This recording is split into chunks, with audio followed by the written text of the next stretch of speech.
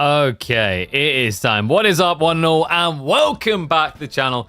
A happy Tuesday to you all. Look at that. You've survived the first day of the week, and it's going to torture you with several more. It's a fine day today as well. We started off rain, and apparently we're back into the sweatathon already. Not that I'm feeling it, man. No, this thing is actually just, I'm baffled every time with this laptop that I'm actually just not, like, sweating. Like, I stayed in here late last night, where the door closed, and the heat was an irrelevant factor. Pretty impressive. But we've got some impressive sets today. We're going to be kicking off with WAM versus MSN, but we are going to be checking in on B versus LaSh live in a little bit. Then we're going to be looking across at Myriad series against After Toy. We've got Dumu versus the winner of that, and then we also have Numadon or WarSpite facing off against Gully Deckle. We've just left that one in there in case we need to fill a little bit more. We don't actually have like Gully's series scheduled at all, so we might have enough time, but we'll see how it goes. Oh, actually, like confirmation, yeah, the Gully one has been scheduled, but there should be enough time to go over the Numadon WarSpite set beforehand. So likely what we're looking at here, folks, is going to be 5 to 6 series cast today, a potential 23 games to get through. But let's start off with our first set of the day. We've got MSN versus WAM. Interesting one as well. Also, I'm just going to lean that further back. So, like, looking at this one, with what we've got here, the Abbasid's actually getting picked. And when I look at the draft, I mean, I'm wondering, like, is there a really good reason? Is this another player that maybe believes in Frisian? We saw B actually make Abbasids work on Frisian, but it does overall feel like a little bit of an oddity, right? I feel like there's better civs like the House of Lancaster, Malians, both of which he's drafted would make a hell of a lot more sense on that map. For MSN, he went for all the China. So it's kind of like the most atypical draft opening you'd expect to see these days, where like these are coveted civs. Not necessarily the best one you can get, but you know, Rus, HRE are always going to be banned out, it feels like. The interesting split is going to be the Malians and the Byzantines. Malians, I think, has actually like held on really well, and Byzantines rubber banded back huge after the season 10 changes arrived, right? I think they were one of the biggest winners with the nerfs to pro scouts out there. It was pretty incredible. Wait, did I actually...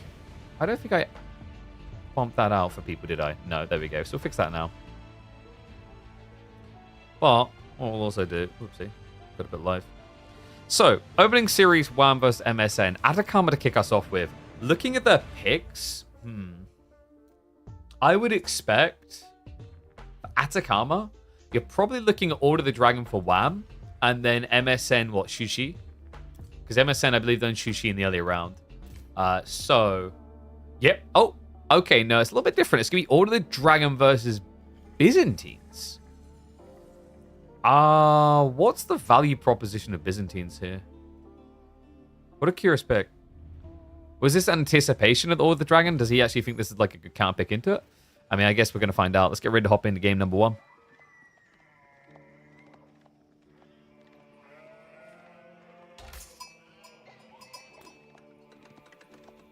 Oh my god, dude, that map. Every time. Every time.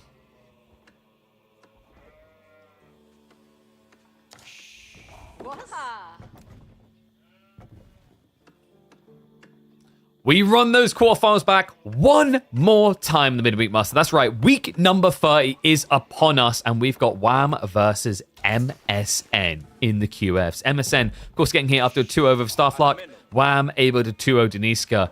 And, well, the way that WAM ended his earlier series is the way he begins this one. It's going to be an Order of the Dragon opening pick into the Byzantines. And the Byzantines is a little bit of a maybe surprising pick on this map. I'm a little bit confused as to what the full value prop is here for MSN.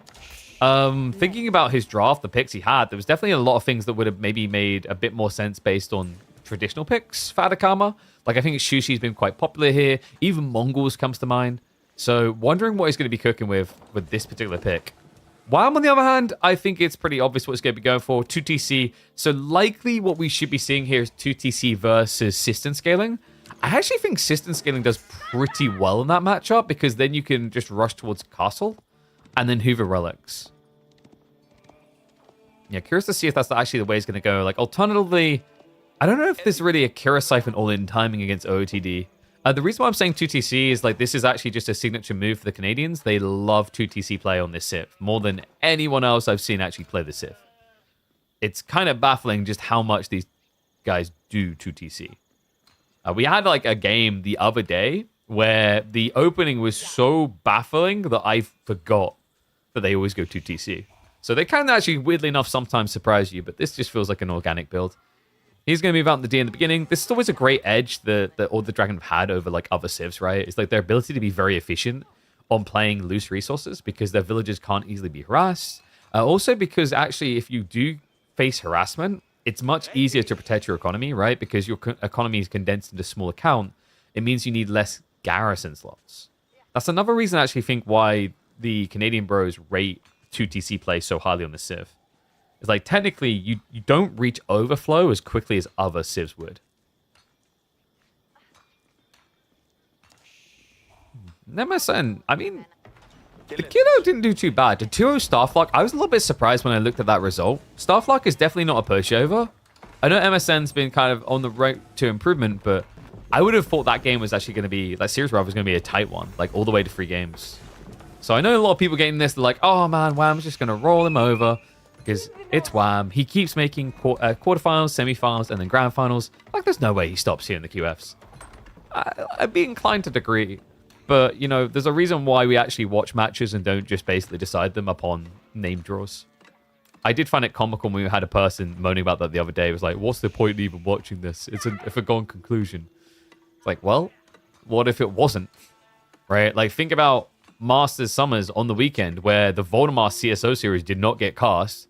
Voldemar beat CSO and everyone was like, wait, what?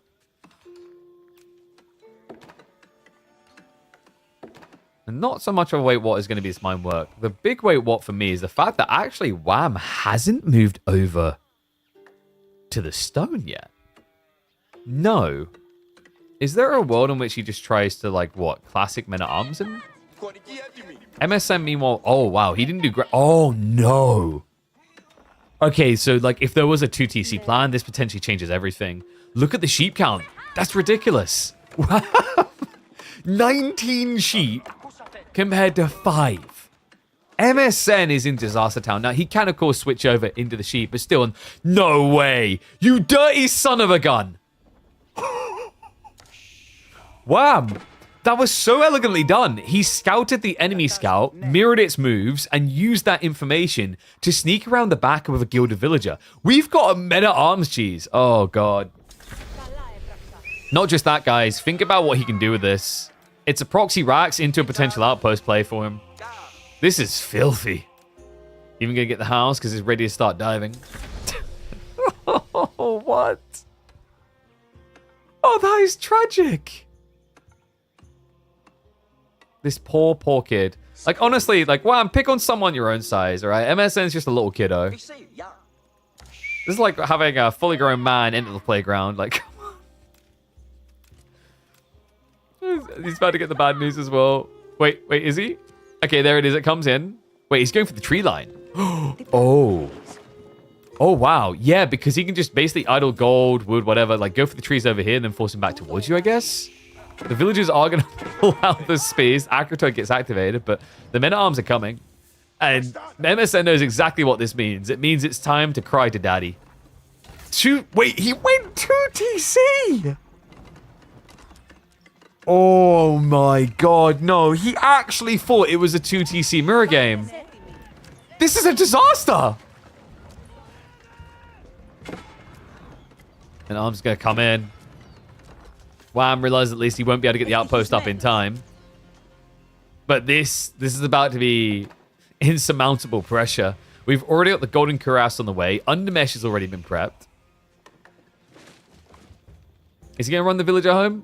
I don't think so. No, he's going to come back around here. Like, the outpost makes sense still. Because MSN with his play has no wood. He has 3 trees. And then the stragglers, which is like another 4. That's nothing in the grand scheme of things. And remember, Acrotoid's on cooldown currently. So MSN can't just pull the spears out and try to all-in this to deny it. So that outpost is definitely going up. Oh my god. Oh, this is a catastrophic beginning to the series for MSN. and it doesn't quite bode well. More men-at-arms now diving in. He's starting to find worker kills. Oh, God. And I wouldn't be surprised if Wham doubles up on the outpost idea.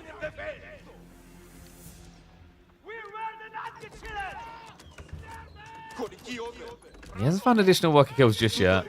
And you can just basically garrison ungarrison to, like, dodge this. So, by the way, this is why men-at-arms are getting nerfed. I feel bad to follow up saying this. But we talked about gold rank people and those kind of ones and how this type of play just beats them too easily. I don't know what to do with it, right? But what you're seeing here is very depressingly so for a Conk free player. Even he's struggling, right? He's barely got any food to work with that he can access. He's actually going on the deer, which I respect. That gives him a bit of longevity, but man, what a creep in by Wab. And MSN, wait, with practically no food access, he's going to try to mass horseman. And there's another Rax. Whose base is this? Oh, God. You know what? Props to Wham. We said he's a player that likes to play defensive, or he feels comfortable playing defensive, but he's showing that he can be insanely aggressive as well. I mean, trust him to win the sheep game and then go as aggressive as this.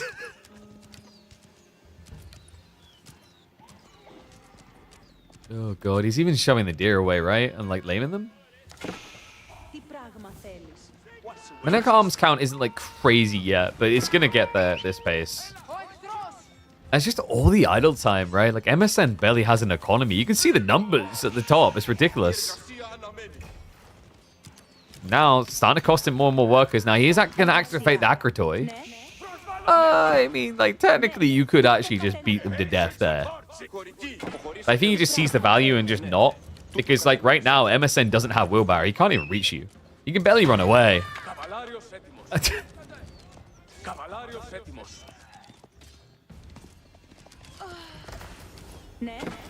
Villagers.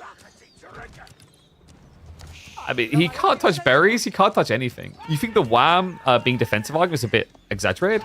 I'm not so sure it's exaggerated per se. I think like the way I describe him is probably he's a timing player. But if you look at his performances against the most high-level players, like I think he does aim for the mid-game a lot more. But like in these lower-ranking games, like, this is ridiculous. Guy has 0 chill. And the TC, by the way, is dying. Like, he just left a few men-at-arms here torching it down this entire time. And MSN, he doesn't even have Steel Arrow, right? He has, like, no gold access. That's the biggest problem here. No wheelbarrow, no blacksmiths. Like, technically, the way you defend against this is you mass outposts and you have blacksmith coming in with Steel Arrow. He has neither of those things. He has a very, very, very, very, very expensive outpost that is doing very, very, very little. And you just see the desperation. Like 15 villages across, man, 1600 berries. Okay, wait, he has stuck out. There may be hope. There is no hope. Oh God, he got seen. All right, so Wham could just rally a new men-at-arms down there, and it won't even get to that point. Someone call the teacher. The toddler's getting bullied.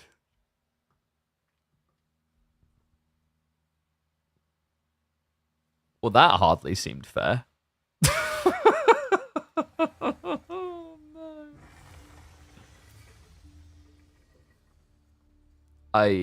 That is like the most...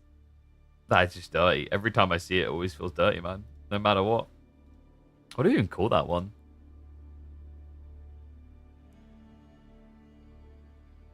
I'm trying to think, actually.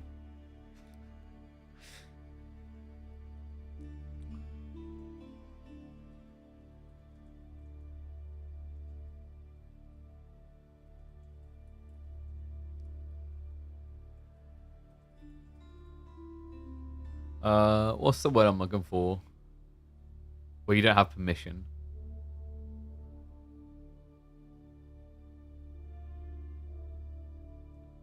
Oh crap, what's the word? I'm forgetting a word where it's like when you don't have permission. It's haunting me now, man. What's the word I'm looking for?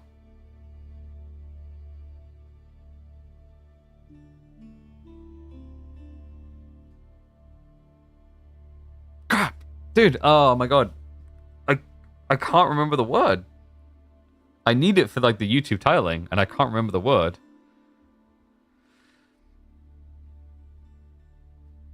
Other word for not having permission. It's not unauthorized. That's not what I'm looking for.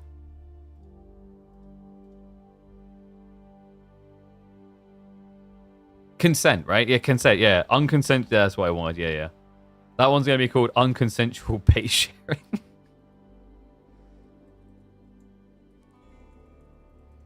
Oh my god. That was ridiculous.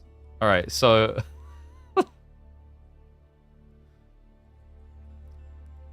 wait. Have I spelled that correctly? No, because shul doesn't have the I in it. There we go. Alright. Let's get ready for the next one, though. Hopefully, a longer game, please.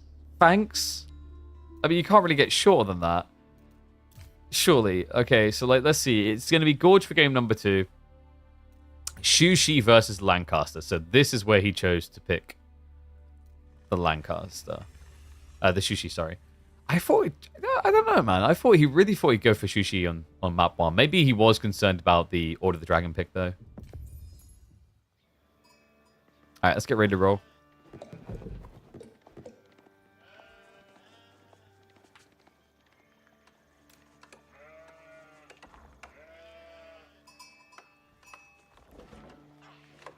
What I just witnessed in that first game was completely unconsensual. All right, like, please keep your base in your own base. Thank you very much. Let's get into game number 2. Wham on Lancaster.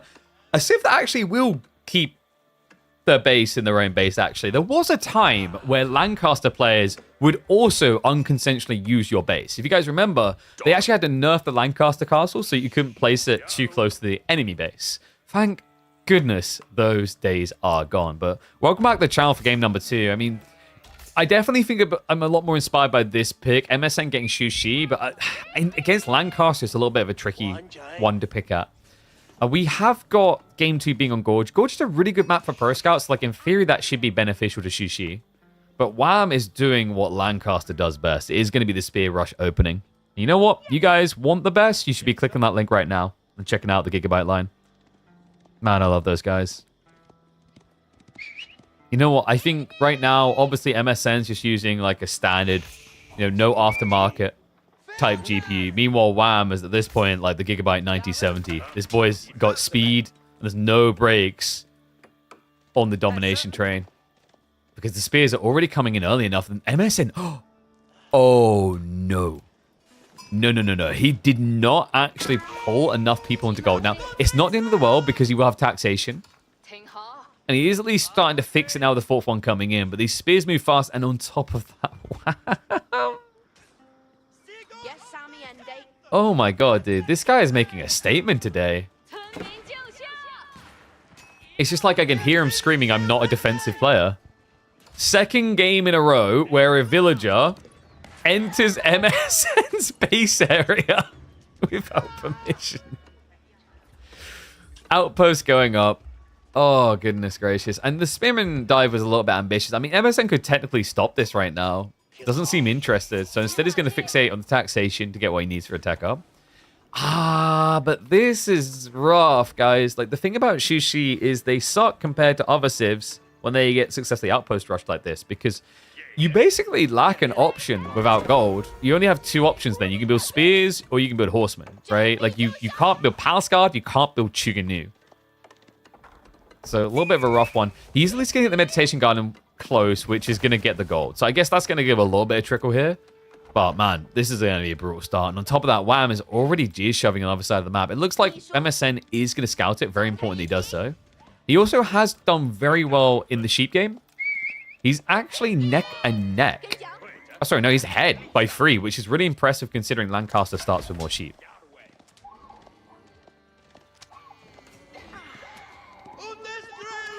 And we'll start delaying the deer quite well.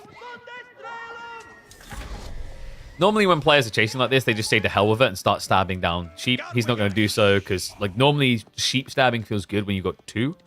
But when you only have 1 spear, you actually can't insta-kill. So it does lame a decent amount of deer. 4 still alive. He'll just look to shove in the rest of those. Southside Deer have not been lamed whatsoever, so down the line, that is a potential option for Wham. What is not a potential option, it feels like, is Pro Scouts for Sushi here. That would require gold, and this guy is rather poor. He's kind of lacking the money right now.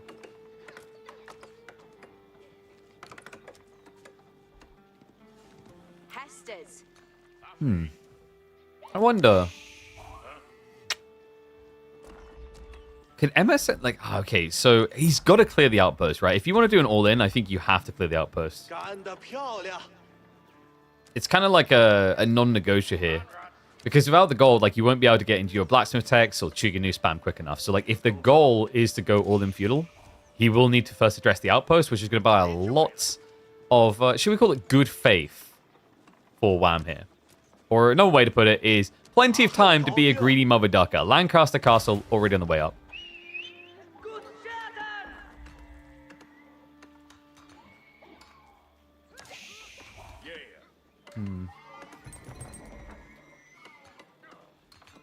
Is there a world in which Wham plays the Age against him?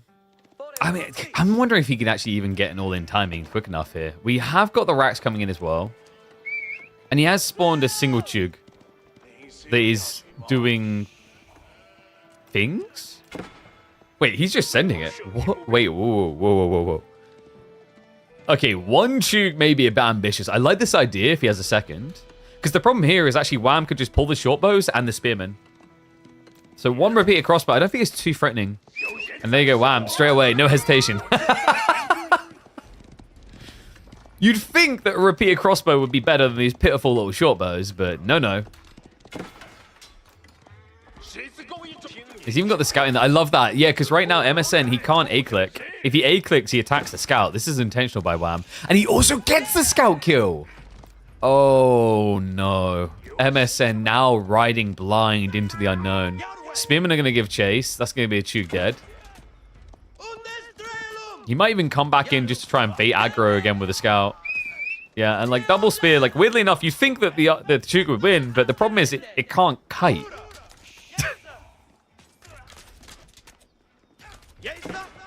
I want you to really process the fact that these also aren't even hardened spearmen. They are Dark Age spearmen.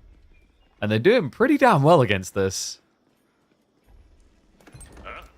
So you're seeing the pain for MSN though, right? Like he's not able to just vomit out constant Chug with so little gold. Like I think like preferably you'd rather be double archery range right now, not spearmen as well. But you've got extra food, you haven't got extra gold.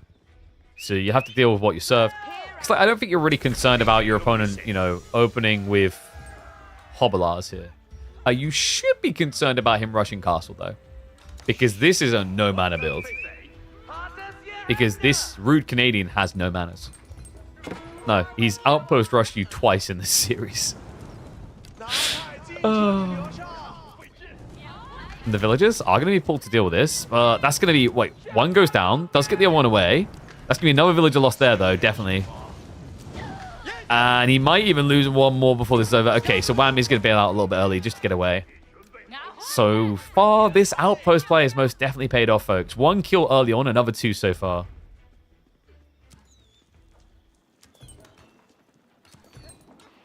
Are you the only two watching? I'm pretty sure there's like 40 people watching on YouTube right now. And maybe similar on Twitch. Oh, watch this. Ugh.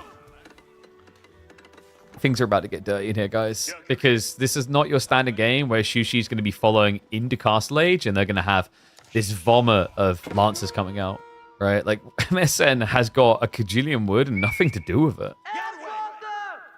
Ah, 64 on Twitch. Gotcha. Well, those are rookie numbers. We've got to pump those numbers up. Watch on both. That's a smart man. That's why you guys should buy 2 monitors. So you can watch both YouTube and Twitch. Because then you're able to absorb twice the knowledge, right? Like, you guys would be able to basically... If you copied Wham's build and you were watching both on YouTube and Twitch live, then what you would have to be able to do then is you'd actually be able to do Wham's build twice as efficiently. It's just basic math, guys. You want more basic math? I got a good one for you. Free beats 2.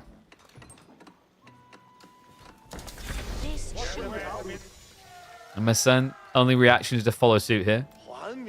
He has got the stables ready, but the Earl's Guard spam has begun. Now, if this count gets too high before the first Lancer comes out, even Lancers will die to this comp. How come 2 crossbowmen cannot beat 2 spearmen? So the issue was, like, basically crossbows, you know, if they start stepping, sure, but, like, in small quantities and also, like, the outnumber, it made it a bit awkward. Like, the short bow got one of those Chuganu really low for a start. Like, you have to keep in mind that although a Chug is meant to beat a spearman, like, the melee, like, the fact they win is because they can't be reached, usually. Like, raw stat-wise, spearmen aren't too bad. And the dagger throws begin. That's another worker kill on that gold. And wait, he's diving. MSN. Ooh, oh, okay. He's going to move away now, but he's got no wheelbarrow, which means another dagger throw, another kill. He could actually went for the full HP one. He's going to hang around with the torches, though. He's already got Undermesh. Malno Academy being rushed up here by MSN. Villagers are going to run away, but there's a recharge coming in 4 seconds. You can toss again. On top of that, something you should give a toss about if you're MSN is you now have no reliable gold surge. Remember, he's only getting a trickle via taxes and the Medigarden, which means Lancers isn't really an option. Even crossbows is going to be a bit awkward if you want to spam them out. And guys, if you want to beat this strategy, you have to spam them out. Otherwise, this happens. Okay, to make matters worse, like, he ran into him, but usually the dagger throws would be good enough. Right now, if he heals daggers, he's doing 85 damage between these 5. Crossbowmen will die from that. Yeah, Expos, they're only 80 HP. A little bit nonchalant on the micro as well from Wham. Like, he actually could split these shots up a bit, because, like, he just overkilled the Chug. It's definitely very important when you're trying to execute and optimize this type of all-in timing, right? You want to basically be peak in terms of your Ulsguard usage, but I think he's far enough ahead. It's like I don't want to say nitpicky detail, it's definitely important, but it's not going to be enough to change things currently. No, MSN needs some sort of magical play here. Crossbow count is starting to surge up a bit. The Ulsguard, I mean, the problem right now is, like, he just doesn't have a front line. You have to use very squishy units. These dagger throws. The other awkward part is, like, technically crossbows can't actually reach you with Ulsguard. Behind this, I wouldn't be surprised if Wham is now looking towards monasteries. And yeah, it's coming in. So Relic's next on the agenda. Ulsguard, a little bit of a missed micro there. Wow. I don't think he realized that the daggers were still on cooldown. But there you go. Now gets the charge in after the dagger throw. Ulsguard count isn't really going up, but neither is the crossbows currently. And the whole point behind this is, like, eventually MSN's going to run out of gold from trying to crossbow spam, right? I do think that Wham is maybe overstaying his welcome here. So really good sign for MSN. Looks like he did actually survive it. Yeah, I think Wham, like, maybe just got a little bit too overzealous with the dive, right? Like, getting the TC involved was the critical error on that dive for him. So stay of execution, and it means that the toddler is not done yet.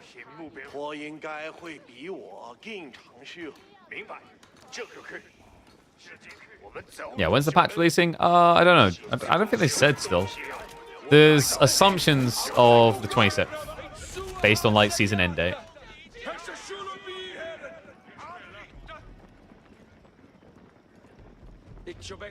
Oh man, do I upload this? Like, that's the sad part when you're this close to a patch.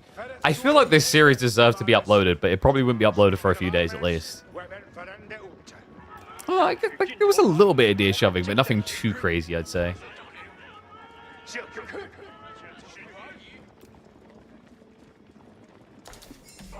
And now we have the stone gathering, because we're about to get crazy in a different way. It's mana spam time. Yeah, so MSN, he has to all in him now, right? Like, or you need a scale point that makes sense, such as relics. But right now, the MSN currently is playing straight down the middle of the map, which is giving the relics across to Wham.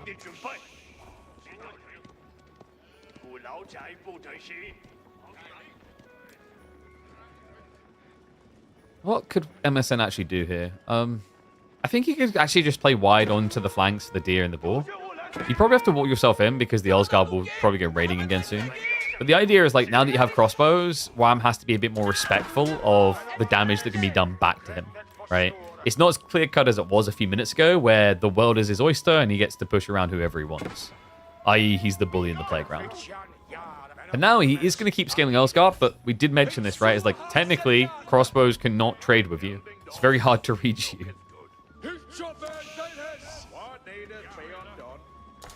Yeah, I kind of feel like Elsgard are quickly becoming a catch-all 22 raider type unit in a very weird way. Oh, and what's up, Smoy? Sorry, mate, I didn't respond to the raid. Thank you very much. Appreciate the raid, buddy. Hope you had a good stream.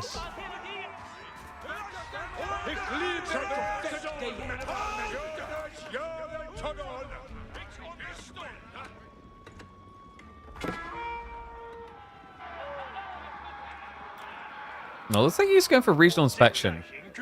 Now, this is interesting. I have not seen many people go for regional inspection when they don't have pro scouts, because it feels like you just run out of food. And MSN in this game, man, I mean, he's already out of sheep. So the problem with regional inspection is it gives you incredible production rates, but it requires an incredible amount of resources to utilize, right? So it's a very awkward ability if you can't get out to the additional resources. Now, he has found his way out into the deer. So I guess there's some runway to this. And it is just turning into raw Earlsguard versus crossbow. But Wham, I think he's going to do MSN dirty. Yeah, is this 6 manas into Im? Which sounds a little bit quick, but the macro kind of supports the idea at this rate. And he hasn't actively been producing Earlsguard anymore, so it seems he is going to get out of the age. He's respecting the fact that MSN did get enough repeater crossbows together, plus crossbows, sorry. But now the problem is, does MSN realize? Because you have to keep in mind, from his perspective, he's still seeing these Earlsguard run around. He just recently got a glimpse at the count, and it was higher than he knew before. So from his assessment of the situation, he's still not safe. And he is going to lean into eco now. So we've got second TC on the way from MSN. I think this was to be expected. It's like you kind of need something. The other worry, though, is I feel like the farm transition is only maybe 2 to 3 minutes maximum behind this, which is going to stretch his economy a bit thin. Meanwhile, in the land of Lancaster, manners maketh the man. And Earlsguard have the standard amount of ranged armor, so 4 base, and they've got the +2. So really, the only things that are different here from men-at-arms only is they move quicker than men-at-arms, because they're 1.25 instead of 1.12. And also, they attack harder because of the castle's presence, remember. They are actually the standard damage of men-at-arms, it's just it gets increased. So the other really big difference is they have the dagger throw. So it's like dagger throw and slight movement speed, right? Everything else is either the same or altered based on the presence of castles.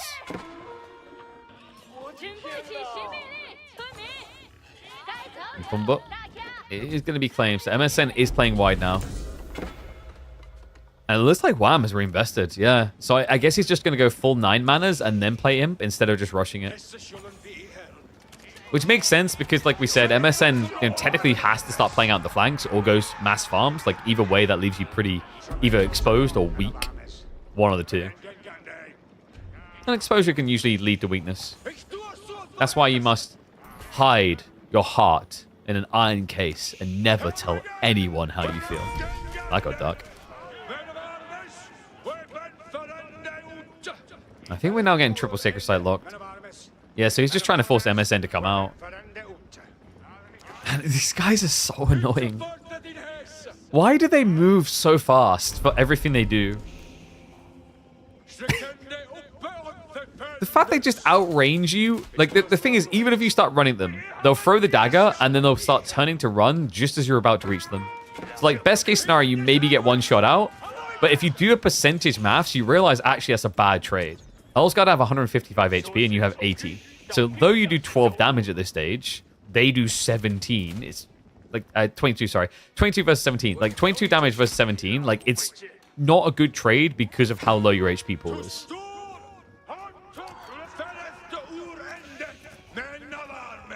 And wow, he's actually committing. Look at what Wham's doing.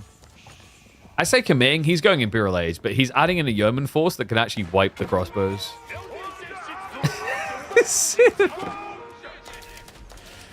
How is it that 6 tower range is more outrageous than 7 is what I'm trying to figure out. Like between Earlsguard and the yeoman, MSN's not going to be able to reach. Then again, These guys actually don't have great range, so an ambitious play there. Wham! Started to A-click with the villagers. Worked in the early game, not so well here.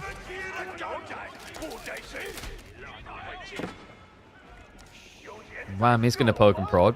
He's going to start baiting MSN out. He's even adding in... Okay, Hobblears, GG. This is it. MSN's going to win the game. It's Hobblears without King's College. It's definitely weird. Then again, MSN is pretty much just all crossbows. Yeah, like, technically, Hobblears are decent if they are up against the true counter type, and only when they're up against the true counter type. But Yeoman are going to arrive. I mean, just think about this from MSN's POV. He's vibing, he sees Lesser Earl's Guard, it's worrisome, but like, I've got crossbows, and then out of nowhere, 16 Yeoman enter the fight. Yeoman that counter you. This is brutal. And to make it more brutal, we've got Sync Shot now on the way. Looks like the Raiders on the west side are going to get caught out. Gold is blocked again. Now, the upside for MSN, like, his food is not being shut down right now. Downside is gold isn't looking great. It's a good thing he's got reserves. So it shouldn't really be a big problem. Although there's definitely bigger problems coming. Yeah, and you can see he's actually hunting. With the Sync Shot complete, he can actually bait the crossbows into a weird position here. Alright guys, this is starting to turn into a bit of rollover and die. Remember, they're not actually close on economy at all because Wham has got all the manners. So the extra worker kills definitely weren't necessary to achieve this. But now that he's netted that, when he's got 9 manners plus 3 sacred sites plus 3 relics, like, there's no denying he's a mile and a half ahead of MSN.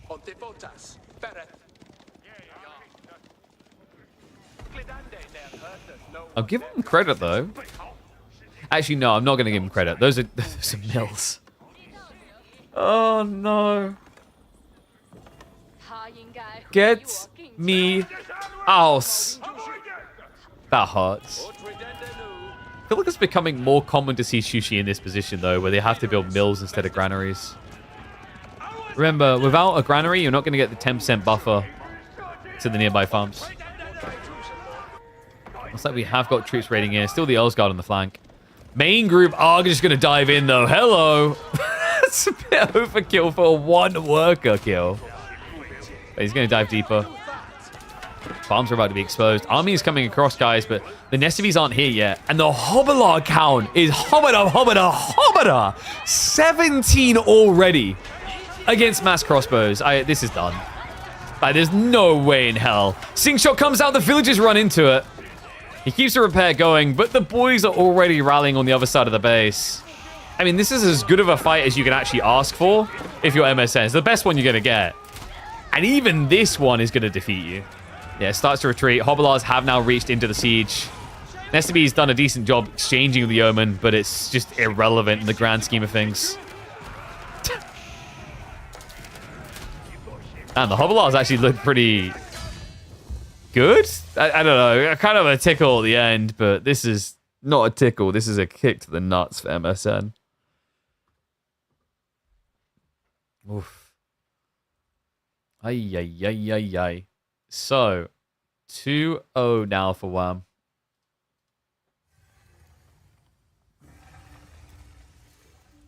And I'm starting to lose faith a bit.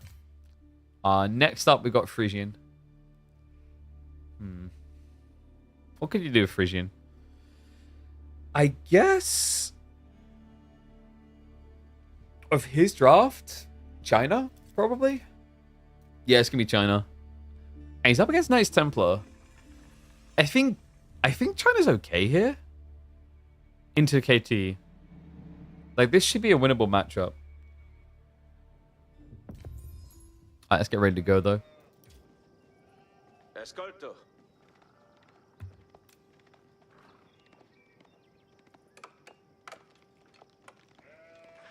Oh, wait. They were the right way around, weren't they? Oops. Wait, were they? Yes. Oh, by the way, guys, reminder to click that link. We're working with Gigabyte this week, talking about the latest 9070 GPUs they have, as well as their incredible motherboards. A reminder, if you do buy any of the qualifying goodies, you can get a discount on their goodies, as well as get your hands on a bunch of games for free as a bonus. Click on the link, go check it out, and see if it's right up your alley. Definitely highly recommend if you're a bit more of a budget and looking for an upgrade. The 9070s are phenomenal bang for buck right now. All right. I feel bad. I that's all I've got. Welcome back to the channel, folks. For game number 3, Wham is leading, and it is brutal. I feel bad, but there is one upside for MSN. If any Civ in this matchup was going to build their base in the other's base, it would be Chinese with a Barbican rush on good old Frisian marshes. So let's fingers crossed, see if he's got away. I mean, you know, we need some people cheering on MSN here because this has been a rough one. China, in theory, should be pretty good against Knights Templar, but we are on a map where there's fishing. And the interesting part is that MSN mirrored the fishing move immediately. Really?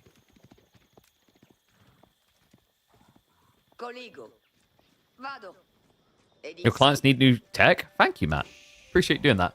Also, be sure to check out PC Specialist if you think this new laptop's pretty fancy. They're the ones that equipped us with it. Yeah, that's why everything looks so incredible on stream. Couldn't do it without them. Is fishing more efficient than sheeps? No. Not on shoreline. On shoreline, the fishing boats will not be as good as sheep. The shoreline gathering of villagers will be better than sheep, though. The rough part is, like, actually deer is better if you just go for survival techniques, though. Because survival techniques will give you a 15% buffer. It's incredibly cheap. And a 15% buffer and a 0.84 equals out to about 0.12 extra, which brings you up to practically 1. And 1 is what you get for shoreline fishing with villager. And the reason why deer is actually better at that stage is because with shoreline fishing, there's always going to be a little bit of run back and forth. And it gets worse and worse as time goes on, right? Like, if you keep shoreline fishing around here, you'll have to circle around. But if you go for deer, you can just stand still with Pro Scouts, right? Like this, by the way, is why Pro Scouts are, like, truly absurd. And I talk about it because, like, that was meant to be the play here for China. It's like, you'd expect Pro Scouts. He's not doing it by the looks of it. But the reason why Pro Scouts actually would have been just as good as fishing is because your villagers don't move. So any sort of slight increase in gathering rate that shoreline gives compared to deer would be irrelevant because of the lost efficiency via walking. So really weird little detail there for you. It's easy to forget that, I actually think. Meanwhile, although it may not be the most efficient fishing, remember that it's very efficient to build into for Knights Templar. By doing this, they're essentially offsetting the weakness of when it comes tech uptime. Because whenever Knights Templar want to go to the feudal age, it's going to cost them 3 villages. At this stage, he can go up to 6 fishing boats, which completely offsets the loss. And in fact, he's going to do more than that. Oh my. The greed. Wham! With the triple dock. Which MSN's about to discover and be maybe a little bit perplexed by the extremes. A sheep haul is going to be 17 on one side, only 13 for Wham. But he's obviously been more extensive with the usage of the fish. While MSN is going for a timing. And with 4 on gold, I believe that timing is going to be Pro Scouts. Definitely feels like it. I don't know why else you'd really want to have 4 on gold. You've got 6 on wood as well. Like, if you had more people on food, you could argue this is like a fast castle build. But Pro Scout seems almost irrefutable here. And the deer, I mean, he has got the safe deer at home. The interesting thing, though, is, like, how powerful is the fishing going to be here, right? Like, is triple pond better than the Pro Scouts? Is it quick enough to now deny him? Because Wham is only 30 seconds away from reaching feudal. And with the food income, I mean, 300 food, it's pretty decent to start getting the Chevalier out. He has got a lot of people on wood, though, so I imagine we're actually looking at Archer spam opening, which does make sense. Like, Archers are kind of better at dealing with Pro Scouts. The reason why Archers is a bit risky to Pro Scouts is because your opponent has a stables at that point, so he can actually just open up Horsemen instead and counterplay you. But if you're pretty confident he's going to just flood the Scouts, the Archers, like, compared to Chevalier, you're getting 2.5 of them per entity, so you can find the enemy Scouts. And then, in terms of raw DPS, a Chevalier might hit harder, but they don't reach their target as quickly, right? Like an Archer, once they're in range, they're shooting.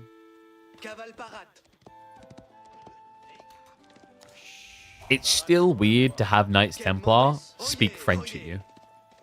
I guess it, you know, it kind of fits because everyone chooses the French commandery, so I guess it's not too bad. There's a logic there. A slightly flawed logic, but a logic. 4 pawns now. Whoa. Okay, so he actually does go Chevalier. He just stuck on the wood for even more fishing. Is he just going to go for every pond? This is so greedy. Oh my god. Yeah, I assumed it was just going to be like Archer opening, and that's why he stayed that many on wood. But Wham apparently just feels like the answer to Pro Scouts is just more fish. And then when you think you got enough, more fish. And the efficiency of this play, you're seeing it, is actually he can just stop off at the berries. He keeps doing it. He keeps stopping off at berries and just eating them.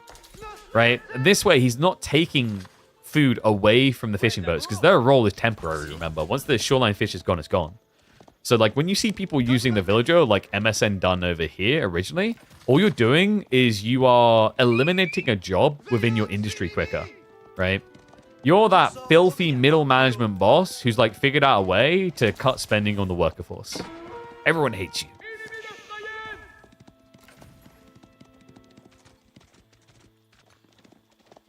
And first Chevalier arrives. MSN gets the bad news as he's been spawning archers. Oh my, oh my. Top of that. I think he knows exactly where to go. He's going to be hunting over. He's actually going to be able to find the villager here. MSN? Not going to be able to dodge. The scout actually gives over the info. And it's double Chevalier, so that's going to be a worker loss. He does at least do this right. He pulls it away from his base to buy time, so he can now get the spearman out. Is Wham switching archers, or are we just pounding knights, man? What? All right, guys, we're up to 5 docks. Barely though. The villager, I don't know what happened here. I think the boar got aggroed by the scout. But you know, before he dies, he's got more business to do. He's even dodging all the wolves. Oh, there you go. Marine Lord, Master of the Marines, has come in. Rate his docking, Marine Lord. I mean, we're only 8 minutes in, right? He's still got time to do the 10-minute full dock build. I was trying to eco-competing with the 4 docks. Supervision, baby! I mean, that's the thing. 20% increased gathering, right? It's only shoreline fish after all. No wonder. Does Wham now actually look to switch over to archers? Does he have 3 fish and all? Not quite. He just set up this dock, so this one needs to be full. But the other ones are all triple fishing. So he's got 12 fishing boats in total here. And Undermesh is being rushed. Wait, MSN. Okay, this is key. He has got the blacksmiths. He needs to be prioritizing the steeled arrow. Otherwise, you're going to start to barely hit. He does have a few spearmen, but he's quite reliant on archers. And we do now have the archer switch from Wham. So I was wondering when we're going to get to this, because this is El Clasico move. Oh, you mean he didn't delete any? Yeah, no, he didn't. Emerald's a bit sour. Pilgrims was definitely a bit ambitious from Wham. That's going to get punished. Yeah, no extension from MSN. He trusts in the way of the Pro Scouts. The tricky part, though, is like, how do you now enter the enemy base? You could idle his gold, and you're going to need to, because look at what Wham's doing. He's circling, and he's doing so in the blind, so MSN not aware. He's at least not out on the gold, though, so that's good. Not going to be exposed. And this is like one of the nice things about China, right? Is like, do you actually need much gold in the early game? Not gold veins. You just have taxation and the Imperial Academy. Even when you're blacksmithing like this, remember, like each tech is going to give him basically a third of what he pays back. Watch this. Boom. 64 gold ready to be withdrawn. MSN, apparently sick and tired of this, has moved across on the fishing now.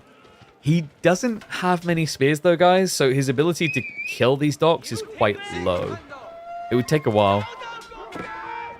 Meanwhile, pilgrims are going to be able to sneak through. Archers get revealed, and I'm sorry, what did I... But how does he suddenly have the same number of archers? MSN full pivoted into mass spearmen. So now Wham has the counter to both, right? He has more archers, so he wins there. And he has archers to kill spears. This is just ridiculous. Absolutely incredible.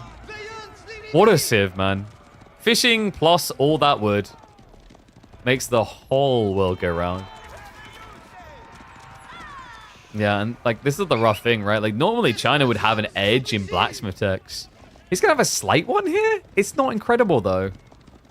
Steel Arrow is already halfway done for KT, so like he'll be 20 seconds behind you maybe.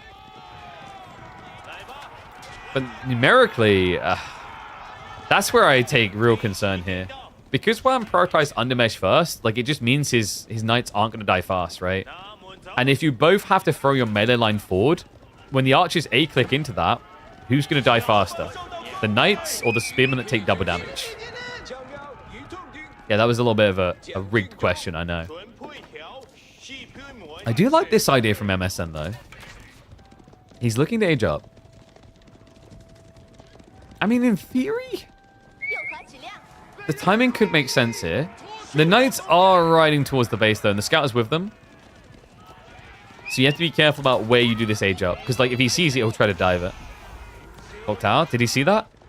I think WAM maybe was just a second late there. He's got to be sensing it, though, right? Like, why is the attack stopped? Why has MSN just hidden in his base now? Archers are going to just circle around on the farm area of the deer plus dock area. We'll be able to find one of the scouts. He's going to need to fight fast here, though. Remember, MSN, he can actually unlock veterancy quick if he has the gold. Right now, that's the big problem, though. He's just shy. Look at this. He's 250. He's only got 180. Yeah, so right now, this is an even fight in terms of quality of units, but not quantity. No, WAM. He builds more firepower in this fight. And by the way, guys, this is only half of the archers that WAM has. The other half are on their way.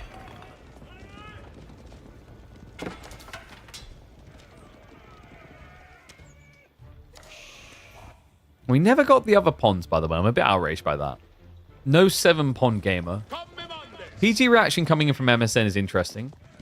Chevalier are, like, not incredible against Castle Palace Guard, but like decent enough, like 1-to-1. Because you have very similar stats, right? It's 155 versus like 160 HP, but you hit slightly harder with less armor.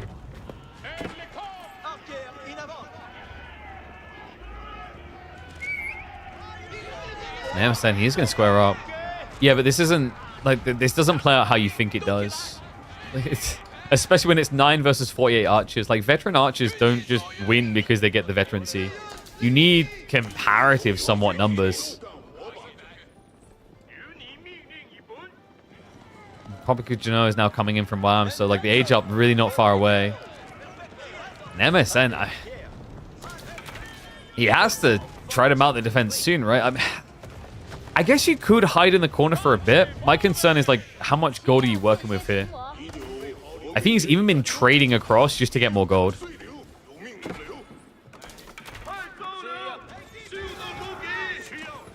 Fishing. Oh. I mean, he's still got the pro scouts play, right? Wait, he didn't get much, though. He got none of this deer. He only got, I think, one of these deer, and then one of them got killed over here. What? But so he got, like, nothing. He got 5 deer for pro scouts. I mean, I'm actually surprised he still has food right now. Probably because he's eating the berries. Flash is going to come in. WAM is waiting for the veterancies. It's going to charge him with the Chevalier, though. Just to buy some time. And they are about to get upgraded. Just 10 seconds out for that veterancy. Archers, the pathing is a little bit cursed here. So MSN will get a good fight out of this. Able to keep pursuing. Spearman count. Not looking great, though. Not with there now being Castle Age Chevalier. These guys are now capable of winning 1-to-1 with Palace Guard. And they're getting ready for the engagement. You can see MSN starting to get overextended here. Spears, a few of them are held on reserve, but it's only 8 in total. The veterancy for archers is about to hit, and MSN, he's done a good job to actually get the archer count back to even. But still, the key concern here now is the Chevalier. Oui, oui, je dirais très bien. It is time to go all the way to a semi-finals for WAM because MSN, there's nothing coming in behind this. It's just the Archers. And the Archers just aren't doing enough. No, to make matters worse, we've got Templar Brother on the way. Crossbow comp looks good, so no playing to Pascal would make sense. And MSN with only 500 food income, he can't turn this into a night mass on his own side. Chevalier just enough here to reach into the base. Archers are going to garrison out the other side of the TC just to get space. But the chase continues. The numbers begin to trend against MSN. And the game looks done here. A 3-0 annihilation. At least this time, instead of building his base in MSN's base, he built his base with the fishies. But now, it's time to watch MSN go and sleep with those fishies. Oof. G to the G, my boy. A rough one there. A 3-0 victory for WAM, which means he will be the first player to make it through to the semi-finals, where he'll match up against either Dumu, Myriad, or Afanatoy. So, up next on the call sheet, what can we have a look at? We could look at Numadon versus WarSpite, actually. I think that's a good one to go to. Let me get the draft for that. And then we've got B versus LaSh in about an hour and a half.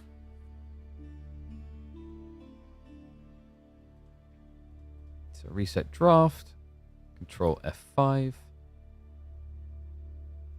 Be a free and let me get the draft.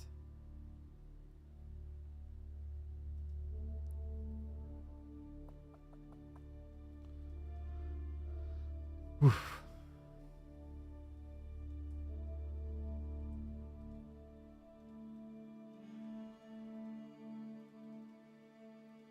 All right, Numadon, and then yep, that's definitely how you spell Numadon. He got nice Templar. GG. I think that's how it works. At least that's what Reddit tells me. It's Atacama game 1. But we've got what, Phrygian. So Phrygian can make a lot of sense to the KT as we just saw. Probably just HRE Atacama, right? You can Mongols. Mongols are pretty good there as well. Other side, I guess WarSpite is thinking Sushi. Could you Ottomans that map? I don't think there's much value in Ottomans Atacama. Maybe he's like a direct counterplay to certain picks. Let's see what the boys have got for us in game 1. Numadon.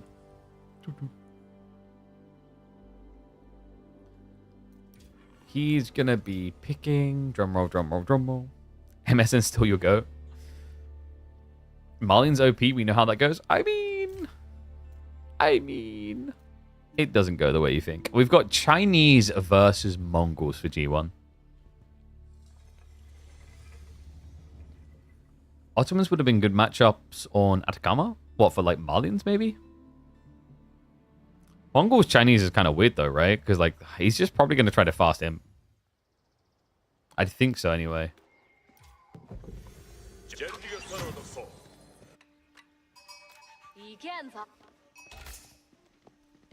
Yeah. What's that? This scene or this scene?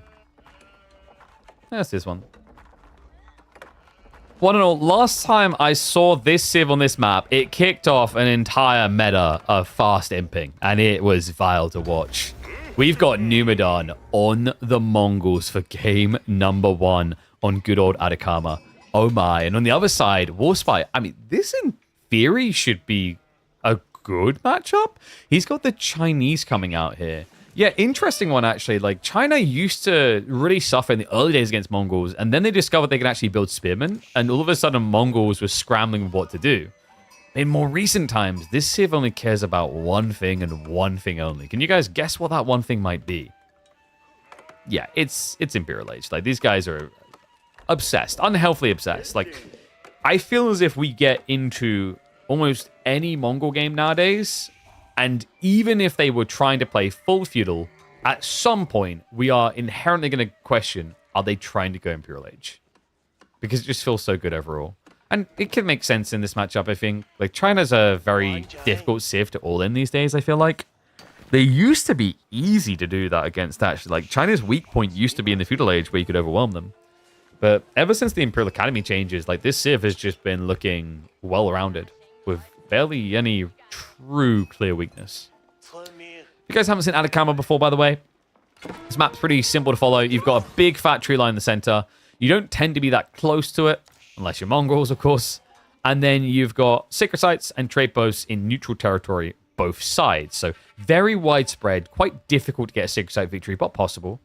And a lot of open territory, right? You have to really push for that center if you want to feel safe. It's not like Dry Arabia where you get this very big tree line that makes you feel like the whole world has been insulated away from you behind a layer of bubble wrap.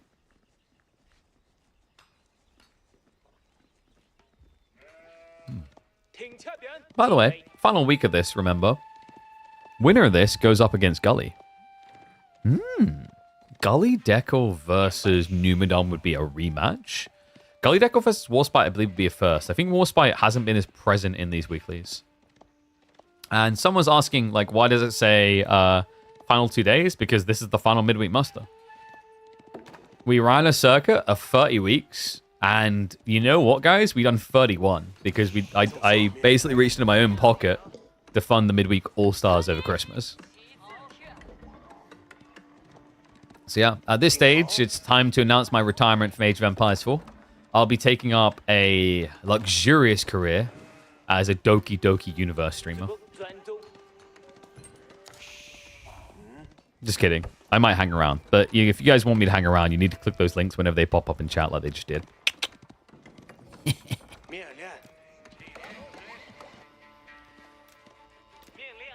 So Mongols were 15. Oh, sorry. China were 15. And then, what, 13 sheep?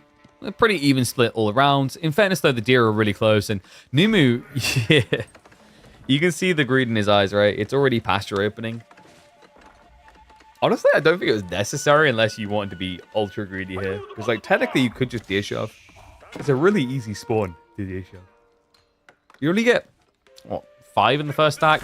The 7 stack is meant to be a little bit further away. But you have to remember, like, technically, Numadon was meant to start his TC here. He moved it forward, so it's basically all in range already. Gonna become a painting streamer with your 40k army? Ooh. Whoa, whoa, whoa. Hold on a sec. You guys think I can afford a Warhammer 40k army? Do you know how expensive those figurines are? Dude, you're high. You're high as a kite.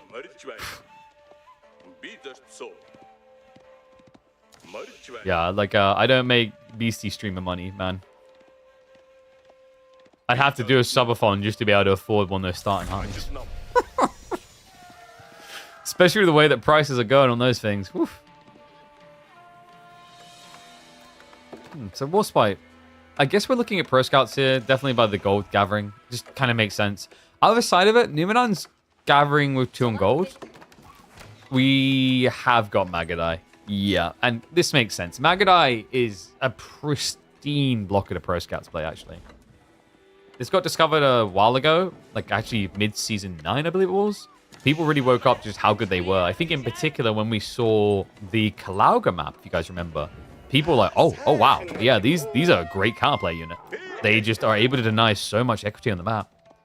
And also, like, the added benefit is that by going Magadai and forcing pressure on your opponent, forcing them to get defensive, reactionary, it enables you to be more greedy. Especially when you consider the way that most people would counterplay Magadai is archers. Archers is not a mobile army. Archers is not going to be able to siege into a base easily. Not unless you build a lot of them. And most people against Magadai, they don't want to mass archers. They want to build, like, 8, 9, maybe 10 to hold back what they know is going to be a small group. That being said, WarSpite has gone the way of Horsemen. Horsemen's a bit more tricky unless you build a decent chunk of them, because technically the Magadai can actually just outrun you with the Khan's assistance. Without the Khan, they're screwed. But with the Deer Yamstone, this play, I think people discovered this about, I want to say it was 3 months ago. It really started to happen more frequently. It's always good to move the Deerstone forward for Magadai, sure. But it turns the counterplay of Horsemen into something quite trivial. Like, you're barely ever able to touch them.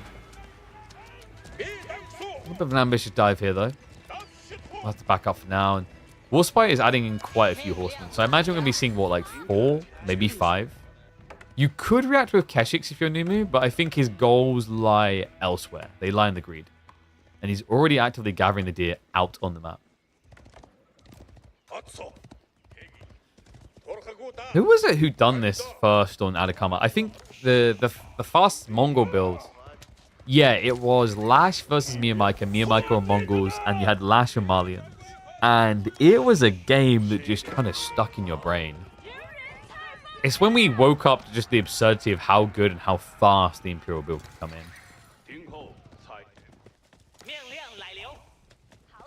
Make no mistake about it, folks. Greed is the objective. He's already prepping for the castle. And look at the movement speed now. Look at the toxicity of this as well. Like, this is what makes them so good. I think the big change that really just... you can't overread it, actually, is the Khan and his Falcon. More than that, the fact that the Khan's hunters also give Falcons. Right now, without even going for a second scout, Numadon has a 100% uptime vision on an area in the map. And that means you can just snipe over the tree line. Like, that really was the difference maker. Before this, Mongol players would have needed an outpost in position to be able to see into a tree line, or a Khan to run around the side, right? And that has multiple issues. Extra micro, extra, you know, units to focus on in risky positions, time taken. But with this new generation of Khan play, like, you just press a single button, and you're already shooting the thing you want to kill. We talked about this deer stone now, right? Like, it's very important that Numadon doesn't get too far away. WarSpite is trying to cut him off from retreating towards it, though. Now, look at the movement speed. The Yam, or movement makes him quicker than the Horseman, and the movement speed arrow is going to allow him to full kite. Keep in mind, this is all without Steeled Arrow, by the way. So, although the damage wasn't wild, necessarily, it was good enough to deter. And with a Kurota on the way, this now gives him the option to get Veterancy into Magadai, where it'll really start to hurt WarSpite. Yeah, and WarSpite, like, think about what he sacrificed to this. He got all these horsemen out. You can say it, like, was necessary to scare his opponent away. But the trade-off now is that all of a sudden you don't have much pro scout, right? Like, I guess it's like the close deer means 2 is not too bad. So maybe he doesn't care about that. And in fairness to him, he is mirroring the castle play. Yeah, I think actually, like, WarSpite, weirdly enough, like, at first I wanted to kind of hate this play, but the map probably makes sense of it. If he'd done this on Dry Arabia, this would be kind of disastrous, right? Like, only 2 scouts would be pretty rough. But on maps where the deer spawn's so close, it does make a lot of sense. And love that from Numadon. He intentionally puts the Khan behind the formation to try and save lives. WarSpite, a little bit slow on using the A-click there. And there we go, the Khan. Because remember, that this is just a free unit. Maneuver Speed Arrow was then coming off cooldown, though. So a bit expensive. And the Magadai, they are going to get some reinforcements arriving now. The Keshiks are getting in here. He's going to reach the outpost. And that's going to force WarSpite away. Okay, so cool idea by WarSpite, but did it really pay off? He built 8 horsemen, was that? He killed, what, Khan plus, I believe, 2 Magadai and a Khan Hunter. You've still invested substantially more in the horsemen, right? If WarSpite intends to keep using them, it's kind of okay. Otherwise, like, it's kind of a sunken cost type thing. I guess you can use them as part of a dive with Lancers. But after he sees Keshiks, he just prepped an archery range. And he is vetting the horseman.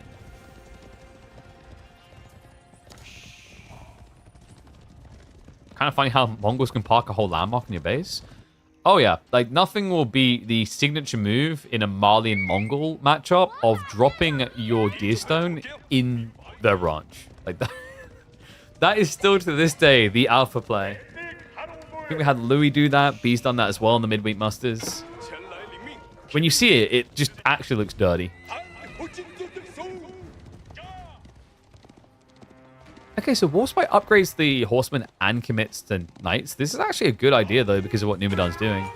Numu's going into crossbows. I'm trying to think, is like crossbows always the way you go with Mongols like this? I feel like sometimes we see them actually just go Keshik Magadai. So there was a little bit of assumption in this idea from WarSpite. But it is definitely paying off. And with ranged armor too, could enable him to start diving a TC. Important to do because Numadon, looking at the macro, he definitely is interested in the idea of just going into the Imperial still. Because, you know, like every Mongol player is interested in that idea. It's literally what they live for.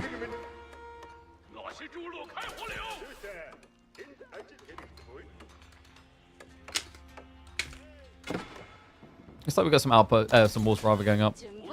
Which just makes sense. There's still Magadai in the play, and obviously, like, quite often we do see Mongols add in another 2 or 3 Magadai just to pad themselves at this age, if needs be.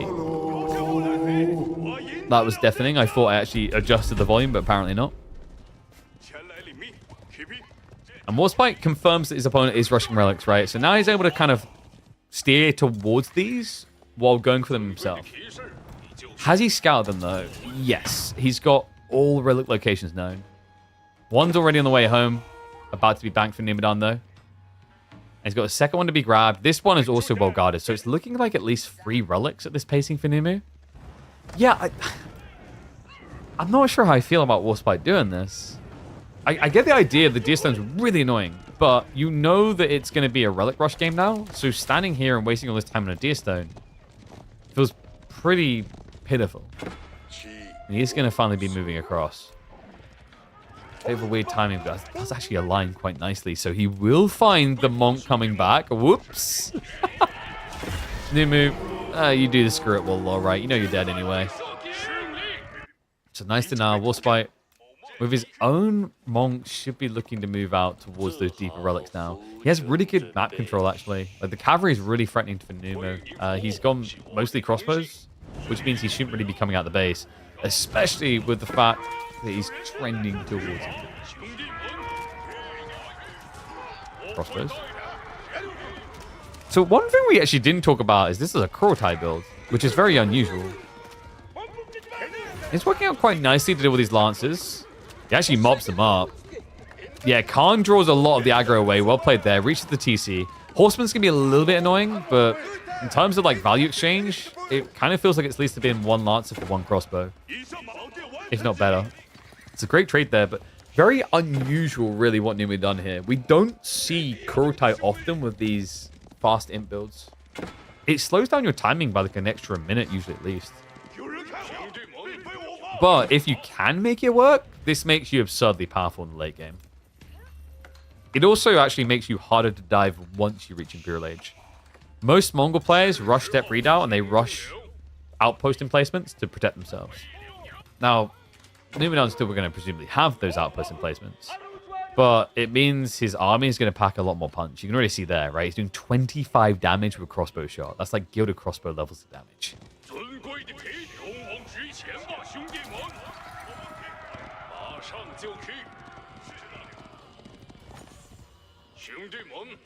Oh, wait, did he get the... He didn't even move all the way back. This is like one of those weird kind of freaky scenes where you look at a statue and you look away and you look back and it's moved again. This is the weeping angel of Age of Empires 4. Let's fight now onto the ball. Has he run out of food that quickly? Oh, he has. Really badly so. He's got a lot of idle villagers here. He doesn't realize. There we go. Pulls them away now. This is tough, though. Like, having to switch board at this stage when your opponent's about to go into Imperial Age. If he rolls Knights on the first time, or Palace Guard, you're in a pickle.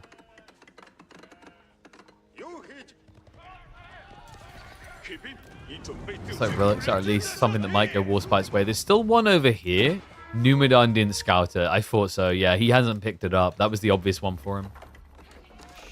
The Kagana is the obvious play, folks. At 50 economy, this is quite the inflation to your economy in terms of raw unit production. And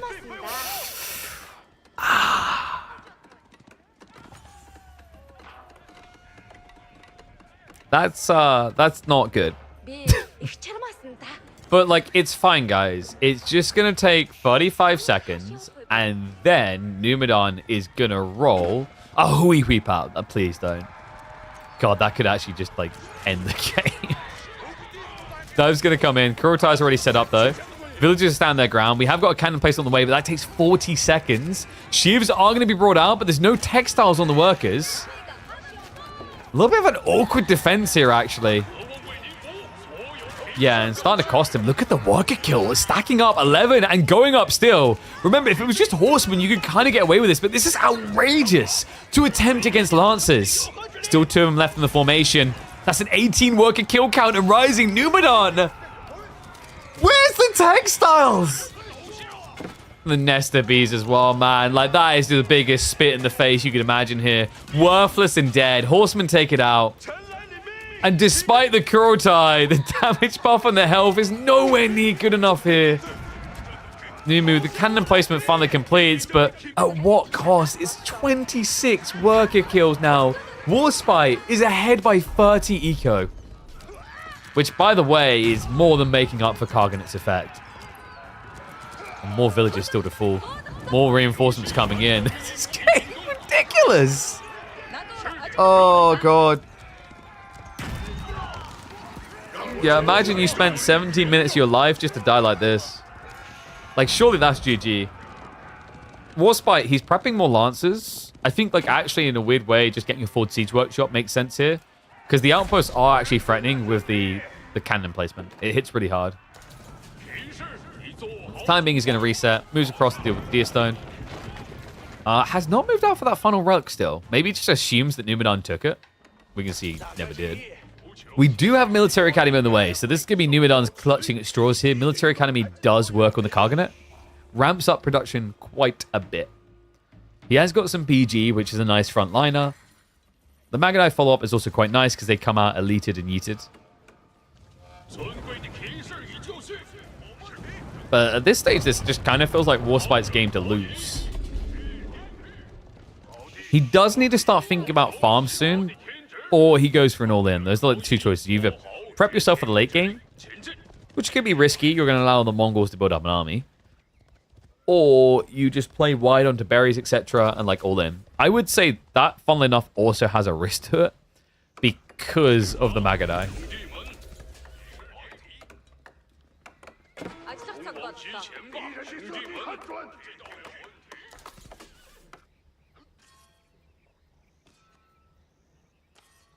Yeah, we're not going to watch that.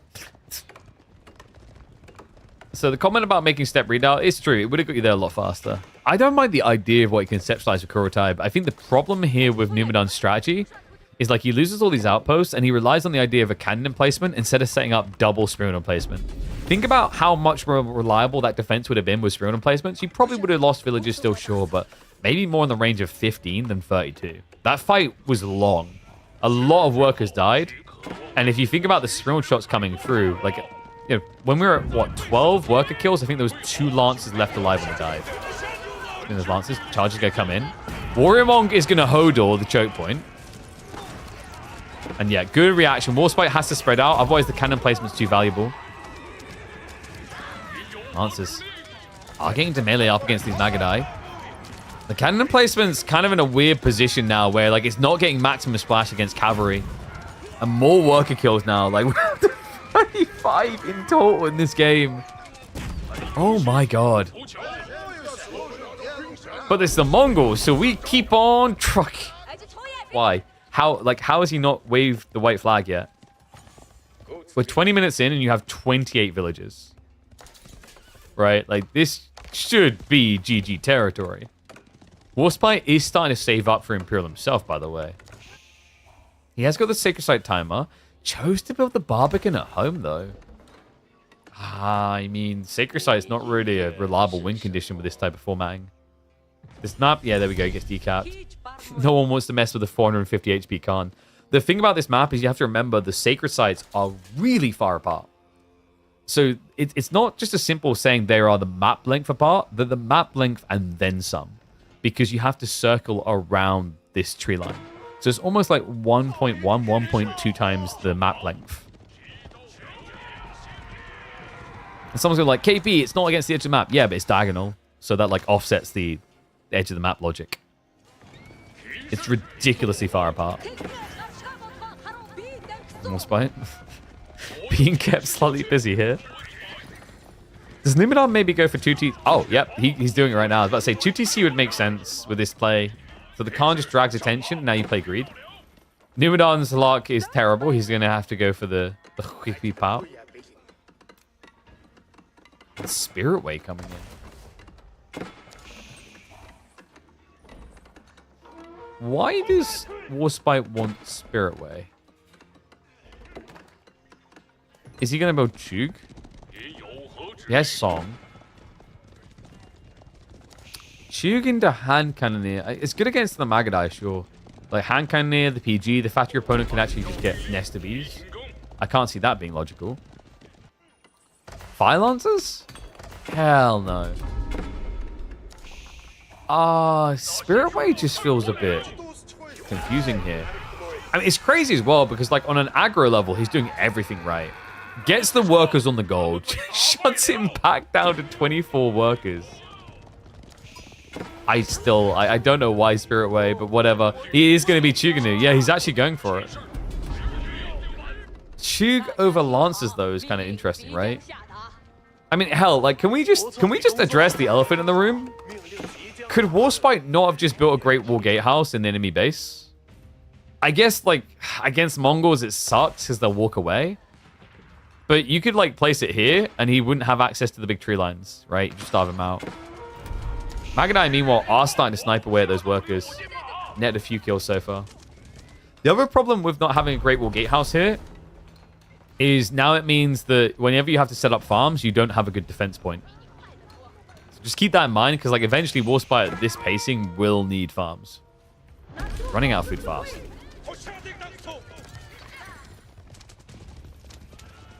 Classic Numadon Mongol game. Yeah, he's probably been in a worse position before. Gold is a very big problem, by the way. He got harassed off this one. This one's not accessible. He did somehow pick up 2 sacred sites courtesy of the Warrior Bonk. So he's getting some gold trickle now, which is pretty nice. And oh my god, 7 more worker kills. The Magadai caught him on the flank here.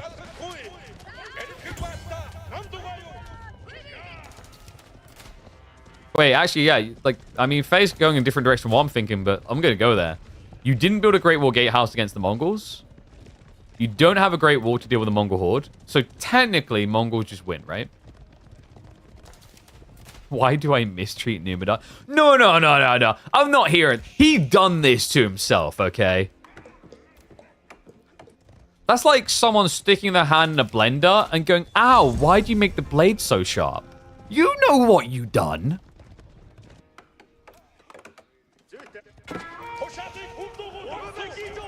It's like putting your mouth around the rim of like toxic chemical waste in a barrel and chugging it down and going, oh man, why did you make the danger warning label look so cool? He chose the Mongol way. And he can pack it up and move on to the next map. Unless he somehow wins, in which case, just stay here forever. We do have farms now coming in from WarSpite.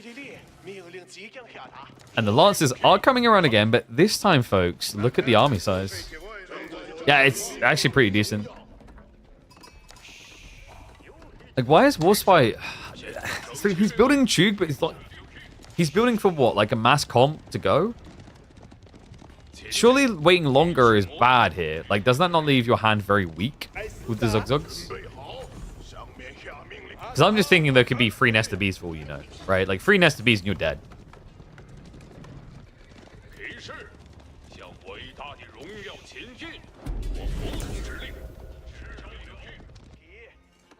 And WarSpite, I mean, he didn't go 2TC. Remember that, because Numadon has, right? So, like, that eco gap... Reminder that at one point he had 28 workers when WarSpite had like 62. The gap is closing, and the army is still building while that gap is closing because of the Karganet effect. This is infinite resources, essentially. I think the walls are fully up now, so at least WarSpite doesn't have to worry about the Magadai raids now. Okay, guys, like, do you want the big brain play? You come out here, you build a dock, you build a transport ship, and you vamos in. You're welcome.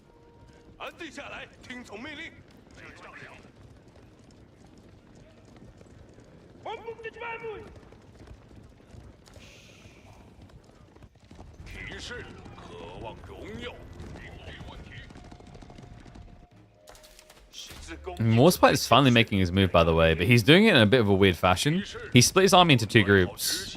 So Zug are actually unguarded. So like if Numadon sees this, he can deal with one army and then deal with the other one afterwards. His counter is good enough for that. He's got a second nest of bees on the way, which makes it even easier actually. There is a handful of horsemen, so you have to be a bit careful against them with the knobs. Lancers have been fully upgraded. He's starting to dive the base though. So the idea here, I see what WarSpite's trying to do. He's trying to force a reaction, then dive the Lancers. But like this is, I mean, this isn't what I call an emphatic victory moment. You're still playing raider mode against someone that you assume doesn't have much to raid. Or even worse still, he totally forgot about them. Guys? Guys? There's a war right now. You just stand there and look pretty with your feathers. Got it. And oh boy, he actually brought the knights. Okay, so breakthrough on the wall here. The army's on the way home. And he is rallying reinforcements, but like Numadon, he's getting away with this. I don't even know where to begin with this game. This feels like the most absurd game of the week. And we've had some decent contenders for that already, but this might just take the cake.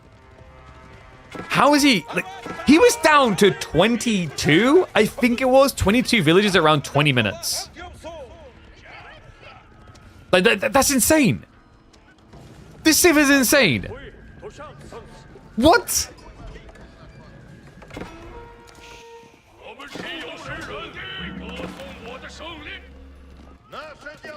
Name it. At this point, doesn't really need to just raid to win, right? Like, he's not behind economically in a weird way because of what the Cognate is doing. He's actually competing. And what worries me more is this. This Kurtai is the GG.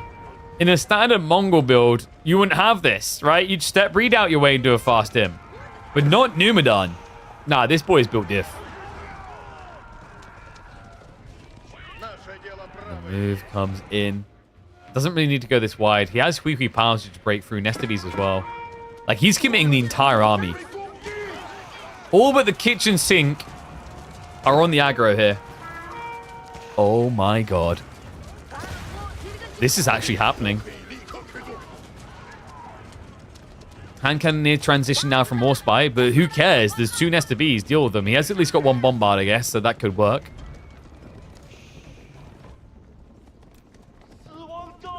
But just imagine how this game looks if you have a Great Wall Gatehouse here on the farms. Huihuis would still threaten you, but you'd have time. Now, you don't.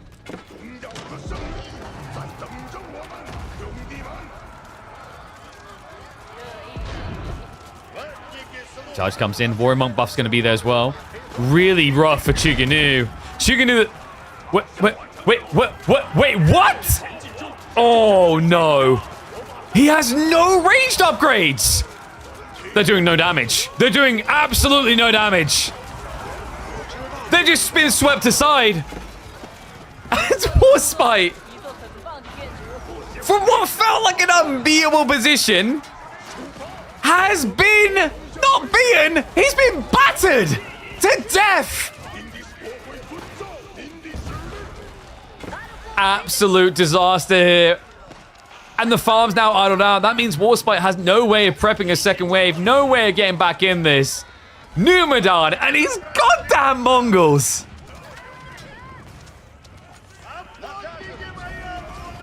No Numadon here. No, this man is a master. And he should be rightfully feared. I cannot believe this. What an absurd game 1 in this best of 3 in the final week of Midweek Muster. Numadon has to have a little smirk on his face at this one. Guy's in full chill mode at this point. A-click and move, boys. A-click and move. Army's going to try to react, but at this stage, for what? What do you guys think? Like, what was the difference that was needed here for WarSpite? Like, my personal feeling, I feel like, you know, just slow down, get some siege, and actually permanently start to remove things. Like 1 or 2 trebs maybe, right? And just camp it. I can see that. Maybe even with his strategy he chose, if he kept the aggro up, possibilities, but those possibilities have fully evaporated. The only possibility left for him is to type GG in and go to game number 2. Make knights and dive him?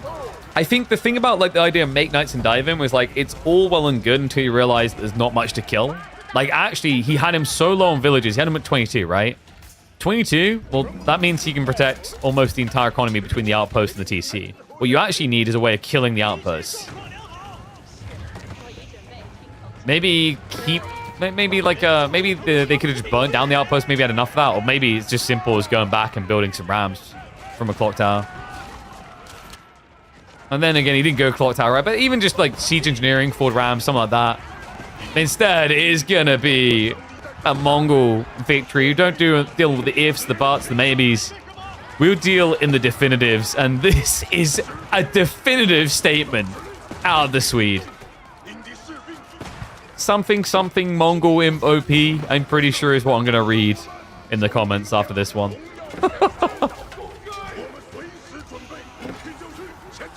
But I'm not convinced. I think WarSpite had him bent over the barrel, dead to rights. And Numadon's resistance, his resilience to the idea of waving that white flag is why he stands here victorious. He put the ball in WarSpite's court. He said, make the right moves or lose the game. And WarSpite played himself out of a checkmate.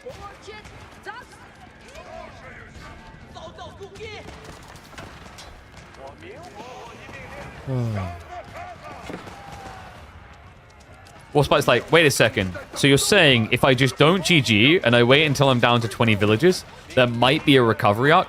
Yeah, but not so much for you, WarSpite. This is more of a Mongol exclusive strategy.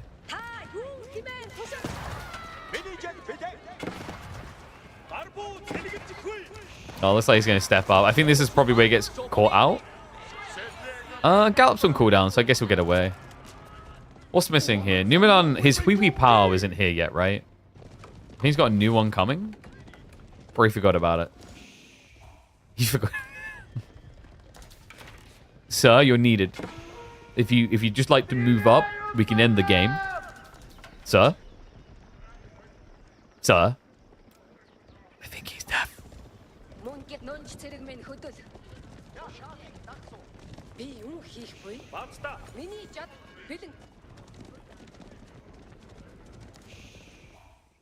What is going on over here? Oh god, he is desperate for food. He's taking the berries from right next to Numu's base. I mean, it's a lot safer than his own base at this stage. Alright, the Hui power's now coming in, and that should just convince WarSpite the game is over. Like, I can't blame him for not calling GG. I mean, for a start, Numu didn't call GG. But the more important thing is, do you really want to lose like this? The answer is a definite no. Hell no. Like, at this point, if I was in this game, I'd be going, no, no, no, no, no, no, no, no, no, no, no!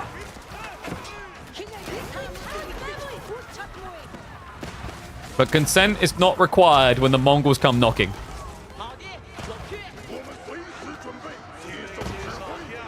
Oh, dear, dear. If you like what you see here, guys, make sure you subscribe to the channel. This one is definitely making it onto the channel. This is like the most absurd Mongol comeback I think I've seen. 22 villages. WarSpite had almost tripled the economy and more military. But not anymore. No, now it's his turn to get absolutely butchered. Weepee's already sieging into the castles. That's not going to keep him alive for much longer. And WarSpite, at this stage, mate, you just have to accept your fate. Own the loss.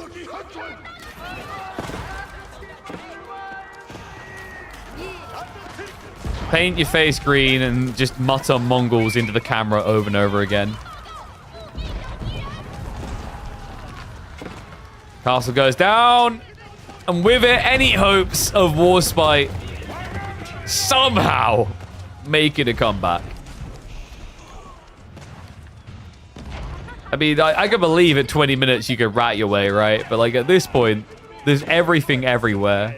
Look at Numu's vision. He sees enough of your base. There's no sneaking it, and he got found.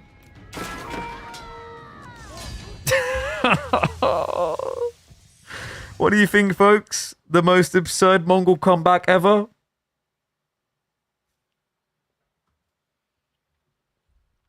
Oh my god, dude. I feel for WarSpite so much right now. That's a painful one.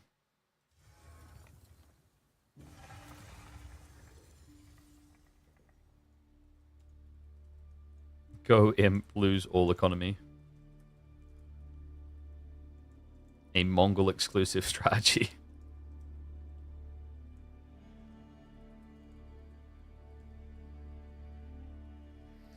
Oh my god. I mean, what do I need to say other than Mongols to that? I think like that, just saying Mongols very loudly, I think captures the essence of that game. So, next up, we head into Dry Arabia, where it's going to be HRE versus Sushi. Oh boy. No Byzantine? No. With Dry Arabia, Frisian, and Atacama, doesn't make as much sense. I don't think like Byzantines is really good for 2 of those 3 maps. You can see aimbot installed on my laptop. Oh no, please don't report me to my dad. Where's the aimbot? Is it right there in the center? Dude, guys. Whoa. Hold on a sec. This laptop is so incredible that it has a laptop in the laptop. Look, right there. Do you see it? Right there. It's inside the laptop. It's rendered another full laptop that is rendering another full laptop within the laptop within the laptop. That's how good PC specialist laptops are. Yeah, this thing's incredible, by the way, guys. Like, we're running the full setup, the games, the full production, recording locally, streaming as well. Really big shout out to PC specialist on this one. This is a top-end 16-inch AMD Recoil laptop, and it is a killer. And you know what is killing me is how the hell this water cooling isn't just blasting me to death with hot air. It's actually so tame. It's incredible. Man, love this thing. Yo, what's up, Connor? I see you with the super chat. Thank you very much, mate. Appreciate the $1. How many monitors do I use for my setup? So, on my standard setup, I have 2 monitors. So, reasonable. Not crazy. I need to do that with the boys, don't I? On one sec. Just need to open the door. All running inside Minecraft. Damn, they're onto me. You guys ever realize that Age of Empires 4 is just a Minecraft simulation? Just let that broil. And let that boil over. Paint the picture. Imagine the scenario. You just lost the unlosable game to the most infuriating fast imping Civ in AoE4 right now. And now you might be about to just lose the game to the most infuriating Civ in Age of Empires 4 right now. Generally. We hop into game number 2. Numadon leading this best of 3. And it's going to be an HRE pick, while WarSpite has to rely on Sushi to carry him through what is turning into a bad day. Dry Arabia is going to be the map, the location. Could he have done anything else more quirky here? I mean, he had Ottomans, he had Japanese. I think this pick makes a lot of sense with Frisian being left over. But this is going to be a tough one, right? Like, HRE versus Sushi. What do you do? Because HRE are going to rush you straight away. They've already got the racks coming out. Might try to turn this into a deer shove on a delay. So WarSpite would be beneficial to lame the deer. The problem I see with this play, right, is like Numadon, by going for this type of aggro, the goal is to delay pro scouts. And I've watched Sushi without pro scouts. It's a very sad Civ. You guys may have noticed as well when you're watching it. China is a weird one, actually. China can somewhat exist.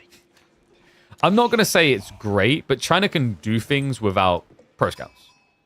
Right? Like, we've seen these all archer plays, for example. But for Sushi, you know, Shiginu is a lot more shackled and limited. He has at least got a good gold spawn, though. I'll give him that. It's all the way around the back. So Numadon's spear play may be a little bit awkward to reach. And right now, I think, is he scout? Oh, he doesn't know. Yeah. He didn't scout his own deer stacks yet, so he's trying to find them. Shushi needs to get castle. Agreed. But that's why this spearman opening is really, really annoying. Because the difference between H3 spears and other spears is that movement speed. It allows them to get in and poke at you and move away, usually before you can react.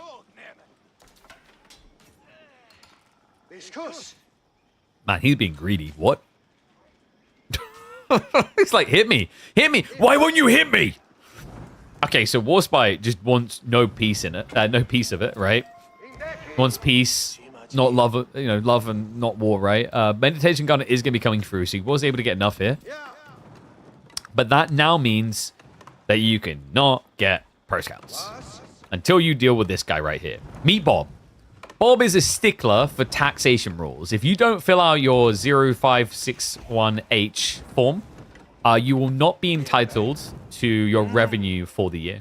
So very important that you fulfill the request of Bob, because if you don't, he'll break your legs.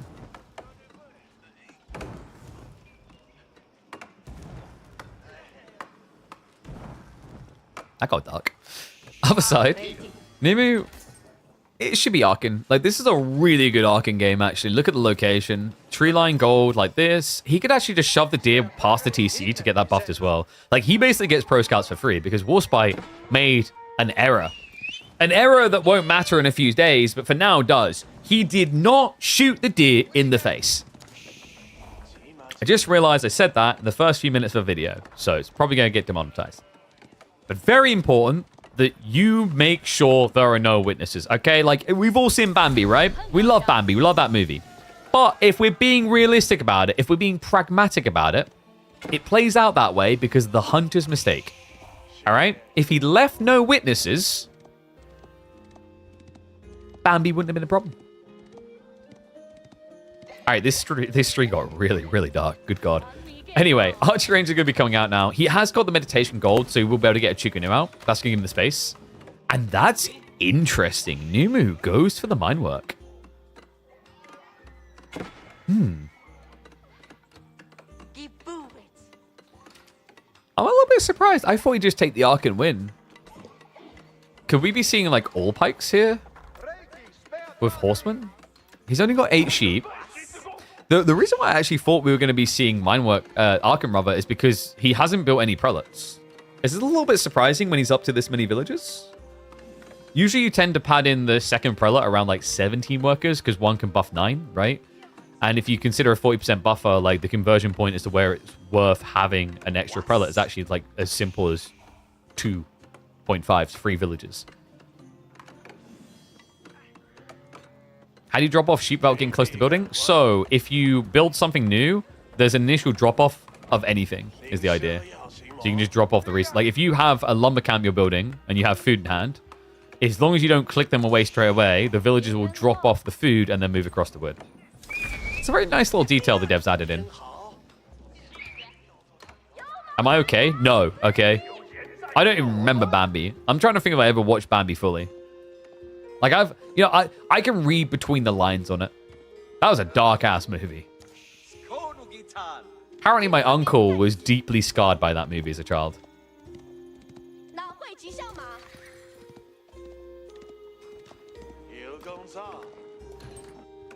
trying to think, like, actually thinking back to a lot of the kids' movies of the even just 90s.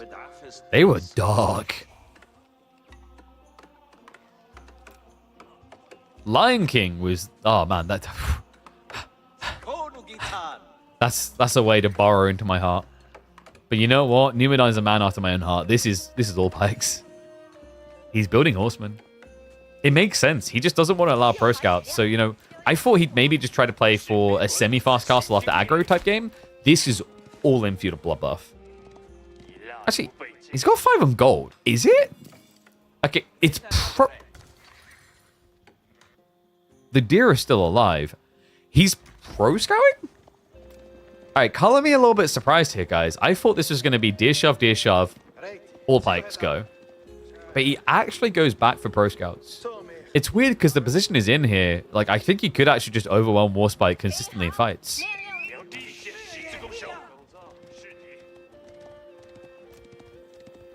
First Chigar on guard. He has got Horseman now getting added in, but the Horseman against this H3 comp's pretty rough. Yeah, he really thought there was going to be like an Archer reaction here, huh? He gets the bad news. Still Numu. He definitely surprised me with this build.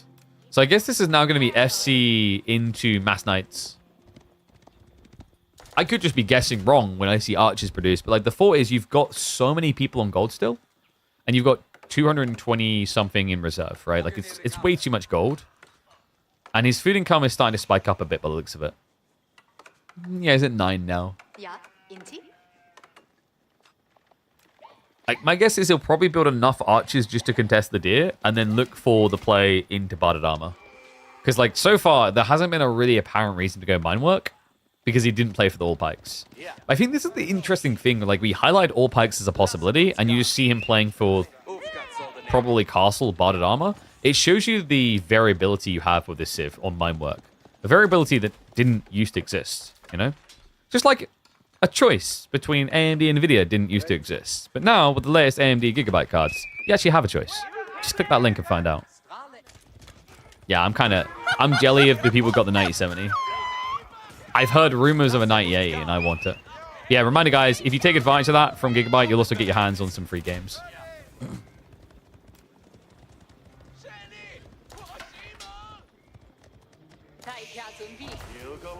So I guess just Mass Zugzug now, huh?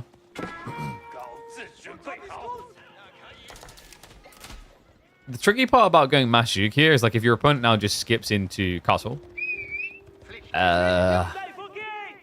you've got useless units against Knights. And he's got a few spears. Had a few spears. The Horseman has shit up in the base, but the Prelate can just offset that damage anyway. And Spin Reaction is going to be there. So yeah, no units lost there. So far, Numadon's strategy is working quite nicely. And he actually goes for Men-at-Arms.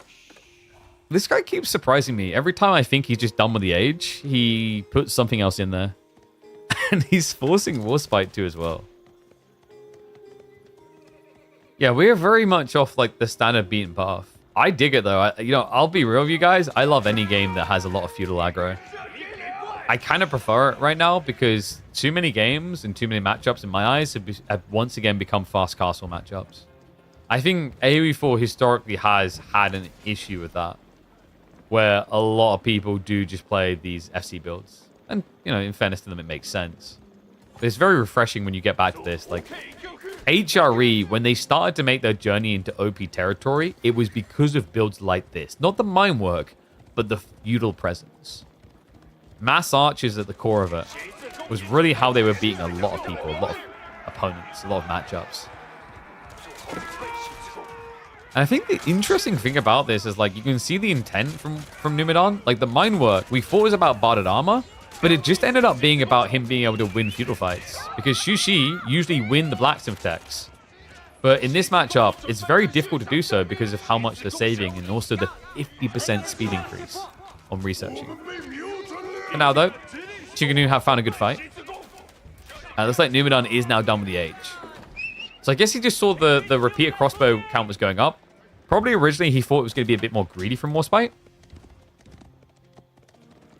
And now he'll just look to skip forward and probably go into just a mixture of Knights and Men-at-Arms. He's got an extra Men-at-Arms in there just to draw fire, but that guy's going to die. He's creating space for the Regnants and has dragged back a decent amount of the deer now. Yeah, and WarSpite, I don't think you really want to be diving a TC with just, like, what, 12 Chiyuk here? Would be an expensive loss. I mean, actually, if he knew about this, that's kind of crazy. Look at where it's being built. Yeah, the Regnus is actually out of range of the TC guys, so if he circled around the back there, huge idle time achievable. Probably would have found some worker kills as well, especially without textiles. That's wild. I can't believe he gets away with that. And WarSpite is going to be facepalming when he hears the tech up. I mean, he might already suspect it. I guess his issue is he just didn't know where it was. Nimu's going to try to sneak out. Will be spotted. This is the other thing that I think makes mine work quite nice, actually, with these type of builds. Is that you have that very organic move now. You've got extra prelates, you just go straight for relics. And what's up, Michael Bow? I see you with the Prime Sub. Thank you very much. Right, guys, we are approaching the end of the month. We've still got plenty of content coming, so make sure you get those subs in.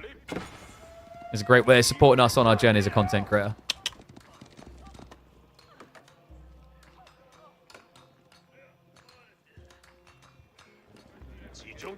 Veteran Thief Archer's coming in from Numu. He has got those knights we talked about, though, guys, and this is the tech that usually people go Mindwork for. Steel Barding. It gives you +2/+2 for 250 resources. It's a crazy good deal. At this stage, to get just the +1 the second time on ranged, that's going to cost you 175 out of the Mindwork. It's a great and powerful tech. It just enables the night spam when you've got the Pro Scouts play behind this, right? So Shallow Monastery reaction is going to be coming out of WarSpite.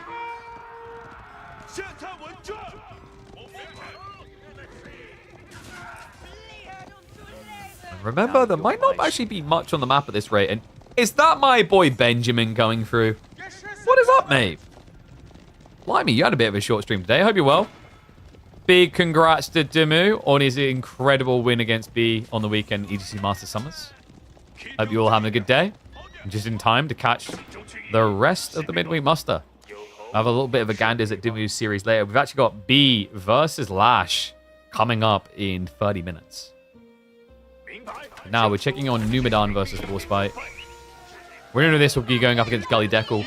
If it's Numadon who wins this series, it will be a repeat of, I believe, last week where Gully Deckle was able to beat Numu. And this series has already delivered in game number 1. The most insane Mongol comeback I think I've seen, full stop, in a very, very long time. WarSpite, he is going to be upgrading the repeater crossbows. But remember what he said, they are worthless. Absolute trash against the knights. These knights are beefy buggers even without the Barded Armor tech. But once that's on the menu, it means you can actually beat the Chuganu, and you actually do quite well against the Shushi Lancers. And Knights are going to lead that proverbial charge. Second wave's coming in as well. Wait, I think he just tricked him. WarSpite. He thought maybe against just 2 knights is good, but when he sees the second wave come in, it turns into an abysmal fight. Full retreat underway, but just one of the slowest moving units on the battlefield here, up against cavalry. There's no getting away from that, so heavy losses. WarSpite, he doesn't have his own crossbow comp coming. He's just mirroring knights from behind. And the Barded Armor, this is the tech, guys. The important one. On top of that, remember, Cistercian Abbeys is a new addition to the HRE since the arrival of Season 10. It changed a lot because now Mindwork, it doesn't feel like you're missing out on that beautiful Archon forever. You've got a poor man's Archon now. Meantime, what's looking poor is WarSpite's resistance to this. The dive continues. The Knights looking great, even without the armor. Archers are clearing house as well. And he's breaking into the economy. WarSpite about to go full idle. Has got the first crossbows arriving, so might get a stay of execution. Because Numadon doesn't have a second wave coming in just yet, but damage most definitely is going to be done. The archer count should be good enough to one-hit villagers here. Yeah, we'll start to snipe them down. Palace Guard coming out, so he's getting a little bit distracted by the early Palace Guard at that. WarSpite. Looks like he is going to survive, but the price has been high, folks. Remember, this is Regnitz. It's 3 relics now for Numu. And with Cistercian Abbeys, I wouldn't be surprised if I look across and start to see farms soon. Yeah, in the meantime, we're actually just seeing the buff on the wood and the berries, which will enable him to go into farms. This is sick. Was this intentional? I actually kind of feel like what Numadon done here was somewhat intentional with the positioning. The Regnitz further out from the TC creates a nice surrounding area to buff, remember. When you garrison inside, it's a smaller range than Archon. But you aren't committing a landmark, right? This is just a sub-function of this being a monastery. So he can spread this Archon effect. Yeah, like the only trade-off compared to Archon is obviously the pop efficiency. So like in the late game, in Archon versus monastery spam, you'd need like, what, 3 monasteries to match an Archon? Which means you'd be spending 2 more population. But that's like quite a small trade-off to get unique blacksmith techs, such as all pikes and barding. Right, barding not as valuable in hyper late game when you're talking about population, but all pikes is incredible in the late game when you're talking about spearmen, horsemen, and the likes.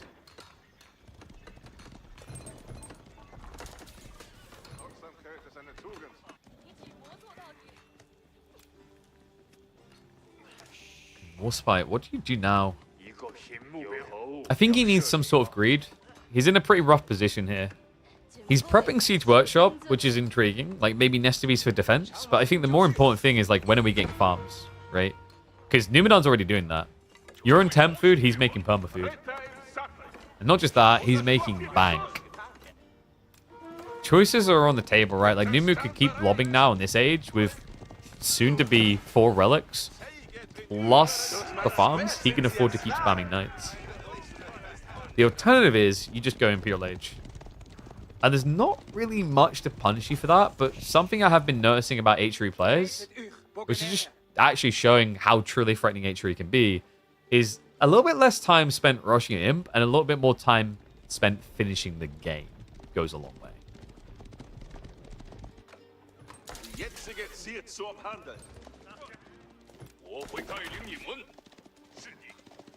Arcan is the same throughout the game. Agreed.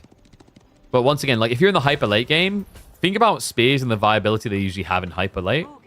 +2 damage is a lot. Right? Like on a unit that hits for... What's the base become? Is it 13 base? And they have Elite Army Tactics, but Elite Army Tactics also scales it. So with EAT, it's not 2 damage, it's 2.4 damage. It's a bloody good tech. Same with the Horseman. Like, Horseman actually can't get percentile damage buffs, right? So +2 there is quite noteworthy as well. It's like, I think an extra 10, 15%. It's like a mini Elite Army Tactics. In Imp, you get your cool, useful Black Riders? Yes, but wouldn't it be nice to have some Knights or Horsemen with them to protect them? Huh? Huh? That could defend themselves and defend you? And your vulnerable Black Riders that only have, like, almost 300 HP with biology and 4 armor? Okay, they don't actually sound very vulnerable when I say it like that.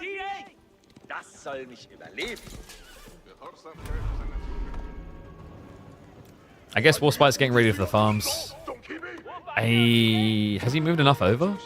He's at 17. I mean, what else can you do here, right? The berry's almost gone. That is one of the weirdest walls I've seen in a while.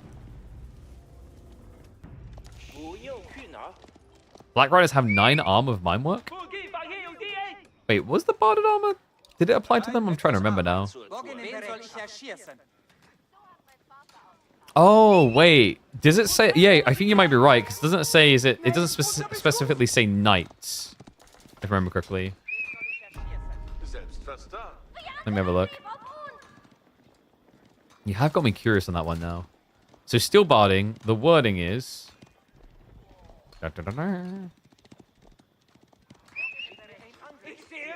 Knights and black. Oh, that's right. They updated the wording. That's why. Yeah, yeah. You are correct. That's actually kind of insane. Yeah, yeah. I forgot they updated the text. I thought it was just like a caveat where it like said heavy cav or something. But something tells me this is not going to reach Imperial Age. Numadon wants him dead. Look at the queue. More knights and archers coming. We got the second monastery now getting added in, which is now buffing the rest of the tree line to give him the wood for the farms. Meanwhile, in the base of WarSpite, would you guys like to guess the count of farms he has? You don't want to guess the count of farms he has. It's not a fun minigame for him. Yeah, we are 20 minutes in the game. WarSpite has not built a single farm. He's also now going 2 TC. Oh my! I might be agreed too far. Nestabees gets revealed. Nice. I mean, that's a freebie. Wait, the army goes for the backstab here. That means he's going to lose his siege weapon. And these archers, his crossbows are quick enough to actually just back away from you. He's going to dive deeper. He just wants to kill the workers. He might actually find them at this rate. There's so much weird gathering happening down here. Oh god, that's cursed. This is the tricky part about trying to go for a backstab, is like you just invited Numadon into your base on a civ that can run away from you quicker than you can chase. Doesn't sound like a recipe for success. A lot of other time achieved here. WarSpite did at least minimize the casualties to his economy. But Numadon is now kind of reaching that irresistible point. I think he's going in. And guys, he's at 76 workers with 2 TC. This can easily be Elsbach, and this can be the Black Riders with 9 armor. 9. What is it with Germans and 9s?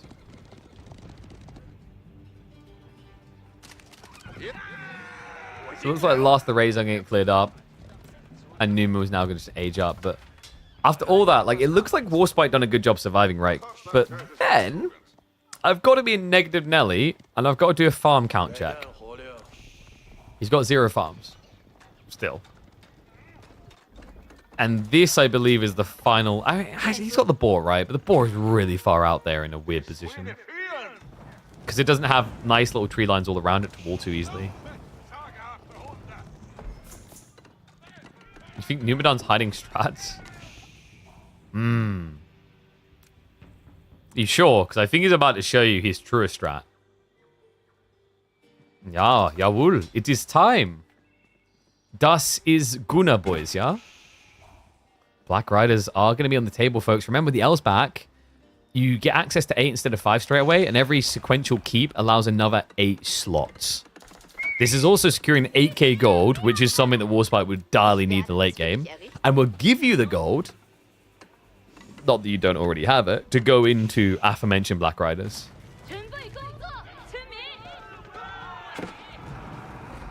And WarSpite is none the wiser to it, man. He's just distracting his base. He does finally have farms on the way. Is there a world in which WarSpite could win this? I think if he drags the game out long enough, yes. Like, usually have some quirky things in the late game that can make them viable. But it's very, very hard here. Because the other problem is, like, your opponent is peaking much quicker than you are.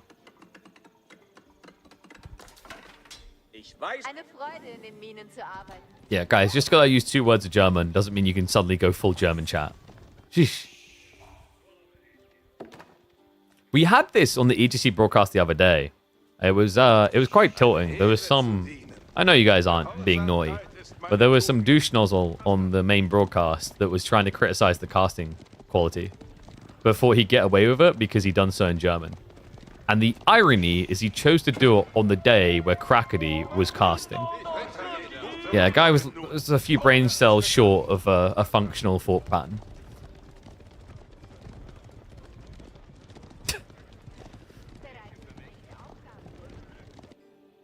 All right. Ghana boys. Ghana boys. And by the way, yeah, Inspired Warriors tech. Turns out a 45 damage unit getting a 15% damage buff is kind of bonkers. And the armor does apply. Look at this. Dude, he hasn't even capped it out. There's more armor, right? Like, that's the Inspired Warriors giving the +1. So, Inspired Warriors plus maximum armor puts you at 10. 10 armor on this unit. 225 HP. It's a range unit. And it moves quicker than most units in the game. And it's hitting for 52 damage. And it can shoot on the go. Okay, I think I'm out of hands. I mean, it's not a Musafadi gunner, though, you know? What's the range? Oh, yeah. And the range is 4-tile range, so it's like standard hand cannoneer. And you're doing this against a Sith that can't even build hand cannoneers. Here come the boys. Inspired Warriors buff has ran out, so obviously WarSpite's now going to win the fight. Psych. Oh boy, he's created the choke point. Let's see if he lasts long enough, though. Hand cannoneer archers are going to be there. Biology's also on the way, but I don't think he's going to survive long enough to even see that tech. The Horseman Flood is good enough for the elite upgrade alone. It's a massacre of the spears. And then you've got crossbows left against Horsemen. And the castle just not good enough to protect him.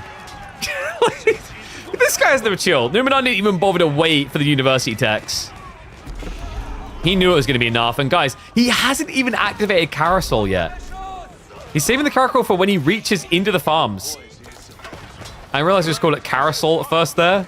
Which, actually, Carousel is more appropriate a name than Caracol. Because Carousel, like, is the little fairground thing that goes around in a circle. Which is what these guys can do while they're murdering everyone in your base. Oh, my God. HRE. It took a while, but I think people are unlocking a new absurd build.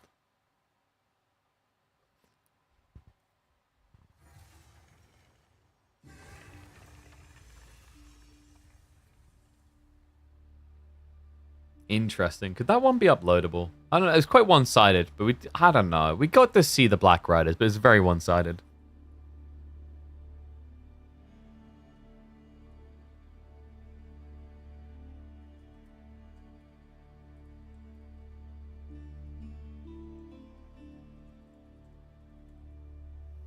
I don't know. That one might be a bit too one-sided to be uploaded.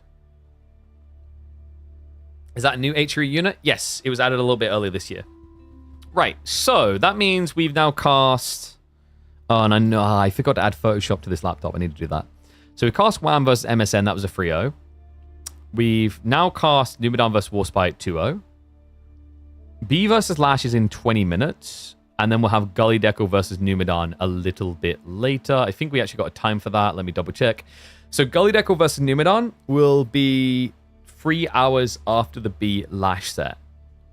And then we can still cycle around on the Myriad Affintoy Dumu versus the winner of that stuff.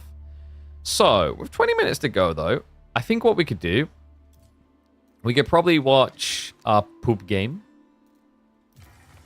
while we wait for the boys to set up. Oh, by the way, guys, really big reminder that we are working with...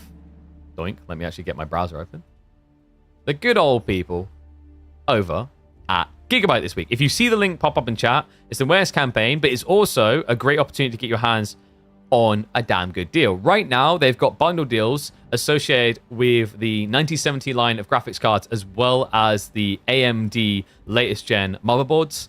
I use those motherboards in my setups all the time. I rate them highly. I love the X870s, and I've got the Aorus Elite here. The cool thing is, not only are you getting a little bit of a discount on buying these right now, but you will also qualify for game bundles. So you'll get all these games here if you buy any of the 9070s or their top-end motherboards. If you get the lower-end motherboards, you'll still get these free games. And by the way, I've heard really good things about this game here called The Altars. Actually kind of one that might be applicable to strategy gamers from what I've been seeing of it. It's like a weird combo of like base management and then survival and then kind of exploration. So it does like a bunch of different things. It's pretty crafty. I don't know about RoboCop. I haven't looked at this one. RoboCop, what was it, Rogue City? I didn't even know that there was another RoboCop game recently. That's definitely my age. Oh, dude, it's a full first-person one as well. I mean, I feel like that's the one right way to do a RoboCop game. Okay. Ah, so it's like, I think it's going kind of Deus Ex-y maybe by the looks of it. That's cool. And it actually had really positive reviews overall. So you can even get a demo of that to see if you want it. But yeah, like, cool deal with them. I always love talking about the Gigabyte folks because we love working with them. They were responsible for powering the core parts of our primary PC setup with the motherboard as well as the GPU. So I know they do good stuff. I've been using Gigabyte for years and years. Like, my very first gaming PC, like proper high-end gaming PC, was like motherboard and GPU were Gigabyte at the core. So really big shout out to them. Be sure to click on the link and give them a check-in to let them know that you love seeing them supporting AoE 4 and you love their products. Okay, so with that in mind, though, I think we should get ready to watch some GAM. Because we have got...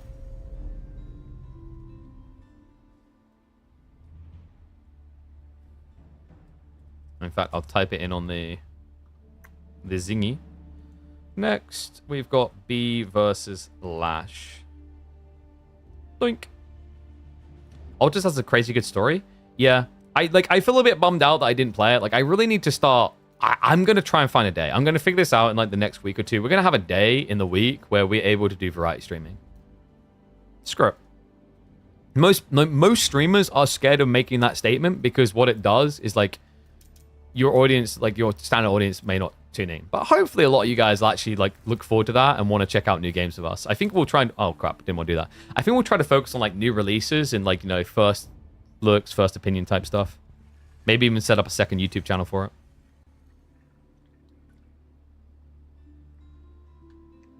Didn't know Gigabyte 2... Oh, what do you mean 2 over AMD? They provide motherboards for AMD's lineup. So Gigabyte, they do a lot of different things. They do monitors, they do motherboards, they do GPUs. They even do, I think... Like, there's some other things in there, like they were doing full PCs at a time. There's even some things I didn't know about, like at the time that they had their own like chair line and their own SSDs, etc. But their really big focus point has definitely been on motherboards and GPUs. That's where they definitely show peak performance. All right, so one sec here. Let me have a look and see what is happening.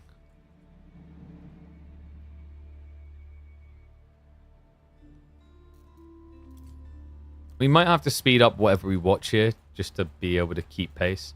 Oh, the other option is like we could watch a game from Myriad's series. Myriad's earlier series, I guess. That we might have to speed it up a bit because we only got like 15 minutes until our next live set. But that keeps us on the midweek muster stuff. Second channel recommended for the variety channel. Yeah, it makes sense because the way that people are like push content. Like we had a video on the primary like about my junk getting literally lasered. And I remember the thing I like highlighted is, you know, I loved the work the guy done with the thumbnail and everything. But I said to him, it's like, we kind of need a second channel for this. Because it done really bad, like on the channel. Because people come to that channel, to that YouTube channel, expecting AoE 4 content. It doesn't matter. You've done what you think is really good content. If they expect AoE 4 content, they don't get AoE 4 content. There's going to be a lot of people who initially click off. And that then hits your click-through rate really badly and pretty much just kills all, like stunts all progress. Okay, so we'll have a quick look at an Aftertoy Myriad game. Oh. Yeah, we can only watch the one game anyway. The date is missing for game number 2. So we'll have a look at G1, which was Rus versus Chinese. So reminder, guys, we have got B versus LaSh in 15 minutes. But we'll use this to fill in the time.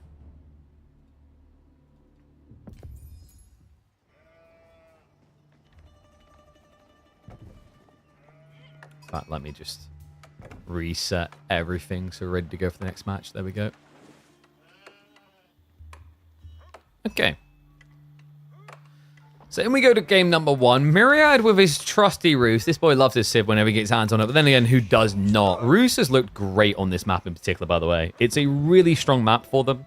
It makes a lot of sense. Like, it's a very exposed map. Atacama, you don't have much safe tree line, which means raiding type Civs can do quite well here.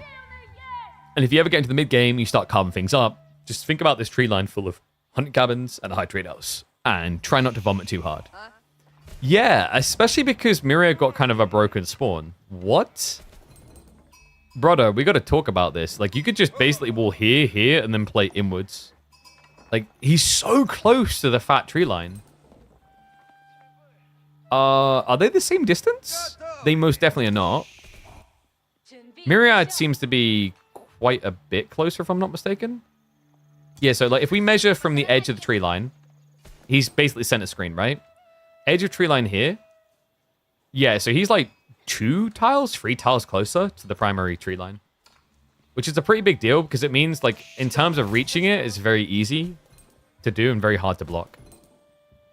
Other side, we have got Aftertoy in China. Now, if you guys are unfamiliar with Aftertoy, he's a pretty decent player. Like we've actually cast his games before. He typically likes to play aggro into macro. So he's the type of player that will like full on send it into you and then he'll fall back and build free TC. In fact, this guy kind of made a name for himself with the Byzantines. He's currently ranked 353rd in the world, but hold your horses because last season he actually finished ranked 28th. Season before that, 126. And the 2 seasons before that, reliably 85th. So pretty decent player actually.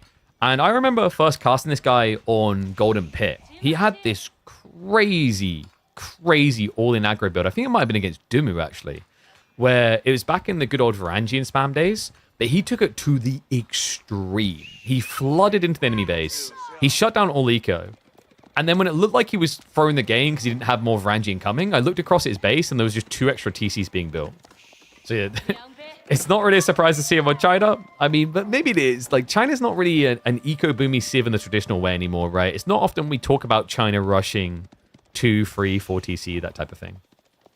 Like, sometimes we see the 2 TC, but it's almost like an organic thing that happens in the mid phase of the game, right? Definitely not rushed. So we'll stick on the 2 times speed just so they get into age number 2.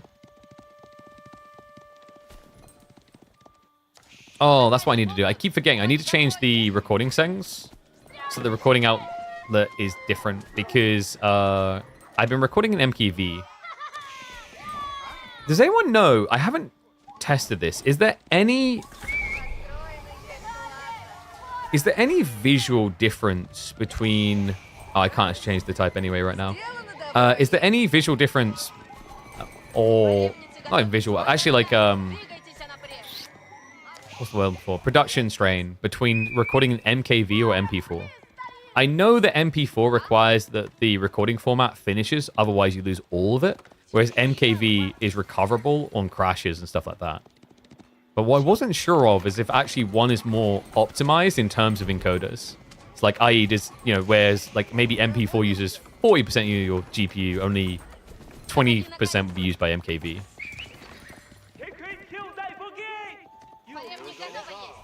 It's a bit of a punt to see if we actually have any encoder nerds in the chat. Evica's gone? Yeah, Evica's gone. Time to move on to Gigabyte. They've been trusty and standing here a long, long time. By the way, guys, if you like the Gigabyte goodies, reminder, you can actually get your hands on them in PCs if you want them built for you by our friends over at PC Specialists, as that is one of the brands they work with regularly. So you can get the latest GPUs Gigabyted up inside.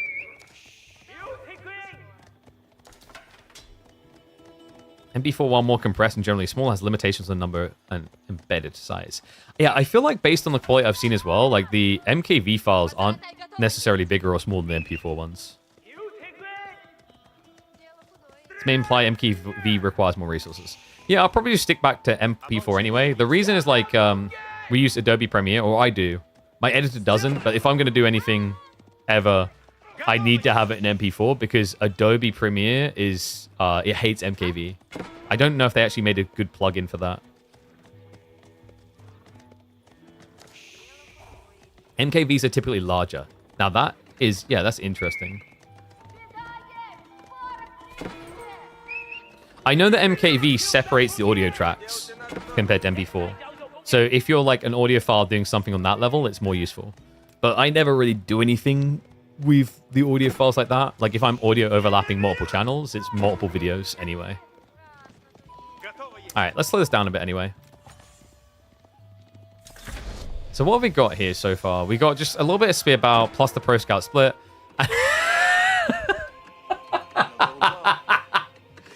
I called it. I called it. Oh man. We freaking called this. Afnatoy is the only person I know of that in Season 10 would do free TC Song Dynasty pre-10 minutes China. That is so greedy. That is so insanely greedy. Oh my god. This is like, no way this works, surely. Like, horse archers are already on the way. Myriad, he played the high trade house up here. Make sure you get numbers in. We'll click on that in a sec. The strategy is very strong under certain circumstances. Is the certain circumstance that your opponent is not paying attention to the game for 20 minutes? Okay, let's be fair, 10. I mean, this definitely doesn't feel like one of your certain circumstances against horse archers. You need troops to defend you against horse archers. And right now, like, think about the maths involved in this. He's spending 600 food on worker upkeep. Look at his income. That's over half of what he has. Horse archers don't kill TC and Taz. Yeah, but the thing you have to keep in mind, like, these whole ideas are like, oh, this is OP, have all these villages and I can replace them, etc. It's cool, but you actually need to gain ground. Like, when you place TCs like this, what have you actually secured? Like, even the tree line's actually not that safe, right? From the east side. So the problem with these type of concepts, and it's going to be diving the workers, a little bit ambitious on the placement there. But the awkward flaw of these type of concepts is like, do you have enough resources here to be safe?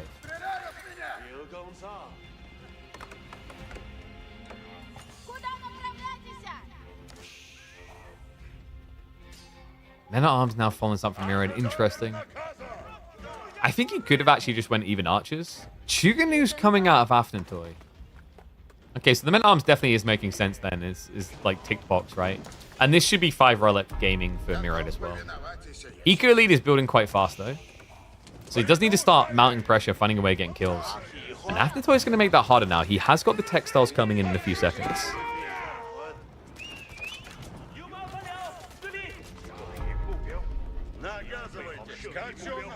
There's no possibility versus Roos? Wait, you think there's no possibility to win against Roos standard? Which, that's an interesting statement, because in very, like, high-skilled matchups between players of similar caliber, we've actually been watching China recently in KPMMs beat Roos. Quite convincingly with an Archer all inbuilt.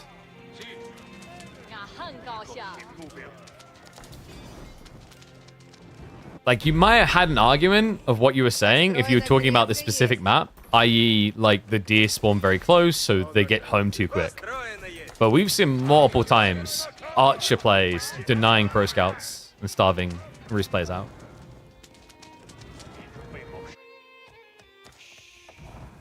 So Men-at-Arms are now starting to arrive. Aftertoy, a little bit of pain in the ass to have to lose the villagers here because, well, you've got so many villagers. And he is going siege engineering, so Myriad just wants the TCs gone.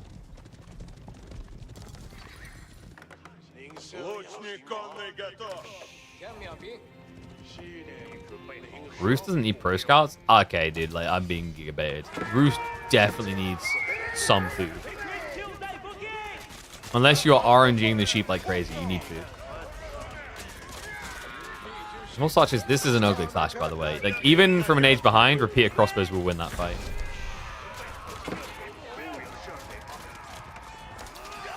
And they should, but wait a second. Like, wait, he's not target firing the horse archers. Wait, he's A-clicking the Men-at-Arms.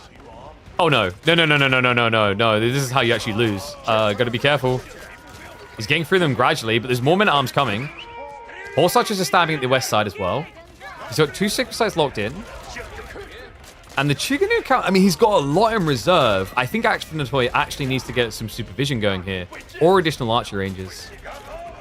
Okay, so it looks like he's starting to actually bring the horse archer count down a bit. But the Men-at-Arms now really need to be answered. Aftertoy, he fully reinvests. He's over-gathering wood. He doesn't actually have much food build up here for attack up. He might end up losing just to Men-at-Arms. Wait, the houses, I love that, the panic. Granary's coming in, but guys, that's away from the TCs. So now you're even more reliant on the Chuganu. Myriad does need to be careful with his horse archers. He keeps sacking a lot of them, actually. Second wave is coming. There's still a lot more horse archers. It's just he's kept a bunch of them on the west side. Just awkward now because of the TC plus the Barbican. Like, how do you get through there, right? I think a 4th TC is necessary. True, we need one here. Where's the garrison slot for my farming homies? And the Rams are coming. Okay, so Myriad. He prepped siege engineering a while ago. Couldn't find a justification point. But look at the flood that's happening right now. We've got 14 Men-at-Arms in the field. A lot of them now starting to arrive. Now, remember, before this, it was like 2-3 Men-at-Arms into Mass Chug. So you can kind of see how the Chug were holding. Now it gets a lot harder. Especially considering that you're gathering on the front line. So, like, if Myriad pushes this way, your Chug have to stand their ground. They can't just run away. Yeah, he'll need these farms to actually do anything. Because without them, he has no food income? Yeah, he's down to the last 2 deer. Second farm cluster now coming in. Got the berries here, but those aren't going to last long. In 10 food, he's probably got about 1,500 left. And Flash comes in. Men-at-Arms with the +2. Now even more damage, even more effective HP with the Warrior Monk's Blessings coming through. The Rams, they're going straight after the granaries. Myriad, this boy has no chill. Horse archers are going to peel off. They leave the Men-at-Arms deal with the Chug, and they go for the villagers. There's a lot of workers that need to be killed, though, because this guy is double the eco count of Roos. I guess there's some things to pad. 211 gold there, plus the 5 relics, 2 sacred sites. Like, Myriad is actually not as far behind as you'd think. Ram is going to get addressed, but not before Granary goes down. Horse archers are still sniping workers. It's over 10 lost, more to fall. The Men-at-Arms! The villagers, they haven't moved away. Aftertoy, it's full scramble brain, man. All this work to build this lead, and if you look at Idle Eco alongside the difference, he's not ahead mathematically. Chu do still have a timing, but I'm concerned about this MAA count. Like, yeah, he's dealt with the horse archers, but at no stage has he had a real answer to mass men-at-arms. I mean, this is the classic risk of staying long feudal, right? Like, these guys will eventually overwhelm unless you can keep on beating them. The price seems to be a little bit too high here. He's going to dive in to try and finish off the horse archers, but Boy's Fortitude makes it much harder now, plus the 2 ranged armor.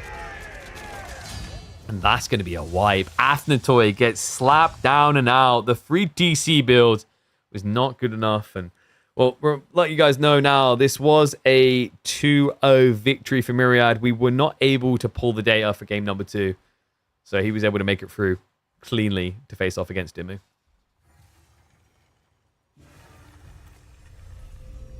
What should he add to fight men-at-arms? I wonder if Horseman would have been a bit more tanky. I feel like you just need something that can frontline. Like, Outpost as well actually could have been decent, but it's difficult. I think he just needed like a tech-up timing sooner, right? But that comes back to the fact that you're burning so much food producing workers, right? Like, you're just putting so much of your economy into more worker production.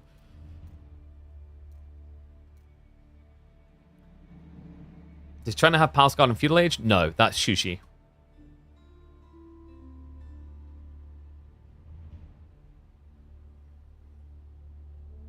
They played a BO5? They did not. They played a BO3. And Myriad won that to then go through up against Dumu, which we can have a look at later. You think what he... Myriad. You think what he did has the potential to be scary if he goes 1 extra TC? I mean, I'm not sure if you're memeing at this stage. I think like what he done is more scary for you if he just puts all the resource he would have put into another TC rather into outposts. If he just spams outposts, lube your lips, mate. You're in the wrong platform. This isn't OnlyFans. Sheesh. Calm down. So 2 instead of 3. Oh, that's what you mean. Yeah. Less greedy. Yeah. I think I can see what you mean by that. I mean, usually when like multi-TC fails, the issue is you didn't build enough TCs, right? That's why Bassett players lose. They need to build more. Nah, my problem with my lips is I actually bite them a lot. It's a really bad habit I've never been able to truly get rid of. I'm trying to. Same with my nails. Like, I don't bite them. I'm not... Oh, that's disgusting. But, like, I pick them down. So, like, I don't have much in the way of nails. Yeah, I'll never get sponsored by one of those fancy manicure companies, I guess. But, guys, next up, we should be having a LaSh versus B. So, the draft should be getting ready in just a moment. Let me check in with the lads.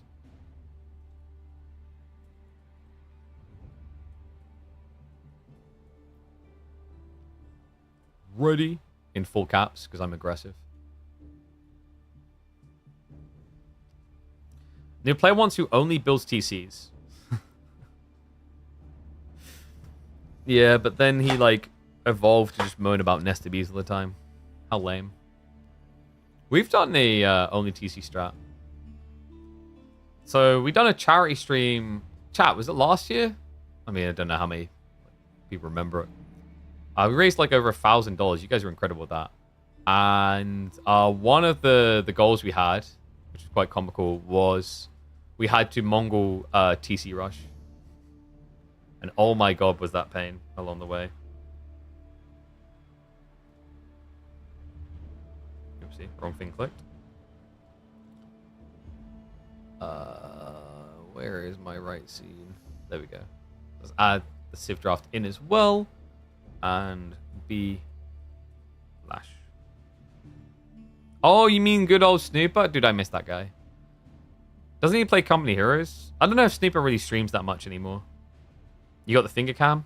Oh. I can do all kinds of things with this cam. But you know what? You guys can do all kinds of things with your own fingers if you click on that link. It just popped up. That's the one I'm talking about. Go check out the Gigabyte Boys. Reminder of the stuff you can get your hands on. Perfect time to do so while we wait for the draft to commence.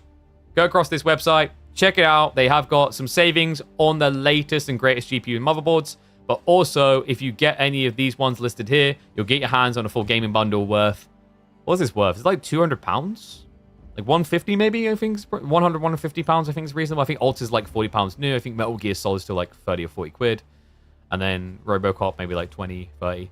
So yeah, click on that link. Go check them out. Really big shout out to Gigabyte. Love working with these guys every single time. They're one of my favorite sponsors that we get to come back.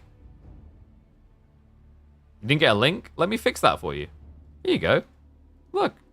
And while you're at it, click on the PC Specialist link and check them out. Code Pigeon if you want to buy yourself one of these sexy laptops. Look at this thing. Ah. Oh. So many lost Snooper, Tips, Tim. Oh, dude, I remember Tips like when he... Dude, you guys know that if you're a Tips fan, I should now... Like, if you're a #1 Tips fan, I should now be your #1 streamer. Because he had one final raid to give before he retired. And he gave it to me. What a legend. Blade. I think Blade occasionally comes back. Blade, like, inconsistently decides he wants to do a podcast every once in a while. Which he never invites me onto, by the way. Which is just clearly racism against British people. He's never had Dumu. He's never had me. He always has the Canadians.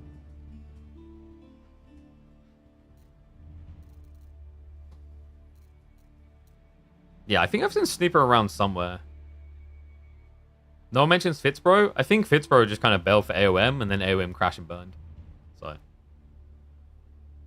maybe I'm wrong, but I feel like Fitzy here might have had as many hours in AoE 4 as Bro did in the last year. But I'm not sure.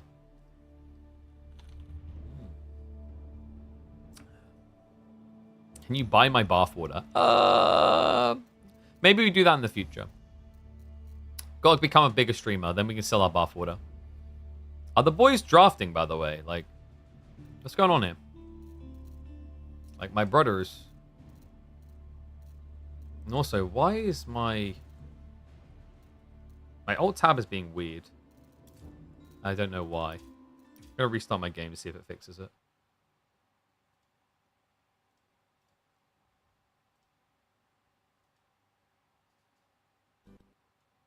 Okay, yeah, they're now starting. So reminder, by the way, guys, this is going to be a best of 5 between B and LaSh.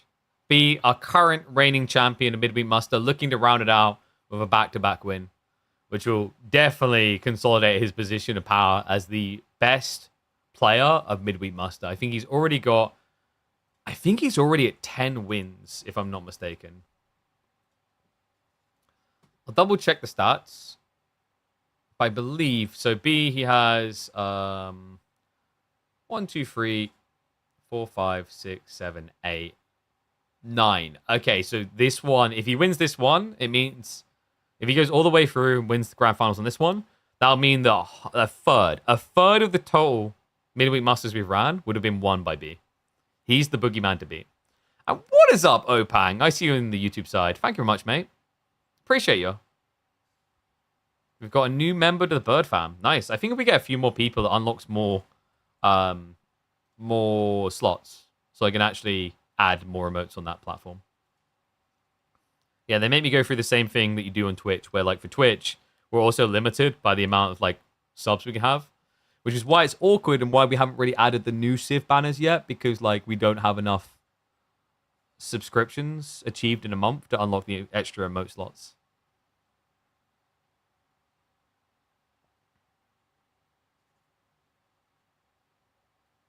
Snooper stream from Mechabellum or Bar? I've seen that occasionally.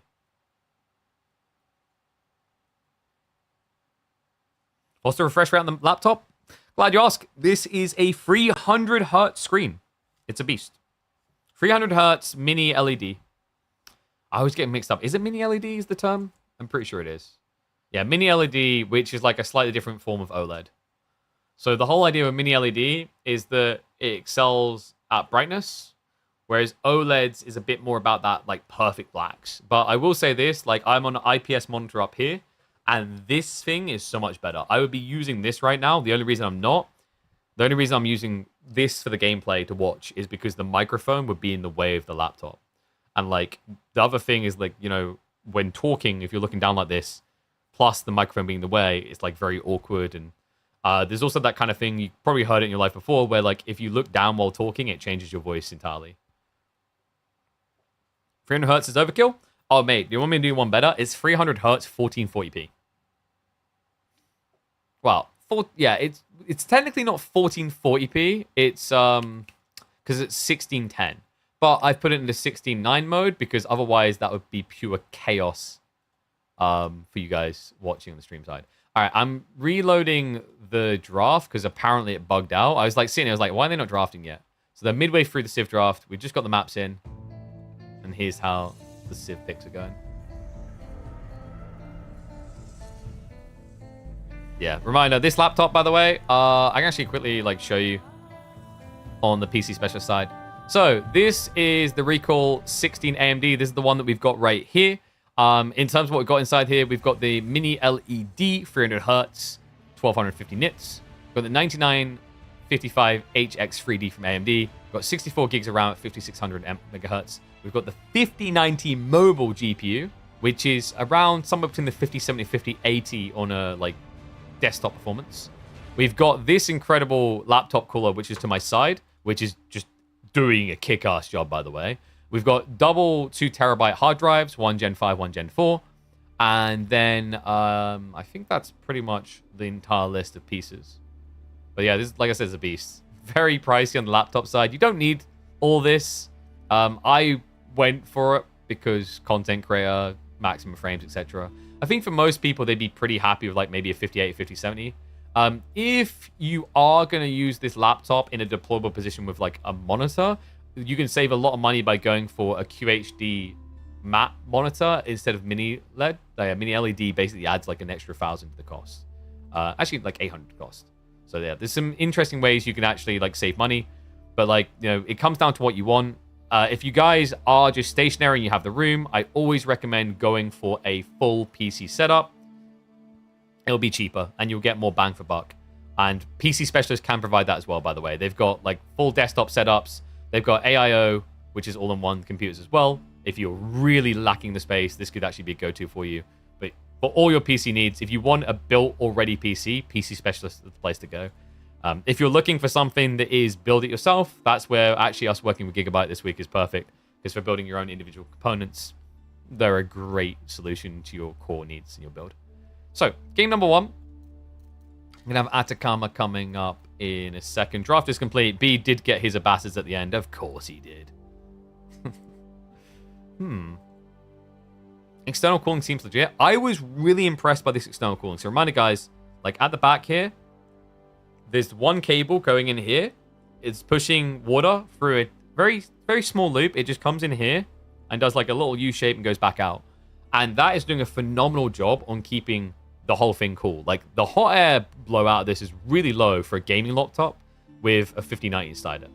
And then the hot air blown from this is surprisingly low as well. That was the big shocker to me.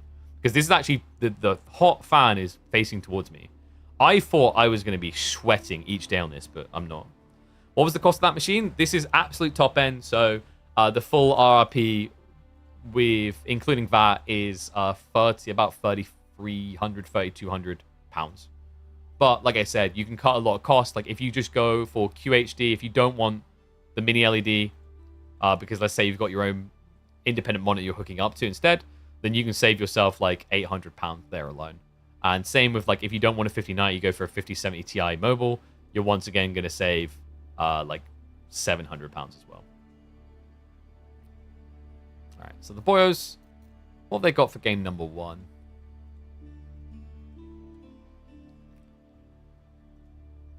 I think they're now putting the picks in. Oh, we should have probably ran ads, shouldn't we? I'll run a minute of ads now so you guys don't get them when we're in game. Doink. $4,500 in freedom dollars. There you go.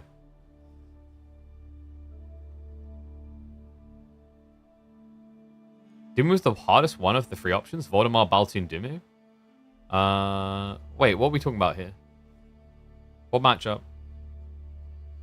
Oh, B. Yeah, B is a rough one, man. He took Marine Lord to 3 games. He took Dumu to 3 games. And now, is it Lucifer he'll potentially be up against next? A little bit down the line. Oh, wait, no, his opening one was his opening one Lucifer? I'm trying to remember. It all meshes together every time. Yeah, I think that there is something else at work that you have to keep in mind. And by the way, game one's going to be Sushi versus Bruce. So something else you really have to keep in mind with B.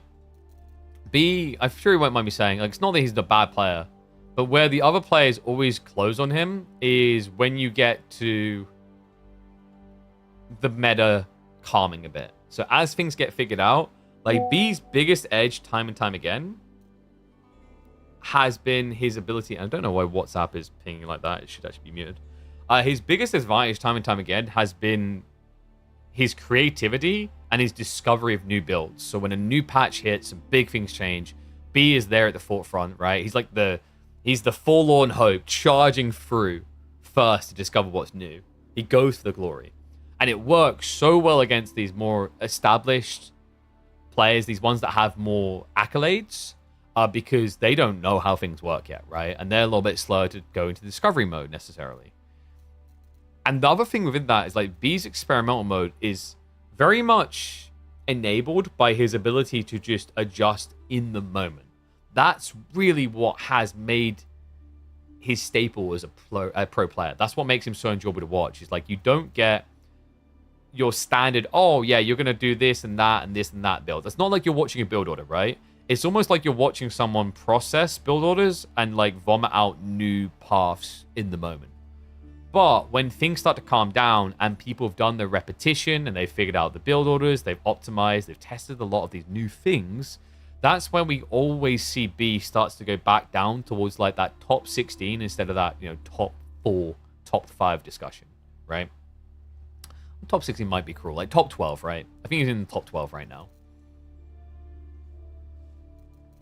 Yeah. In terms of this matchup, though, I'd put LaSh below him. LaSh is like in top 20, which isn't too bad. I don't think he minds me saying that. I think like the track record proves that as well. It's not that LaSh is bad at the game, but he's definitely not someone we're talking about making like these hyper deep runs in EGC tournaments, right? He doesn't even reliably qualify into top 16. He sometimes appears there, but yeah, I'd say like LaSh is like, if I had to put power ranking on it, maybe like 20th, 19th, 20th, 21st, somewhere around there. B picks China, give you a yell. He's picking Sushi for game number 1 already, bud. And he has got China drafted, so... Like, he picked China and Sushi, mate. You need to open your eyes.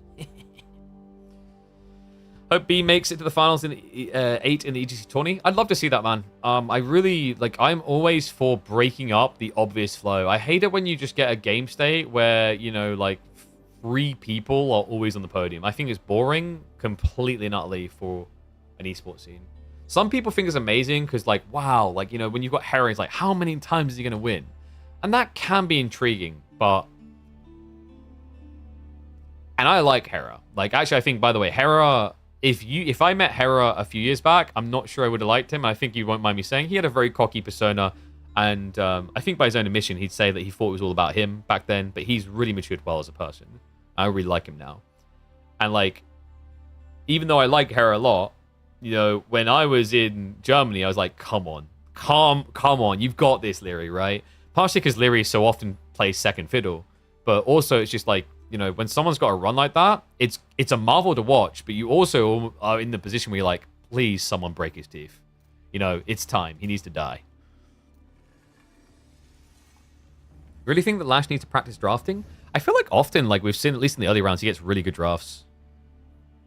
And this time, his draft is okay. It's not, like, absolutely wild, but it's decent. Can we get predictions up? Let's get ready to go.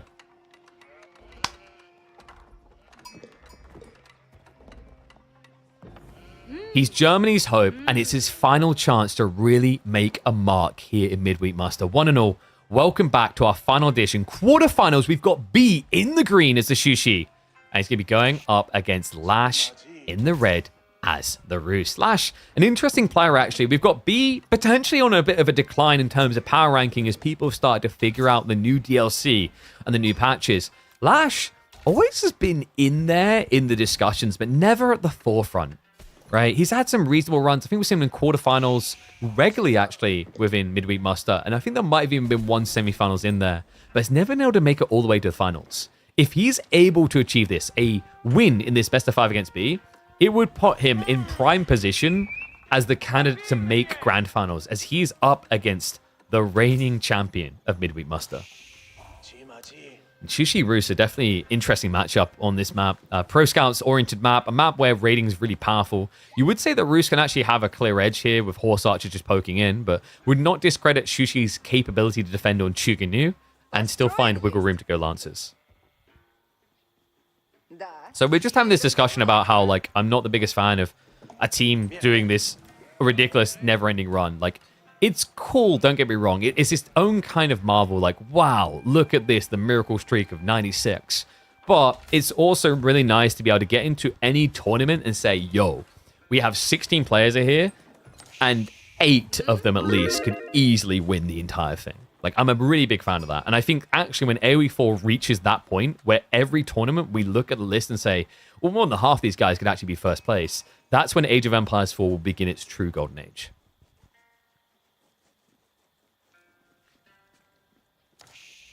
Having no one you really care for, different, it feels kind of weird. I mean, you can care about people. So actually, like, this whole idea that, like, stories are woven through victories is actually a like, fallacy.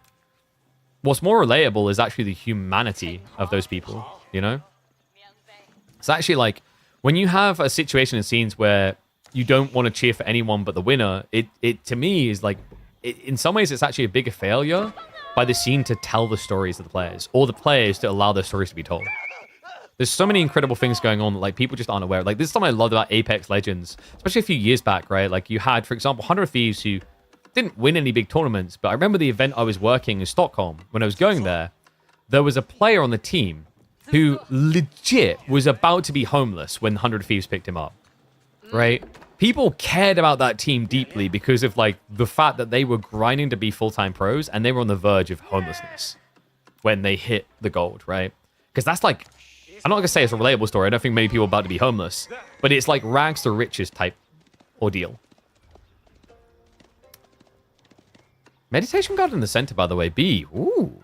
Yeah, so he gets the 36 food, a little bit of wood, probably like 8, 9 wood, plus the 25 stone, 25 gold. It's decent. It's not crazy. There was a decent gold one here, actually, with wood. Just didn't choose to go for it. Yeah, like, ultimately what you want is you want a scene where you're invested in multiple player stories. And I think AoE 4s are still kind of light on that. I think most people are invested in, like, Marine Lord story or Beastie story. Anatan's starting to build a group of people that are interested in his story. Louis has definitely, like, really, now that he's gotten some exposure to the Western audience in person, that story is building. And then obviously you have, like, Vortex, Lucifer. Their story is, like, long-lasting legacy stuff. I don't think it's been a bit... I don't know if I'd say quieter more recently, but I think you get where I'm going. By the way, that's always why I say that to players to create content, like, create meaningful engagement points, right? Because the other thing is, like, you just don't know what's going to happen in a few years. You might not be able to play anymore or whatever. The game might suddenly abruptly end, right? You might get Heroes of the Storm. And if that happens, what have you then got? And yeah, Voldemar, I love Voldemar for that. Like, Voldemar is a hard grinder. B has also always been there consistently playing. Like, dude, this guy, the thing I admire about B is you put anything in front of him and it's... B is... He's like Louis, actually. The best way I can describe it is he's like Louis. So Louis MT, the thing that I noticed about this kid really, really quickly is the pure enjoyment he has from just playing the game. Sometimes it's like a negative in that he's maybe not thinking about the game like a competitor enough or like hiding strats or whatever. But like, for example, if I reach out to him and S-tier tournament's about to happen and I'm like, do you want to play a show match on the Friday? He's up for it. It's very rare that he's not up for it, right? And B is like that as well, where there's very clearly a lot of enjoyment that they take out of just being able to play the game regularly, right? And that's not to say that like people like Beastie and Marine Lord don't enjoy the game, etc. But it's almost the open door policy versus the very established pros that want to hide all the strats, if that makes sense. It's very interesting how different they are. Need more polite trash talk? Oh, agreed. I think like the thing that I hate when I hear is like players all need to be media trained. It's like media training the esports pros is the wrong way. You need to give them like maybe a basic class on like just don't be an idiot, right? don't start talking about Trump in the middle of your broadcast, like, you know, whatever. Or talking, you know, about free whoever. But also, you don't want them to be fully locked in, so they give you these professional questions like they've had 100 hours of, like, media training. Shenanigans underway, by the way. LaSh is trying to aggro with the ball. B's doing something interesting while we've been having this other game discussion, by the way. Did you guys notice something weird about B's build? There's something still in the granary. Or mill, sorry. He did not go for Pro Scouts. This is a Chuganu aggro build into FC. And LaSh, by the way, was really crafty about this as well. No Pro Scouts. He just on the deer shove. Now, one of them did get lame, but the second pack, which is a bigger pack, made it all the way home right next to the TC. Yeah, so we got a race between the two. And LaSh should have a good enough timing here to look straight at Men-at-Arms as a viable strategy.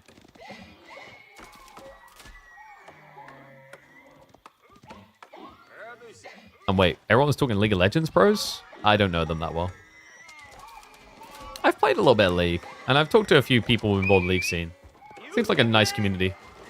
But yeah, I grew up casting Dota.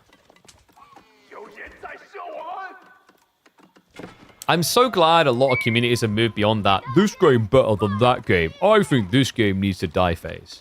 Okay, maybe like not all scenes have. But I noticed that with MOBAs. Like MOBAs, I feel have moved beyond that. Like Dota and League people, like years ago, if you proclaimed you're a Dota person in front of a League person, like the eyes would squint and anime music would play. And all of a sudden, you both had samurai swords in your hands. Now we just kind of don't care. League is not a nice community. I'm not talking about like the casual community. I'm talking about the players / casters, etc.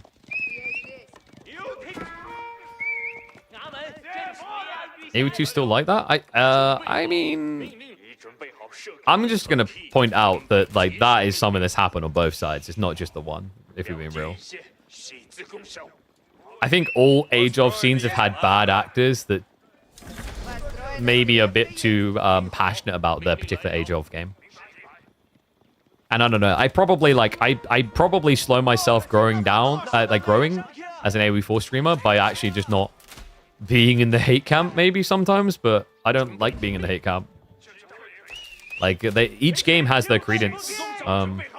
You can't really just discard the relevance of AO2's like pedigree over all the years, but at the same time AoE4 has some things they've improved on. And Age of Mythology has some unique things compared to other RTSs too. So, Chuganu Rush coming in, and this is looking grim right now for LaSh. He has at least got the Giga Broken, almost 120 gold. High trade. Yeah, this isn't a crazy one. This is sick by B, by the way. I think this has been interesting to watch, is players innovating beyond the Pro Scouts. And the crazy thing is, like, LaSh actually done the right thing. He wasn't greedy, really. He was in terms of tech up. But the clown carring's really cool here. Like, clown carring has been nerfed, but against horse archers specifically, it's not a bad idea. Press continues. He didn't go for the undermesh. But Ram has cleared the Wooden Fortress, and the villagers are getting baited. LaSh a bit overzealous to stop these Rams. Yeah, this is the crazy thing, though. Like, for LaSh, I think when he scouted this, if he'd just been going into Men-at-Arms, different game. Right? Like, it's annoying the way you have to camp, but then, like, all of a sudden the Chuganu can't really just int into you. Going Knights is really slow by comparison. It's 35 seconds wait and double the cost of Men-at-Arms. I don't mind the horse archer idea for LaSh. I just think he probably needed a frontline first. Because you just have everything that's made of cardboard up against these Chug. The clown carring continues. Villagers just keep coming back and they keep going down. That's a 6-worker lead now scaling. And he's going to go straight for it. Yeah, he actually pulls the workers, but the Chug can now just snipe down more. Behind this, B is getting ready for an age up, and he's doing so off the back of a 10-worker lead now. Oi, oi, oi. Talk about a potent play.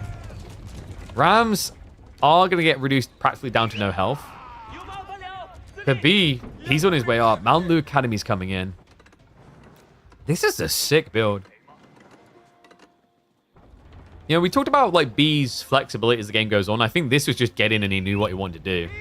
So not a pristine example of that, but LaSh just kind of anchored to the old ways, right? The horse archer knights. And I wonder, like, what's his reaction going to be when the tech up comes out? Because he hasn't got any advantage off an age up. He lost out fully by aging up. He's got the high trade house to pad a bit, but 120 gold is not going to make up for being down to 12 workers. Yeah, he had idle time on the TC. He didn't even get textiles. Chugane Ram push so creative. Pretty creative in a matchup where both civs for months have been just going pro scouts. But please continue to be pedantic, you Fulani spamming scum. Chuganu! I'm gonna snipe out the horse archers. There's no undermesh either on the knight, which means he's taking double damage. This looks close to over. P has an appointment in half an hour. Yeah, we had this from Wham with the very aggressive games. It's more common for B though. I think we talked about B's like creativity experiments, but he's also a player that leans very hard on that first 20 minutes of gameplay. He loves just exploiting a lead early on and then just extrapolating that across the game. In some ways, it's kind of reminiscent of Marine Lord, although I'd say Marine Lord takes a more defensive line after the initial success. Whereas B is just full ham, you know? Balls against the wall. Knee deep in a squealing hog.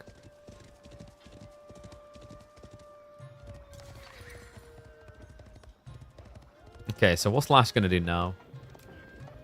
I guess he's going to try to raid. Does make sense. Like, B's playing quite wide in a way. Not insanely wide, but it's going to get wide because he didn't go pro scouts. I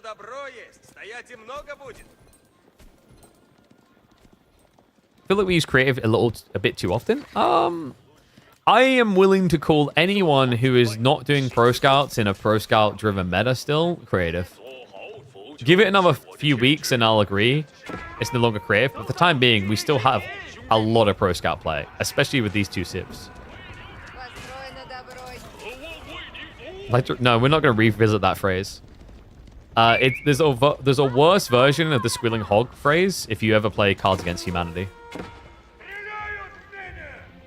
Pulse archers. B. Reaction of a goldfish right now. Wait. He's actually pulling them inside the ram.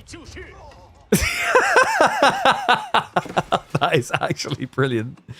I don't think that was more efficient than just running them to the TC. But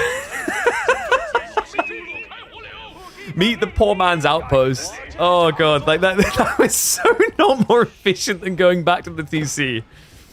But if he leaves it here now, that's actually pretty cool. It's like I say it's a poor man's outpost, it's actually the opposite. It costs double what an outpost does. Then again, actually no, it is a poor man's outpost. Because it would take over 3 outposts to garrison the same amount of villagers, which would be 300 wood. Whereas this is just going to be 200. Big brain. Okay, can we call that creative? Meanwhile, LaSh a little bit slow to get garrisoned here. Oh my. The workers, they're in trouble. The tree line could easily be targeted here if B just steers south side. He's brute forcing in. LaSh went into crossbows against this, but there's still repeater crossbows in play. And other workers, I don't know where the hell they're running. Definitely not to safety. More to heaven. LaSh is going to experience the mandate of heaven from the Chinese here. Shushi dominance underneath the Roost TC. And I just don't think there's really anything left of him here, man. This boy has been picked to the bone. 44 workers to 31. I mean, you could argue that actually, like, technically B is not going for relics. So maybe, like, LaSh just holds on. But he's running out of safe resources fast, guys. Like, remember, it's very hard to defend on your starting location on Atacama for long. The wood burns fast. You thought the choke point there was going to help? It did. It helped B. Had the right idea, just the wrong player. And where the hell are you? Wait, was he trying to sneak a monastery to drop relics? If so, that's really cool. Except not so cool because you got seen doing it. He's definitely up to something. There's no way he was planning to wall the map with this. Because, like, one villager walling this type of map is so unrealistic. I mean, dude, like, can the wolf leave you alone? I don't know what that was. I think LaSh had a plan and then got distracted by this. The dive comes in again. There is a gang bush of Chuganu waiting to jump out here, by the way. Does this just start to look a little bit like bullying? This starts to feel a little bit like bullying. Then again, you know, like this is like if you're in the arena against someone and they're like, tap out, you need to tap out, and you refuse to tap out, it's kind of your own fault. Like, what does LaSh see as his win condition? I think he's relying on the static defense to kind of just thin the herd enough. The problem right now is like leaning horse archers. I get why he needs them, but also he needs a way of dealing with the ram. The ram is getting way too much value here. He just needs 3 more TCs. True. Because then each of them is like a wooden fortress. Or we could just build wooden fortresses.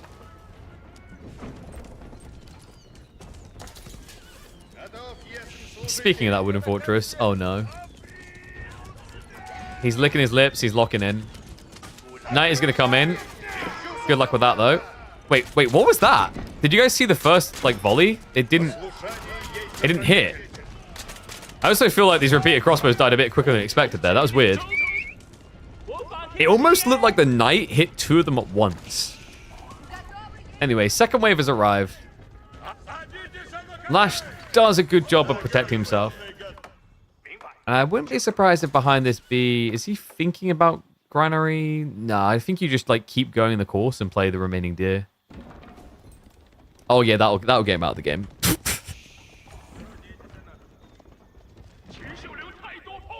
His win condition is B crashing. You just got to find that correct spot on the UI while singing to yourself, I will go down with this ship. Oh yes, the one unit you cannot cut one by one. Oh, that's painful. You pro scouts LaSh's deer? Yeah, but like he doesn't want it, you know? Would you not rather just come in here and eat the deer? Just kill the enemy TC first, silly. That's what 4 rams are designed to do here. I remember LaSh, like the way he would actually be able to defend himself here is if he was able to get enough range units, which just leaves him weak against rams. Lancers, a bit ambitious when their dive are going to back up now. The Chuganu are waiting though. It's Quadra Ram. A quick way of breaching this TC. Torches should probably be out here just for the extended speed. I wish you could clear this. Chug are going to ungarrison. Workers are showing up. And the crossbows are exposed. This is it. End of the road. Game number 1 in this best of 5 will go the way of our reigning champion. And what a cool way to do it. No pro scouts needed here.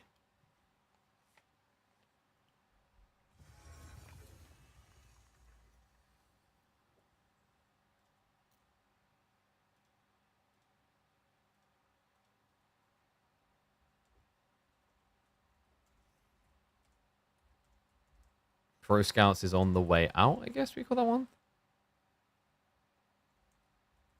Well, Pro Scouts might be fading.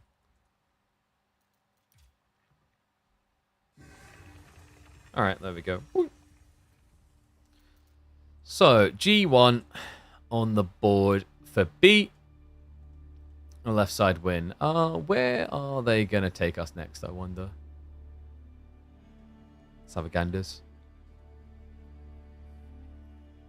LaSh should use the cheat code to summon Laserman. I don't know, man. I'm pretty sure Laserman loses to that many Chuganu. Which civs have a decent matchup into Roos or an even skill right now? I think really you're looking for civs that can probably FC quite well. I think maybe Shushi's okay. I think China's kind of okay. There's an interesting build on like Archer opening that can kind of deny their pro scouts. But outside that, what's the obvious ones? Ottomans is interesting, right, chat? Ever since the Ottomans Janissaries don't take bonus from horse archers anymore. And like you have Sipahi as well, which kind of keeps them away from what they want to build. I guess Ottos is okay. It's also really map dependent, like your question. I wouldn't say there's like necessarily a catch-all. I'm trying to think, like, does Roos have any truly bad matchups? We've seen Delhi unravel them, but that's more of like a B exclusive thing from what I've seen. We talked about Ottomans. That's coming up next, by the way. We've got Otto versus Japan. Is this Frisian? No, Rocky River. This must be Rocky River. Because it's got all the fishing on it. Actually, yeah, that's a fair one. I don't... Why do I always... I feel like I'm not the only one. I feel like many people always forget Ibids. Like, it's not even in the draft here. But yeah, Ibids isn't a bad call. What's up, the new laptop cam? Is that linked to the sponsor? Yeah. So we are doing a sponsor integration with PC Specialist, showing off the best laptop the money can buy. This is the top end one. So I reached out to them with an idea for an integration because I travel a lot, and when I travel, I want to have the ability to do work, but also potentially stream.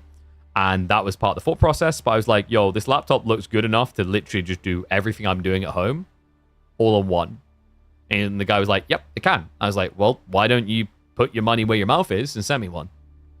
Deal. And here we are, proving that it can actually do everything. We'll also be testing it as part of a dual PC setup in the coming weeks. And we'll be leveraging even more Elgato tech for that. So we'll be using this bad boy. A lot of people are probably going to want to get their hands on this game capture device right now if you are looking into Switch streaming, as I know that's quite popular with the release of Switch 2. But yeah, I've got like Elgato cameras, Elgato lighting. I'm Elgato up the wazoo. If you want to get your hands on that, be sure to check them out and use code KP, I believe we have. You can see it down in the panels. But let's get ready for the next game.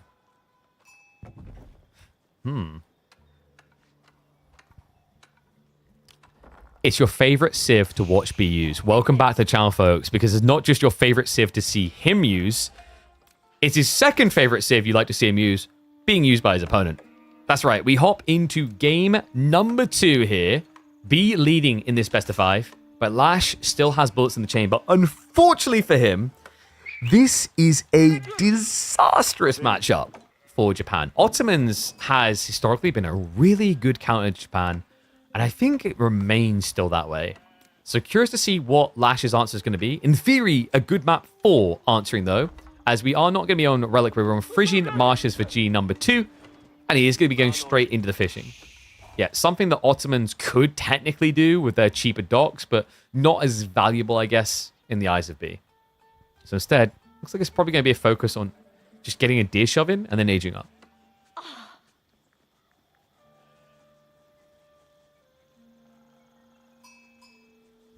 Bruce can deal with that forbidden build? Wait, what forbidden build? Which one? Oh, you mean the Malian one? Definitely not. I think Javelineers can actually beat like Horse Archer spam. Maybe with the nerfs incoming next patch. And looks like we are going to get Rack's reaction. So this should be the D-shove for LaSh, but it just protects him against any harassment early on as well. But considering that B went for military school, I don't know if he really wants to do that much harassment anyway. And yeah, let's get Gambas up, please. Have we got them? Have we got a mod in? Or do I... Thank you very much. I believe that is Fat Blarp being the legend as always. Another Australian? What, good old Iagars? Oh man, I've not heard that name in a long time. We used to hype up Iagars a lot. That guy was an early day innovator. He believed in HRE before anyone else in the game. I still remember his 4 stables HRE fast castle build. And you're like, wait, but that was this guy's build. That was this guy. No, it was Iagars' build. He done it first. And he done it well. So what's B's do well here? I guess he can try to force a bit of pressure on the docks here, but like LaSh should have the reaction possible. Wait, he cancelled the racks? Oh, now that's interesting. Yeah, so what happened here, guys, is LaSh was prepping the racks, and then he saw that it was a military school, not a racks. But B baited him. Millie school into barracks is crazy. What? Yeah, and he timed it after LaSh left. So LaSh has no clue this just happened. He cancelled the racks. He's not going to have any spearmen to protect the dock. And B is now going to have enough spearmen to take said dock out. Only upside is LaSh didn't go double dock, but that's crazy, man. What a soul read out of B. So I guess LaSh, like, with the age up, do you have to go Yuumi now? Your opponent's going to want to go Sapahi, sure. Like, doesn't mean you don't go Yuumi. There is some value to it. I think Yuumi is quickly becoming Japan's most reliable unit. LaSh might age up in time to get an arch to ship out. It's tricky. You need to pull more than that. I think you'd need, like, what, 8 on Akura? Okay, it's up to 6. That's not too bad. And also, B actually didn't pull the scout. Yeah, the scout bailed to go find more sheep. But we have got a spam coming out now. You have to remember, this is not just racks, it's also military school pumping out an occasional one. The other issue is going to be, because LaSh pulled so many people with the Kura, look at his wood income. He's not going to have the resources for a junk at all. Yeah, that's a dead dog.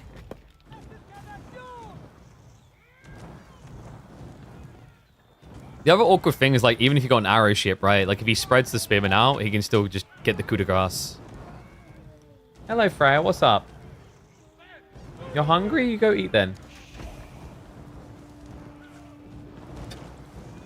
My daughter, bless her, literally comes in, mopey face, just to go, I'm hungry. I'm like, well, what do you want me to do about it? Do you want to try and eat my laptop?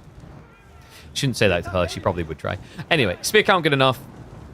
I mean, he's going to set on fire before the age up even completes. And it is going to be a samurai reaction out of LaSh. I think this is an anticipation of the Sapahi.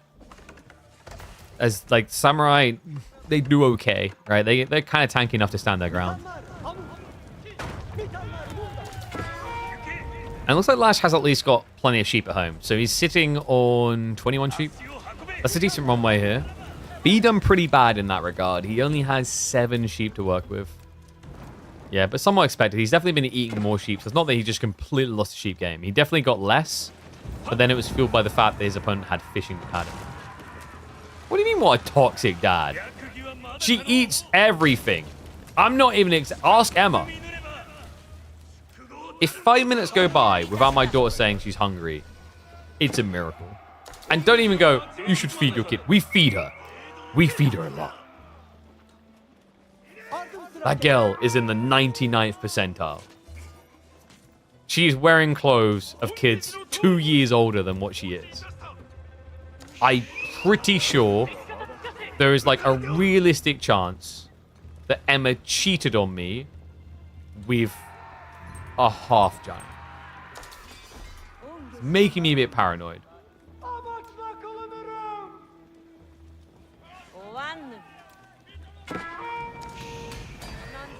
Alright, Spearmen anyway are going to be just trying to burst on the forge. That's going to keep LaSh honest to the age. He's going to have to build reactions. We have the Imam point, though. Oh, boy. Yeah, so the Yuumi play is going to need some time to scale. This is what B does. This is his signature play. Meta being actively produced, or I think in this case, military school, and the Imam's going to come out soon. And look at the micro. This is the thing about this build. If you know how to micro, you don't lose any spears for at least another minute. Because he needs enough Yuumi to guarantee kills. Yeah, she is old enough to get food out of the kitchen. That's why we've put locks on the cupboards. And it feels like B has put a lock on LaSh's potential in this game. He does get Steeled Arrow out before the burn down, so that's pretty good. But now we've got archers coming out. This is the thing. You've built Arax. You've built Bugeisha. Even the Samurai at this stage can lose to mass archers. From the burn down, I mean, it means you can't rush Undermesh. And your opponent can already have Undermesh via the meta. Which should be coming out in about 20 seconds. Okay, 40. Yeah, he didn't have the blacksmith in that early. So what does LaSh do with this? Because the problem is his gold is quite far out. The berries spawn closer. Yeah, so he has like a rough trek ahead of him. This is something that's very different with Frisian now. It's like new Frisian more reliably has these golds exposed than old Frisian. Old Frisian could sometimes RNG with a back gold that could just completely change the state of the map.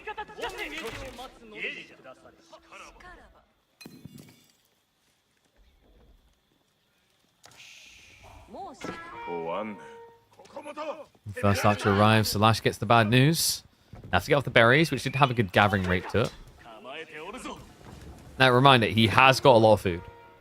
Is the idea here samurai? Because he's building into spears, but he just saw archers.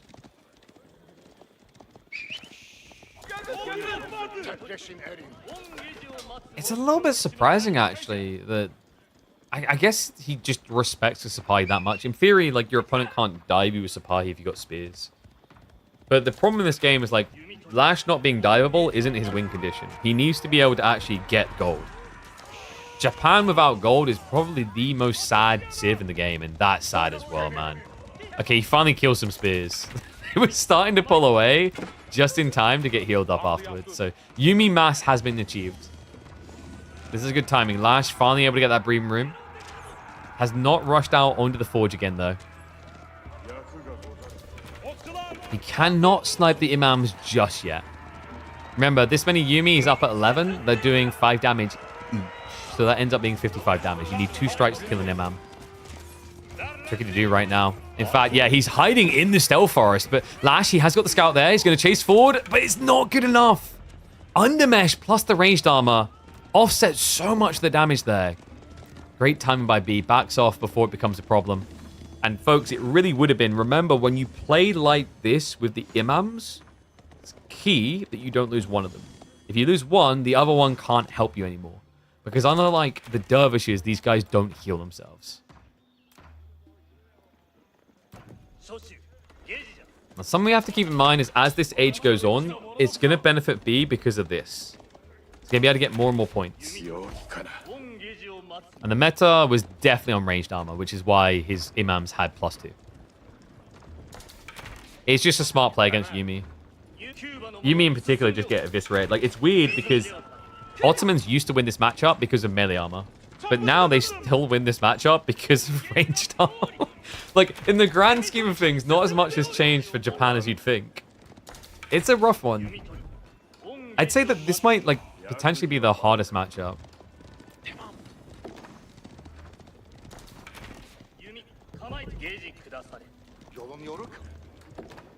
It's interesting, actually, because for a long time it wasn't apparent. I remember talking with Pro on LAN about this. I was like, he's like, I don't know about this game. And I went, it's kind of expected. Ottoman hard counters Japan. He's like, no, it doesn't. And then he thought about it. He's like, oh yeah. Yeah, actually, like, it kind of does.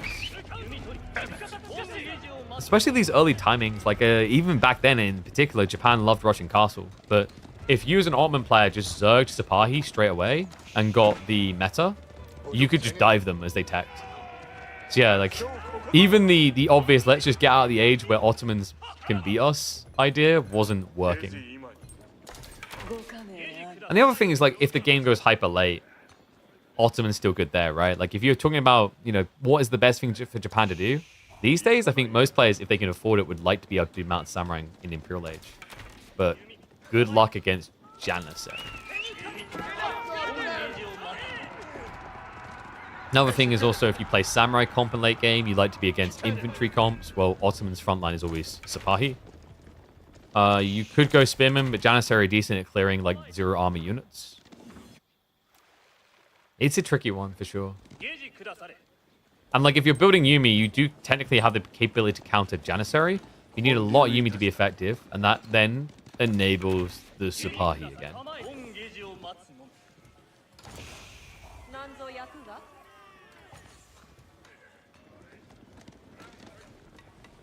The meta for Japan is Onibigeisha mass.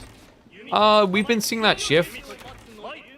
Some matchups, it doesn't feel as reliable. I think the tricky one with Onibigeisha switch in this one is you're playing against a feudal aggro civ that scales archers. It's tricky. The other awkward thing is, like, you need enough food. And this is not a map that he's deer-shoved. He has, however, still got 13 sheep, but he hasn't teched up yet. And I think Bugeisha really hits its stride in this matchup if you can hit the castle age. Looks like we've got a pause. God, I'm still not getting used to that. Reminder, by the way, guys, you did see that Gigabyte pop up in the chat just a moment ago. Be sure to click on the link and go across and check out their offerings right now. They're welcome us this week. Let's do good on the awareness. If you're curious about why to go Gigabyte, go across that website. It'll give you a good enough reason. And if enough people are looking at the brand, I'm sure they'll come back and sponsor us again in the future, which we love doing. We've worked with Gigabyte now 2 times. And it's also to do with the AMD lineup that we've worked with 7 times. I love those guys. Like, that's what I like to see, man. That's the dream, especially as a content creator, is to find sponsors that you can work with regularly.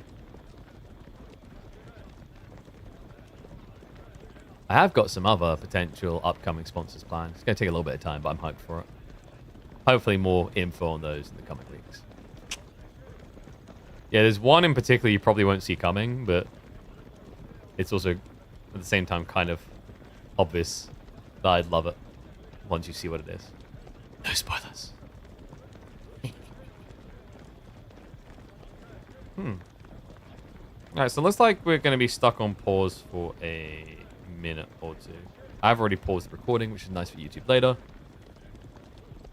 If you guys got any questions on this matchup, like, now's actually a perfect time for us to do Q&As. Because, like, looking at the state of things, it looks like B is prepping for a tech up, and he's also cheeky, man. Look at this. He's moving out for shoreline fish with the workers.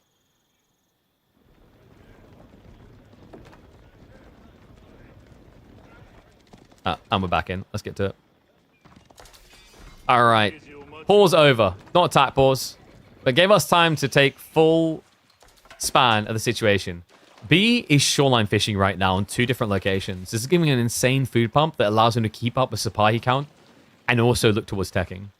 LaSh is in a grim position, and he's becoming more and more reliant on Yuumi that will be countered by the supply anyway.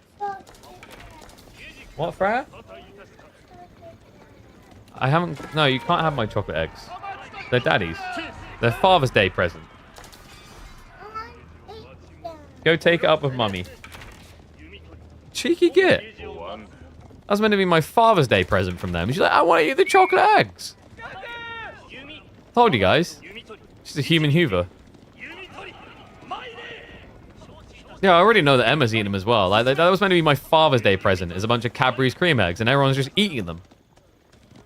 Now I know how my father felt when I was growing up and steal all his food. God damn it. And memory, this is crazy, right? Like, we've got Ottomans with a more impressive army taking up sooner. That's basically what's happening here. And it is a more impressive army. Like, the Yuumi are low-value entities. The Sipahi are premium cavalry.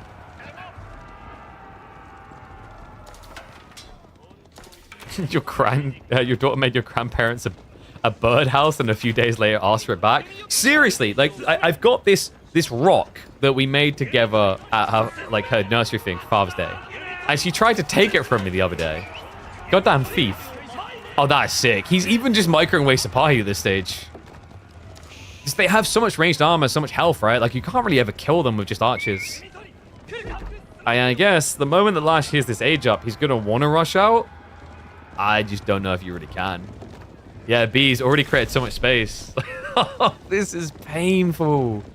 So LaSh is rushing onto gold.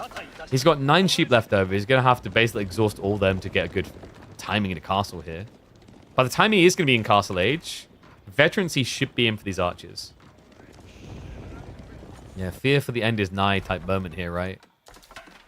LaSh is going to take this opportunity to sneak out the berries. That's very good. Yep, I gotta make that joke. Classic.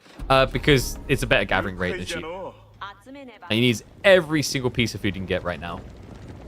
B, hilariously enough, has just aged up, and he's all in. Like, look at what he's doing. He didn't pull the imams to the relics. He's going in for more blood. Veterancy for Sipahi is also just 30 seconds away. Oh my god, he's goading him to go castle.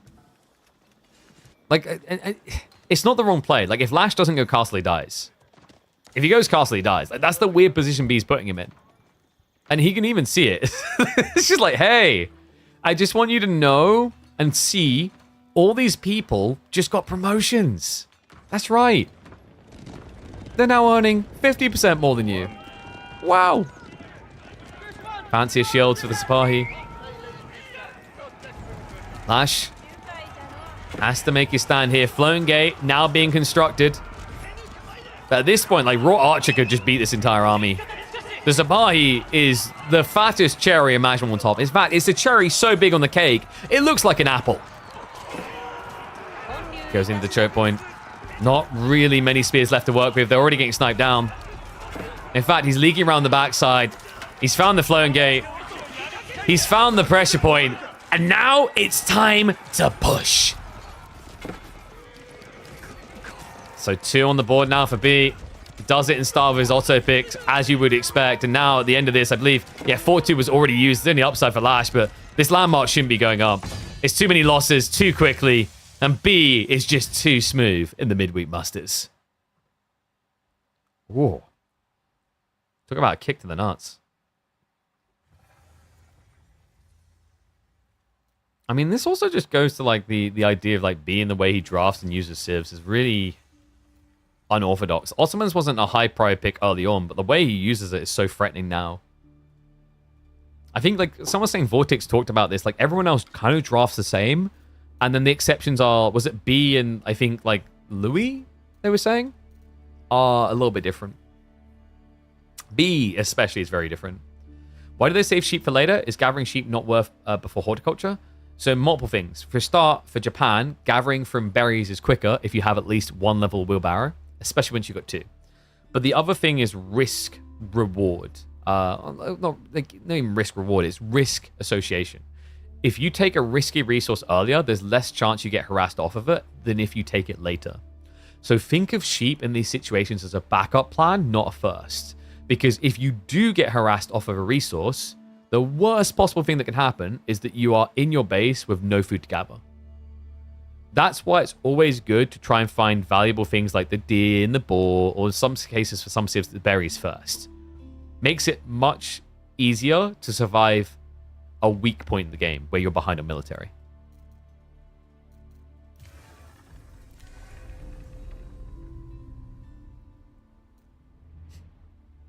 You missed because of ads? I'll tell you what, go on. There's something you can do about that. Subscribe. That's right, guys. Reminder, if you are enjoying the content, if you want to see more of this type of content, subscribing helps us immensely on our journey as a full-time content creator. It makes it possible to keep doing this week in, week out. It also means that you don't have to worry about ads. We've been live now for 3.5 hours. Based on ad generation, that means that you would have dodged about 21 minutes, I believe, of ads so far on this broadcast alone, on this single one. And we stream 4 times a week. It's a no-brainer. On top of that, you do get your hands on some of the best emotes on the platform, if I do say so myself. Where are my K-Pig hypes in the chat? Haven't been seeing enough of them recently. Are you guys just not that hyped by the gameplay we see here? I'm heartbroken.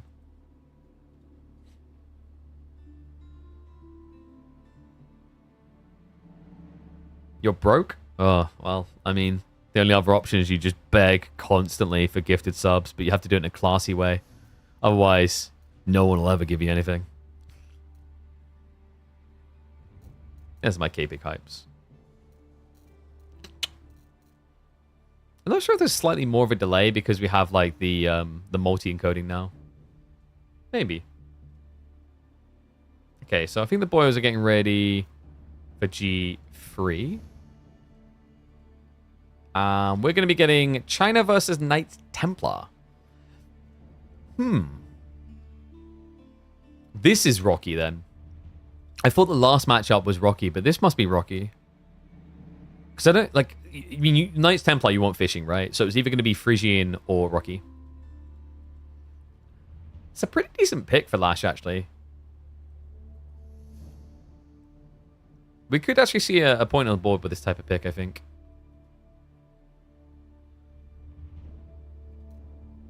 There's definitely a path to success with this one. Yeah, we need to get more people subbing anyway. Like, wait, what are we at on our sub goal? Let me have a look.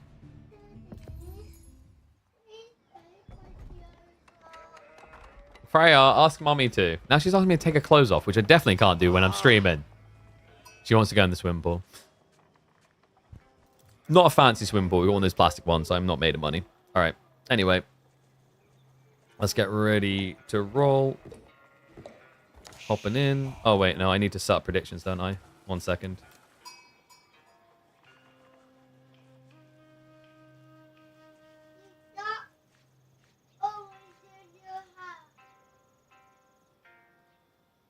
All right, let's get going.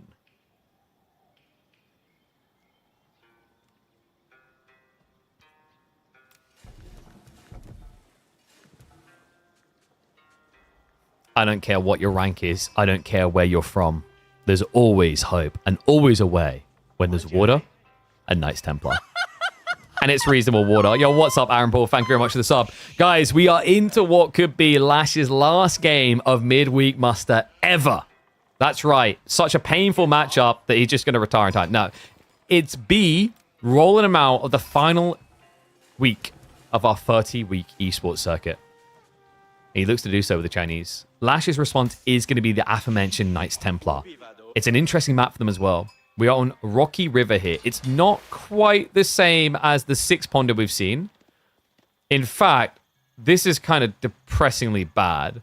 Rocky River only has 2 shoreline fish, and I'm wondering if... Is there a world in which LaSh got it mixed up with Dry River? Dry River, I believe, is the one that has 6 ponds with 3 or 4 fishing in each. Whereas Rocky River, when it first came out, there was actually a decent amount of fishing, and it got nerfed into the ground, actually. Like, people just stopped doing it after this change because they put it from, I think it was 4 down to 2 fishing. There's only 1,000 food per pond. Now, for Knights Templar, I think that in their brain is just about good enough, but this does not give you much runway. I'm just catching up on chat. So wait, what did Aaron say? I type on your phone since you watch on TV. Oh, nice. Oh, yeah. Careful with Twitter. Dude, like, I don't know about Twitter, man. I've got, like, X Premium, and I might just end it. Dude, it's weird that I've got so many followers, and, like, no interaction happens on my tweets. They've been doing weird stuff with the algorithm. Like, you almost have to do, like, baiting-type comments to get any responses nowadays. And then there's also the copious amounts of job offers I get, which is, like, you know, work at this hotel, and it's a scam.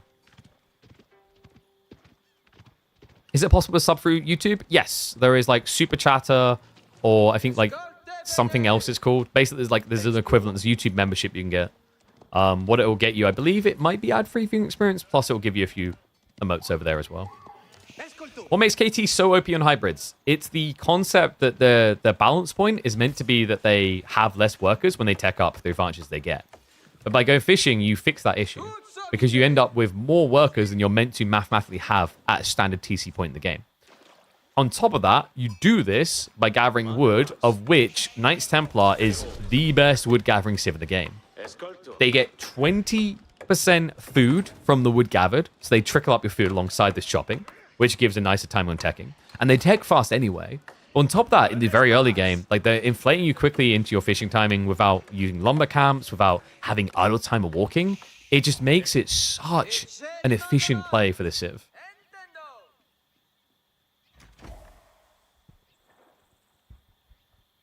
And the pilgrims down the line are nice, but saying it has nothing to do with pilgrims is kind of a lie. It definitely helps down the line, because the concept is of pilgrims, like, you sacrifice 1 villager worth of production, but in return, you get about 3.5 villagers worth of gathering every minute if your pilgrims are getting through. So that definitely helps fix some of the issues. Yeah, where pilgrims get really insane is later on. Is esports dying? Esports has been dying for years, technically, by people's belief. Some people just buy into the fact that Overwatch League's peak viewership and going down from there is bad, but they forget that that crap was embedded. Esports fundamentally needs to change at its core and how it functions as a business model. Once it does that, things can get better. Twitch really needs to invest more into esports and how to leverage it. And a lot of orgs need to think about how they make money, because a lot of them don't. But this is how you make the big money be. Oh, no, dude.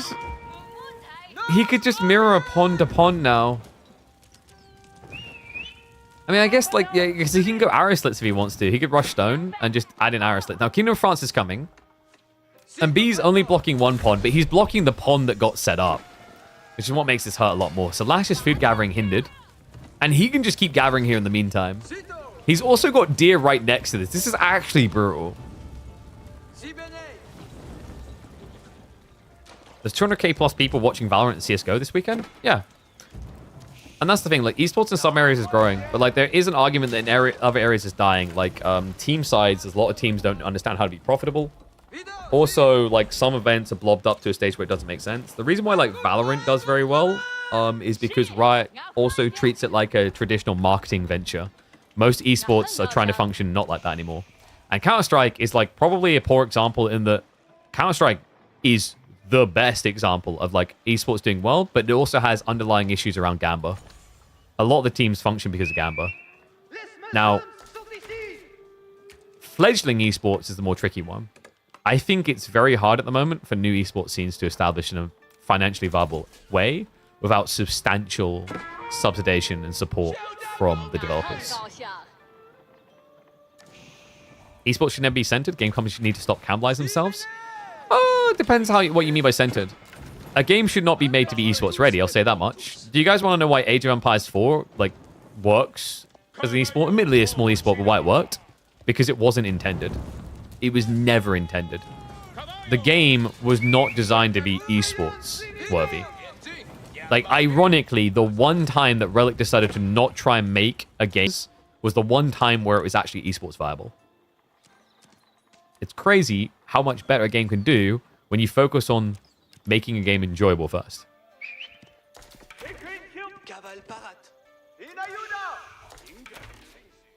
Yeah, if you're asking is like esports dead within RTS, then like there's an argument there. Like esports and RTS has struggled for years though.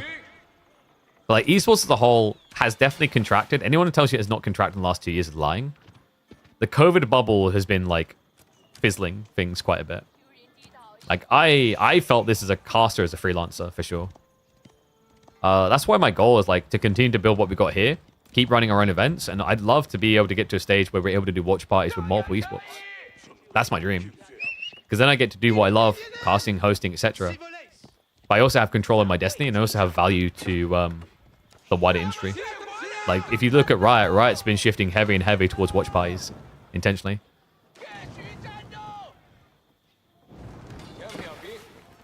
So this is interesting, actually. LaSh has managed to kind of wiggle his way out of what looked like a pretty damning position.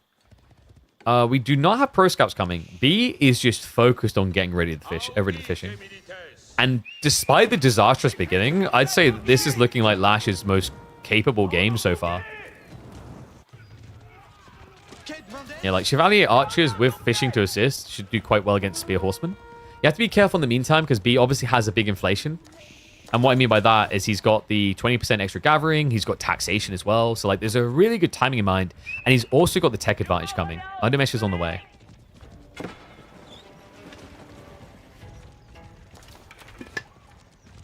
Can you tell Halo to stop to focus on making Halo enjoyable? I don't know if you're going to get him to do that, dog. And by the way, the whole Blizzard TOS banned all esports tournaments with prize was above $100. Most scenes have that in some way or form. So I believe for Apex Legends, you need a license if you're doing above 10K total across the year. And that also includes your production cost. There's not many scenes that actually offer you up the Wild Wild West treatment. A lot of time, devs want a piece of that ass. Exception being Valve. But like, there's a danger in rushing esports scenes, by the way. I think that happened with Deadlock. Some people managed to bring in Gamba money to Deadlock early and inflate the prize pools to a point that, in my opinion, was silly. I think it started to soften and people have realized that money doesn't make sense. But like, I think that hurt other people's ability to try and function in the scene anyway. That's why with KPMM, we have a like structured balance here, right? Like we're $300 a week. Because like I'm a 300 average viewer streamer.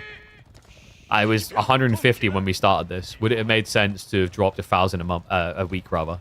No. That's what I call an unsustainable esports model.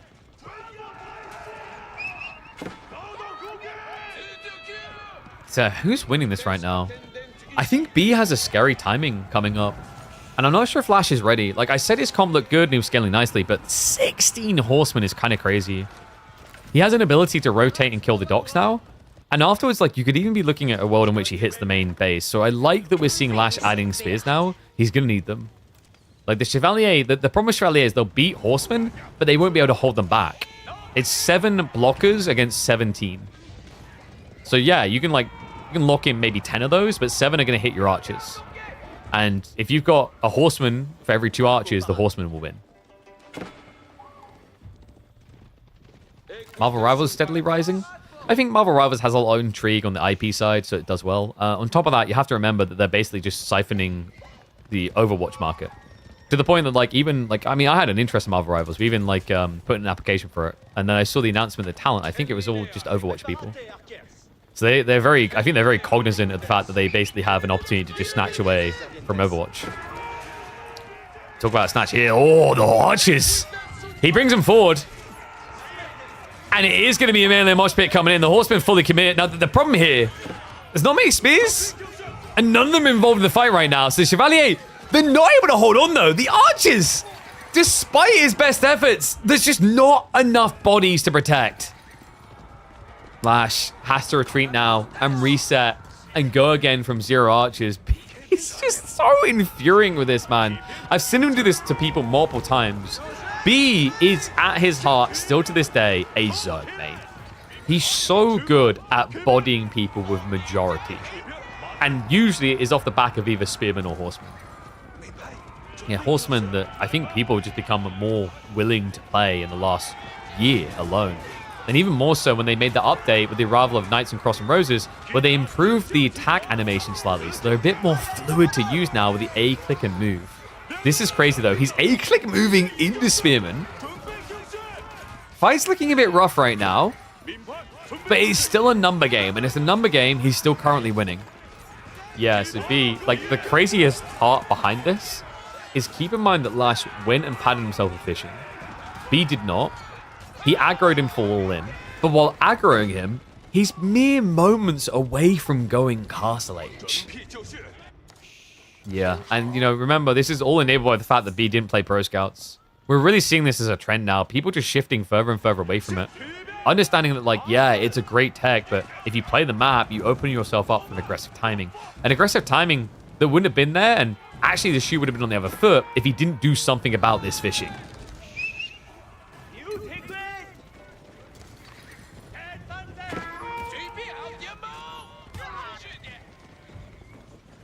Group War scene is going really well.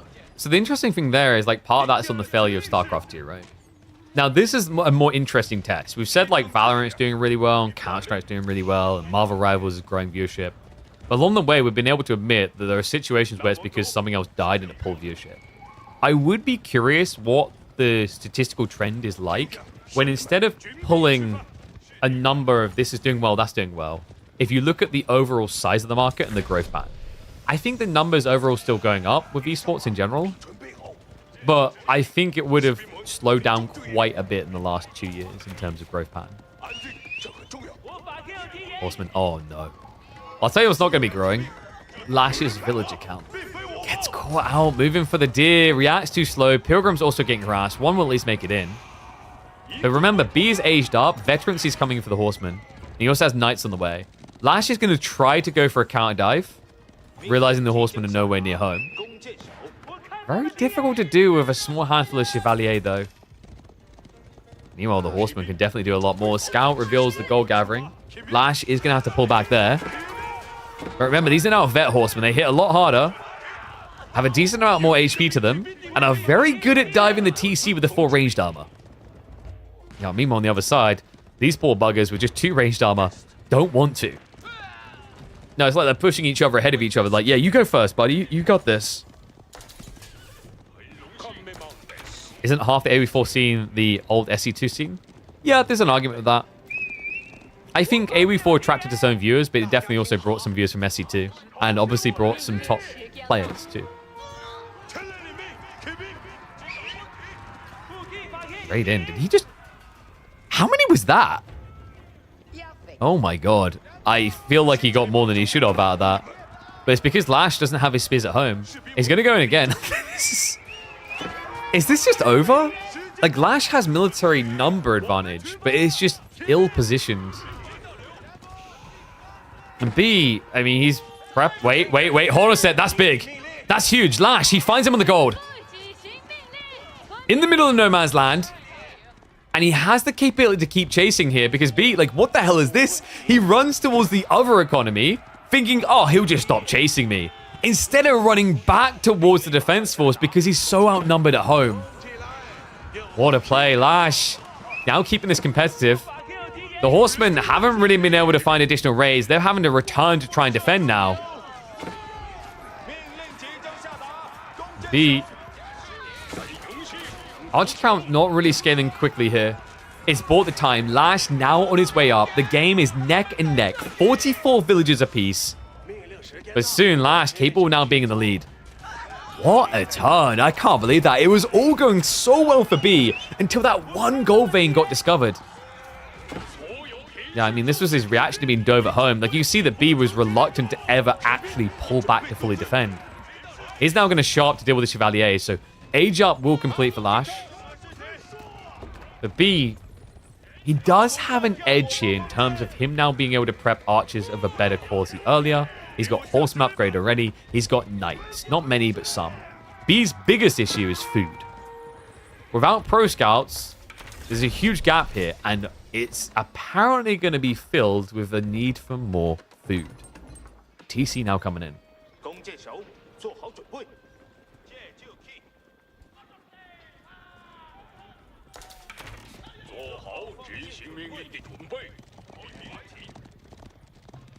Every pro AoE4 player is an old SC2 player, so basically you got me. That's not entirely true. LaSh is not an SC2 player. Wham, Poppypaw are not SC2 players. Anatan is not an SC2 player. Poppypaw, Wham played some SC2, but they never competed, is the point. Did LaSh play SC2? But he didn't compete, right? I think the argument is like what your pros look like. And in terms of pros, like Louis MT was not an SC2 player, right? Like you have actually got quite a few pro level AoE4 players that weren't SC2 people. They might have played it, but you can say like that of many things. Like if you're talking the pro scene, we actually had quite a few people that broke through with AoE4. LaSh, is he about to be broke here though? B finds him again in that gold, rushing it this time. Horseman is tricky here, guys. Like, they move so fast, right? Has got lances, which is slowing him down a bit. Not enough. And the other awkward thing is, I don't think LaSh knows that it's 2TC. No, I don't think he scouted it. I think they're like 40-50% old SC2 players and rest are new players. Yeah, but that like takes time, right? Like that type of logic, it's kind of like saying when Dota 2 came out, it's like, oh my god, so many of these people were Warcraft 3 people. It's like, oh yeah. You build your audience from somewhere, right? The goal for AoE4 now is like, okay, how do we get more new players engaged? How do we get more new players coming in? One of the biggest challenges that Age of Empires 4 is going to have as time goes on is this barrier to entry that builds as you develop more civs and the meta deeper. That, by the way, is why big, drastic flips of the table are actually quite important. You know, kind of like how they changed things up and Pro Scouts came in. Like, imagine if they added new food types to the map. It's a different outlook on the game entirely. Okay, so LaSh, he's going Templar Brothers. But the fishing is a little bit lackluster. Yeah, it's gone over there. And it doesn't have long left over here. Now, this is the thing, right? Like, he's behind on economy, guys. He's going to be even further behind. 8 of his 46 workers are fishing boats. B is pulling ahead real quick here.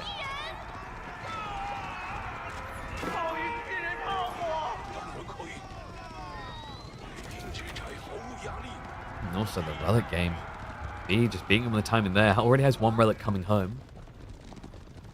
LaSh can start to lean more and more into reliance on what the Templars love to do best, which is pilgriming. So it's going to take time, right? It's not at the stage yet where he can build into those castles. AoE4 does very good onboarding with their tutorial. I will agree to disagree on that. Maybe the Art of War stuff, but like the campaign as a tutorial is really bad. And we've seen this look really bad once today. Free TC. Very different game this time around, though. No song either. But yeah, the campaign for AoE4 is like bad at teaching people the game because it has things in the game that aren't in the game anymore. The expansion campaign, however, is damn good. Man, but LaSh looking damned and not so good here. He's going Mass Templar, brother.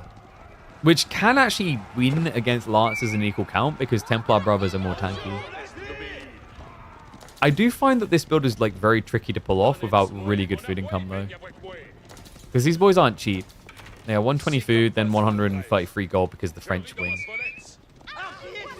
Archers, he was thinking about fishing for the fishing kills. He's going to hang around for the galley kill now. LaSh, does he know? He's got to know, right? Yeah, okay, so he knows now that it's at least 2 TC. And if he didn't know about this one before, he just discovered it. So he confirms it's now 3 TC. Which is just insanely greedy, by the way. Especially considering you haven't begun a farm transition yet. Let's see if he can defend himself.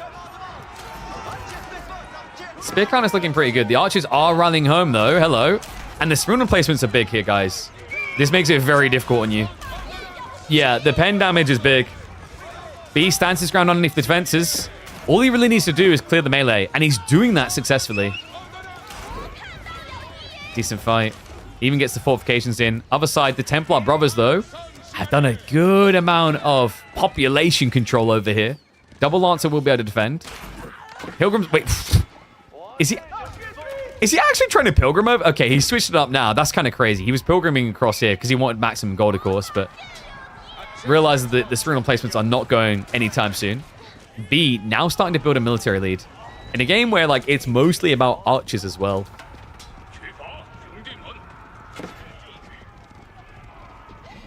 RTS was original, then, of course, Dota built on Warcraft, and the MOBA was born. Yeah, like, MOBAs basically was the next step after RTSs. And I think RTSs, like, there's been this big struggle to return to simplicity in people's brain, because they get very elitist about it, like, oh, I don't want something simple. But they misunderstand, like, it's not about being simple as much as it's about being simple to pick up. And RTSs often overlook that detail. It's why it's kind of a shame about Battle Aces. I know it wasn't everyone's cup of tea, but it actually was going to be one of the best things to happen to RTS as a genre in a long time. Because it was going to be accessible for people who just didn't play.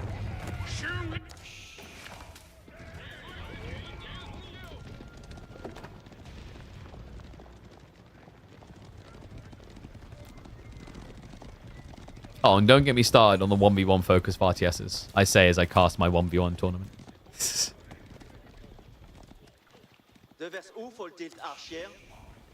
So with things slowing down, this just benefits Pino. He won the relic split, it's 3-2. And now we've got poor man's farming. Yeah, no granaries. He never went for the song.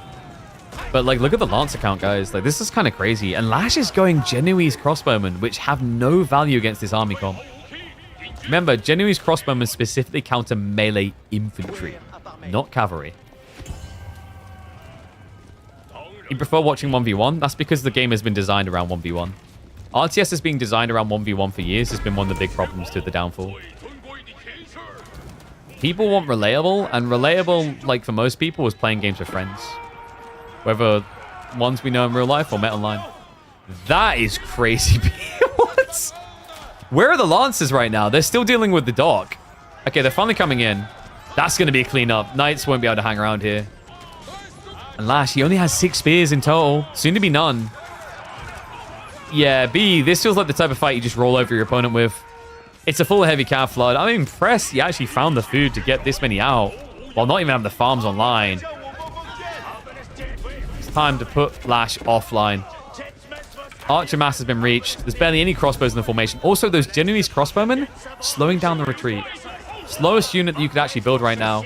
Means it's hard to get away from this. The second wave of archers and lancers just came in. Now I think we're on the verge of saying farewell to LaSh and it being a 3-0 destruction for B. And there you go. GG comes in. B wastes no time at all. On form, as always, in the midweek musters.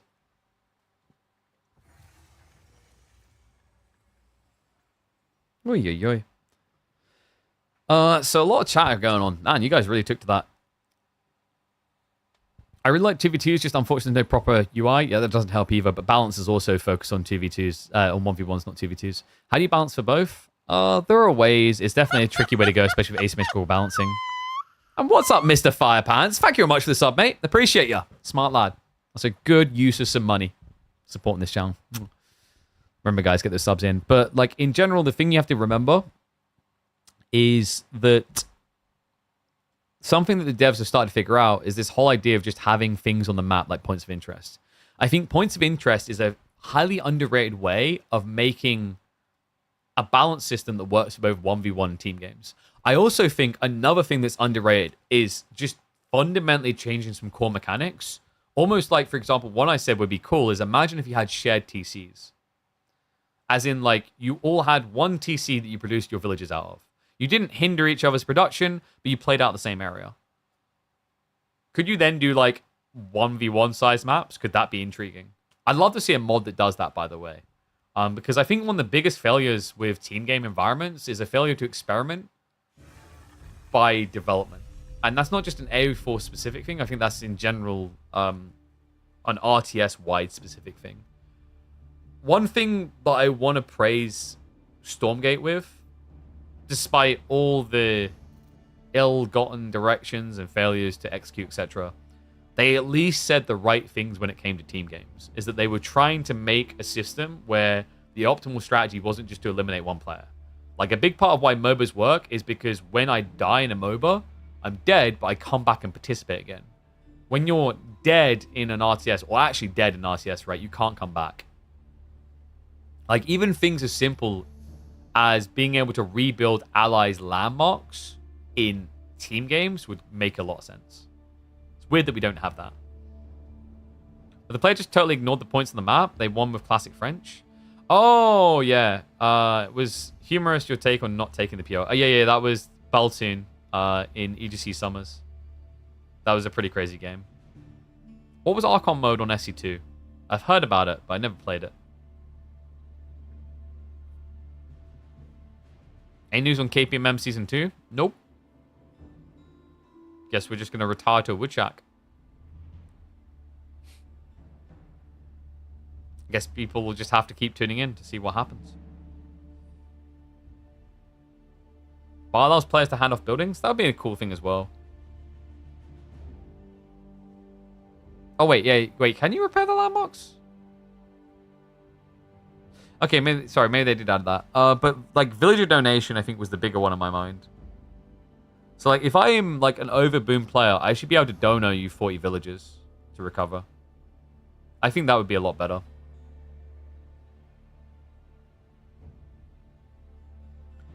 And you can tell, like, this wasn't in the design or the thought process in the early days, by the way. Because early on, if you lost your landmarks, you just died. I'm glad they fixed that. Here's your landmark, rebuild yourself. Exactly, right? And, like, maybe some people don't like that because, oh my god, that H3 player is just going to reboom straight away. Who cares? Comebacks are still going to be hard at that point, but they're going to be possible, I think is the way I describe it. And comebacks are important in games. If there's no, like, if there's no feedback loops, no comeback potential, it makes for a boring esports scene, and it makes for, like, a boring experience to play, I think, for a lot of people. You don't want stupid comeback loops where it's like, well, you completely lost this game for, like, an hour, why are you winning now? Suddenly, after one fight, right? But you want to feel like there's paths to recovery. I think RTSs in general, this isn't just talk about AV4, this is target in general. Like, you take players out. You take them out, and they don't exist anymore. That's the thing. You know, like, Counter-Strike, I can get taken out, but I'm back the next round. I have another chance to do something. Whereas I've played team games in AV4 before, where, like, I've been the bullied party, and that's just my existence for the game. Like, we won as a team, but I felt like I never had a way that I could suddenly be, like, getting my revenge for me being fully capped and doing a push or whatever, if that makes sense.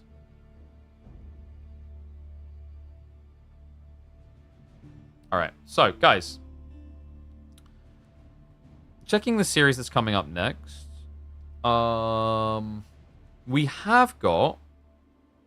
What time is it? We've got Gully Deckle versus Numadon coming up, actually. And that's going to be happening at... That's going to be happening in an hour and a half. So, we have got a little bit of time to burn here. I would like to cast that series. What I'm just doing is I'm checking with Emma when food is planned. I don't know if Emma's in the chat right now.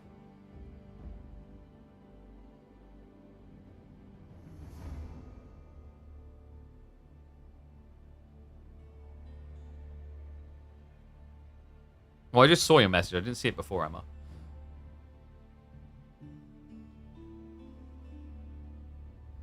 Team games don't play as team games? Agreed. Like, if I'm playing Dota 2 and I get into a 5v5 fight, I feel like everyone's there, right? And they do stuff. In team games, it's almost like you get linearized to doing different things. Haven't started cooking yet? What the hell? What are we having? What are you cooking that takes this long? CNC4 was the beginning of Downfall RTS? Maybe. I never bothered with CNC4. It just looked like trash. Red Alert 2 is still good to this day. It's interesting, actually, because when you look at the golden age of RTSs, a lot of the RTSs that people love and adored weren't actually very well balanced. Cossacks wasn't a very well balanced game. Rise of Nations wasn't a very well balanced game. Age of Empires 2 back then, I'd say, had its balancing issues, right? Red Alert 2, as much as I love that game, I don't know if I'd say it was that well balanced. Warcraft didn't start off that well balanced, right? It got there. Oh, Emma, like, respond to the messages. What for dinner? I'm gonna beat her with a stick. We'll probably have time to cast a pub game. Let's see what the boys are doing on the ladder. Who we got? Who's Gol Crep? Huh? Rogan?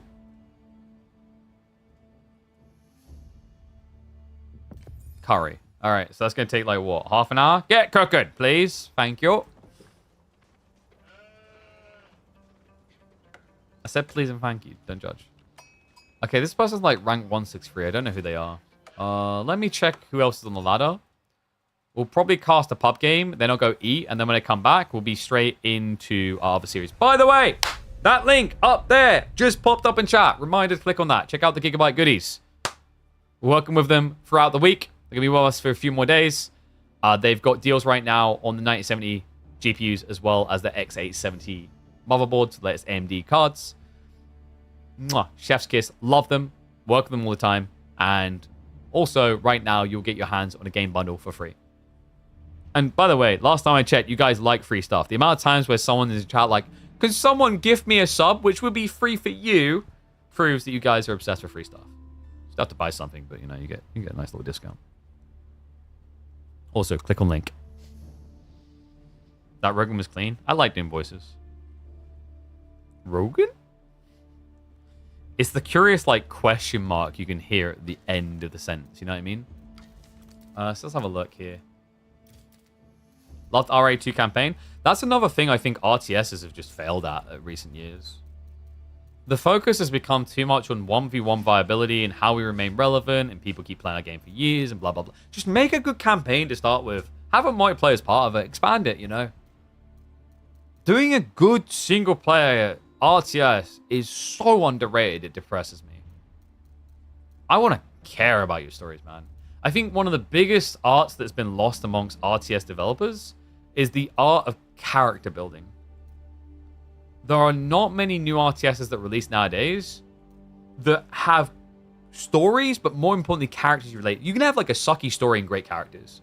And it's more important to have those characters because you relate to the story through the characters, right? So actually, like, if you have story or character building, if your character building is really good, the story can actually kind of be forgiven for being kind of like predictable and whatever. But, you know, it's like even just the simple things like iconic voice lines. That's what I was saying about Battle Aces earlier. What Battle Aces done really well is they had some of the units felt fantastic.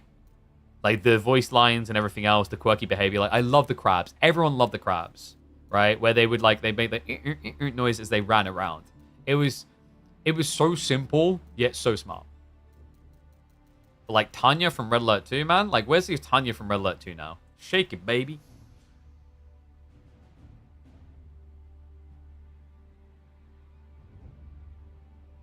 Oh, yeah, the little screen on top, right? Yeah, I remember that. Look at Godsworn. Someone pointed me towards it before. We had a little bit of a ganders at it. Is that game out yet? I don't think so, right? I don't think it even has a release date on it. There was another one, the Immortals game. But, like, Immortals was very much focused on being... Oh, sorry, Godsworn is out. Immortals was very much focused on being, like, a StarCraft 2 type game. They want the competitive side again. And I think that the competitive side is just kind of overrated. Kerrigan? Hell yeah. Dude, Jim Raynor. Like, come on. Ufa? Like, don't get me wrong. If you have a good story and good characters, Moon, right? But if you just have standout characters as well, people will get their kicks bare minimum. Goddamn Yuri from Red Alert 2. Did you try out Tempest Rising? I did. I think Tempest Rising is a cool game. We even done a sponsor stream with them. Didn't invite us back. Nah, I'm good. But like with Tempest Rising, the problem with Tempest Rising is just it's cool. It's got some quirky units. It's definitely not well balanced. It's got balance issues for sure. But with Tempest Rising, there were no characters. I didn't feel attached to the characters I was portrayed. Right? Kane from... Yeah, like they didn't have Kane. They didn't have Tanya. They didn't have Romanov. They didn't have Yuri. Right? And this isn't just shade on them. This is just in general. And also the idea that you didn't have no replay, no observer, I don't think that matters. Because that's, once again, that's an esports focus driven thing. You just need to get the campaign right. I think the campaign, by the way, we played some of the Tempest Rising campaign. It's a decent campaign. And I think for a lot of people, Tempest Rising won't be an RTS that lasts in their mind. They'll play the campaign, they'll move on. That's fine. But like, sorry, we were searching for game, weren't we? The big issue is just like, if you really want a campaign that's going to be memorable, anchor it with characters that are memorable and build from there. I think there's in RTSs, there's way too much world building, not enough character focus, if that makes sense. It's almost like everyone who makes RTSs read Tolkien's writing and thinks they can just build a world like that. It's tricky to do that. It's so much harder than you'd think. Right? Like, why do you guys think Dune, the second time around, is doing so well compared to the first? Because the first one tried to overload you with political complexities that you weren't yet akin to care about. Whereas Dune 2, like Dune, the second take, we've got this character, we'll follow this character. It's weird because Dune, like the original Dune, kind of had that, but they then also, it felt like they were trying, like I've still to this day never watched the thing the entire way through, because it felt like the original Dune was just trying to, at times, mansplain the political world to you. That, by the way, is like, and I just said Tolkien's works with Lord of the Rings. If you guys look at Lord of the Rings from a movie perspective, the reason it works so well is because it anchored itself around these individuals. Same with Hobbit.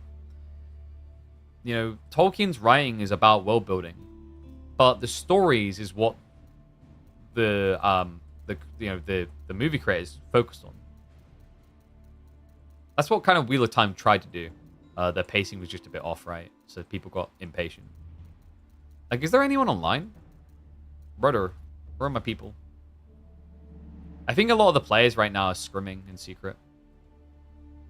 Oh, wait, we can have a look at one or two of Dumu's games, can't we? We'll probably cast one of Dumu's games and then try to cast the rest when we come back. Because we've obviously got that live series that would take priority between Gully and Numu. So bear me a sec. What we'll do now, we'll load in Benjamin and Myriad's draft. I totally forgot we had that series. Sorry, guys. We could have been in the game already.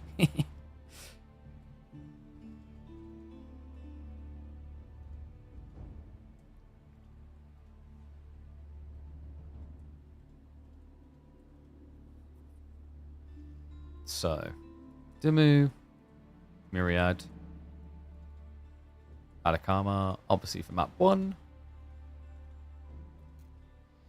Lord of the Rings has a lot of things going on, going for it in the movie form, the actors, soundtrack, yeah. But like, my point is, from a storytelling perspective, does it start by throwing you into a giant world and showing you everything, or does it begin you from the humble steps of a hobbit? That's what it done so well. I think a lot of people would have clocked out the Lord of the Rings world if it just tried to throw you into big crap. Like, people act as if they want giant explosive fights, but then Michael Bayers improves that they don't. Right? It gets all exhausting. You want to be able to scale. Start something you believe in, you invest in, and then get up, build up to it. Okay, so let's see what we've got here. We're going to do an Atacama game by the looks of it. And then we'll come back to this series later, like I said. So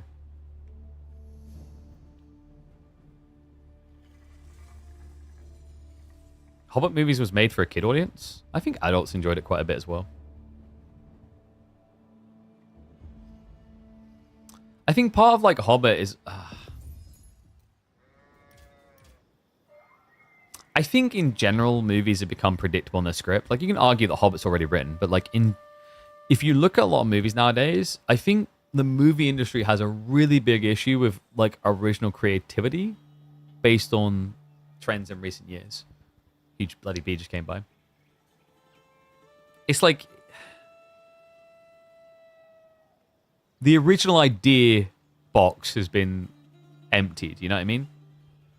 And they're struggling to find the good stuff.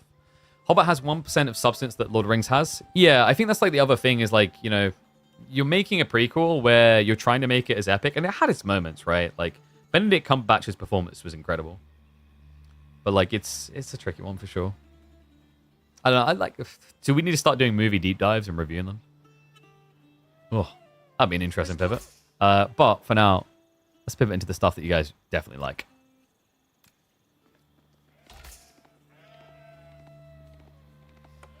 It's the battle between the Brit and the guy who sounds even more British than the British guy. Welcome back to the channel. It is time for the quarterfinals. Myriad versus Dumu, and we've got a fun one. Dumu's been enjoying this, man. Didn't he not just play this in the previous rounds? Byzantines up against Rus. A matchup that he felt the pain of when the boot was on the other foot. If you guys remember, we had Numadon versus Dumu in ETC Master Summers, where Byzantines dismantled Bruce. And I think this is like, I don't know if I want to say hard counter. I think it's definitely Byzantine favored though. They've got solid timing into Javelins, into Kira Siphon that can shut down this current trend of fast castle Rus builds. So curious to see what Myriad's going to do to address that. If it's just going to be straight up greed or a deviation. He has got the deer close enough by that you could be very efficient with Rus here and not need to pro scouts at all. Benny boy. We know he loves it. This is, yeah. Dumu has done this once this week already. So most players at the moment, the strategy that Byzantines have been employing is that you go into a massman of existence with 2 villages on the stone. You scale up, and then you just like overwhelm your opponent with your javelin timing into 1 Kira Siphon, a flamethrower ram. The difference with Dumu is actually that he likes doing 2 TC. We've seen it once this week already, and we definitely seem to be getting it again. This is the way he done it before, where he capped out the systems and then falls back for a second TC around, I think it's like 7 or 8 minutes. Very different kind of build. And I think the thing that lets you get away with this is the fact that you are up against horse archers, most likely. If it's horse archers, it means that you can actually rely on javelins from an age behind with the Mitane to kind of hold. And then, because of just how efficient each new villager birth is with the system buffs, you actually catch up to castle quite quickly.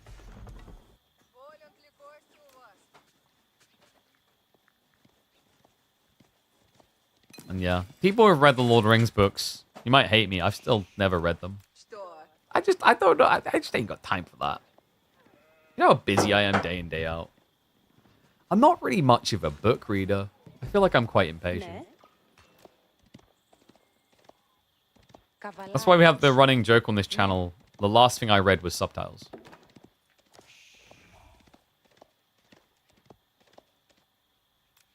I don't know. To me, like, time spent reading a book could be spent playing a game.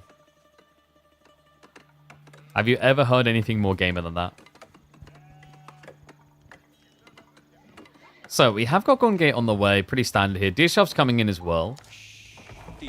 Level 3 system is already about to activate for Dumu. Like, this is a really interesting time he goes for. Most people, once again, 2 or 1 on the stone, not 4. Do you even read chat? I can just about manage that. Sometimes you guys get boring, though, and I have to look away.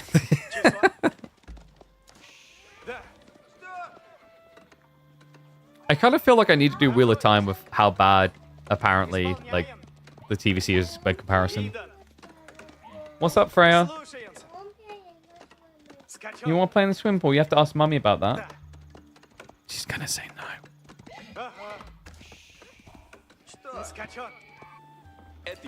You know what, actually, like, what was I was just thinking I would read? Oh, that's right. Someone was telling me, like, Sandman, the book, is so much better than the Netflix series. That's the one that got me tempted. Because Sandman, the Netflix series, I thought was incredible. But apparently the book is on a whole other level by comparison. The other one I came close to doing it with was American Gods, because apparently the TV series does it absolutely no justice. So chill time over. We should be focusing on aggro soon. We've got second TC probably about, what, 2 minutes away at this current trend? Grand Winery's coming in. So Dumu, like, he's lining up quite nicely here to get level 5 system plus 2 TC, 7 minutes 30 probably. Likely going to see him drop it, what, towards the deer? You could actually shove this in and then just guard the gold plus deer. First scout's coming in. Oh, did Mummy say no about going to the swim pool? Isn't that a shame? You can't go in the swim pool then. You want to say hi to stream? Yes. I want to say hi. Say hello. Hello. Is that you? Yeah. Slow stream kisses. Slow kisses? You can't touch the screen. Off you go. Go see yourself in the mirror inside.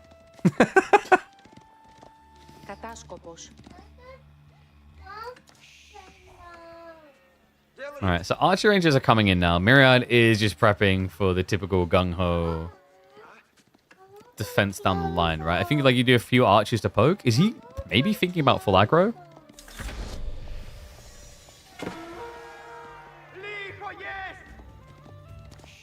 I think... Could you actually ram down the second TC strat?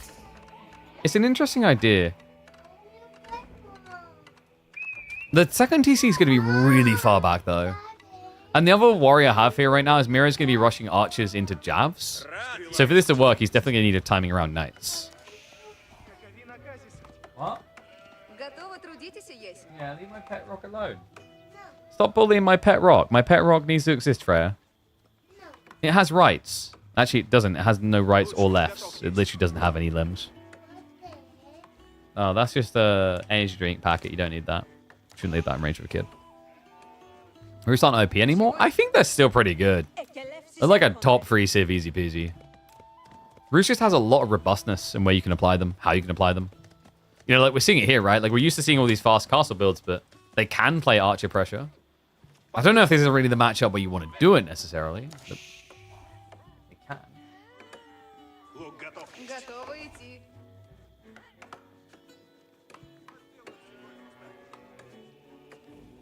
Sorry, guys. I'm just tackling a child that keeps trying to get in where all the cables are on our PC setup.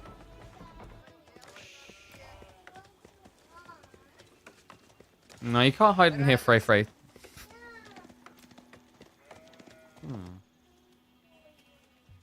So it looks like Mirrored was just doing the archers to protect then. I think that's kind of okay. What I'm a bit worried about now is like when you build an archer range, you're probably thinking horse archer straight away. You could maybe add in like 2 or 3 to raid. You're probably going to need something a bit more solid and reliable, considering this surely has to be javelins.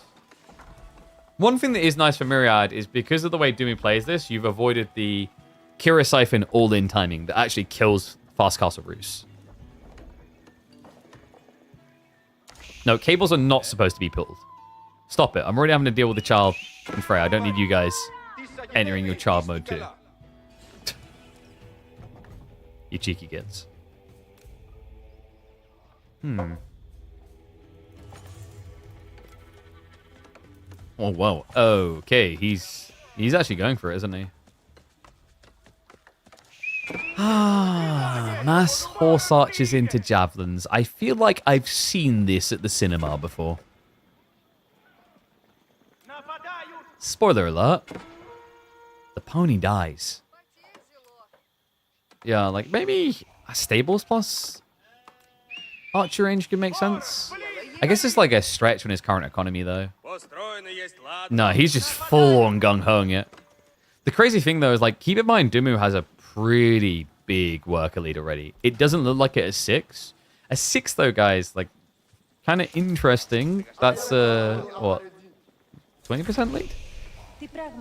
And then remember, he's got a 26% buff to all of those workers. So he's actually not sitting at almost 40 workers. He's actually sitting at almost 50. By almost, I mean he's sitting at 50. High Trade House is at least going to be coming in. Get your numbers in on this one. He does get it on the fat tree line, which is always your goal. It's still economically, like, it's actually, he's kind of trailing. So I guess Myriad's goal should be to rush into relics. And yep, we have got the monastery coming in. We've also got more deer coming home. And we have to remember that Dumu, he did secure the 5 stack of deer with that second TC, not the 7. So there is a lot of food on this map still for Myriad. Just give him some runway.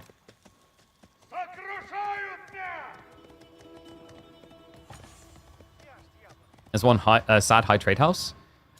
Is it? Are you kidding me? Fablop.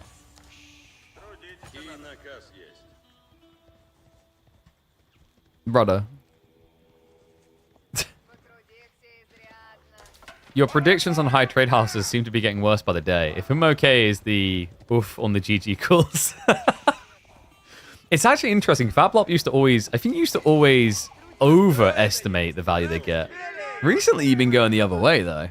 No, remember, he's trimming the tree line behind, and it's still a really dense tree line here that's been untouched.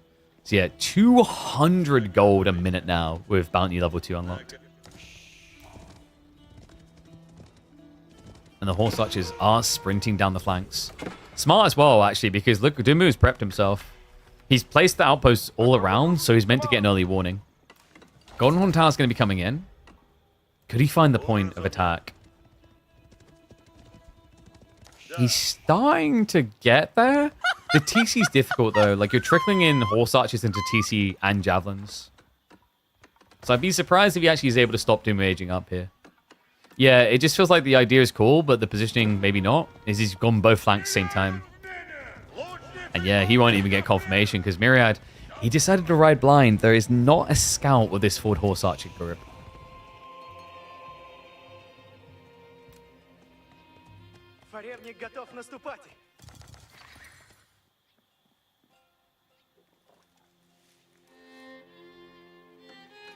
I'd say Myriad might want to consider 2TC.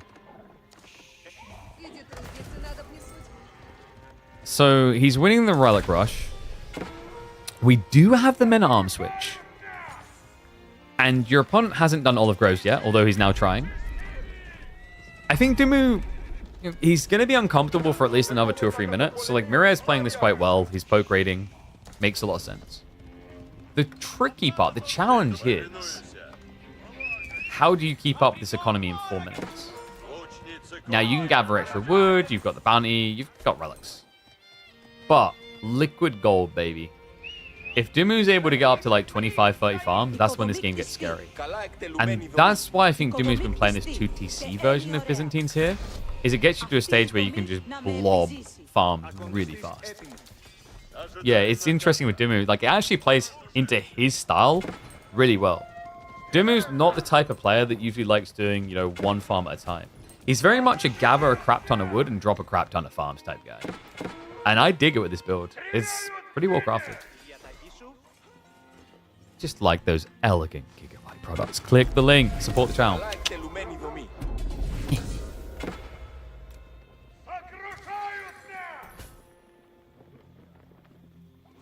Oh, there's my mum in the chat. Hey, mum.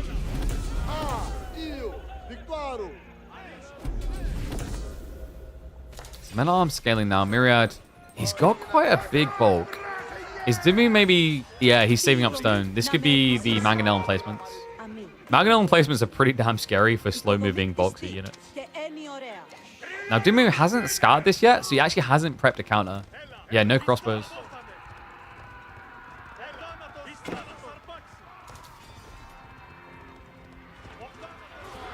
And javelins... Oh, okay, so he reveals them now. Remember, javelins are just going to wipe any horse archers that show up. Limitane are just the meat blob. But what we haven't seen yet is Dumu's answer now to MAA. He has got the Raxus, so you could technically switch for Angian if you think you can outflood. His food income isn't quite there yet. So crossbows would definitely be the more obvious answer. Instead, it's going to be more Limitane. He has got teardrop shields coming, so that'll give him mobility. And LaSh begins. He's just trusting the jabs. Yeah, because he can scare away the horse archers and then counteract the men-at-arms. On top of that, Myriad is trickling troops. Small group goes in, small group goes down.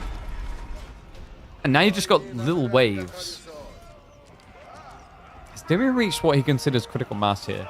18 javelins is pretty good. If you do the maths on it, like he's doing 12 damage, you can mitigate half of that. Even then, though, like with 18 jabs, you're doing 6 damage a strike. That ends up coming out at 108 damage per round of attacks into 155 HP unit. So you're actually not far off of a one-hit kill. If Dumu can get up to 30 javelins, he'll just be able to start whittling away at the men-at-arms. And remember, the difference here is for Dumu, this is becoming an infinite play. More and more farms are getting added in. Meanwhile, for Myriad, there's a grand total of 0. He's relying on the pro scouts. His play is limited, and it's starting to miss its timing. And so much so that Dumu is even now going into crossbows, the direct answer. We have had these poke raids on the back. Horse archers are going to find a few worker kills, but penny in the pond right now.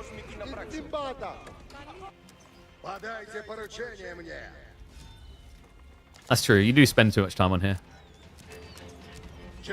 You could be dealing with Freya right now. See, come visit her. She's constantly running, yelling swimming pool at us right now.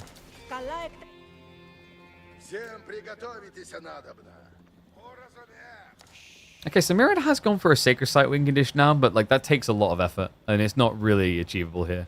I think what Myriad had in mind is suffocate his opponent for 4 or 5 minutes, and then maybe be able to afford a keep.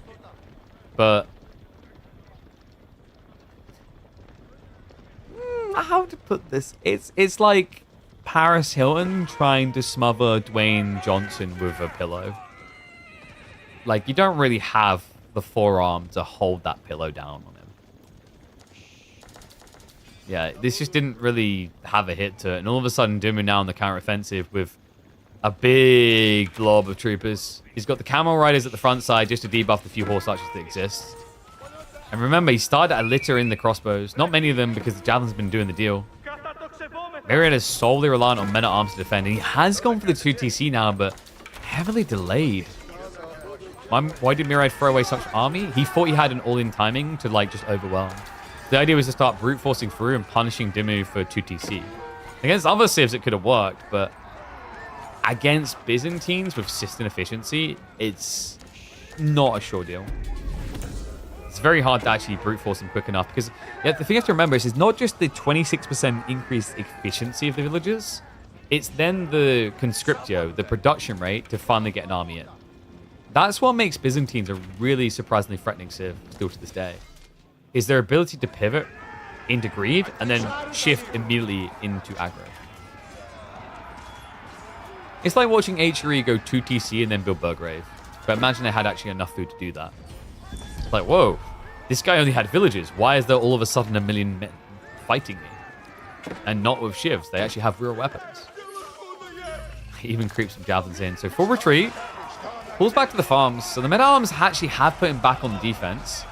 But Dumu now has 14 crossbowmen. Like, that's what he was buying with that retreat, guys. He bought enough time to actually get the counter units into play. Myriad, I think if this doesn't kill, he's out. He doesn't have the food income to keep up anymore. And the javelins are going to waste a lot of effort.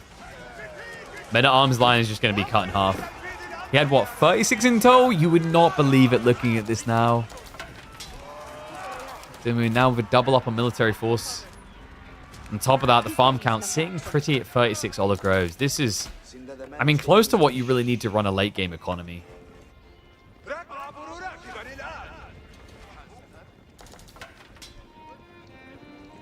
I need to call my mum more? No. My sisters hog her phone line all the time.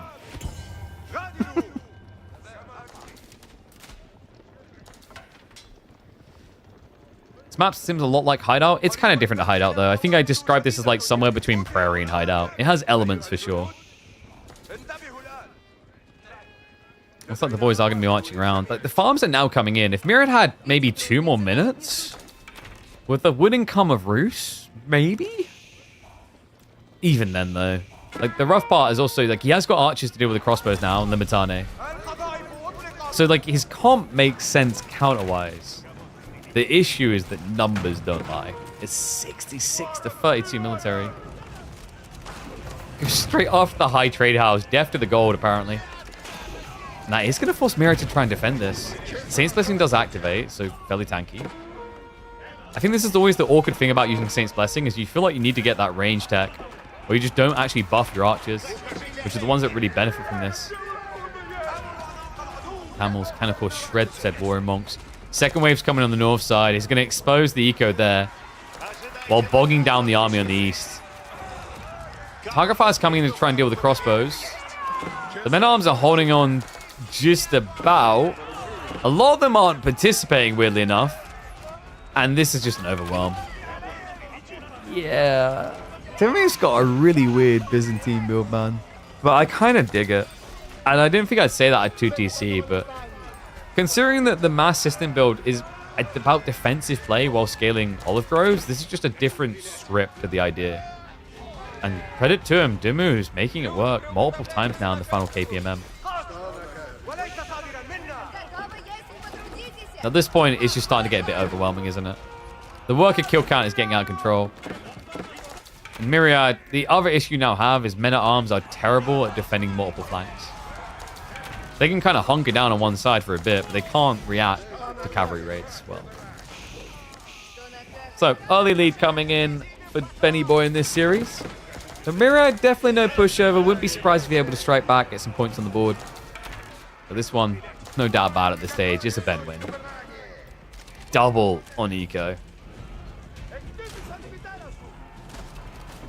And I think we've just got Myriad going through the motions now. Preparing to go cold turkey from KPMM. It's almost like even if KPMM isn't there, we still do a bunch of caster games on the weekdays anyway.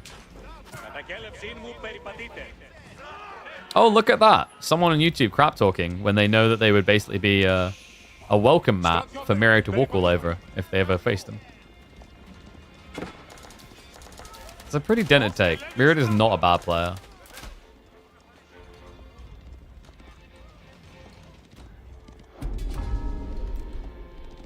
In fact, Myriad has beaten Dumu in the KPMMs before.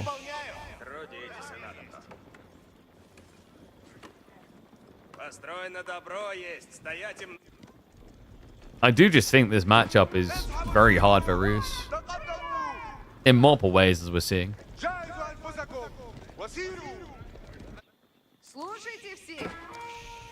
No, Mascada. He has at least got crossbows starting to prep, but like the problem is when you have no spearmen, this happens. They charge in, they reach the crossbows that are meant to counter them, and start killing them. And remember, you get extra armor with the kite shields, the teardrop shields, so like you don't actually die to the men-at-arms at all. GG comes in. Dumu will be opening this BO5 with a dub. Okay. So G1 on the board for Benny Boy.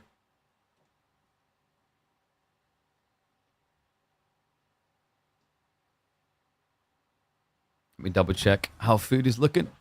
How long till we are cooking. Because I am weighing up coming back. I kind of want to see that Numu Gully Duckle series.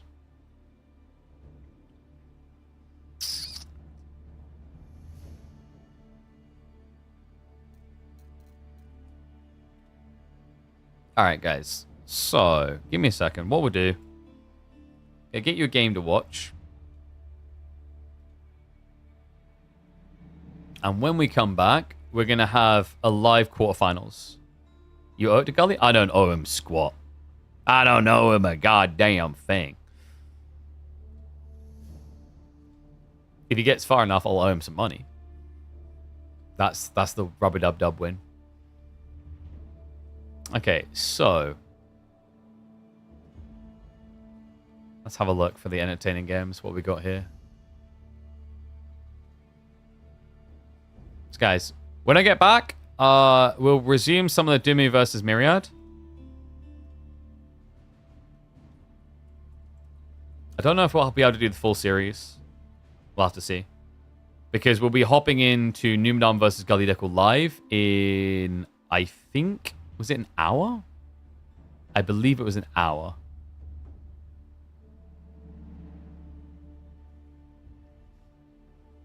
Yeah. So, in the meantime, let me grab a game. Let me grab one that never got released. Oh, that's an interesting one. Would you guys like to see 110 melee units versus 8 cannons? Or what is better, 4 TC, ABBA, or Lancaster Manors? Let's do the ABBA Lancaster Manor one. Let's go for that. Yeah, it's a game between Lucifer and Vortex. It's a pretty cool one. Show us the dirt match you casted? I don't own the rights to that, so it'll probably get pulled down. You can search me quite easily if you go Kill a Pigeon Dirt 2 on YouTube. 4TC? Oh, yes. So. I'll put this game up. When I come back, we'll probably do another game from Dumu Myriad, and I think we'd probably be into like Numadon versus Gully live. So enjoy the game. This was a pretty interesting game. And then when I get back, more live series. Enjoy. Oopsie. I keep seeing it. Are they going to hotfix House of Lancaster? Are they going to nerf them? Why? What a reasonably balanced civ to sell more copies of the game. Let's be totally real here. I think something that maybe we subconsciously know kind of has to be the case is like when you release a new civ, it is much more logical to make them slightly overtuned or very overtuned. You never know if it's going to be truly overtuned. Then make them undertuned. If you release a civ that is weaker, people just aren't going to buy the DLC. Now, I know already there's going to be comments saying, that's pay to win, KP, what the hell? I mean, what else do you expect to do in that situation of developer? You need your game to sell well. You need your expansion to sell well to make more expansions. If you make a civ bad, people aren't going to switch to that civ. Most of the cases, anyway. Like, some will be because they want something fresh, they'll try it. But for most people, they'll stick to the old because the old is more powerful. So I think, like, House of Lancaster is not probably going to get nerfed straight away. I also think, even beyond the logic of sell copies of game, 5 head, the thing you have to keep in mind is that there is a developmental process to getting patches verified, etc.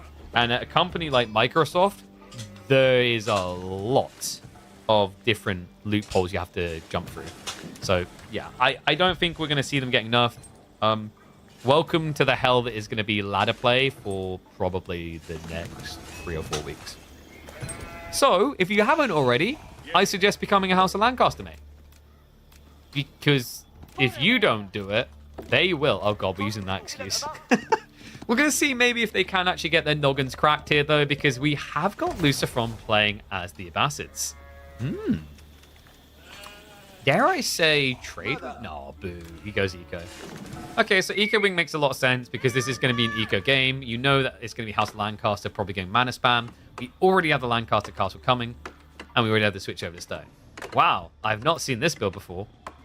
This civ is not reasonable. Okay, so let me counteract my whole point about, you know, civs being like overtuned when they release, etc. I'm kind of fine with it. I accept it for what it is. I think my only like unfortunate thumbs down that I have to give is the way that they are overtuned at release. Overtuning a civ with safe economy is a bit sad. And what makes it truly sad is I actually think this civ, even without manners, is good. Not like broken good, but good.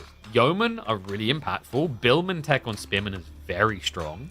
They have some really cool plays around King's College we just don't get to see that often. Earlsguard has an insane tuning point, especially if you rush White Tower. Like, I think they have a lot of interesting abilities outside that.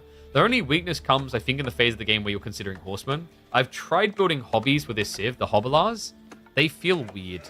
They feel really weird. I think their damage integers just, like, make them feel not very impactful.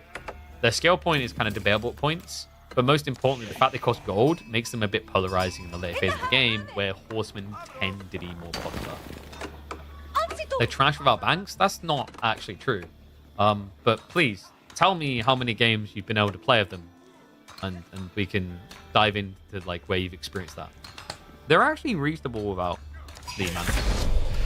Because without the manas, like something that kind of gets slept on is the fact that they start with 4 additional sheep and gather faster off the sheep. 25%, I believe it was. 25% increased gathering rate off of sheep puts them at like almost boar levels of sheep gathering. They're really, really good on economy early on. I wonder, do we have 2 TC? Yeah, I think we got 2 TC from Vortex. I'm surprised how many people are going 2 TC instead of manas first. I really thought that like the mana spam earlier would feel a little bit better. I think the thought process is like TC is just a little bit more greedy because you're scaling economy earlier. And because you go for a Lancaster Castle, someone can't stop you from doing it. Yeah, he's actually gathering enough to potentially do like TC into immediate double, triple mana. Lucifer on the other side, of course, with the Eco Wing. Okay, guys, he's up against manas. How many TCs do we go? Like, what is good and what is Mimi? You just go like 4 TC? I'm kind of behind the idea of 4 TC here. So second one's going to be close to the stone. We always knew it was going to be at least 3 TC. But you could drop a TC here and then maybe do one in the corner. Or do you just do like one on the tree line, one on the deer? So like here. I think 3 is kind of worth it. And mathematically you can afford it because of the discount. 5 TC? 5 feels crazy. Like 5 is, hey, did you guys ever watch 2021 Age of Empires 4? I'm trying to remember his name now. There was a developer who was really quite good in the early days. He played like an Abbasid 8 TC game that we have on our channel from the early days. I think his name begin with B? I forgot his name. He had some really cool builds actually. That was back in the days when you had the old French polks and he felt dirty with them. So instead he would like play French. He'd land, invade you, and build stables on your island. What a cool guy.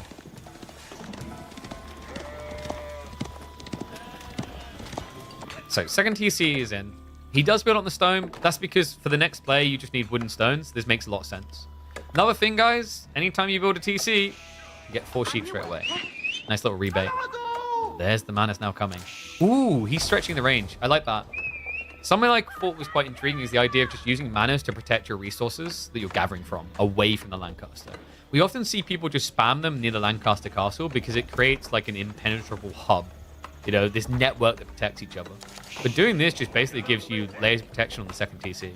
So he could basically get that same idea of like the manas protecting each other, but he could spam them here next to the secondary TC, making it unkillable. There's the third TC. It's 4 TC. At least 4. He's got a lot of people in stone, actually.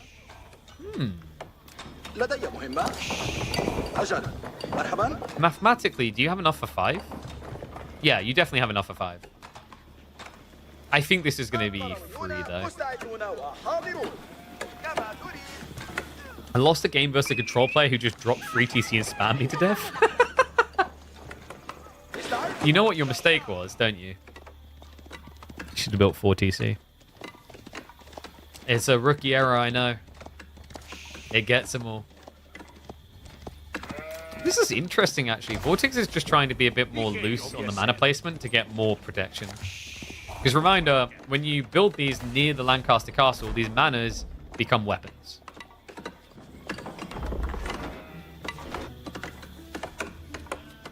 Okay, we still have 1 on stone. I think that's it. Like, at this point, Lucifer's at the bar, rambling on about World War II that he wasn't even alive for, and how I can't understand because he wasn't there.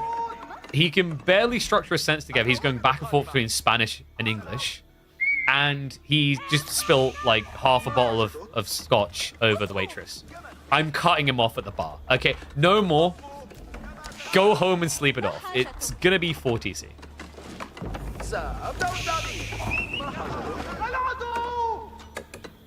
Okay, do we just speed up a bit? This is 100% a macro game on both sides, isn't it? We should have known this going in earlier. So mana spam's going to continue. He did go for the level 2. and we'll likely be looking to rush the level 3. You can build up to 9 manas in Feudal Age, guys. It's actually a little bit ridiculous.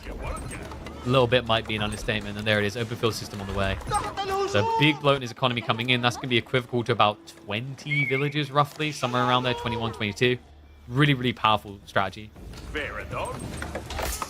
And this is the thing, actually, because like Lucifer is ahead on villager count, but Vortex will be ahead of him in terms of raw eco, in theory, with the manas all online. Especially since it's achievable in like the next 2 minutes. And I imagine, does he go? Okay, I would actually love to see the King's College. We've been seeing a lot of White Tower play, but I actually think King's College is a lot better. The issue of White Tower here is like White Tower usually is needed because when you go for a tech, your opponent's going to try to dive you, especially when you're playing mana TC core. But because it's 4 TC Ambassadors, that's not likely going to happen here. So you should be able to get Wave of Greed. And that grade is great because remember, the King's College is not just about the unique techs inside, it's this right here. It reduces the cost of all technologies by 15%. Veterancies, elite techs, and here we go. King's College on the way.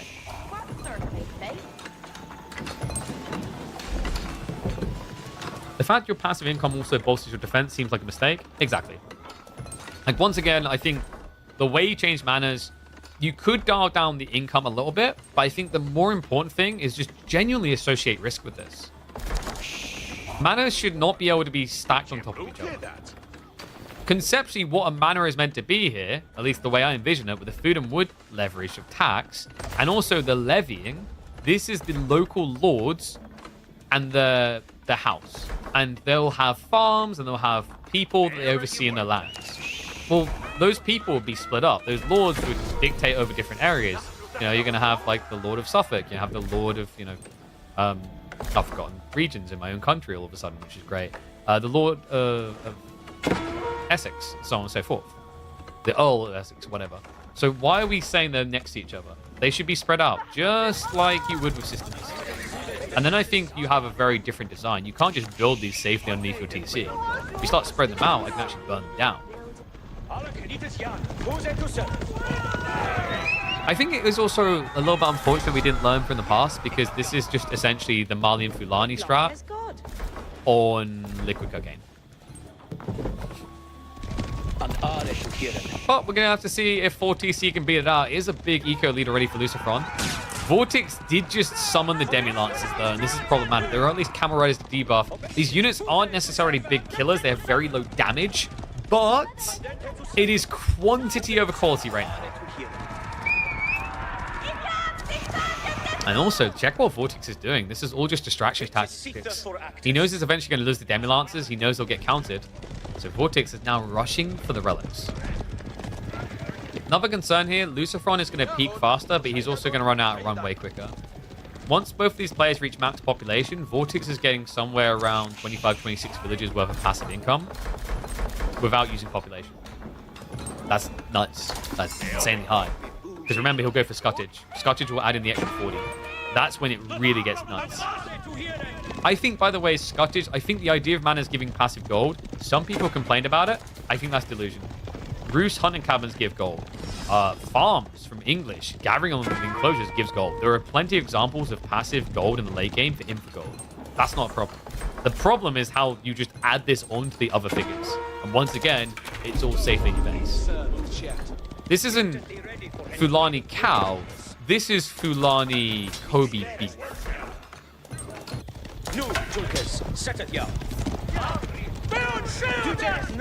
Malian's good into Manchester. Oof.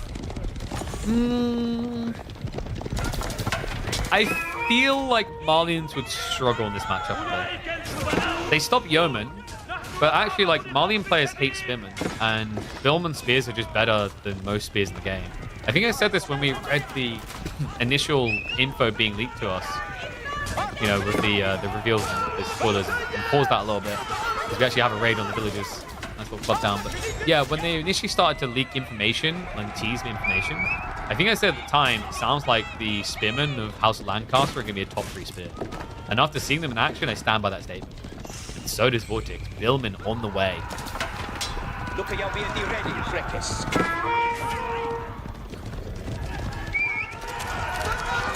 Now, things are actually going to get even worse for Lucifer.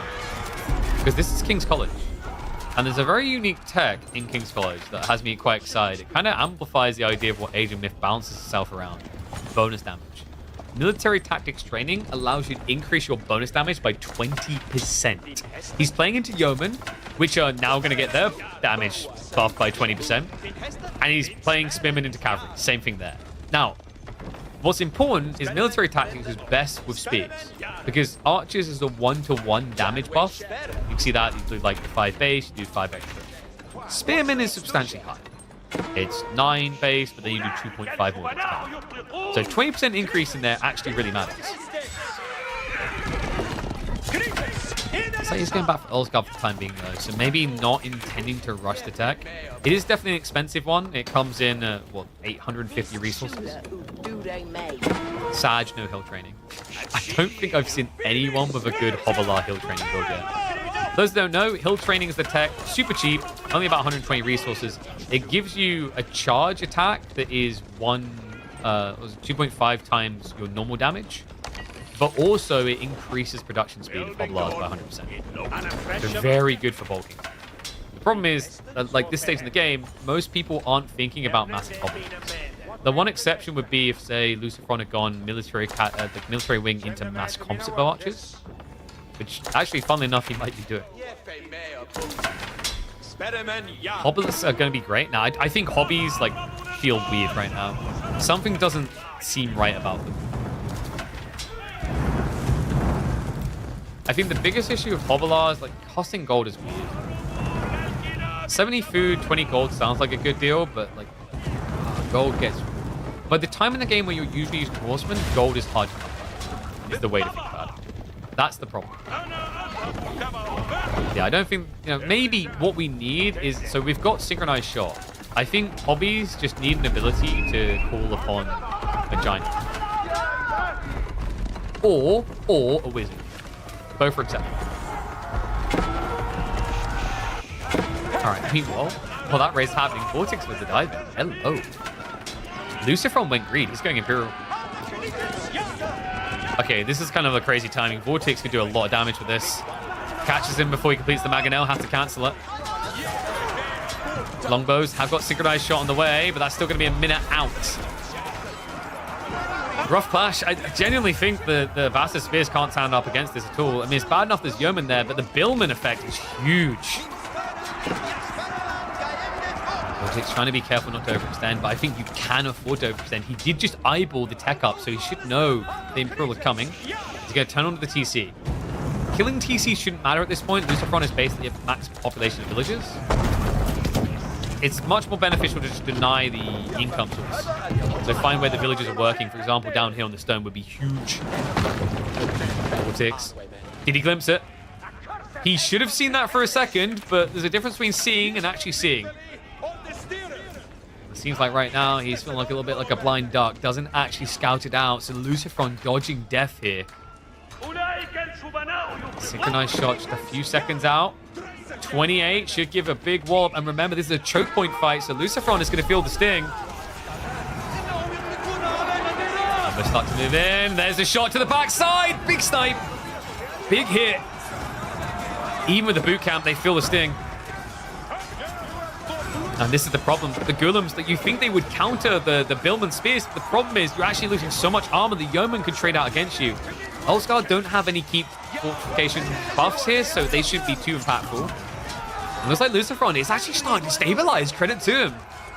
Vortex, the problem right now is he's grinding into this, not finding any eco kills right now. The farms on the backside would be the jackpot. Instead, he's going to have to back up. Now, for those thinking, GG, that's it. Lucifer's going to come back. Guys, I want to believe, but what you have to realize is economically, Lucifer is not actually that far ahead. It says 30 villages here, but do not forget these. These ungodly things. Man, let's just change everything. And we do have a Berkshire. That's a lot of respect being shown by Vortex. Windguard is disgusting when you get your hands on it, but there's a paranoia that he's going to get dive here. A reminder, the Berkshire doesn't just give you one small defensive building like the English get. It increases the House Unified effect up to 6. The House Unified effect is the thing that gives +1 damage to Olsgard and Demi-Lancers per castle. It's crazy because that stat of +6 damage also will be buffed further by Elite Army Tactics.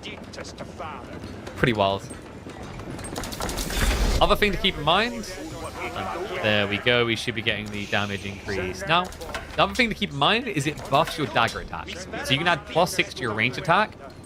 And then reminder that Olsguards do have throwing dagger drills that allows them to basically ricochet daggers. And throw multiple. Oh my god, please. I want to see it this game, actually. I don't think we've had a meaningful game with throwing dagger drills. It's a really cool technology. I think for anyone who's from Dota 2, the way I kind of compared it was kind of like a mini Luna's Glaive. Because it's not just that you throw 2 daggers, it's that you can see there, they do a small amount of... Oh, you can't see. They do a small amount of area damage. So against clustered formations, you just kind of bounce the attacks around.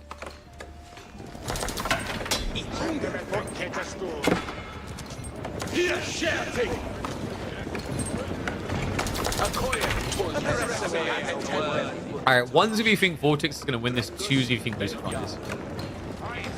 Credit to him, Lucy's done a good job getting this deep.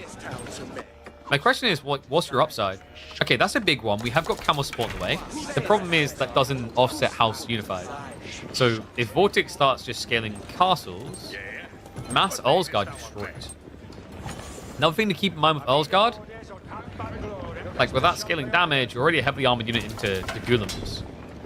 I think with House Unified, it actually gets a standard men-at-arms to a point where they can contest Golems directly. What is up, Capital GG? Appreciate the sub, mate. Welcome back. Why not mass 60 Hobbylars and snipe landmarks? Because hobbies are like going to struggle to kill a landmark that quick. Torch landmark sniping a Bastards is very difficult because of the firearm. Oh, big hit there. Only the beginning of the engagement. Synchronized shot coming off cooldown in 35 seconds. Elite Army Tactics is also on the way. And these boys are starting to look fabulous. Look at those golden hats. Hey, these guys need to get a headbutt attack. Whew. Some people have said sync shot is maybe too low cooldown. I'm not sure. It is quite powerful. But the thing is, it's very powerful when you use it against counter unit types because synchronized shot equates your bonus damage into the maps. So like if you use this on spears, they will melt. I think you could maybe nerf synchronized shot to a 1-minute cooldown instead of 45. That would be kind of reasonable. Very powerful versus mangoes. Hold on a second. That's bait. Sync shot! Nice hit! And that was a mango in response. I think. I'm not sure. It looked like maybe just a seagull took a crap on someone's shoulder. One poor guy. Oh my god, now the Earl's going to be able to dive in. They've already gone full hammer time on the back here. Sync shot off cooldown in 20 seconds, at which point this fight could already be over. Lucifer does have an extra wave of archers coming in, but that's beneficial to those synchronized shots from Yeoman. The Earl's count is just too damn high. They aren't dying quick enough. Sync shot should be coming again. 5 seconds. They're baiting back a little bit. Not the highest value of targets unless you hit this archer mass at the back. Like, if you hit here, this would be perfect. So he's going to have to reset, but like, remember what we said. The keeps are the goal now. Vortex is starting to gather stone. If he just spams these up, next fight is not going to be good for this Chronicle. And we already see it. We've got melee +1, and then the rest is just from castles. Because we've got... I don't think the Lancaster castle counts, if I remember correctly. Like, that one doesn't count in. We have the Berkshire, and I think... Wait, do we not have keep drops? Oh, no, it's Elite Army Tactics for the rest of the damage. So he's only getting +1 right now from the House Unified. But this is sick. Billman coming back in. And even sicker is that. I love this. You see what I mean about King's College, though, if you can get it. Incinerar is only costing him, what, 1,275 resources instead of 1,500? King's College just saves you so much as the game goes on, and that's sick as well. Padded Jack coming in. This is basically like getting Gambison to the other trie, but for your spearmen and your archers. Why that's very important, by the way, is it means Golems in particular suffer against Billman spears. Because all of a sudden you've got free melee armor ruining your double attack. It's going to be a wall in. That is a very ambitious pull of 3 crossbows to try and stop this. And even now, the bowstrings. Oh boy. These guys are about to have a pretty ludicrous 7.5 tar range. And timing could not be worse for Lucifer to switch into hand cannons. This feels like it's going to be a hard hold. And once again, it's the impact of the manas. Like, look at the difference. Like, I cannot emphasize this enough. These manas are allowing him to get away with having substantially less villages. So he's just bulking the fights instead. It's like the sync shot did already come out. Blink and you might miss it. Osgard. They are getting finned. But the Yeoman, I mean, the problem here is these mangoes, they're not adjustable crossbar. They're not doing enough. Camel Riders are at least going to be able to come in clutch here with the assisted armor, as well as the fact they've got 5 ranged armor and 400 HP themselves. We'll give a stay of execution. Vortex has to walk away again. I believe we do actually have castle drops starting to get added in. He's got 1 keep here, more stone income on the way, so another keep probably going to be dropped over towards the gold. That's already going to be exploited though by Lucifer.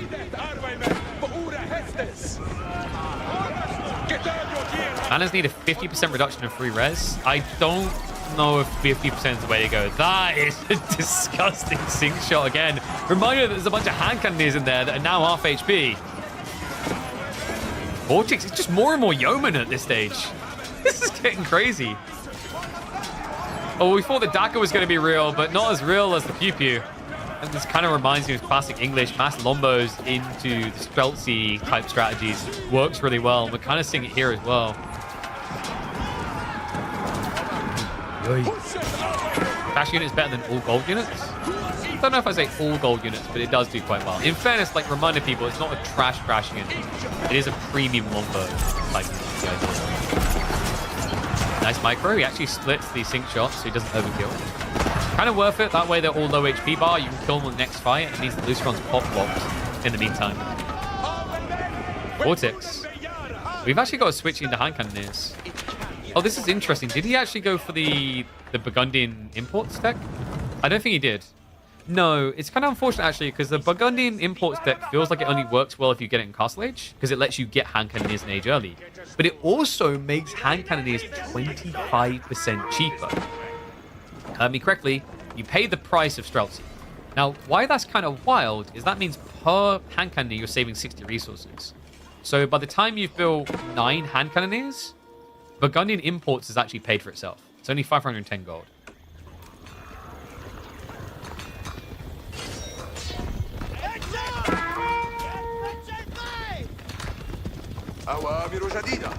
It's so hard to actually show the impact of these Earl's Guards cleave. This is very subtle. Ooh, we have got the volley coming out there. Nicely done with the synchronized shot. I love the way he's staggering it. It's just making it frustrating for Lucifer. It's impossible. Like, nice, I've dodged him. I can go in. Wait, why is there a second wave? This choke point as well. You can see that Lucifer has focused more on melee. It's just he can't use it in the fights. Not to its full extent. I think, like, to also emphasize that, point was like Yeoman OP. I feel like Yeoman are still able to win this fight because of the choke point. If this was an open battlefield, he would have got surrounded already. Sync shot's also coming to pull down. Get ready for this one. He baits him in. It's like watching someone play zombies on Call of Duty. You know, we're in late phases. I need to make sure my bullets at least kill 3 zombies per shot. And there's a big shot. A nice dodge there. Lucifer minimizing the hit. That's got some momentum on his side now. This could be the turning point. We do have a lot of stone being gathered. And I think Vortex has been neglecting the extra keys. So it hasn't really been amplifying the value of Elsgard. It's surprising.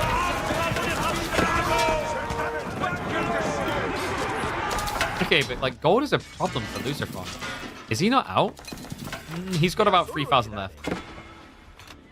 Passive income wise, he's got some to work with there, but because of the scuttage on the manas, Vortex does have more passive gold, technically. Not by much. But considering the comp difference, it hurts Lucifer more. Because he's leaning hard on the manas.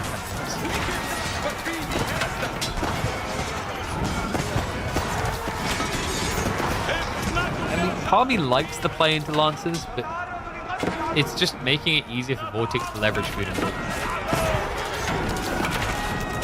Yeoman's... At this stage in the game, it's not like the drastic difference it is in Feudal Age, but I think it's kind of got Lucifer in a sticky situation. Like in hindsight, yeah, this is probably the play he should have been looking for earlier, and I think he knows it. Like adjustable crossbars could make a lot of sense here. The Mangonel Smoosh would have been big. I do like the play into Camel Riders because you can turn this into just a chunky frontliner with 400 HP. And the interesting thing is with the Barded Armor, you kind of don't care about the Billman tech because you just have so much mana. You're still going to be weak against range, but also on top of that, by having these camels, it just makes your backline tankier. Reminder, armor does impact the hit of the sync shot, so that extra aura does help.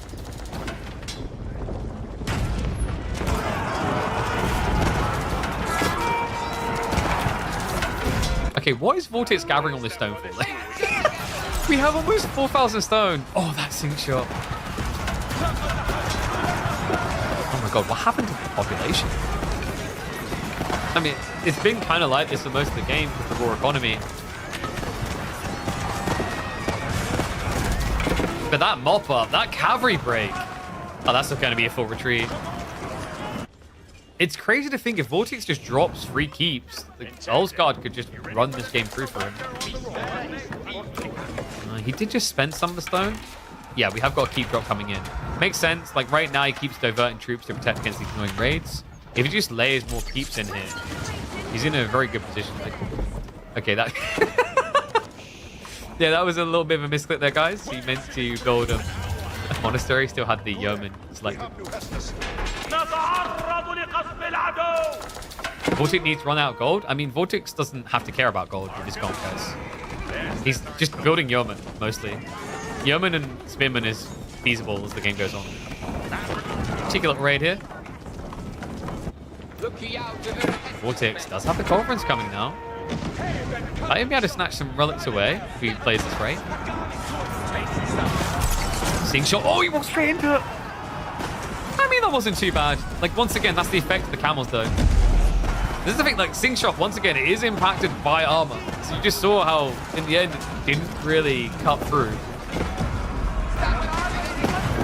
The issue I'm seeing is it kind of just feels like Lucifer maybe needs to lose a few of the food workers.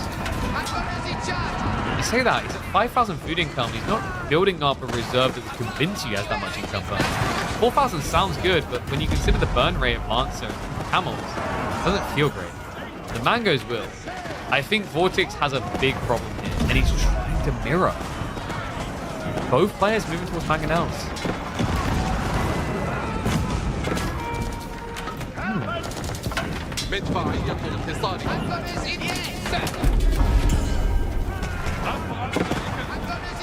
Awesome switch as well from Lucy. And this is the impact of the gold. You can't keep massing hand cannoneers and going siege as well. That's going to burn you dry. Every shot. Reasonable. So guys, I just want you to conceptualize how absurd this would be right now if he had gone for the Lord of Lancaster. Imagine 20% more HP on this army. Basically, better boot camp.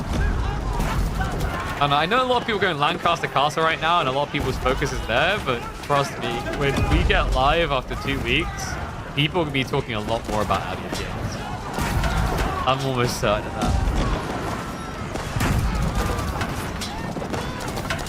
Okay, so Vortex. It's kind of been hard. This has been so back and forth. But the grind is starting to wear Lucy down more. And wow, yeah, he just calls it. He realizes he's going to get broken through. He doesn't have the gold for the comp he's going for.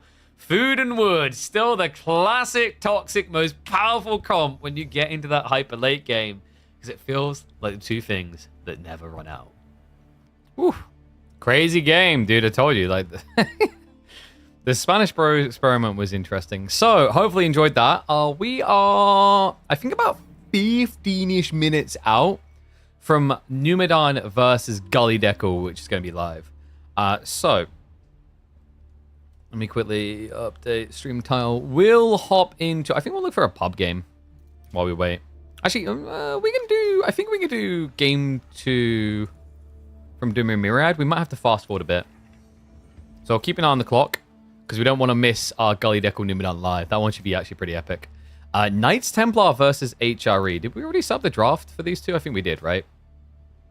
Let me have a look. We did. Need to put a point on the board. So, yeah, if you didn't catch, we already done game 1 before we went for our dinner break. We'll now be hopping into G number 2. It is going to be Lancaster. Knights Templar versus Atrium. Dude, my brain's still on Lancaster. Holy crap. All right. Let's get ready to roll, though.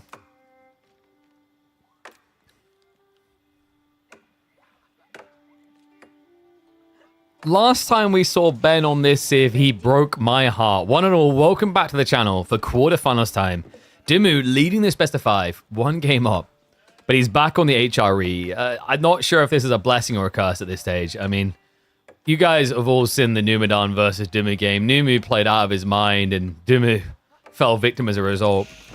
But this is a different matchup. Hasn't got to worry about the potency of French in the late game. He just has to worry about discount French into something even more potentially potent in the hyper late. It is going to be Knights Templar for Mirror G2. And it is going to be that beginning onto the dock. I imagine we're looking at a Dark Age rush, and Dumu does not fail to meet expectations. Yeah. This is overall a good read. I mean, HRE is, I think, remained a decent pick on Frisian. It's just other maps are good for them. But this is all about blocking play against fishing. Like right now, Frisian Marshes, we're actually seeing a shift towards either these more kind of hunkered down and build up civs like Marlians or Lancaster, or we're seeing a lot of fishing type civs, such as Knights Templar, Japanese, Abbasids, can even do the fishing. HRE is a great fisher blocker because of just how quickly they're able to pump out those first few spearmen and how quickly they move.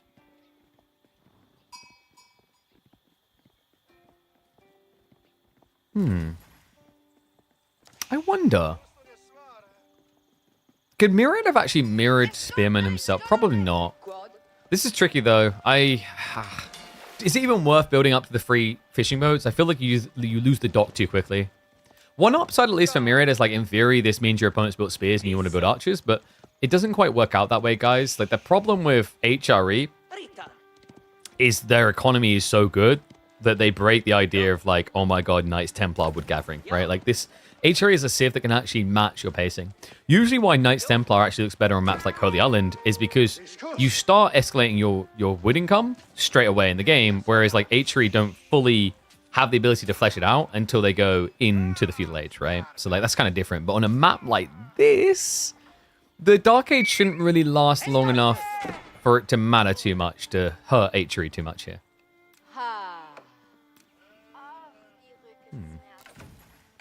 So, I believe probably 6 spears is good. I think more than that is maybe a little bit overkill, but from Dumu's POV, he just sees an opportunity to deny gold, and it's pretty smart, actually. Like, I thought he'd just stop at a few, burn the dock. He's not happy with that.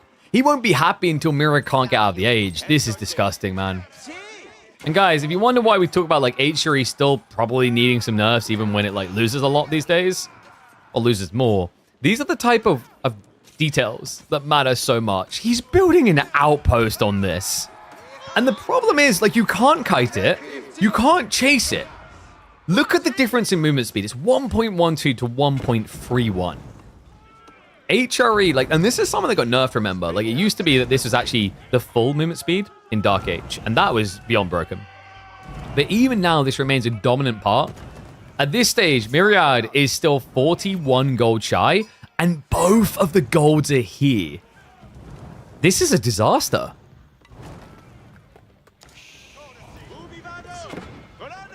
I mean, has he at least got some gold left? No, I think he already dropped it off. It just doesn't matter. There's nothing left. So how does he get out of this? He's going to have to rush the gold like a madman. Yeah, this is interesting. I think New Frisian is evolved, but at the heart of Frisian, it is still this map that is very punishing if you do not acknowledge the early play. And HRE, I think this is where they've just remained strong. It's not even about the Burgrave rush they used to do. It's just as simple as this. You missed out. HRE made 6 spears by like 3 minutes. Okay, I'm gonna like illuminate your world, right? Are you ready for your mind to be blown? Here's how you do this with HRE. You select a villager. You press Q. You press S. You let him build the racks. You just don't even move your prelate. You put a few on wood, like 1 or 2. And then you just start mashing Q, Q, Q, Q, Q, Q, Q, Q, Q, Q, Q, Q, Q, Q, Q, Q. You have now achieved 6 spears at 3 minutes as HRE. Their economy is that good. Like, honestly, you're, the only risk in you maybe failing to reach the spearman timing is if you suffer with carpal tunnel. You might get like a finger cramp or something, you know?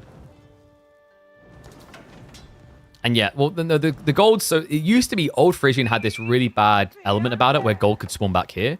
I haven't seen that with new Frisian. And by the way, that's an overall improvement. It just means against these aggro players, you need to be cognizant of it. Like Myriad, one of the big mistakes he made is like, look at his vision. He never scouted towards Dumu's base. He blind punted out onto the fishing and didn't even check on what his opponent was doing. Still even now. So this is just like glutton for punishment type situation. He could have ended up with a gold spawn here and here, which would have actually been like a bit of versatility. So there's definitely an element of screwed by the spawn. But it's also like when you spawn in and you see your double gold like this, you gotta be cognizant of the risk. Myriad has done a good job, by the way. He snuck out onto the gold because the dock started to get torched down. And the other guys are just staying in the outpost. So well played. Myriad will find the gold. He's not dead yet, folks. This is still very painful, though. Without wheelbarrow for one-off drop, at least gets him what he needs. And now age up can begin. Probably going to be, yep, the classic. Kingdom of France on the way. Guys, saving 5% on gold sounds pretty good when I have no gold. Can I maybe just increase that from a 5% saving to a 95% saving, please? Thank you.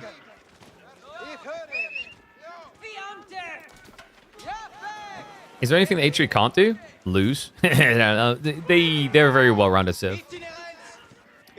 I think so H3 to me is an example of like from a balance and design perspective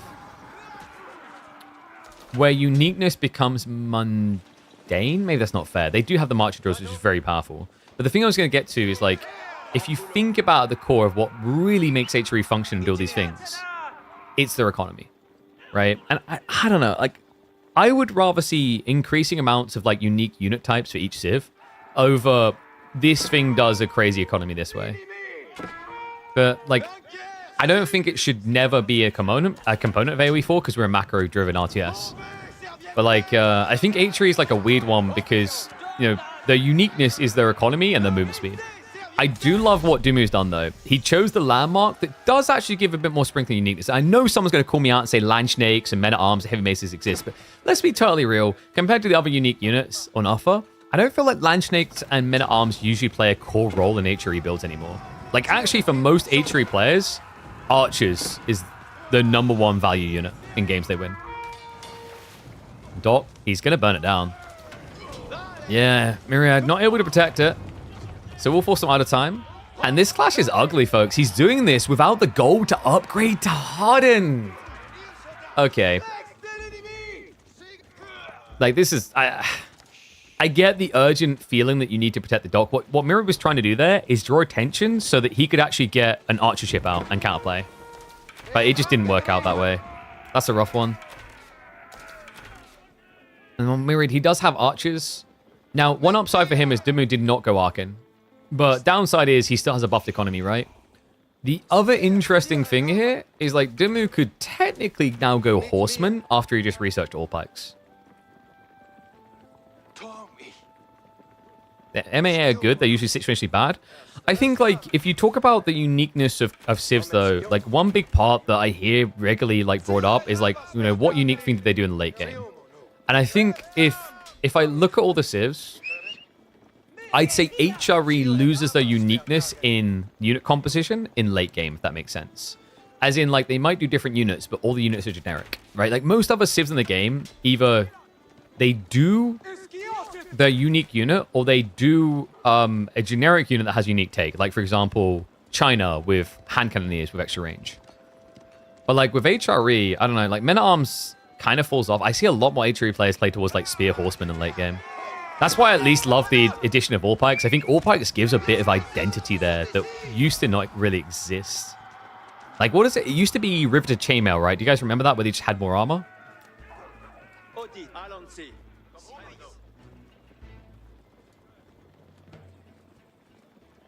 Like, it was Horseman Spearman used to get +2. Was it only melee armor? It was only melee, right?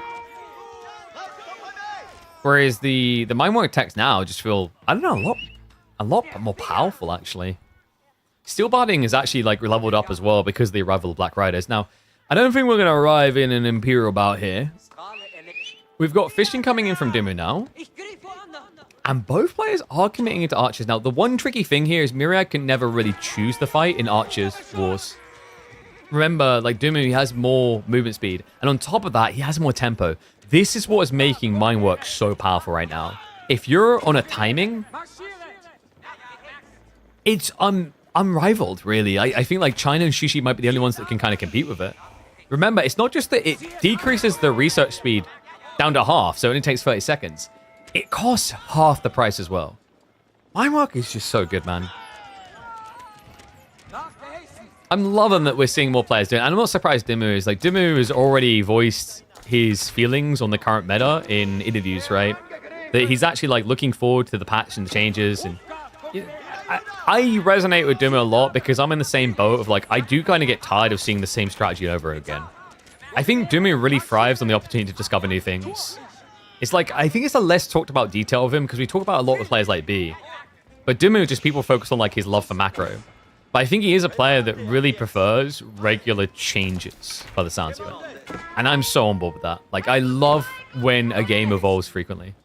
Some people won't because it feels overwhelming after new build orders, but I think, for me, it's different enjoyment, right? Like, there are people who just enjoy winning whatever, follow the build order. For me, the enjoyment is in the discovery. Even more so when I'm casting games, because, like, I could be seeing the same game 50 times over.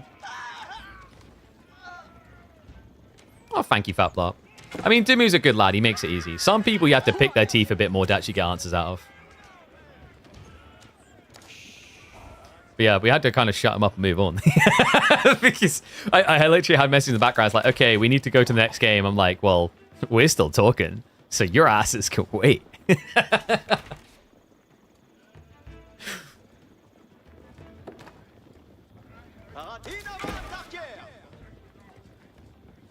Dumu feels like a casual who's good enough to play pro games. Is such a weird case.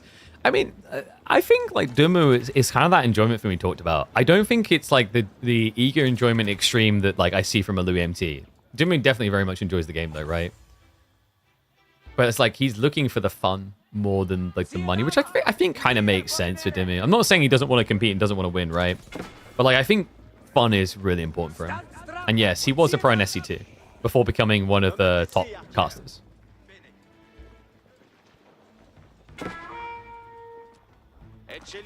So we have got double stables now coming from Myriad. I mean, he has got gold now. It's just weird because your opponent's in castle and knights are coming. So Chevalier does, like, gold access is actually kind of redundant now, unless you want to age up. Because, like, horsemen, knights are coming, right? You could use them to wipe the archers, but then you don't have an answer to knights. So, like, Myriad does need to consider spearmen. But the reason why he's not doing it is because of this blob. Like, it might seem counterintuitive if you think about, like, okay, knights are coming, Myriad's not doing anything about that. But if he doesn't solve for the archers now, with marching drills and veterancy, they'll just kill everything. So Myriad's call is 100% correct. It's just awkward he couldn't have got gold sooner, because we could have maybe seen him at least get, like, a few Chevalier out, and then use that as a semi-competent solution for both. We have also got him going now into the Pilgrims. Ambitious play. He has got control for the time being. But remember, that's because Dumu is playing around timing here. We've got Ranged Armor 2 coming in. And Veterancy, both in 12 seconds. Yeah, these archers are about to be scary. And on top of that, the Barded Armor is already there. You do no damage to these knights.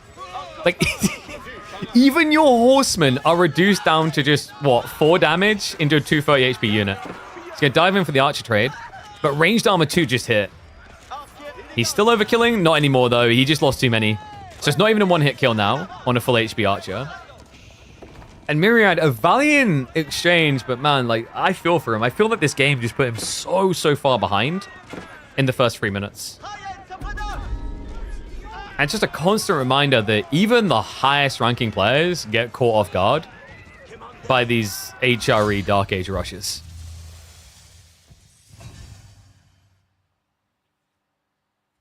oy, oy. Wait, he only has 3 professions? Bro, get on my level. Wait, how many professions do I have now? Also, like, you done Dumu dirty. You forgot one of his professions. He's a dad as well. Don't do him dirty like that. All right, so, yeah, so Dumu's dad, pro, caster, streamer. We're streamer, caster, influencer manager, dad. Tournament organizer? Jesus, I need to take a holiday. Good God. This is what esports does to you, by the way. It just... if you were doing like a normal job, right, you'd be like, oh man, that's way too much. You know, it's like time to reassess what you're doing in life. Esports has this very... And it doesn't get talked about like this enough, in my opinion. It has this very dark side in that it's very exploitative. And it's like... So what I mean by this, chat, is like, if we were in an ideal world where nobody involved in the process wanted to exploit you, which is probably impossible, but like, then it would be okay, right? Because like it would just be a passion thing. But there's so many bad actors over the years in esports that like exploit people's passion and use it against them, sadly. Okay, so Numadon versus Gully Deckle coming in. We probably will look to round out the stream with the rest of the Dumu Myriad series, but I figured you guys would want this one because this one is now happening live, so we'll be hopping into it.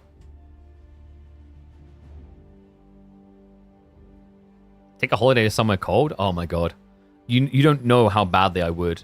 I would love to. The reason I can't is like Emma's a pussy when it comes to the cold. She loves warm. Like when we were younger, whenever she'd hug me, the words would be uttered, "You're warm." And I'd be like, "I'm not a radiator. I'm a human. I'm not an object. I'm a human being, okay? This is an object. It is an incredible object." Actually, I think it has some AI things in it, so I guess it's like halfway to being human. By the way, guys, reminder as we're getting ready for this game, be sure to click on the links you've been seeing today, pop up in the chat, check the panels, click on the Gigabyte link, !Gigabyte to get there. Go check out their offer right now because they are giving you a bundle offer where you can get your hands on some of the components cheaper and then also get a bunch of games for free as a bonus. The other one, if you're looking for a PC, looking for a laptop, looking for an all-in-one solution, I highly recommend checking out on PC Specialist. The last 2 days, this laptop has been running everything. Everything. I've even, like, funnily enough, like last night, I thought I'd just switch back to the desktop. I didn't. I just sat here doing all my work and playing games on the laptop. I was cozy with it. It's damn impressive. Where's the link for that laptop? Oh, that's a good idea. What I'm going to do right now, I'll say I can't let you guys see my messages though, is I'm going to message the guy about getting sent a custom link. Because I think if I try to do it, it doesn't show up. I can link you to the laptop. So I can do this, like this is the laptop in question. Whereas it'll take you straight through. But you should use my link so that, because it's called a tracking link, you can tell by like the design of it, so they know that I sent you. And then you can just go across to the Recall 16 AMD, and it will get you to what you're looking for. But I might ask my guy to send out the portable monitor, because they have little portable monitors. I thought would be really cool to show off here, instead of having like the up-down sort of thing. Oh, did I miss that from Mr. Magoo? Thank you very much, mate. Appreciate the sub. Remember, guys, actually subbing helps a lot. Like, how are we doing right now today? We're a few days off the end of the month. And we have to hit 100 unique subbers to keep our split. We're at 80 of 100, so we actually have quite a push to go still. Usually we're a little bit close by now. Basically, this just means that we get a bigger split of the rev. People do have to sub directly. I think gifted subs don't count. Prime subs don't count. So if you have been considering subbing, go ahead. Perfect time to do it. It just makes sure that Amazon doesn't get to be scummy and keep a lot of our money. Do I get commission when purchasing a PC via your link? Yes. So I'll get a small commission. It's nothing crazy, but it helps. And then on top of that, you will get, I believe it's £30 off. In fact, I'm pretty sure that's what we said down here. Yeah, code Pigeon at checkout should get you £30 off your purchase as well. I know it doesn't sound like a lot in the grand scheme of things, but it's a savings on a PC. Like, to be honest, when it comes to PCs, it's very hard for them to give you big savings anyway because they're so damn, like, they're low profit margin. So those don't know, like, the people who actually pocket all the money really is, like, the GPU manufacturer type people. The PC builders are dealing with razor thin profit margins in most cases. So yeah, they try to give you the best price they can. And PC Specialist definitely does a good job with their prices from what I've been seeing. And if you're talking about welcome some help, so my biggest thing I'd say to people is like the easiest way to approach this, either have a clear mind of what you want to do with the PC, what you want it to perform, or have a budget. The problem most people say is like, what is best? It's like, dude, I could like that's a baiting question. What do you want to do? What do you want to achieve with the PC? Do you want to have 120 frames on this game? 240 in this game, right? Do you want to do 4K gaming? These are all different like prerequisites on what you require in your PC. And, you know, like, do you care about the input lag or maybe rendering frames, like, you know, would be a good way to go. Like, these things matter a lot when choosing a PC. So, you know, I think for most people, the most obvious one is choose a budget. Because, like, if you said, I want the best performance, I could recommend you one that has a GPU that costs almost $2,000. And that's just not going to be feasible for most people. That's what we call enthusiast grade. What was the longest match in KPMM? I think we've had like a 2.5 hour game before. But we'll see how long these two go. Numadon does have a habit historically.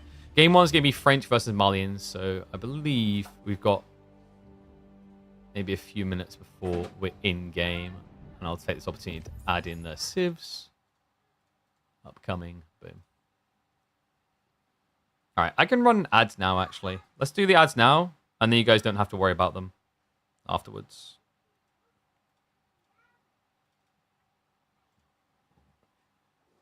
But yeah, as long as you use the code Pigeon, I'll get a commission.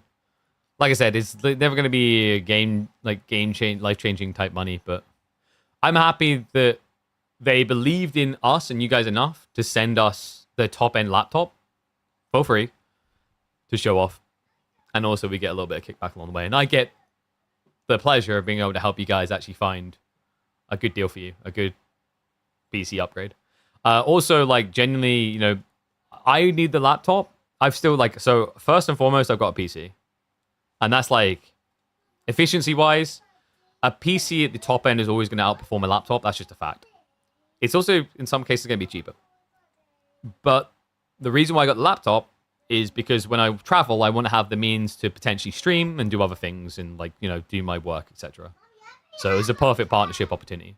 But if you only need to be at home, I'd say go for a PC. All right, you can just pop across to their good old website and go in here. And you can just, like, this is the one that I've got, by the way. 16-inch recoil AMD. Like I said, you know, if you want to trim the fat, because 3,300 pounds is a lot for most people, then the big trims points will be the matte instead of the mini LED. So if you don't really care that much about it, it's definitely like noticeable difference. But if you want to save the money instead, that's going to cut off a lot. You can see that difference in price up there. It's trimming like, what's that? Almost £1,000 actually, because of the monitor difference. Because it's a 300 hertz mini LED versus just a standard like QHD IPS. And like the other thing you could do that will change the price a lot is going between a 5070 and a 5090. But this, once again, like, yeah, there you go, almost the same. What this will do is, like, it comes down to, do you care about like graphical fidelity, do you care about frame rate, or do you care about both? Now, I am snobbish. I care about both, which is why I got everything.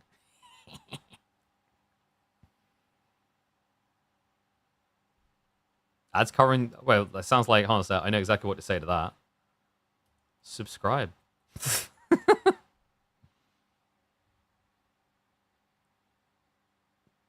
All right, so the boyos should be kicking off soon. Let me pull this back down. Yeah, I didn't think that out, did I? I ran the ads and I'm like, let me show you this stuff.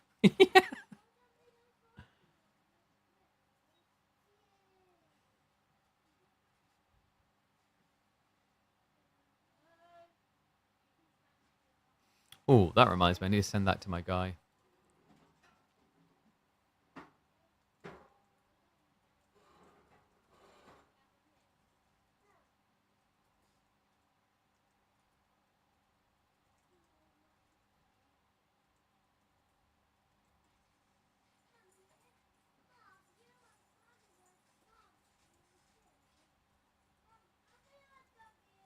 There we go. Just had to send a message.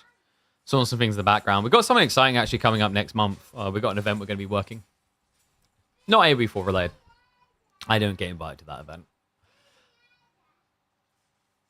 Yeah, I think the longest match in KPMM was probably... I think it was probably the Anatan Poppypaw game on Highview that just would not end. I think we were at or approaching 2 hours. It was wild. It was Malians versus French. That game just kept going and going. I was like, I'm never going to see my kids again. Ever.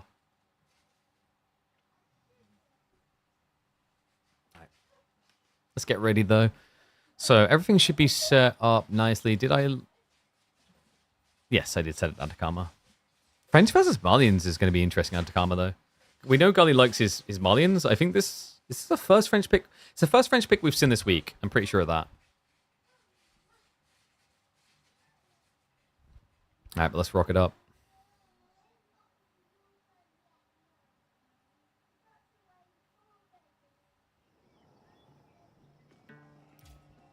This cocky kid's unstoppable. Someone's got to put him in his place. Well, let's see if maybe a little bit of vengeance will put him there, because we are returning to Numadon versus Gully Deckle. These two have matched up last week in KPMM when Numadon fell victim to Gully. A lot of people wouldn't expect those words to come out of my mouth because they're familiar with Numu, not so much with Gully. This kid is a project in work. He's very, very young. I think 15 years of age now, maybe about to hit 16. Has been hard on the grind. He actually featured on the channel the very first time as the unknown player who hit top 10 in the world with HRE. Now, some people are like, oh, KPS with HRE. That's still impressive, even with HRE. Numu, on the other hand, has become more and more consistent of a sight here in KPMMs, as well as wider tournaments. He even made it into the EGC Masters main event. Atacama is going to be our kickoff map, and he kicks us off with a very interesting choice. I think this is the first time we've seen French on Atacama this week. Not a consistent pick. Gully, on the other hand, was able to eradicate the threat of Voldemar on this particular map with this Malian pick. Any spoiler for the new Civ and next DLC? I can tell you that the next DLC will bring brand new Civs. There you go. That's what I've got for you. I hope that helped. Be sure to subscribe. Anyway, this is an interesting strat from Numu. I like this. He goes out with the mill straight away. This is really cool. The French do this better than any other Civ. Most Civs will deer shove the first pack into the TC. But for French, you only pay 25 wood for a mill. So it's actually somewhat more efficient to just meet it halfway so that your scout can go about his merry way in business, right? Because sheep is also going to be very important here. Presumably with both players looking towards the deer. In fact, even more so if because the idea Numadon probably isn't thinking of going pro scouts, you want to be in a position where you get more sheep. Otherwise, you're going to get starved out. Can he afford to not go pro scouts is what I'm trying to figure out, though. Because you're up against a Civ that could go pro scouts and then also have infinite food with the cows. This is something that I think makes Malians very infuriating to deal with. Like, what I'm going to say now, the way you have to think about it is like Lancaster has become the new Malians. And what I mean by that is they can just stay in their base and generate a crazy amount of infinite resource. Now, Lancaster is a more absurd version of Malians because of the way it functions.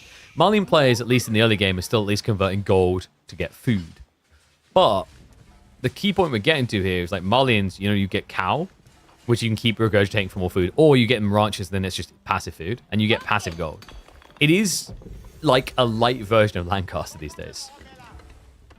In fact, I'm trying to think, is there any other Civ in the game that can get double infinite resources this early than Lancaster and Malians?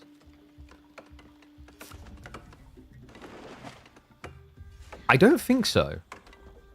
Other ones can be good, like Roos, for example, with their food and they get some gold, but they have caveats. right? Like, that's still a resource that's going to run out.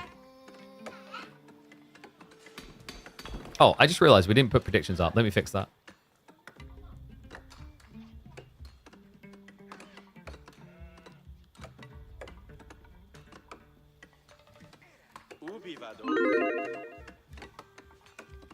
There we go. Get that bad boy in line.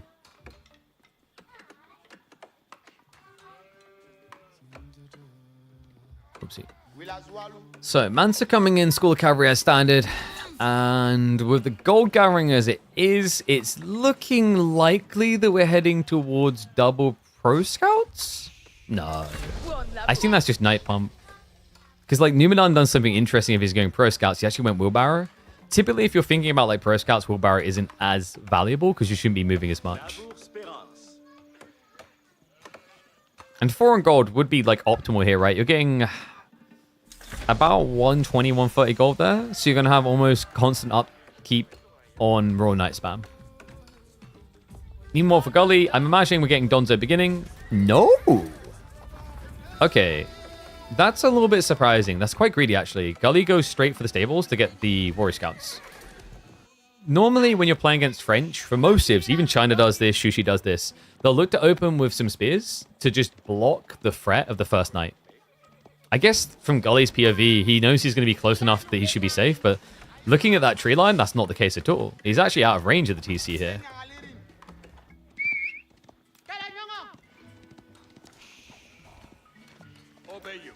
Second knight hits the field. First one's already on the way, by the way. Does Gully realize now that it's not pro scouts? It should be a bit suspicious the way this is now starting to play. But he's only confirmed 1 knight so far. I'm pretty sure he actually didn't see this one. Now, he's going to get early warnings via the TC. And Numadon, I think at this stage, is just planning to camp the deer. Yeah, he's even going to start laming them a little. Second Warrior Scout will at least confirm what Gully should fear. So, wood gathering as it is, we should have a rats coming in about the next 30 seconds.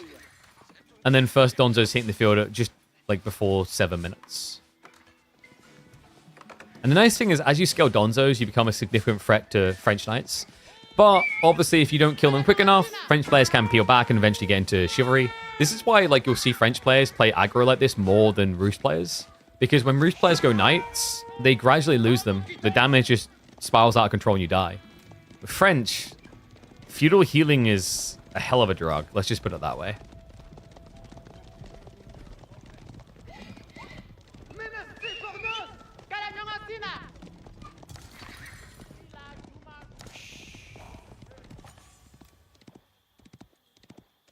Chivalry coming in early. So Numadon already anticipating the damage he could be taking here. By the way, for reference, because I know people are going to ask it, like, why are we watching this? So this is even close. It should be close. Like we already said, Numadon lost to Gully Deckle last week. 2-1. Numadon currently is ranked 26th in the world. Gully has fallen a little bit. He actually went on like a 20-game loss streak, I think he said.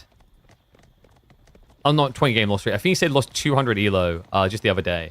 But he's climbing back up quite quickly. He's already up to rank 76 again. Yeah, Gully's kind of having his best season at this rate. Pretty impressive. Hasn't been able to play as many games. I will admit that a lot of his games at HRE, he's a filthy son of a gun. But wins a win, I think is what people say in this situation. You know, like, so what if we had to nuke the planet? It's still a win. Like, look at what happens when you don't nuke the planet. You go down there, and then these giant bugs rip your limbs off. Shout out if you got that reference. Damn, I need to watch that movie again. We were talking earlier about, like, amazing world building, etc. I think Starship Trooper is just unintentionally incredible in the way it built its world.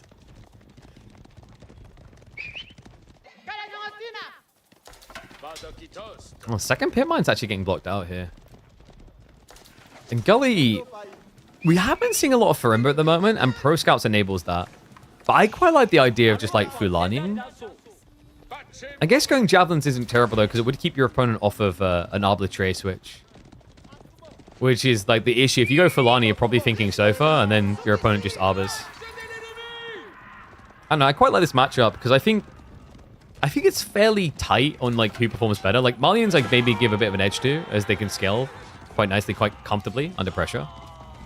But I think either one can take the win. And after what Numadon done just the other week in that Dumu series, recently went up on YouTube, by the way, check it out. The 200 IQ landmark placement. After that series, like I would not underrate this guy and underestimate this guy when he plays French. And look at the way he's playing the map as well. Out into the ball. Gully has an issue with scouting here. He's keeping a scout nearby, which is great. But what he's not doing is actually confirming what's happening with the economy. He has no idea how many people are on wood, how many people are on gold. He has no idea how many people are on food or where. Which is a shame because actually Gully could have built like maybe 1 or 2 sofas and raided here. Or at least done so in the coming 1 or 2 minutes. He already has the stables. And sofas can be pricey, but 1 or 2 is kind of affordable with this type of economy.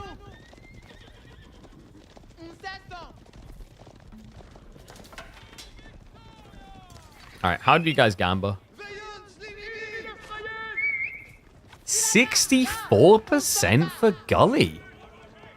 Alright, I'll be real, I didn't see that coming. Maybe I hyped him up a bit too much. Yeah, so Numadon's got this one, guys. Joke's on you guys. I get a 20% cut of the failed gambas, which is worth 0 real money.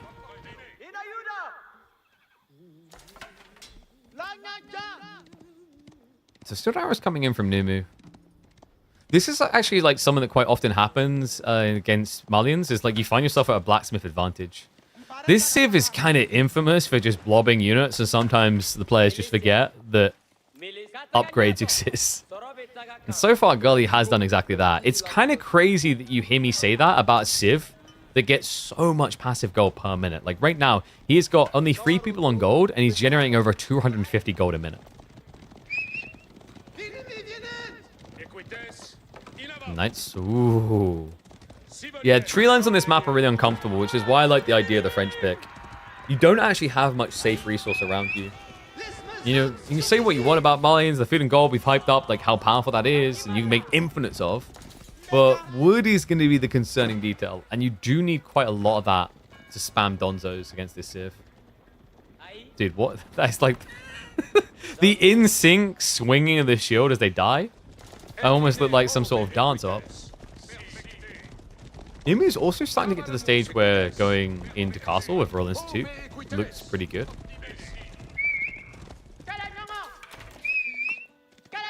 Boar, I think, has some life to it. I click on it, but it's very hard to click a boar. We have to wait for them to leave. No, leave. Leave. Thank you, Scout. Now I can check the boar. Oh my god, 69. Perfect. That's a nice ball. So, out of food here, he's on the deer next. Usually when you play the map like this with French, I feel like you get pushed towards Guildhall, just so that you have a recovery arc on food.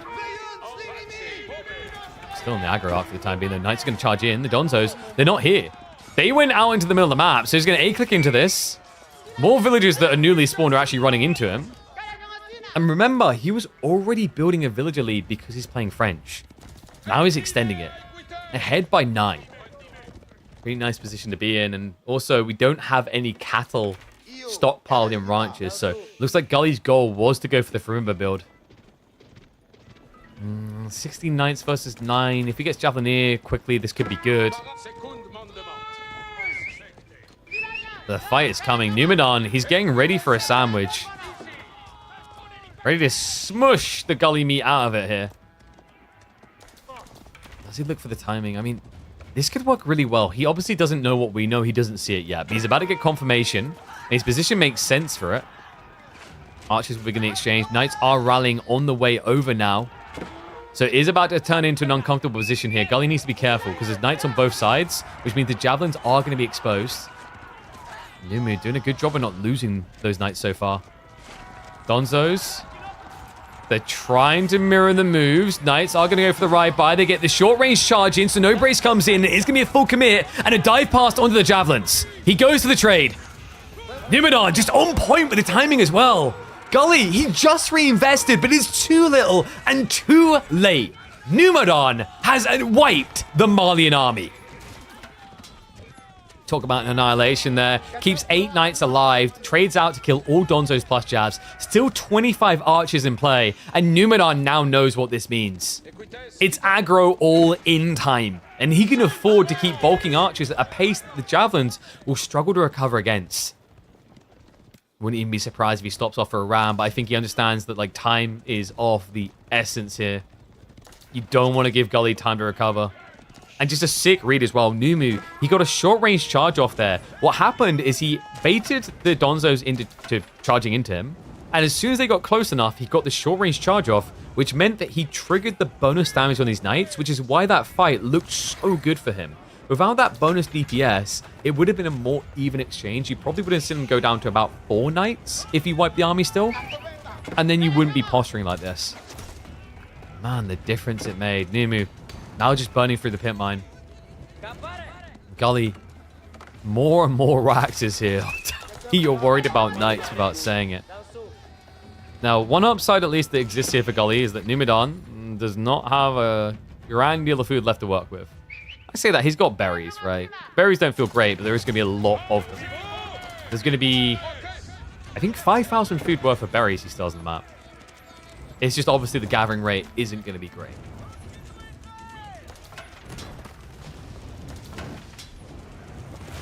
Now just going off the houses because he knows that Gully needs to reblob.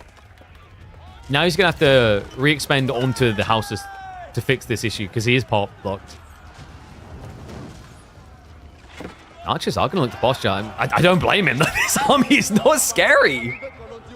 You've got 10 jabs versus 35 archers. That is just painful. Dumu. He's looking for that opportunity to dive in. Nice micro there. Gully does target down the injured knight. We have got a crazy long wall coming in from Numu, by the way, and he's almost completed it. It's like the scouts are trying to just drift in and maybe find some freebies, but the deer's all gone. It's just this final one. If only you could just wrap a rope around a berry bush and get dragon. War Scout will be annoying unless he pinches him. Numu does get the grab. Well played. Wait, no, he doesn't? Oh, okay. I thought he had one of those weird when you're in them type situations where they can't move. And Numu, what just happened with this economy? Like that. Guildhall. Alright, hunker down, guys. Numadon. I've seen this lad be capable of ending games in 15 minutes, but usually, like, I mean, how to put this? We're past the 15-minute mark, which means we're here for the hour. Numadon likes his late game. It was actually predicted in the Numadon Dumu series that they would end up delivering the longest best of 3 of the tournament. Funnily enough, we were saved from that because of game 1, the Byzantines being so aggressive. But historically, Numadon does have a reputation as a late game enjoyer.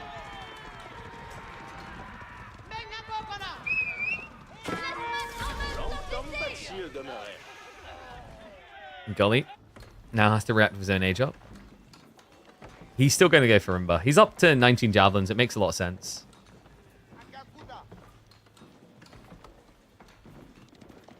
Does mean that Numu will get his upgrades in time, though.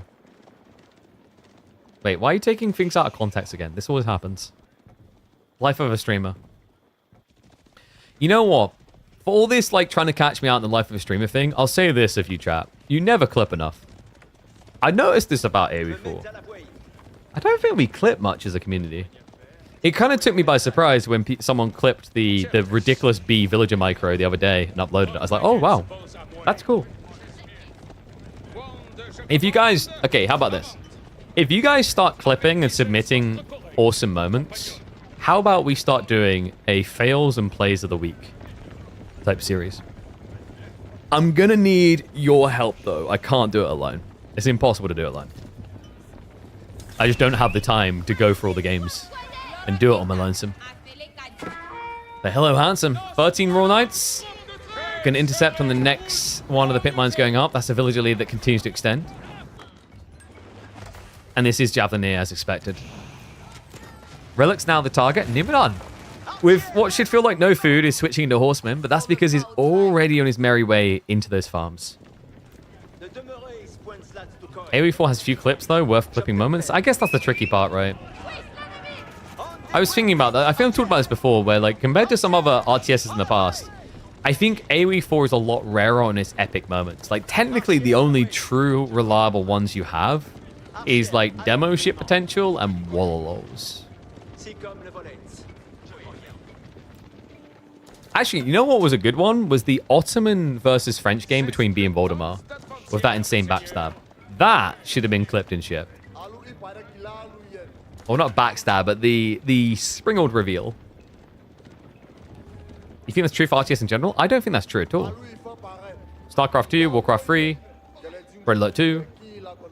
I think those are all examples of games that have ridiculous moments. Stronghold as well, actually, probably. Get like a sick boiling oil on people. Whew. You already started? Good lad. I'd say submit them in the Discord channel. I don't know if Grim's here. We'll probably set up some Discord channels that make sense for sharing. But yeah, oh, Age of Mythology. Don't tell me Age of Mythology definitely has clippable moments. Also, like, I gotta give him credit with this. AoE 2, the thing that I noticed is probably one of the most clippable things to that game is the exploding camels, the flaming camels. I kind of want us to get flaming camels. Also, petards. It's just something about explosions that's clippable. What, I can't imagine what.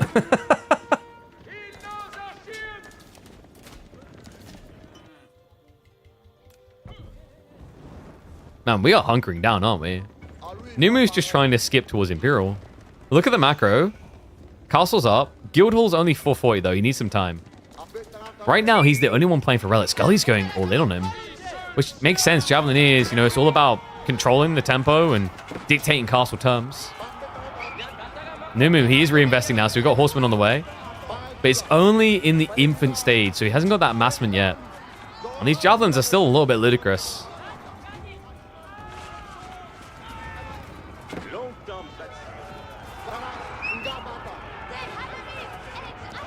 Numu?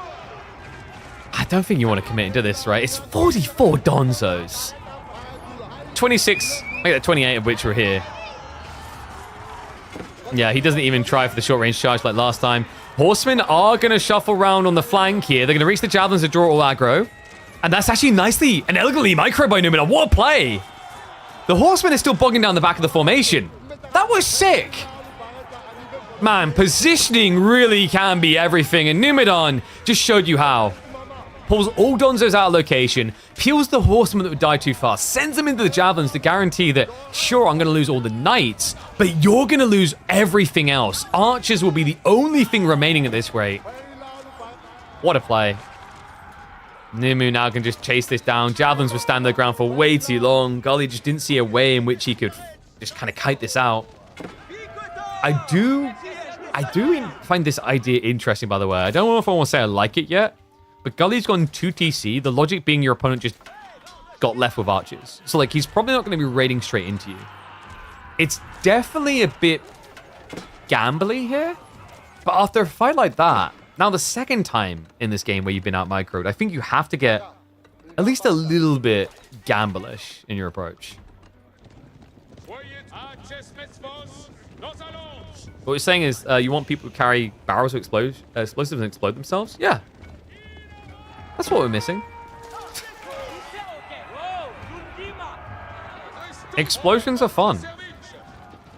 Except for when you're in the blast radius. In games, yeah, they're fun.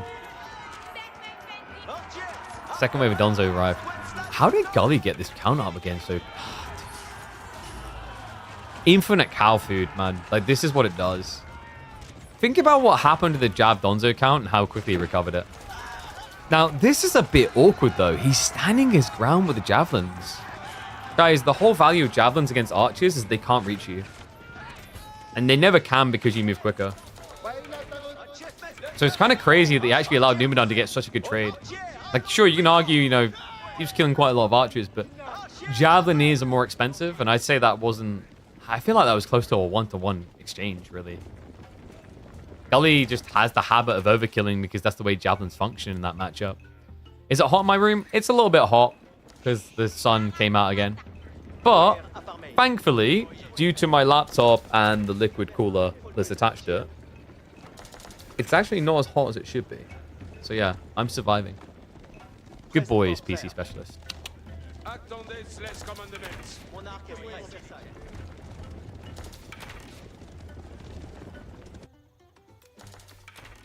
Okay, so who's winning this game? Because despite the Remax capabilities of Gully and the whole idea of Cow, Numadon is over time adding more and more farms in. Like, you cannot disrespect that detail. It's only going up to about 50 now, but it's getting there. And on top of that, he's building a villager lead, which is why Gully went for 2 TC, by the way. Farms are now coming in, so Gully is actually just trying to inflate a bit faster than Numu. But there's a key detail that you got to keep in mind, and it just happened. Guildhall just got pulled. Numadon is ready for the 4th age, and he will look to secure on the eastern flank. Interesting map and the way it's carving out as well. Like, these are 2 civs that actually can play into trading really well in the late game. You have the French with the passive gold trickle plus the fact they can choose the resource they get. And then, of course, you have the Malians with the scaling trade off of the toll outposts. So just something to keep in mind, because if we do keep hunkering down, that's where we could be heading. But my big concern right now for Gully, guys, is with the way he's fought with his javelins the last 2 times. I think he's been watching too many Alamo type movies, you know? Final stand, don't have to move, and that's not really how javelins win fights. He's about to stand his ground against elite archers. That is a death sentence. That's like being the one guy who has to stand there holding a tiny spear in front of a war elephant. Nobody wants that gig. I'll decline, thanks. Like, you know, I think I'll just retire from the army and become, like, I don't know, an accountant or something. Probably get beheaded by the king for someone else embezzling, but, like, you know, still seems like a cleaner death than being trampled to death by the elephant that is this Archibald. Not just that, guys, look at the gold. He can get everything. He's got level 3 range damage coming in, but he can also afford incendiary arrows and biology. He could even buy a bunch of food to get the horsemen out, but here comes the reveal. It's bad news for Gully. He walks headfirst into it, reacts way too late, and there is the fabulous looking plumage on these archers. Ball's coming up, just not going to be quick enough now. Oh, maybe? Okay, saving grace for him is that Numadon's going to keep knocking at the door. Not so saving grace is Gully Deckle is not ready for Imperial Age. And to make matters worse, he's chosen to dive the east side where the Red Palace exists. And not only that, he intended to come here for the gold, so that's going to be pretty rough. Archers plus 2 horsemen are now broken through the wall. Knock, knock, who's there? The death stack. The death ball has arrived. The Don says, get the bad news. Gully, wrong place, wrong time, my friend. Archers also find the extra builders on the wall. And I think Gully's a little bit lost at this point. Yeah, there's a second group of archers to block out the raids. He had 2 contingents coming. That's not going to work. This is over. Numadon's French really is the boogeyman factor with this guy. Like, you know, I've been impressed by this. Numadon is becoming more and more threatening to the established order. Now, I know Gully isn't part of that established order, but we've seen Numadon threaten the established order. His Byzantines is phenomenal. His French just as fearful, and not just for this early game presence, but as we see here, his ability to pivot into the late game. Gully's going to make his last stand. Doesn't have a choice in the matter. We've got horsemen flooding in. The worker force is getting massacred. And I don't see any way back now for Gully. What a monster. Only awkward part is he's like overkilling in some cases, but that's fine. He's wearing it down. Donto count is down to just like, what, 10 on the formation? And the cavalry is just making this too annoying. That military gap just keeps growing. But best of 5, folks. So Gully still has an opportunity to keep flexing here. For Numadon, he's going to be feeling like this is a sweet, sweet taste of vengeance after his exit from KPMM 29 at the hands of Gully just last week. 40% of armies chilling. Dude, these guys are just gods. Got a second wave coming on the north side. And oh my god, this is getting a bit too close now. Gully has huge amounts of idle. It's 50 idle villages. And that's going to give you the GG. Numadon, meet The new French boogeyman.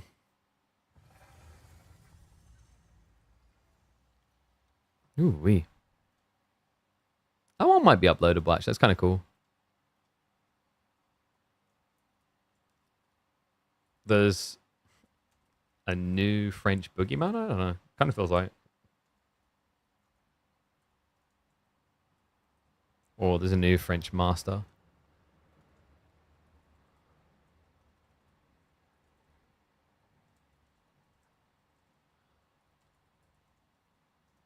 Alright. So that's just G1. We still have potentially 4 games ahead of us. Whew. Let's see what the boyos have in mind.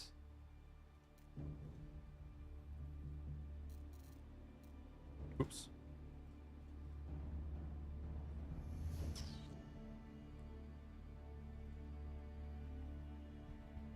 So, let me mark that up. One side, left side. Game 2. HRE Chinese. Is that Rocky River? Or that's Frisian, I think. That seems like Frisian picks. China's kind of okay here, right? Unless this is like a Burgrave rush, then I'm maybe a bit worried. Let's have a look. Also, oh god, no. In fact, it's Gorge. Oh, I was going to say, I don't want to see Gully play Chinese on Frisian ever again. This is more acceptable. Gorge is interesting, though. I think this is like a decent map for HRE to block Pro Scouts and then do it delayed themselves. What's up, Kicks? Nice laptop. Can you tell me a little bit about it? Make me jealous? Oh, mate, this is the top of the end. Top of the line. This thing has got a 5090 mobile GPU in it. It's got the 19955 X3D 16-core AMD, 64 gig of RAM, 4 terabyte. It's got a mini LED 300 hertz 1440p screen, which means, like, dude, the colors, oh my god, the pixel density as well as the color is incredible. Like, if you guys are actually in the market for a laptop, I highly, like, recommend checking this one out. But you know what? It's time to hop in. Last time this guy picked Chinese, I wanted to cry. Hell. He's got it again. One and all, it's time for game number 2. Gully Deckle versus Numadon. Numadon, with a dominant performance on his French, was able to open this series with a win. But we all know how strong the Chinese can be, especially if Gully gets to exist long in the game. The curse for him is going to be the civ he's up against often doesn't allow for that. No, HRE is more of a tempo-driven civ, and in this matchup, I imagine is going to be playing aggressively into you, unrelentlessly, as we're already seeing as early as the Dark Age. Yeah, Spearman on the way, and for good reason. That's a 4 gold. It's 2 on gold. Gully needs to get 235 gold to be safe here. You swear I never talk about my new laptop? You want to hear more about my laptop? No Linux? Hell no. Linux isn't quite there for gaming yet, right? It's not, like, widely, like, spread. It does seem like Windows 11 is making more of an effort to be gamer-friendly as well, is what I'll say, to their credit, with the announcement of, like, the new handheld they're working on. So hopefully, we'll finally see them actually, like, stop shafting gamers. What we will never stop seeing is HRE shafting China in the other game. Oh, boy. Yeah, he's going to have to pull away. He's going to need to pull war villages, actually. This is a bit rough. We'll get out just in time. But now it's tricky. With 3 Spearmen here, there's a really big threat if you try to pull for the gold. And Gully, he hasn't gone for the Imperial Official build, remember. He could technically produce one and then tax drop off, but that just feels horrible. It's not worth it. So he will just run out. Oh, but Numadon? That was... Oh. Okay. Wait. The pathing. Yeah, so a really important thing here, guys. Gold veins, stone veins, these type of things screw you over on the pathing really badly. And that was unfortunate. Gully, he didn't pull the villager into the TC or pull extra back. That was kind of crazy from Numadon understanding what was happening here. Remember, China doesn't have their villages underneath the TC. They have them away because you want to drop off at the mill to generate tax. So that trade-off means that you actually don't have much firepower against a dive. It's a great read to get a kill. The thing I was going to say about, like, Numadon's play here is he not only pulled away to be greedy, and it did cost him, right? Like, he pulled back to be greedy on the deer, because he's deer shoving, or looking to. If he brought that third spearman in, I think it's very hard for Gully to actually get what he needs.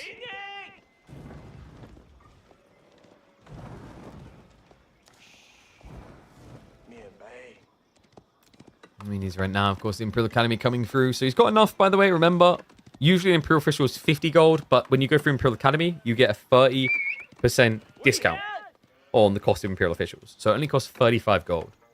So that's why we say 235. If you have 235 gold as China, safe, right? Home run success. Numadon? Is it going to be another mine work? Because he seems to like his mine work builds for the barded armor timing. It is. Interesting. Do we... Oh, wait. We didn't do predictions, did we? Let's pay that out. So game 1 to Numadon. Yeah. And we'll do G2. Holy crap. The colors on my screen are incredible.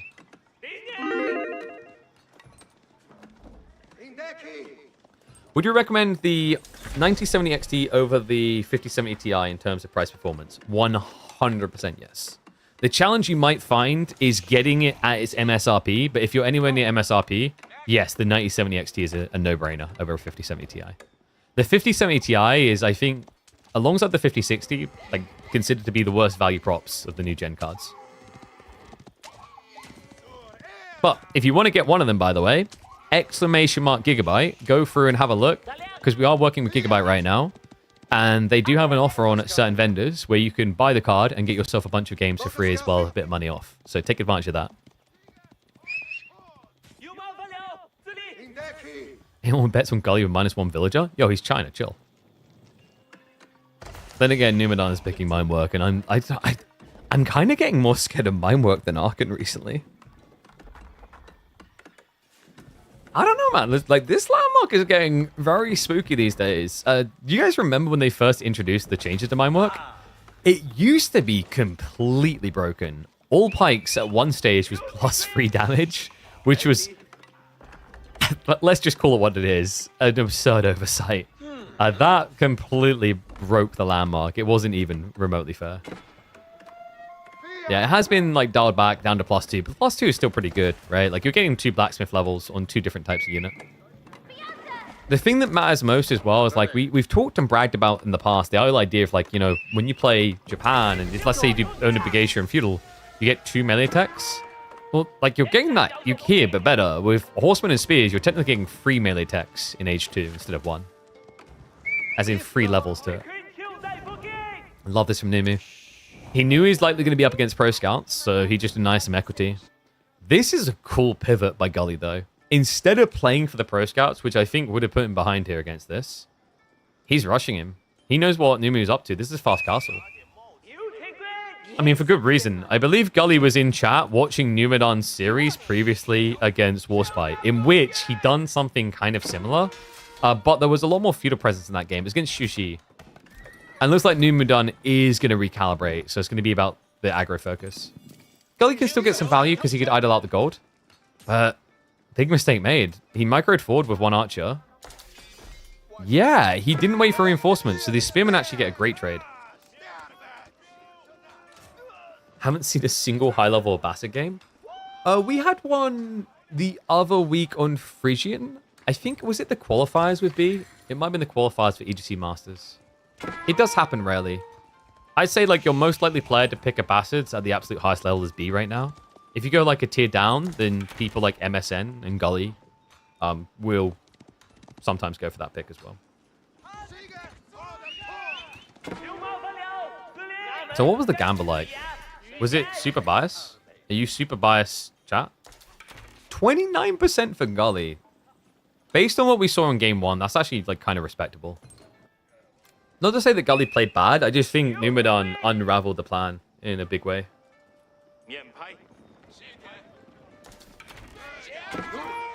And Numu, so the goal here, we've seen him do this type of build before. He's going to scale archers, scale horsemen. The question is whether he's going to do pro scouts, because he has done that before. It's weird because he's eating the deer, but in the game where he done pro scouts, he shoved one of the deer stacks underneath his TC anyway. And keep crap away from political. I know we do the light side of political, but we're not going into that deep territory. We might meme on Trump, but nah, we ain't doing that.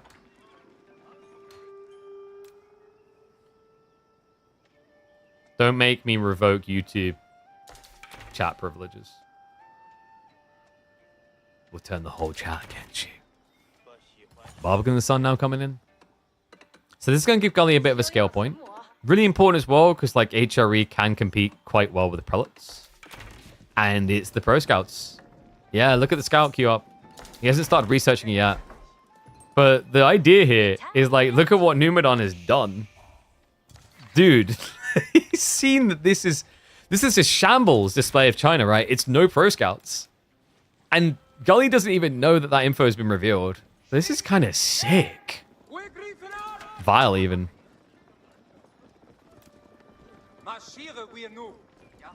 I gotta give Numadon props for creativity with this build. Like, this delayed pro scouts, we saw a little bit of it in Season 9, but I don't think it was as prevalent as you would think.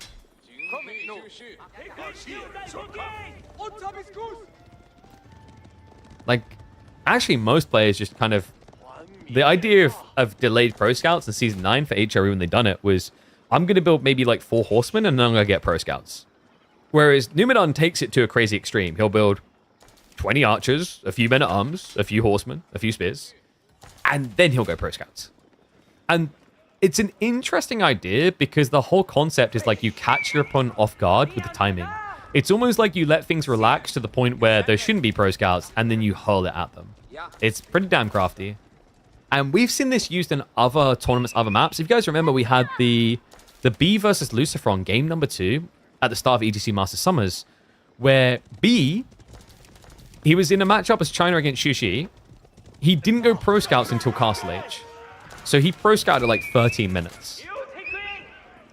And the idea is like by then, your opponent's made an assumption about what you're doing. And it just gives you this power stake over it. Like, oh, wow, okay, all of a sudden he's taking all the deer. And I wasn't prepared for this. Pro Scouts is about to complete. And he's already sneaking and snaking them on the west side. So Goodies are going to be coming home. Numadon will continue to blob archers. We have got mass Chiganoof now from Gully. But Numadon has the reaction of Men-at-Arms.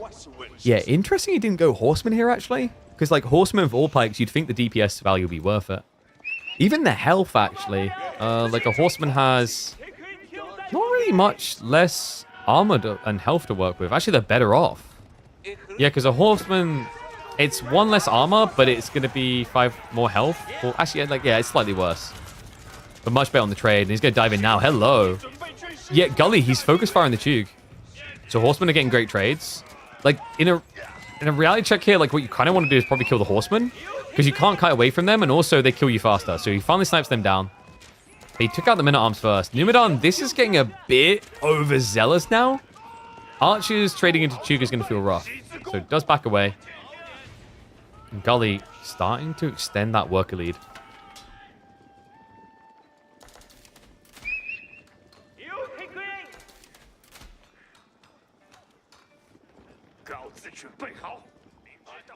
I mean, like, sensitivity shaming people and that kind of crap is a dodgy cop-out kick. You know. It's a controversial thing right now to, like, a big extreme. Most people aren't even properly educated on the matter. I'm pretty sure, like the sad, depressing part is, like, most people right now on that type of stuff are probably getting their news updates from Asmongold instead of an actual news outlet. So, yeah. Back down, dog. Back down. There's something really infuriating about H3 archers chasing you and shooting you while looking like they're gliding. And he goes in again. And Numadon just ain't letting this up. No, because like Chuganu massing is really a really big threat. Wait, Numu, what was that? I don't think that was intentional. I think that was a misclick. He is now just turning into mass Chug versus mass archers. Being sensitive is a bad thing. It's more the negative connotations the way it's saying like, oh wow, I can't believe you're so sensitive. It's kind of like when someone says, oh, so, like, you know, sorry, I didn't realize you got so easily offended. Does that make sense? Maybe you didn't mean it, but it has like negative connotations when used that way. These archers are winning out, by the way. How is he 7 workers up and this is just winning?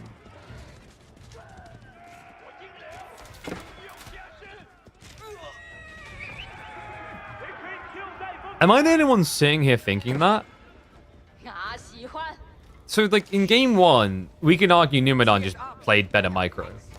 Has the micro been substantially better this time around? I guess in some ways he kept sneaking in with the Horseman. And also, like, Gully hasn't done himself any favors. He's just really focused on Chug, and he hasn't kept some small group of Spearmen in reserve. Then again, like, the Men-at-Arms, I think, has been the real damage absorber time and time again.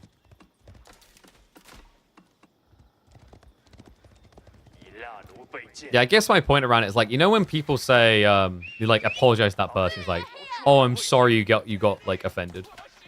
It's like, that's not an apology. That's a loophole in it. Like I said, maybe kicks didn't mean anything by it, but it's just you have to be careful those type of things because it's how it comes across. It can become very baity to unnecessary arguments. And I guess I'm just not sugarcoating anymore. That's right. Like, at this rate, I'm going to have a rocking chair outside my house. Grey mustache. People look at me the wrong way and walk on my lawn. You'll hear the cocking of the shotgun. Followed by, get off my lawn!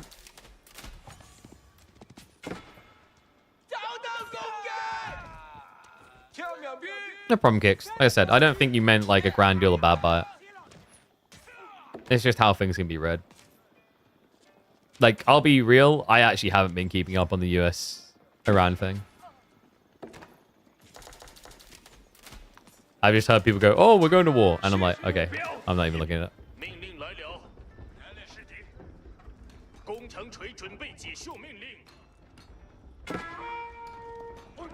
So Rigna's coming through.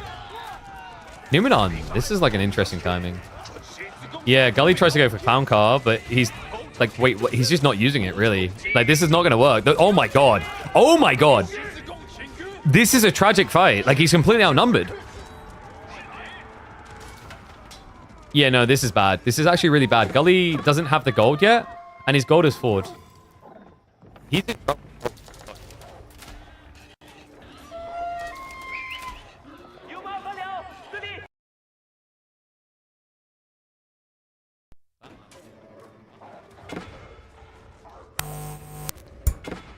Okay, are we back?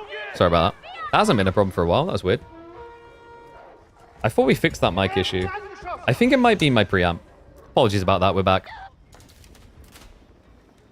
Dude, I swear, like, this is the worst kind of thing, is like when you have a situation where there's some sort of audio issue in your setup, but it's not consistent.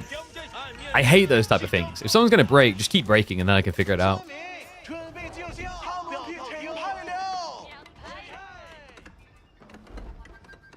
Okay, so Chigball is building, but like Gully has got to rush the gold, and there. Yeah, he knows it as well. That's kind of crazy. Sticks 22 on the gold.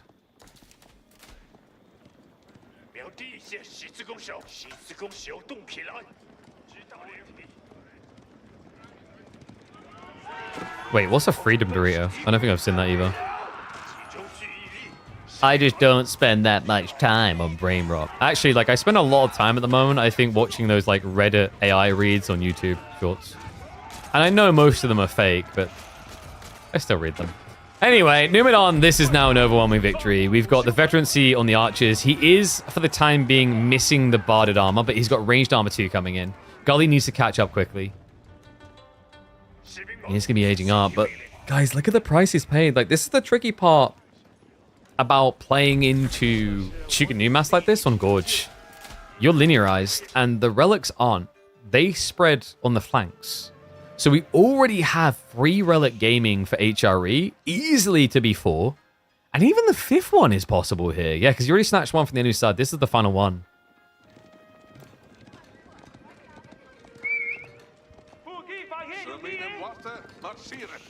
And yeah, like, the issue I think is not the microphone. I think it's the mixer preamp. I'm going to talk to my Elgato people about maybe sending out one of those.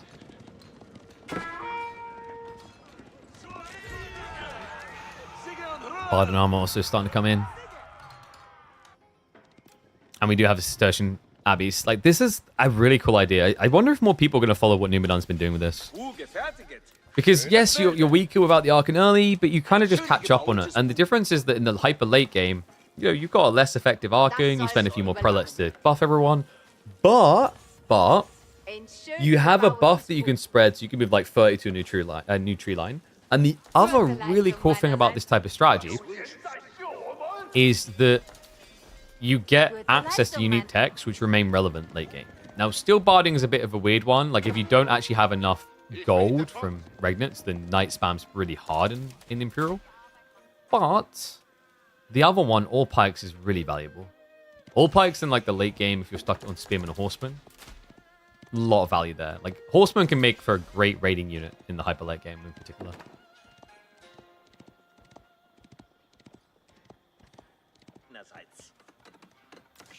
Gold gathering ahoy, Numadon. Very light on his protection on this flank, actually. Interesting that he wants that much gold, but it shows you his intent. He's going full night comp. Yeah, because this is like insane amounts of resource gathering. 20 villages on gold. He's going to spike up to probably like 1,500 gold a minute. Actually, I guess, he hasn't built an abbey here. Like a monastery plus Cistercian would be really good here. Apparently there's still a deer around here, by the way. I think it died inside the Stealth Forest. We do have villagers dying inside their base, though. Knights starting to sneak across. The granary transition's not looking too bad for Gully, by the way. Needs to be a knight unit that has explosive lances when they charge, but they lose the lance. So you just want fire lances with armor. You're a terrible human being. I'm sorry, but someone had to say it, and I'm not alone in it. You sicko. You know what would be cool instead? A lance that breaks like dueling lances did, and the splinter damage would do a small splash in a triangle behind the target. That would be kind of cool, actually. I don't know, like, you'd have to probably make it an Imperial tech, or I think it would be busted. Golly, meanwhile, is going to be busting out of this base. Hello. Double nest of bees now. And they are clock tower. Yeah, and Numadon doesn't have the night count where he wants it. Like, he's up to 10. That's not crazy here. Especially with Spearman Crossbow on the other side. Yeah. I'm starting to actually pivot slightly to Gully. He's on a timing here, but so far he's ticked the boxes necessary. For Numadon, the farm count isn't incredible. He's at 11 right now. So he needs more time. And Gully, wait. Does he not sense it? This is the weird thing about these Cistercian Abbeys minework builds, is like your game sense is a little bit wonky against it because it's a fresher build. But it feels like now would have been the go time. Nest of Bees is going to park itself. Archers in staggered formation. Numadon commits in though. It's only one knob. Like, one knob is actually not good enough. Gully, where's the second one? Nice breaking through the front line. Archers, they're sniping down the crossbows intentionally. Just leaving the repeated crossbows left over, which are attacking into the knights right now, actually. Numadon needs to keep surging like this. That front line is starting to fade, though. The Nest of Bees is going to survive, but for now, Numadon just wants to trade out archers as much as possible. And Palace Guard are following this up, but Dumu, his income is still gutter tier right now. 700 food in the bank behind this per minute. I will give Numadon this. I feel like his micro was really on point here, like the movement of the archers, just target down those crossbows. Could have probably benefited from like splitting into two groups, but it's difficult when you're staggering and trying to dodge Nest of Bees shots as well. So despite the good micro, Gully still comes out with brute force. Now has double Nest of Bees. His farm transition is about halfway complete. He's up at 21 plus the granaries. Numadon did just fick out, though. He just added in an extra 10 farms, 12 farms since we last looked. So Gully, great start, but like now's kind of keep pushing point, right? Like you need to find targets at this stage, do damage. It's going to move in. String placement plus fortifications, as well as the relic, actually does make this quite tanky. And Numadon's going to try to offer up some assistance to the tower, but the problem right now is this is Palace Guard. His night count isn't crazy. No, he's looking for the Nest of Bees. He's going to charge in, wraps around, but Clock Tower effect makes it quite tanky, not tanky enough. One goes down, second one to be struck there. And remember, this means the Spring placement still keeps firing. But it does cost him some knights. And it looks like that's actually enough to scare Gully away. Okay, there's no way Numadon gets away with this, right? It wouldn't be the most insane game he's got away with this week. But it would be kind of crazy to watch him somehow roll his way through this point in the game. Because, like, Gully is still technically very strong. I'm just wondering if he realizes how strong he is. Or if he's putting too much onus on the value of these static emplacements, the tankiness, etc. Either way, this type of slow roll could easily backfire for him. Yeah, because, you know, you're scaling, granted, but we talked about the weak point for Dumu being he does not have enough farms. That point is starting to pass. He's now up to, what, 29 farms, going up to 35. And all buffed by the Cistercian. Knights are going to spread out again. Crossbows have started to be added in, but the Palace Guard count is looking good, and I think Gully now understands. And look at the panic reaction from Dumu. Castle drop on the way. Unfortunately, he waited so long that Gully should see this. Wait, he doesn't see this? Okay, he moves across now. This is the dive. This is the dual dive moment. Pushes in. Knight count barely exists. He's going to have to start giving over ground, but the build speed is looking good. Numadon able to get it up and online just in time here. Keep drop successful. Gully Deckle has to go back to the drawing board and come at this with some different siege. God damn, you gotta be kidding me. Dumu dodges bullets here. Does need to retrieve that relic. Would be a shame to give it over. Unfortunately for him, there is an annoying man rushing there. Dumu? Don't let him have that, right? Oh yeah, that just makes it more bitter. The fact that, like, he didn't even pull a knight. Oh, come on, dude. And you kill him? Oh. I wouldn't have killed him. I would have let him go back to his country, realizing he had no relevance and no role.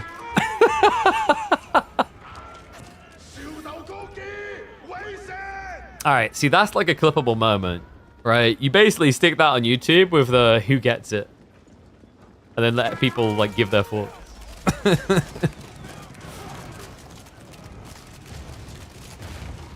Looks like he's actually circling towards the north side here. Numadon's running out of wood fast. He's got them over here, though. Like, you just pivot. And mangoes now. Yeah, I guess he's just looking at the way he took out those Nest of Bees last time, looking at his night count and saying, this is getting way too expensive.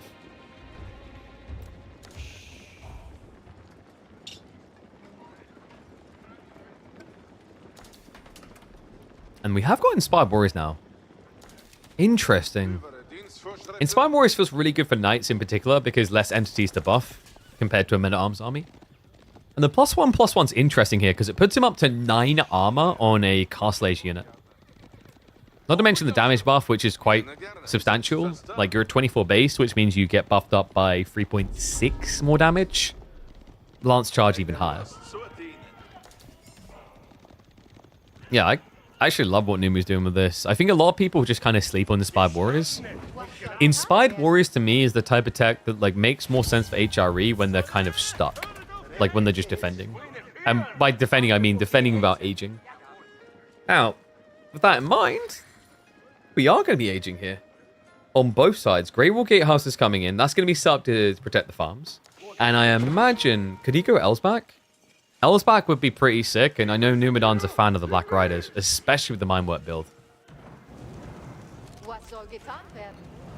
He's still some way off, like, max Poppy Fury. But yeah, it's an Elsbach. Sets up towards the tree lines. Nothing substantial in range that's actually being guarded. We have got archers and knights diving in, though, so he goes raiding. Yeah, the Great Wall Gatehouse is going to be too quick, though. So the archers are going to be thrown away to the wolves. Villagers? Well, that's a weird seat shot. No. This is why you never press the panic button. Talk about running into their arms as the receiver. Kind of made it even easier to hunt them. So several worker kills being achieved. On the other side, Gully is in position to start diving onto the farms of Numu. And the difference is this is more everlasting. Mango defense is going to be there. Crossbows as well. Archers are still idling out the farm. So if Numu can survive this wave, I think he's in a good position. But this is difficult because he chose to place the Elsbach on the opposite side of his base. And just to clarify, Gully is... It says Xbox here, but he's playing mouse and keyboard. So it's Xbox app, I believe. Wait, Gully's not going again. He's backing away. Knights Archers are still here. But it looks like he's resumed gathering. So Gully's going to get back into the eco game. But Numadon survives what I think was the most dangerous point in the game for him. I actually, like, we were in new territory, guys. Black Riders has been coming out more recently. When they first got added, like, H was still being banned, and even then, like, it was kind of considered a meme unit. But similar to the idea of, like, Cataphracts when they first came out, as a pop efficiency unit, its stats are incredible. Its role can be incredible. Usually the problem is affording it, but with 4 Relic Regnets, that's not so much of a problem. Oh my god, the idle time again. The Knights... Wait, they got round! Oh my god. Alright, this is getting a bit silly. Golly, the villagers, like, practically everything is just not working. I think he's got, like, 50 workers running around like headless chickens. He goes back out into the gold where the Knights are now cycling back to. Villagers are actually chasing the Knights at this stage. What is going on in this game?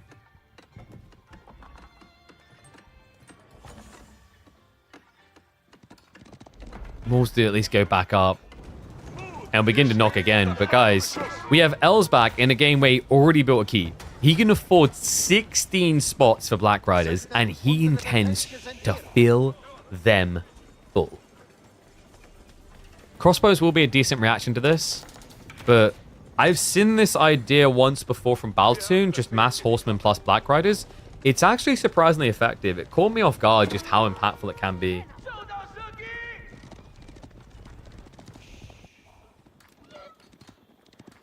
Two games of Black Riders in one day? Yeah, and both of them were Numadon. Our boy believes. And watch why. Alright, please target different units. There we go. Start to dacker them down. Remember, he's got the Caracol ability. On top of that, if he starts Inspired Warrior buffing these guys, like, the best thing you can do is just set up 2 or 3 prelates here, have them buff the units that they run by. It lasts quite a while, and it's really impactful here on a 45 base unit because it increases their damage by 7. Per shot. Now, burn through coming through. Gully is playing China. He'll definitely build the castle quick enough, but what's the price going to be? You got 23 workers out here. You actually have more than that. He'll probably have to retreat through the wood wall. Numadon now with a dive. He has got the Caracol, remember, so you can start shooting them down right now if he wants to. Nestibes is going to be there for the scatter shot. And Numadon apparently has lost his Q key. It must have popped off of his keyboard because he's not using this ability. Yeah, kind of a shame there. Actually, the Caracol would have allowed him to just keep running and shooting as he goes. So would have probably killed, what, 10 workers at least there. Gotta say, though, state of the game looking really good for Numu. Even though he's outnumbered, he has cavalry, which are hard to react to right now. What Gully really needs is Yuan. Yuan will give him the mobility to shut down the Black Riders. Until he has that, he has to play a game of cat and mouse. We have got past guards sneaking in. Crossbows are there to react, though. Yeah, decent chunk of them as well. Might just hemorrhage 1 or 2 worker kills, but nothing too big.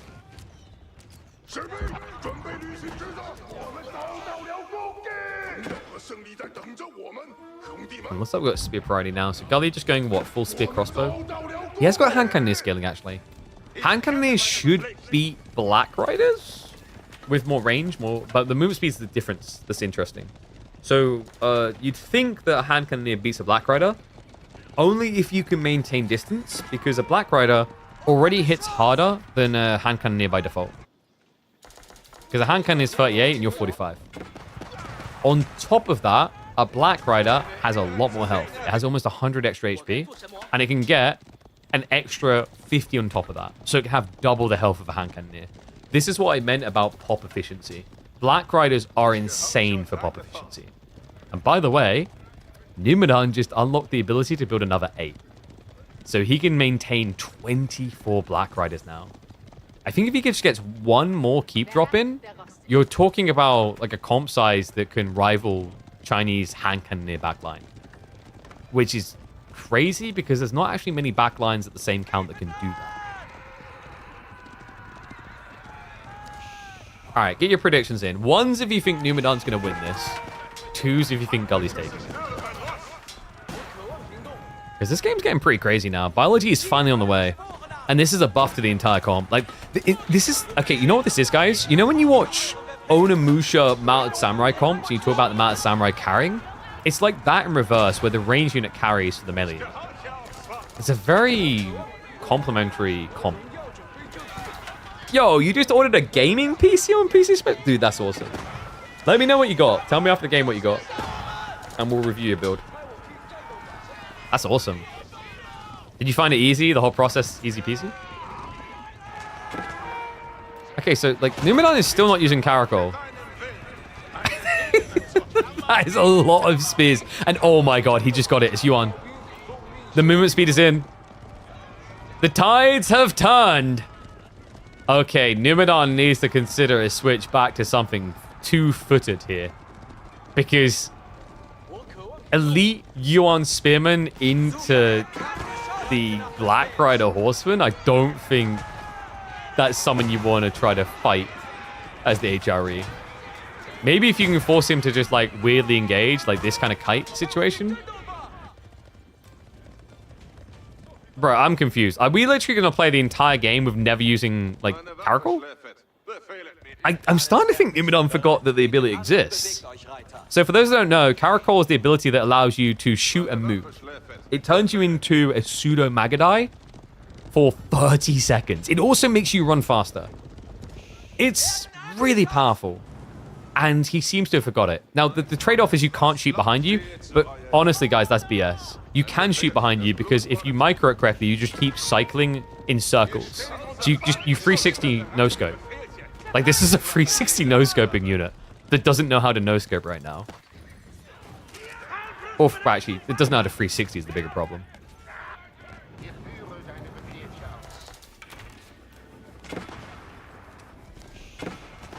Numadon's getting baited into a static fight without anything that can stand there. Yeah, and he's relying on siege on top of that. Double covering already. This is such a weird game. Gold hasn't ran out yet, by the way. Gully has options on both flanks, so he's got 8k to work with. So he's in a pretty sturdy position right now. If the game goes long enough, you'll start to favor Numadon with HRE because he's still got his 8k plus 4. And one up here, which is about to be tapped. But on top of that, remember, he's also got the Regnit's Relics. Now, we do have all pikes, so Numadon is maxing out on the damage Horseman can do. What is it with Gorge and games like this? Actually, what is it with these two in the game? We already know Numadon is comfortable late game, but reminder that Gully Decker was responsible for the longest game of the week so far. I believe it was 1 hour and 22 minutes against Voldemar to get through to this series. That was English versus Chinese, by the way. It was as painful as you think.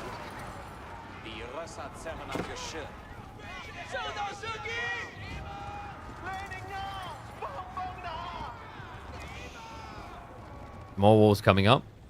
You know what is mind-boggling to me? Would you guys like to guess how many wall slabs Numadon has built?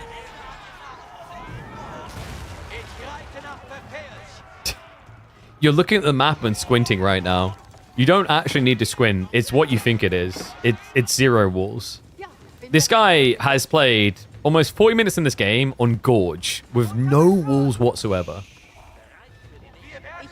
Against Yuan China, he's still not walling. Meanwhile, Gully's becoming a religious waller.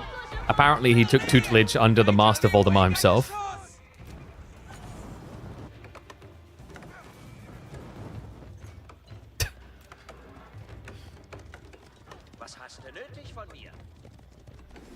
The weirdest thing is, like, no one's actually made a serious attempt at Sacred Site win conditions.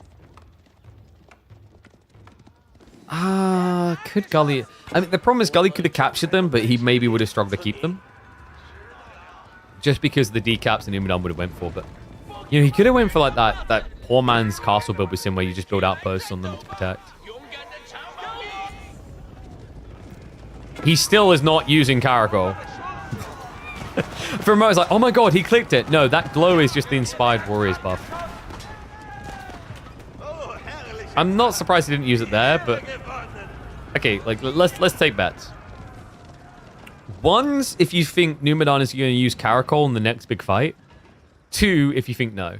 Caracol is the ability where you move faster and you can shoot on the go.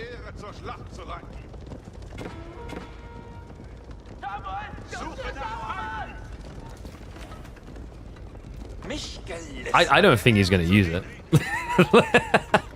That is a pretty disgusting switch, though. He's going Men-at-Arms. I thought he might go Spears just because of all pikes. But I guess at this stage, you're more worried about wood running out than gold. Like, you already have your backline, which shouldn't die, which is gold heavy. So with Regnant's Relics, you can definitely afford to get all the Men-at-Arms upgrades and then just pump Men-at-Arms anyway. Numadon's Q is broken? I think so as well, right? That would explain why he hasn't just pressed Q and then X to build walls.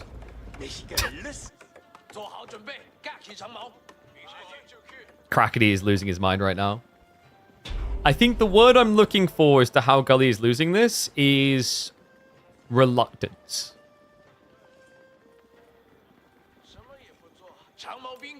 He actually had Numu dead to rights, but he didn't commit quick enough to stop the keep. And then we had the raid on the backside before that, where he had about 50 military here, walked in and walked out. I think Gully just... Maybe it's like game sense. He's just not sure of when he's ahead. And it's easy for us to sit here and say because, like, you know, we have God vision, right? But, like, when you're playing from his POV, it's maybe not as apparent. Well, definitely not as apparent. Numu's now at 3 TC spread wide. Keep drops galore. I honestly think he's going for another Garzel. Like, he's actually gathering the stone now. He's going to have 40 Black Riders at this rate.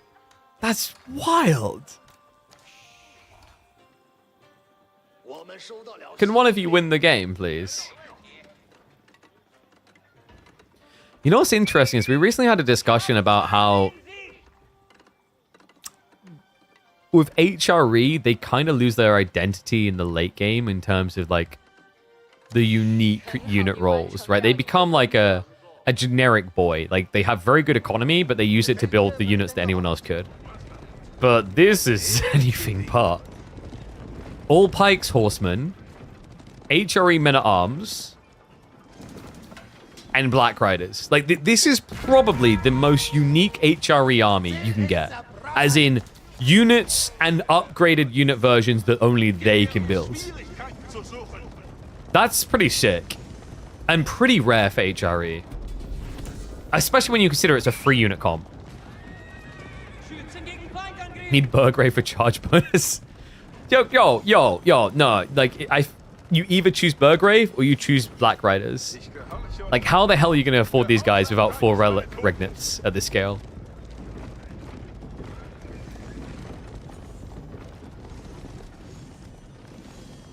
Landsnake, like, yeah, he's missing the Landsnake, but my point is, if you look at late game HRE armies, the things that make them unique, you very rarely see, like, at least the 3 things, right? It's usually maybe 2, like you see Men-at-Arms and Lanch.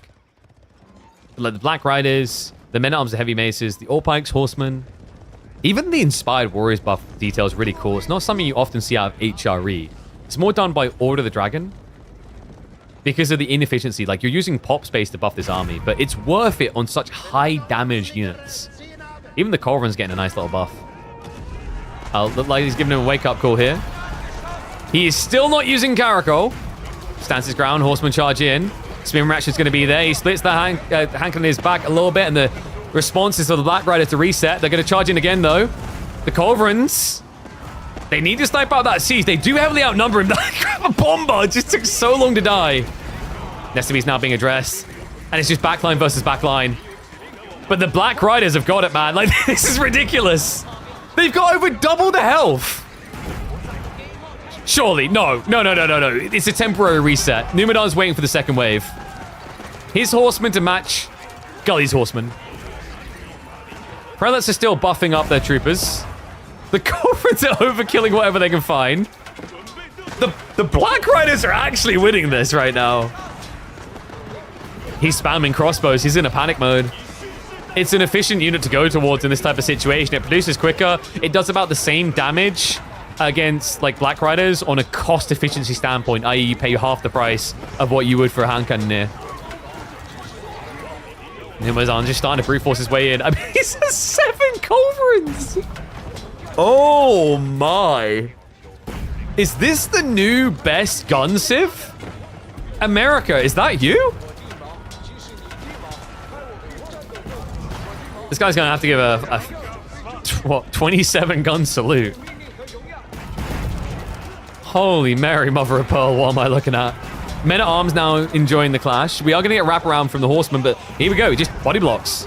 But the horsemen actually, like, because of the armor, they don't do much. The barded plus the inspired, you're talking about like 10 melee armor on this unit. So if your base damage, almost all of it is gone. Against a unit that almost has 300 HP, so like horsemen don't actually like deal with the Black Riders as well as you think.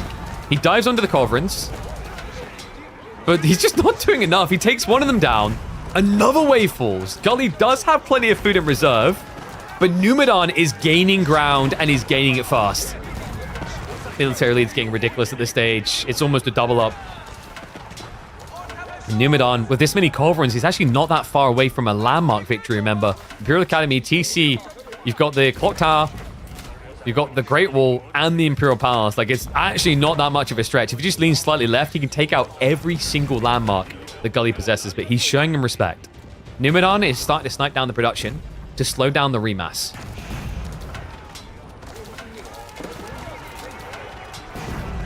Black Rider count still sturdy at 20. And he's switching Landsnake next. Horsemen are going to be diving in. The culverins are just making their life difficult, though. He gets another one. Won't get a second, though. So it's costing like 15 horsemen per culverin. Culverin's just denying the remax.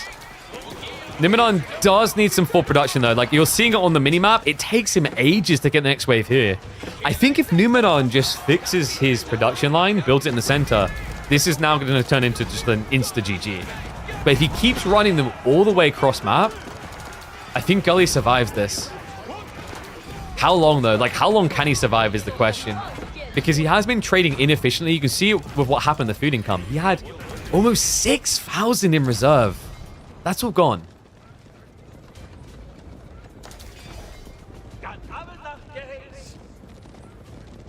Numadon, he's finally like, oh yeah, that's right. You did kill a few of my Black Riders. Let me get more of them. And also, let me get even more of them. The potential for 40 Black Riders is approaching.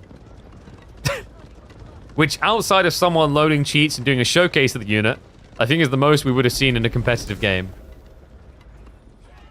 I can't really call it a competitive game if you're loading cheats. Oh, he's going to force Gully to engage. And Numadon is actually outnumbered right now. This castle drop may be a bit weird.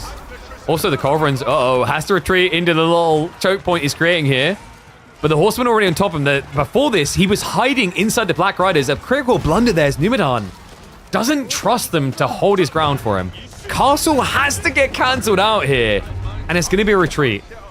Are you freaking kidding me? Is he losing this game? Numadon is now the one struggling on food. They've both drained each other. Gully has military mass. I think that castle was way too ambitious. Numadon, like, back here maybe, right? Secure the stone, then do another one. But all the way up in his face is wild. Numadon seeming like he thought he was playing China for a moment there.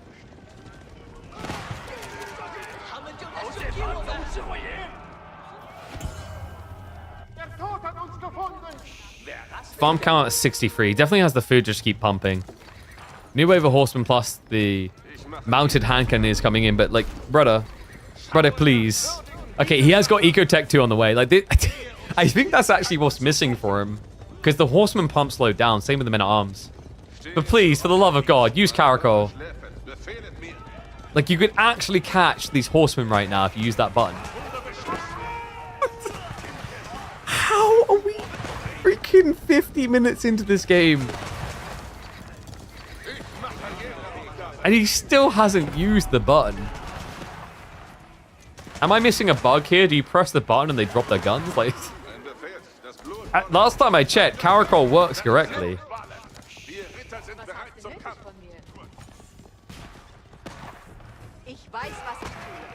That's interesting. Numadon, is he? He's prepping a spear switch. We did talk about this earlier. The idea is like you have all pikes. But figured he was worried about wood running out. But I guess like, you know, outside of building siege and the horsemen, and you're not using too much wood. Then again, it is a temp resource, whereas food gold is infinite. Stonewall's now also going up from Dumu. Whoopsie, he's going to get found out on the gold. Black Riders are on the way. Has got the key to assist as well. Here's the boys. Yeah, these units are actually crazy in the late game. Like right now in this situation, if he activated Caracol, these guys can't escape. They just die. And you can't turn to trade on them because they run faster than you. So definitely a missed opportunity there. But wait, can we just golf clap? Or I just realized Numadon's finally building walls. It took almost an hour, but we have the first walls coming in for the Swede.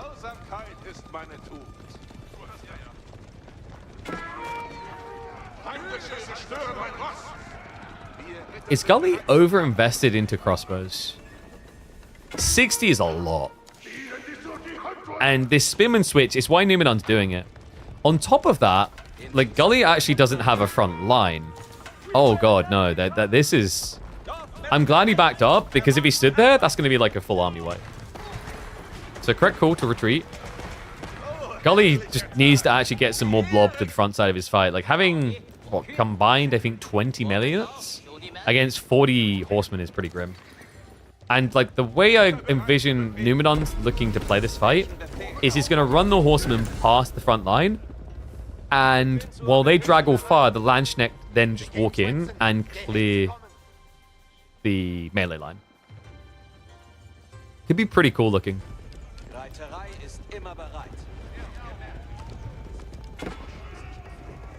Yeah, I guess the cool thing is, like, this is a pro-level player.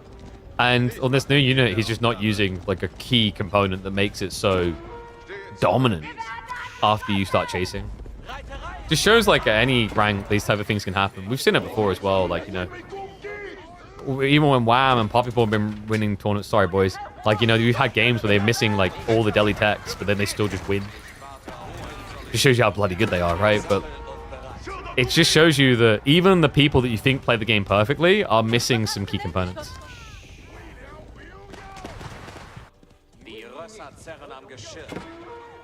So stockpiles are built up again, and I hate this. I hate when the stockpiles build up. I need the goon platoon to start killing. Ah, he's looking for the wood. Yeah, but Gully's hidden it really well. He's playing actually towards the stone walls on the north side. So he isn't going to find anything down here. We have got more Landsknecht being built by Numadon now. Oh, do you guys want to look at Gully's farms? Yo! Okay, that one's sad. Can we take credit?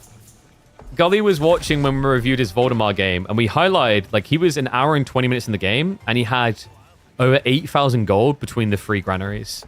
He's fixed it. He's actually actively taxing. Well played. That's, like, I love that. That's really cool. I love that, like, players come and they see the replay, they see the cast, and they, like, identify the mistake and they optimize.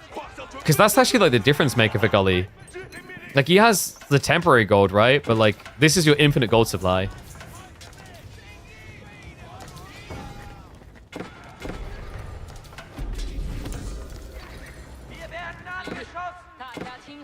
What a cool detail. And he didn't build, like, a TC here. He just walked all the way, which is a little bit rough, but... Please don't kill my pagoda. I cannot afford 150 wood. I mean, the most comical part is he actually has a second pagoda somewhere. I think he just can't be asked to deal with building a monk at this stage in the game.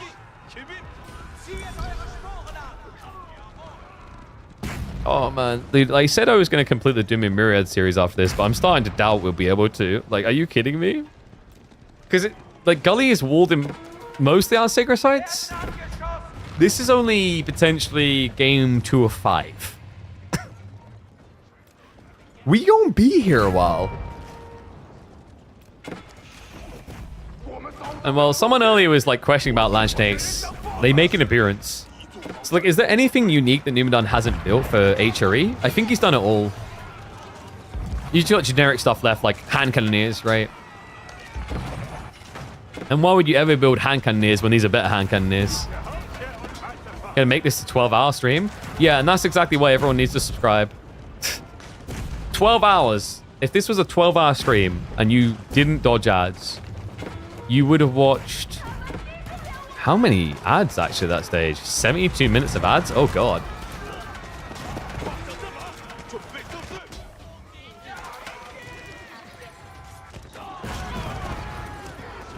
I don't... like... Is Numadon holding his ground at all? Like, I know he's retreating right now, but if they stand still and fight, it's still a lot of crossbowmen, but it is kind of thinning. It was up at 60 before. If he's able to chase Gully away, then like the Caracol could actually just completely win him a fight to an insane degree. All right, guys, get your predictions in. How long is this going? When does this game end?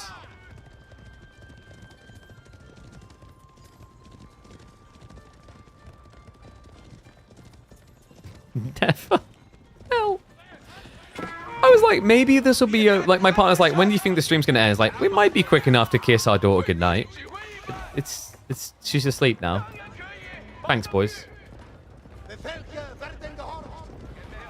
Well, here's a crazy thing for you. Like, oh, I think X or Y has been losing more. The destroyed value is literally less than 300 resources apart. It's neck and neck. And the reserves of resources, Gully definitely has an edge there. But the Black Riders have actually been impressing me a lot here. Flash coming in again. Crossbows into Horsemen is a bit rough. Lanchneck, they're doing a good job of starting to cleave through. Military quantity still favors Gully for the time being. And the Yuan does mean that it's very hard for Lanch to actually gap close. But wait, did he activate it? He done it! Caracol has been used! Finally! We have run and gun. Oh my god, it took almost an hour. But Numadon found the QQ button. Full Horseman flood count coming. Gully just trying to keep that spearman count competitive here. But the crossbow count has been cut in half, folks. Gully needs to be careful and look at what he's producing, because at this rate, he's going full melee. I don't know if that works against Caracol. Luckily for him, it's got a long cooldown. Still on cooldown for 40 more seconds. Unluckily for him, he won't be able to break through quick enough. Okay, I think we can agree that Numadon exchanged better there, right? All pikes. The loss of crossbowmen for Gully. This is kind of rough. And he's just doing full budget. He's actually switching into Chuganu against Horseman Black Rider? Oh, great body block there. Protects the Coves. Few will now sneak in. So Gully, like, I mean, does Numu really need the siege, I guess, to the fort here? I guess so, because otherwise maybe Nesta B's against the Black Riders is the concern. I am curious about the value of the Chug. I guess it's a counterplay just to the Lanch. But look at the switch. Whoa, Numu's going back to men arms. I mean, MAA are, like, uncounted right now, but Gully definitely has the food and gold to deal with it. Numu stabilizing or flopping a bit? Oh, I think he's meaty enough here. In fact, Gully's had enough. He's actually going to try to rotate towards the farms. Can you guys, like, end this game? Is that, like, on the agenda anytime tonight? This game. All right. So, hour and was it 23 minutes would make this the longest game of the last midweek muster. I think we said the record for KPMM was something around, let's say like 2 out of 10. With the way these two have been fighting, does this have the potential to go 2 out of 10? I don't think so. I think the gold is running out. But weirdly enough, not for Numadon, right? He has so much passive gold. And he also has 28 traders! Oh, no. Yeah, this is Caracol Men at Arm spam to the ends of the earth. Gully now trying to pivot back into the crossbows. But now you're running into the production line, right? So this is where your new shiny troops can just get sniped down by the heavy-hitting Black Riders. We even have additional prelates coming out, so Numadon is trying to maintain that buff. Wait, he's going to back up. Wait. Gully? 13 traders. This is early days. Oh, no. He just began. That's a horrible time to get caught. Okay, we'll at least let them scarper away. All Dumu siege went down? Yeah, but like, okay, I'm going to ask the most important question you need to wrap your brain around right now. Is the siege actually important?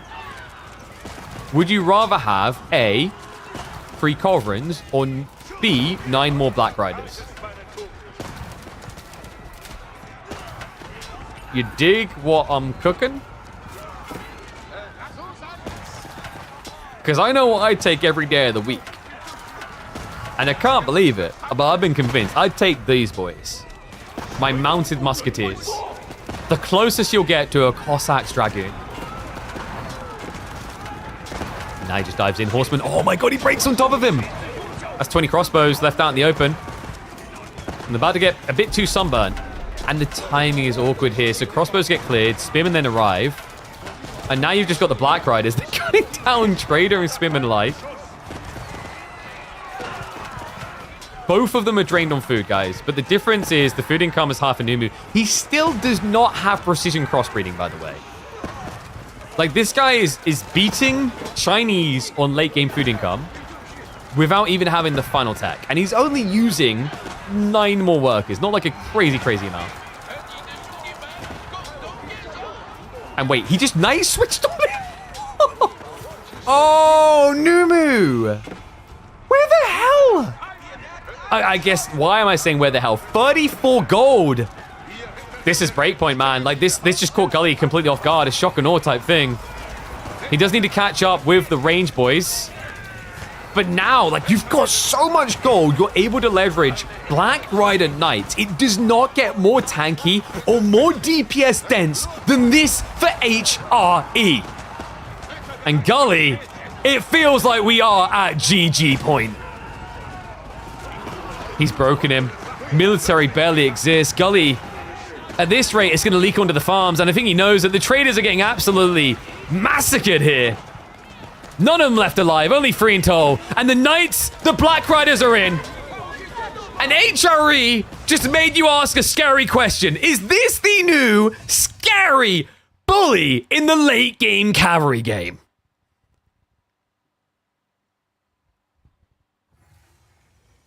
Oh my god. What do I even call that one? I was going to make it about the best unique HRE lineup or something like that.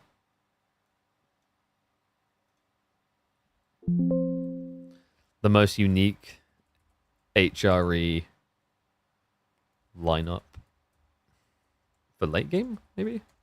It's either that or you like is the comment about them being the like best cavalry civ.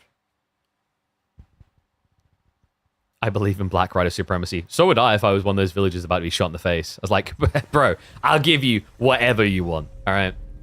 The world is your oyster, sir. So that means we are now looking at a 2-0 score for Numadon. It didn't come easy, but he got there in the end. Crazy game.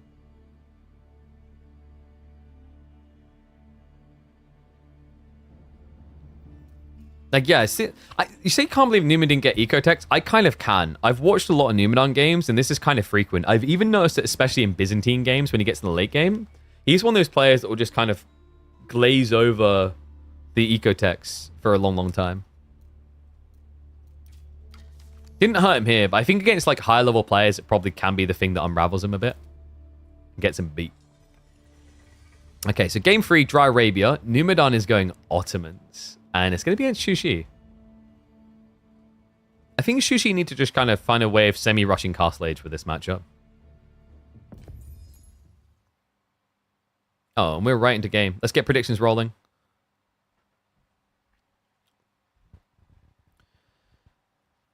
The score may look grim, but these two have delivered the best set of the week so far. One and all, welcome back to the channel for game number 3. Gully is 2-0 down. He looks to make his last stand with the Shushi, but in his way, it is going to be Numadon's Ottomans. Ottomans versus Shushi, an interesting matchup actually ahead of us here on Dry Arabia. Ottomans, in theory at least, can be pretty good at bullying you around in Feudal if it plays too long. I think usually Shushi players just try to get beyond that towards Castle off the back of Pro Scouts, and this is a pretty good spawn. He got the deer spawn wide on the west and east flank, not forward of his base. And Numadon is going to be kicking us off with a military school timing. Oh, and what is up, Marv? Sorry, I just saw that. Thank you very much for the 5 gifted, you absolute legend. Thank you, buddy. Sorry, I didn't see that coming through. Appreciate the support. Marv's always a legend for that. I don't know how many subs he's up to now. 166. Guy's a baller. We love Marv around here. Love all the sub support. Appreciate everyone. Remember, guys, if you can't actually afford to, like, reach into the wallet and give a bit of money to the channel, easier way, like if you know you're strapped for money, is obviously you guys turning up each and every day, Mondays, Tuesdays, Thursdays, Fridays to streams actually helps immensely. And also just share around. You know what was actually really heartwarming the other day is my editor. I don't know, like should I tell? My editor said like it's that his dad watches the videos as well. I was like, dude, I've become a family activity. Oh my god. I mean, that's too much responsibility. Yeah, it's kind of interesting that we've got people like just getting their dads into watching as well. I kind of love that Age of Empires 4 maybe has a little bit more of a young representation than some of the other AoE games. It's still heavily dominated by like older people. But you know, we even see it in the pro scene, right? With people like Gully Deco, MSN, Voldemar. These youthful boys coming in. And how the predict's looking. So it is going to be 70% in favor of Numu. I'm kind of not surprised. I mean, this guy is a miracle worker based on the last 2 games. That French Malian one was elegantly executed. And the HRE one, I mean, you know it's bad when you literally have Crackety, a prolific Chinese spammer, coming into the chat and asking the question, how is he losing this? And then leaving to go play Elder Scrolls Skyrim. Like I kid you not, I saw it pop up. The Crackety just like started playing Elder Scrolls Skyrim. He was so sickened by the Chinese loss that he couldn't watch AoE 4 anymore tonight. What I mean, older people are people like you, Multi. I mean, like, for example, like you haven't been able to click the sub option on Twitch because like the eyesight is dimming and there's like a little bit of shaking the hand. So you like go to click it and then it just misses left and right. You want to sub, but you just can't. Age just caught you out. All right, anyway, Minimap Madrasa is going to be coming in. Notice the position, by the way. This is actually really important when you play Ottomans. You want to place the Madrasa with the berries closest to your base. The surprising part is he actually didn't do it that way. He done it the opposite. It's interesting, actually, because in the early Ottoman days, there was a weird balance flaw with Madrasa where being the south side player was actually stronger. The reason is if your berries spawn here and here and here and here, you want your villagers closest to the TC so you can garrison if you get raided. So being the south side player, that meant that you got to place your TC on the south side. That's the back side of your base. But if you're the north side player, it meant that you had to place the Madrasa on the front side of your base where your opponent might be raiding you earlier. It's like, that makes a big difference. Like, imagine this is Lombos versus Ottomans. You're able to raid the Madrasa eco so much easier. Whereas if it's south side, you wouldn't want to go around the back. Yeah, in this game, he just doesn't care. He's like, screw it, just stick it out there. And we do have the deer shove coming in. A lot of it actually did get lamed. 2nd Battalion. Oh, okay, Numadon's going to find it first. That's good. I thought this was second was Gully Deckle Scout, so he didn't see the second stack of deer. Which means Numadon can come back and shove that. And this is going to work out nicely, right? He's going to get the double deer back. He can switch over to gather that and then come back for the rest. Wait, I'm confused. Is Bitcoin stone in this game? Makes sense. H3 uses it to build keeps to get Black Riders, and at that point, you're investing in a win, baby. All right, Sheep Hall as well. It looks like it's going to be 11 to 10. Numadon done reasonably well here. Medigarden is going to be decent. Not crazy. He got 25 gold, 25 stone, 36 food, and then the 1 wood. That literally just 1 tree. Little Professor Oak over here.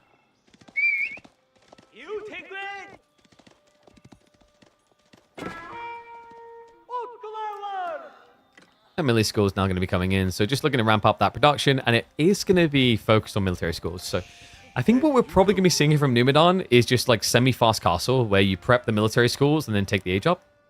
Meanwhile, Gully's obviously going to hang around the age a bit. He's going to be going for the pro scouts. Okay, no, actually, like, yeah, we got the Sipahi to begin with. How far do you take this, though? Because it's quite, I feel like it's quite rare that you see people play melee school scaling in feudal age at the moment. Most players, if they want to just aggro, they just aggro, right? Because, like, melee schools is a lot slower.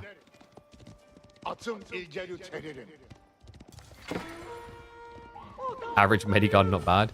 Do you guys remember when we kept losing our mind about Dumu? Dumu was somehow the most consistent player to make Medigarden look broken on Dry Arabia. You guys remember that? He used to always get the corner berry spawn with, like, double golden wood. He'd be getting, like, 110, 120 Medigarden every other game. That guy was wild.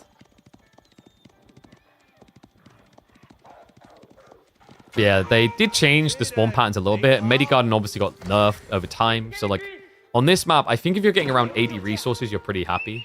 If you're on Kaosan, you're getting less than, like, 110, you're in a really bad position. Same with kind of Holy Island. It feels pretty rough. Number one is, like, Rocky River used to... There was a time where you drop it in the center for, like, 120. Now it's too risky. Like, even this is pretty risky, guys. Like, you're up against full Sipahi. Oh, my God. And Gully went Chug.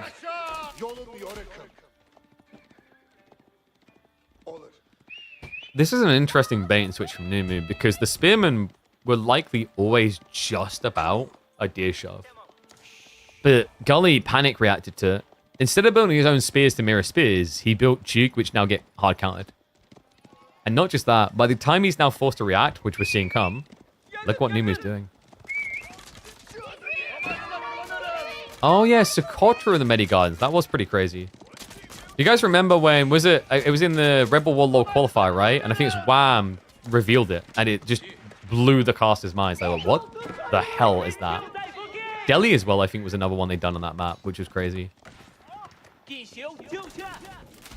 Spearman being a nuisance on the backside. So Gully, this is a bit of an overreaction now. He's just been forced, right? Like, I understand why he's doing it, but Numadon's going to get a decent timing. Vizier points, he went for the Imam, so they're already in play, and he's using them to heal any damage done. Yeah, this is actually, like, so infuriating. The thing with this play is it means that Sipahi can actually trade against spears. As long as you're not heavily outnumbered. Yeah, you're just going like this, stab, stab, stab. Numu's actually showing him a lot of respect. If that was me, I would have A-clicked while making monkey noises. Probably would have lost a Sipahi, but I'd monkey noise all the same.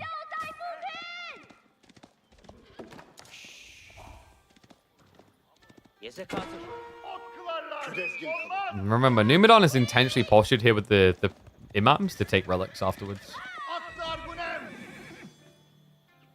So Mehmet Imperial Army on the way. I do believe with the next upcoming patch, we're going to see things change, by the way. There'll be a lot more of the Istanbul Imperial Palace. Because all of a sudden, with the new Vizier point options, there's reasons to take other Vizier points, and thus have extra points to get them is worth it. So remember, for example, they're going to be changing extensive fortifications to decrease the cost of TC. We're going to get the Akinji play actually spawn-free immediately. I believe there was also an improvement to Pax Ottomana, the one that increases TC production. I think the biggest one you're going to see, by the way, is extensive fortifications. I think Ottomans might become a 2 TC civ.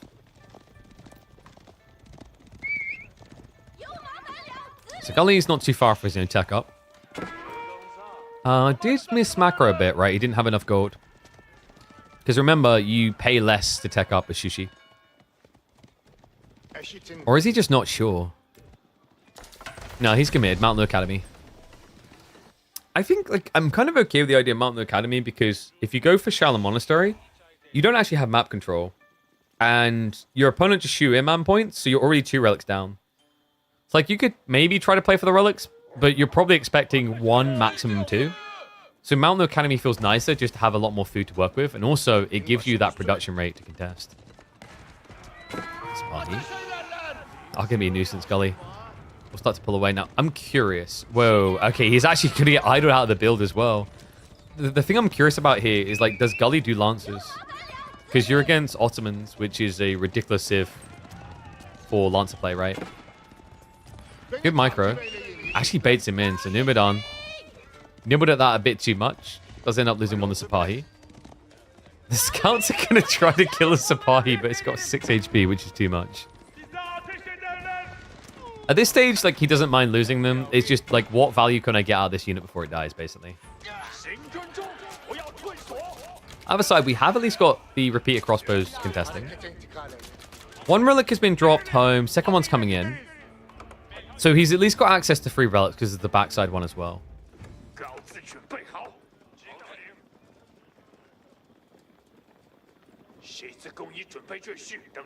Dumu, straight into crossbows is... I guess it kind of makes sense, because like Gully, you're expecting me to either go Knights or Palace Guard. This just preps you against both possibilities straight away.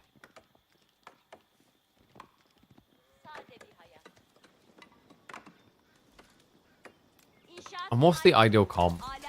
I guess like Sipahi crossbow does actually tick most of your boxes. It gives you a decently bulky front line. Because the problem with rushing Janissary here is like Chuganu, if they can actually reach you, which they can because Janissaries have less range, completely just disintegrate you. It's not even a fair fight. But he actually does have them coming now. And it's active production as well. Interesting. I guess he's more fearful of Lancers than I thought. So what's the win condition for these two? Numadon doesn't mind the idea of hunkering down playing for Imperial Age because lol Ottomans. I think for Gully, it's a Lancer surge timing into an all-in before Janissary comes online. Now the cool thing about that is like a lot of civs will struggle with finding that timing against Janissary scaling. But because of the Chuganu that we mentioned, you actually fare a little bit better than other civs because you have good wave clear against the Jannies.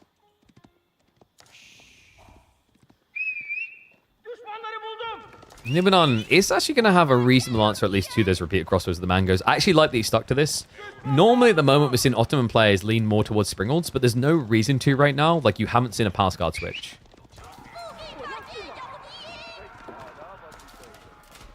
Pro Scouts is hoovering up a lot more, by the way. Yeah, wait, wait, what? The deer never got shoved back.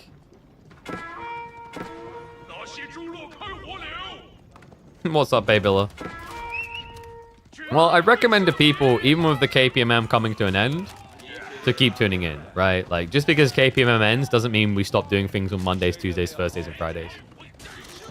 We're not retiring from streaming. So, I like to believe that, you know, we'll see if we can get someone to replace KPMM. If we can't, someone else will take its place, and whatever it is will be good enough that people will keep watching what we're doing. And like, I think it's an opportunity to like mix things up. Just still having a lot of tournament games, maybe some returns to pubcasting on ladders. Maybe host some tournaments in other games. Have a variety streaming day. I like to think that we've done a good job of building a community here at this stage. And that effort will continue.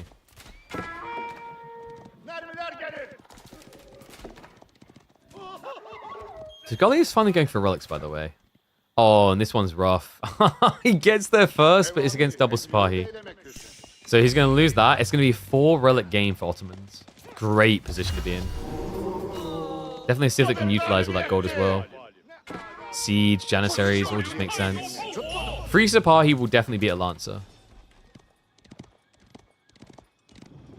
We do have walls also coming up, so Numadon is getting ready to hunker down for, I think, the Imp Rush. If he does that, he's probably going to need to look towards some farms, though. Because he didn't ever deer shove. If he shoved in the deer, like, Imp's kind of possible without the farms. It could also just be that he's sick of staying in his base.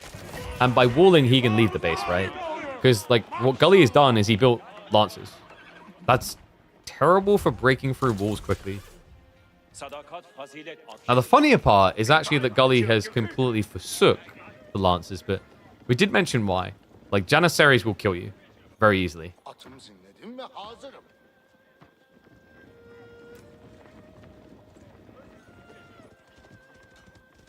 We've been here before the Sipahi. They're gonna get cheeky again. Didn't activate the Fortitude. Oh, he did scout the 2TC though. I think you saw that. So Gully has a scale point. And Numadon, the more I'm looking at this, the more I'm wondering if he just wants to attack. Which, based on the game we just saw between these two, probably doesn't sound like the Numadon a lot of people know. But I'm warning you, this is the thing that I think makes Numadon a potential big threat as time goes on.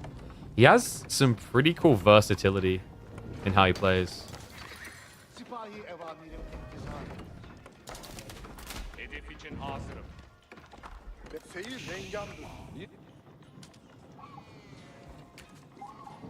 These mangoes are kind of awkward though. Like, actually, no. I think the mangoes are fine. If he knows about the spears, the Springles feels a lot better though. Because, like, Springles will wipe both Chuganu and Spearman very efficiently. So in a weird way, like, even though there's a lot of range, the Spring will probably feel a little bit better. Because what you do is you just target the repeater crossbows at the back, and then you penetrate all the spears and most of the expos. So what's Gully's win condition now? He's mirroring Blob, which I actually think is the correct call here. Otherwise, like, Numadon would have rushed you by now. The next step is a farm transition. He's playing berries, but the berries have a very limited timeline. He has actually got boar. So, like, in theory, he's got about 4,000 more food to work with. Or to put it in, like, other mathematical terms. Okay, I'm not going to count how many Chuganu. It's going to be a lot. But the difference is that Ottomans, they don't need an abrupt farm transition. Just building a few as time goes on is quite nice because you have all this passive production anyway. Passive production that should be scaling. In fact, yeah, we've already got the extra campus. We've got the advanced academies. They're looking pretty cushy. Apparently looking ready for a fight.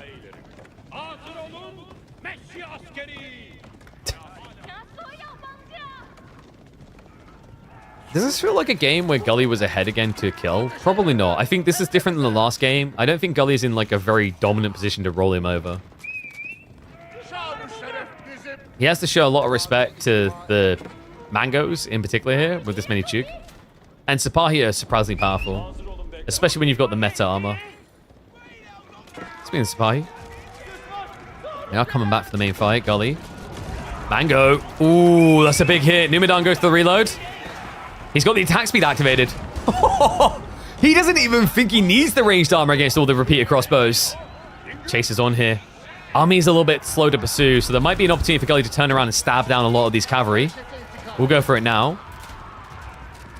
But maybe a little bit too slow, or not slow enough, shall we say. Like, the slow element is his army, right? Like, Chug are moving really slowly on this retreat, and it's allowing the rest of the comp of the Ottomans to catch up. The mangoes are left in the dust, though. I like that he pulls back the Sipahi this early. Men-at-Arms now absorbing a lot of the blows. And Numadon, he's breaking him. Mango shots coming in. He's caught up. Gully has to keep retreating. Behind this, no farm transition. And the berries are almost gone. He's still got the ones in his base for the time being. He's still got 3 deer left over. So he's not dead yet. Numadon, he'll take a chill pill. He'll slow it down. And he'll bring the meditation garden down too. Yeah, so he's probably waiting for reinforcements. We have the Springald switch. So Sipahi plus Springles is kind of crazy, guys. I've been noticing this recently. Like, it's...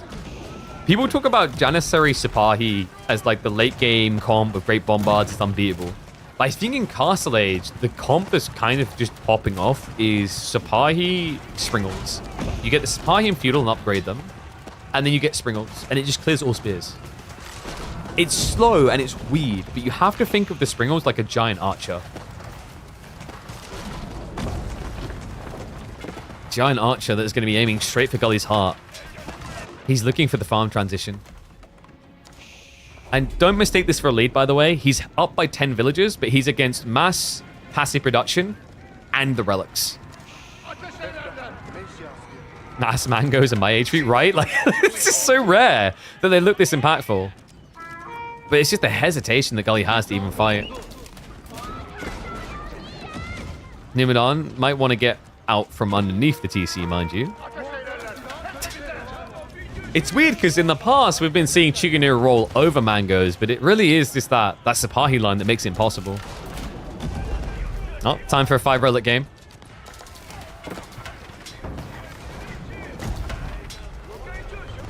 Monastery now going down. Oh, he's still got gold on the backside, but here we go. The most uncomfortable point in a Chinese sushi game. The farm transition. Or is it the giant Ottoman army getting ready to dive you? You know what? That might be just as uncomfortable here. Mangoes, they're going to scare him away. He's going to have to stand his ground at some point, though. And the Mangoes are shots coming in! Big hit! Gully! He's dead. No way out of this! And he knows that GG gets called. Numadon will get vengeance for last week's defeat, and he does it without dropping a single game. Woo-wee. Numadon, what a beast. So that is going to be a 3-0 victory for Numu Chad here. That means that he's going to book himself a ticket through into the semifinals. Sorry, I haven't been updating this all day because I forgot to add Adobe to this laptop. So we're going to be having B versus Numadon. That's going to be interesting. And on the other side, it's going to be Wham versus... Do I do the other games? My throat's a bit rough, and I've got like a million messages. And we have been live for almost 8 hours. So I'm weighing up calling it.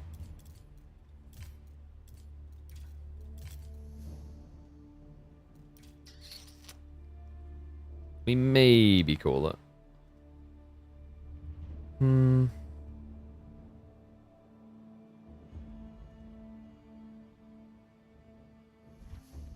I don't know, man. Do we raid someone? I don't think anyone's covering those games.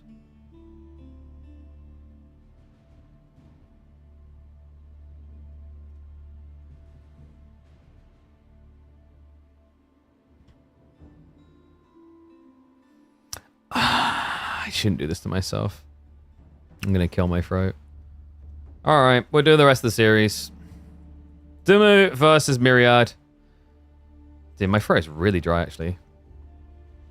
And water isn't really fixing it.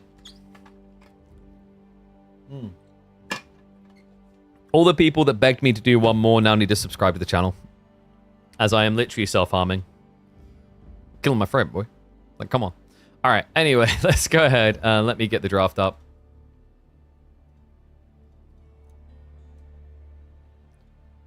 So, we were 2 games in, right? I'm pretty sure it's 2 games. We'll probably fast forward the other game just for the sake of my throat.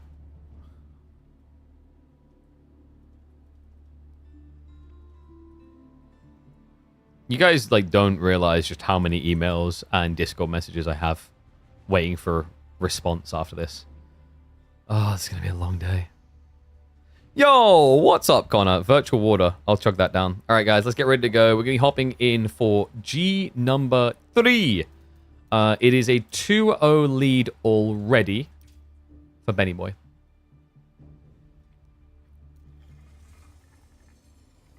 And we are going in for Dry Arabia.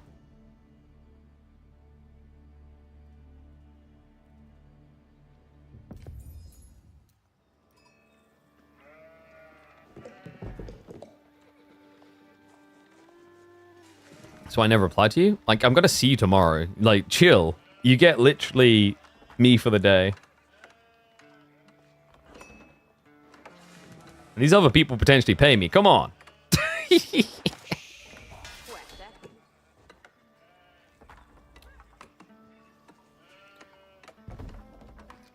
When it looks like you're about to lose a series, there's always one surefire way to turn it around. They might be called the House of L's, but it's actually the House of W's because we have got Myriad with the Lancastrian pick. in the battle of two people who sound very British, Dumu on the other side channels his balls. Dry Arabia is going to be the map here. And let me flip that around because actually it's a 2-0 lead for Dumu. He's one game away from making it through to the semifinals where we just figured out he was going to be up against Wham. We're going to go 4x speed just for the early game until we're like 5 minutes in. We have got the Dark Age Rush, so maybe we'll slow it down a little bit as he comes through here. He is moving towards the goal in the back, and the timing is pristine. Oh my god. Like, can you believe my mum just done that? The classic argument of like, oh, why you need to do things for me? I gave you life. Yeah? Well, like, I'm going to give you a retirement home when you're old. What does that count for? I also gave you the most adorable granddaughter. You won't admit it in front of the other ones, but it's true. Anyway, we've got Spinman coming through, which has forced Dumu to actually rely on tax. This is a big difference between China and Xuxi. Xuxi is willing to commit to the taxman early because they need to. They don't get a landmark that produces them. But for China, this opening play with the Spearman is usually a lot more damning. So Myriad will just go for the deer shove behind this. He's even rotating all the way around the back. Say farewell to this, suckers! That's right. Patch is going to be coming in soon, hopefully. And we'll be seeing Auf Wiedersehen to House of Lancaster and many other civs with their Dark Age deer shoving shenanigans. Sadly, also happens to be a buff towards Pro Scouts, and I'm not sure how I feel about that right now.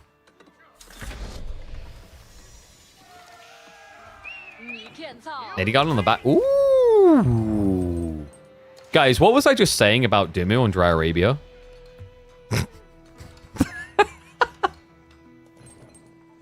Bro, that's not an 8 out of 10. That's a 10 out of 10 on Dry Arabia. That's actually a 10 out of 10. Like, bare minimum, that's like a 9. That's a 10. I think that's a 10. He's generating 18 wood, 46 food. Sorry, no, it's 19 wood or 20 wood, 48 food, and 50 gold. Like, that is a 10 out of 10 Medi Garden for this map. Absolute jackpot.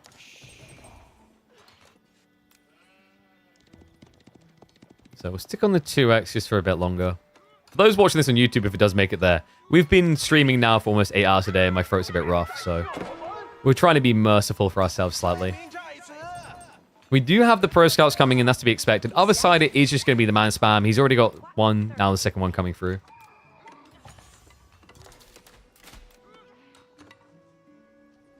And look at the deer spawn, actually. Could he get both? Oh, he could. Yeah, Mira's moving through it now. And Benny Boy isn't denying it.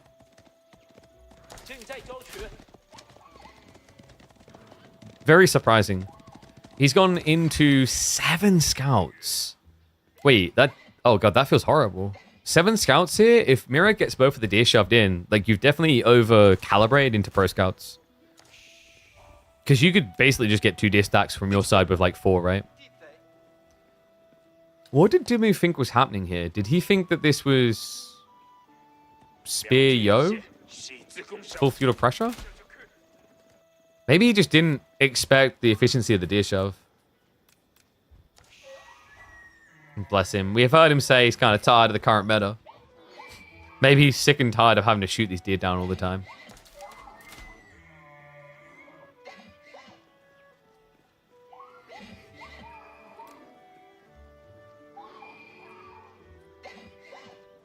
All right, who's looking forward to the patch?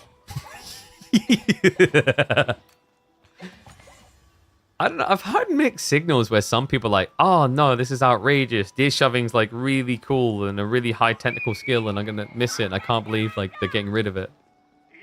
And then I've just had other people just be like, yeah, dude, like this needs to go. I do think it's a bit sad in some ways. Like, I don't know. I think the ideal play is like deer shoving gets nerfed the way it is being nerfed. But Pro Scouts, I love the suggestion of it being moved to Castle Age. Because now you go back to a situation where, like, you'd have to aggro to block Pro Scouts and play into them. Well, and that is interesting. Why did he lame the deer?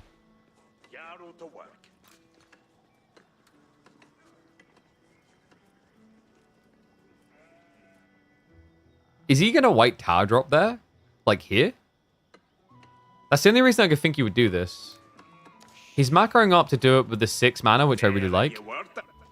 But that's kind of surprising. Like, if Dumu had been rushing across with the Pro Scouts, I think he could have taken this. No, he's going to muster the nobles. Okay, so he's hanging around. That does actually block the pro scouts because Dumu went for repeated crossbows. He doesn't have any spears.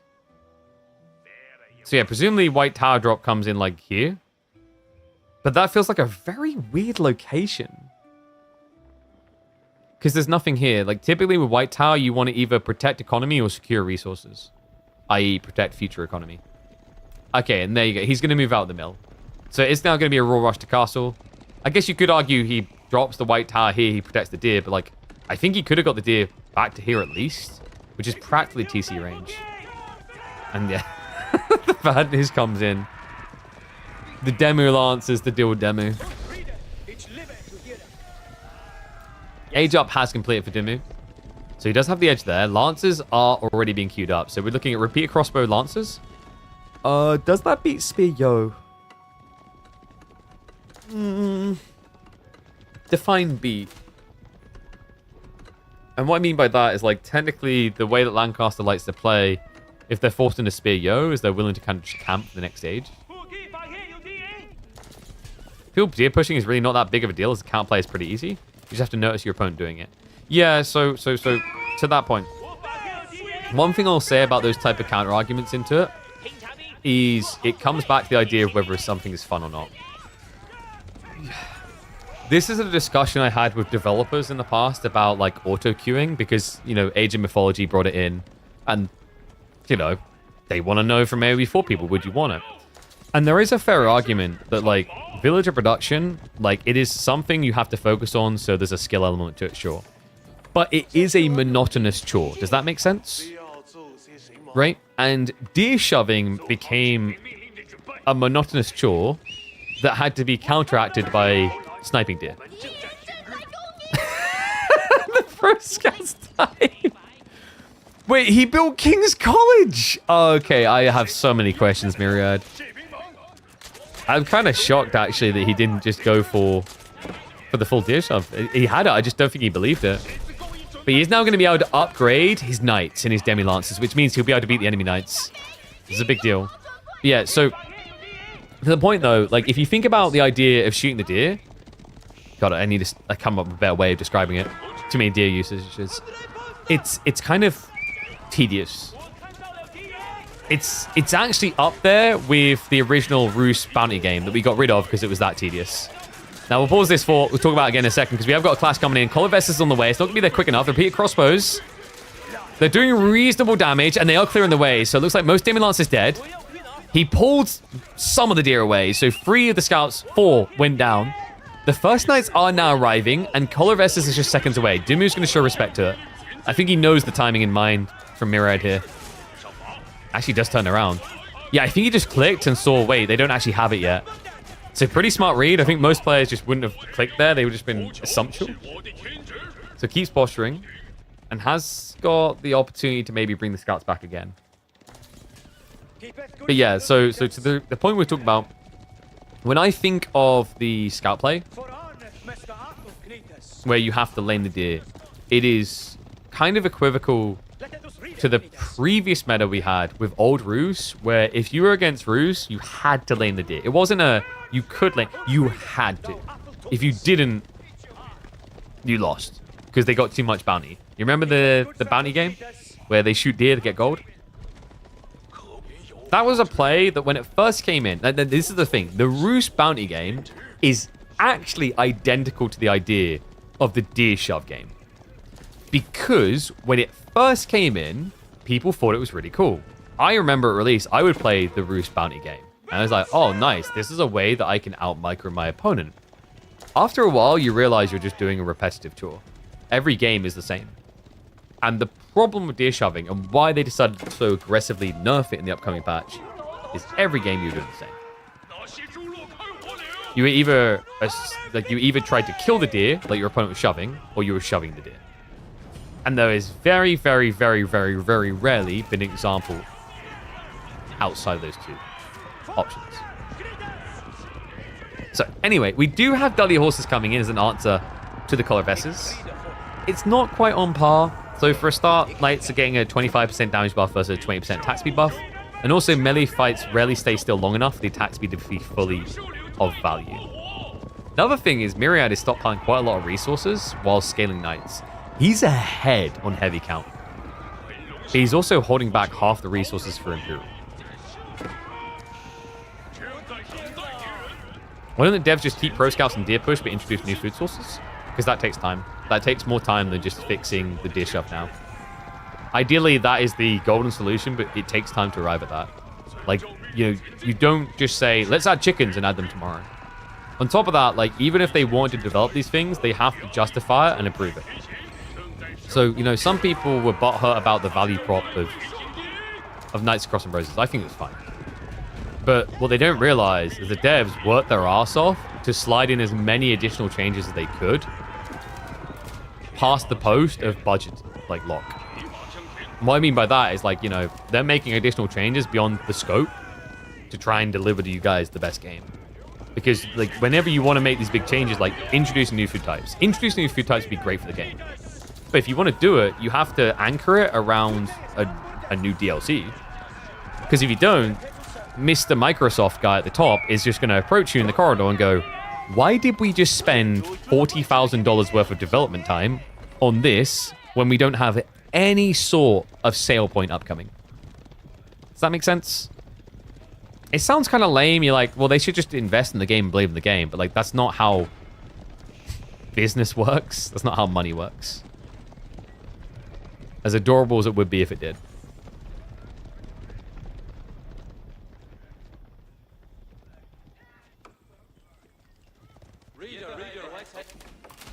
So we've got a bit of a calm down here. Dumu's gone in a song, so he's definitely prepping for the idea of a farm transition. He's actually going to GC, which makes sense against the Lancaster spam. Relic game is fairly even. Dumu with a slight edge, but eventually Yuan can make this much better. The big concern is that Myriad could just rush Imperial at any moment. Now, obviously, he's going to set up the Manas first, the next 3 coming in. But he's already walling himself into the corner and prep for this, and he does have the retracted 4K gold. That should have everything he needs to get there.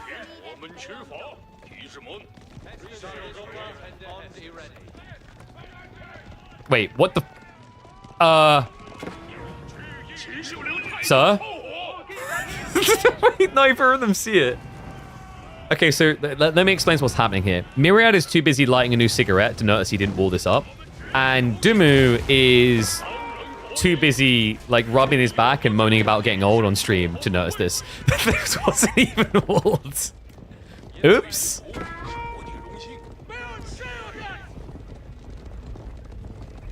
Knights are there to react. Wait, we have Hop? Come again? He hasn't gone for hill training yet. Remember, that's the tech that increases the damage by 2.5. Yeah, so you get 150% extra damage on your charge. That's a lot of hobbies, though. Which is weird, because I thought most gamers only had one hobby. But them...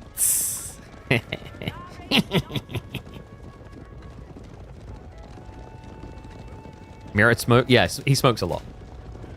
A lot of noobs. Whoa! Don't smoke, kids.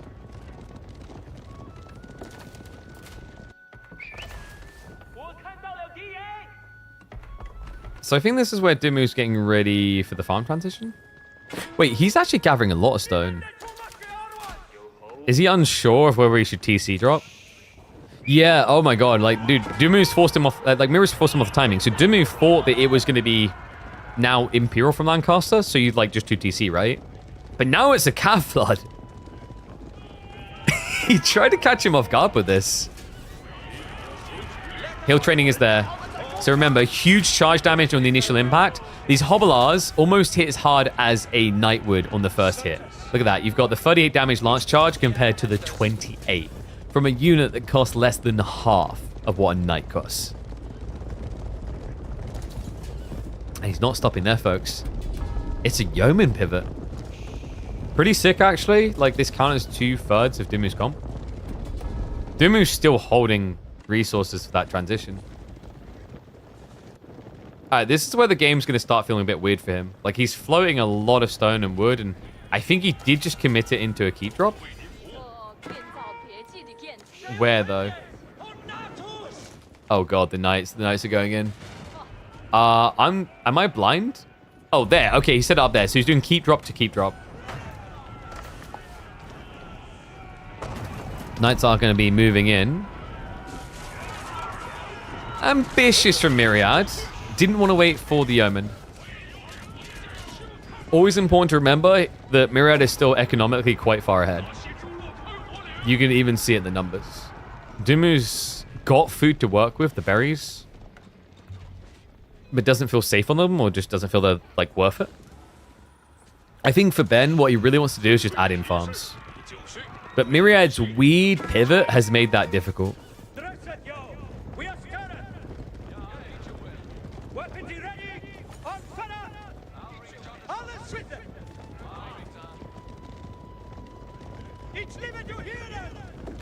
I do dig this though.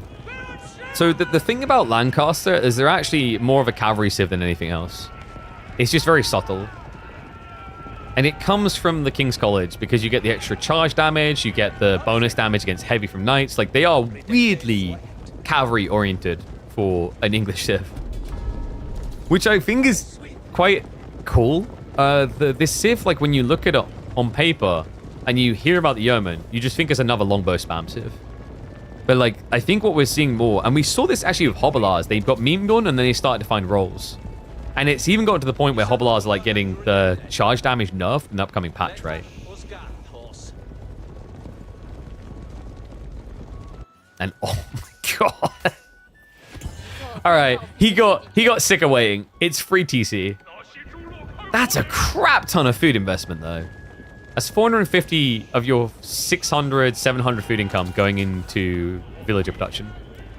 Meanwhile, all of Myriad's resources are going into murder. Yeah, this army's getting big. He's also got Sync Shot on the way, so it's about to be arrows raining from the heaven. And he does reveal it a little bit early there. Doesn't reveal on the units. Dumu knows he has to posture, even if there's the risk of that Sync Shot sinking the whole Shushi ship. Villagers also stacked here. Nestabes are going to be coming out. He could blind punt some shots to try and get worker kills here on the tree line. Instead, he's going to back up, and it looks like Myriad is getting ready for Imperial now. Yeah, so Yeoman is still going to be a nuisance. But he knows he's got Dumu contained. So Age Up is going to be on the way. Myriad should be looking for Wingard. Wingard is the winning play. You only really see Lancaster go Berkshire when they have no other choice. Which is kind of how you would play English as well, if you think about it. Back in the days. Is like, if you're getting all in, sure, build it. Otherwise, why would you give up better units that you can produce over time? I will say that actually, in comparison to English, Lancaster has more value in the Berkshire because the Berkshire increases the damage buff that you can get on your Elsguard. Right? Remember the whole keep drop buff where they get +1 per keep? It allows you to increase it from 4 to 6.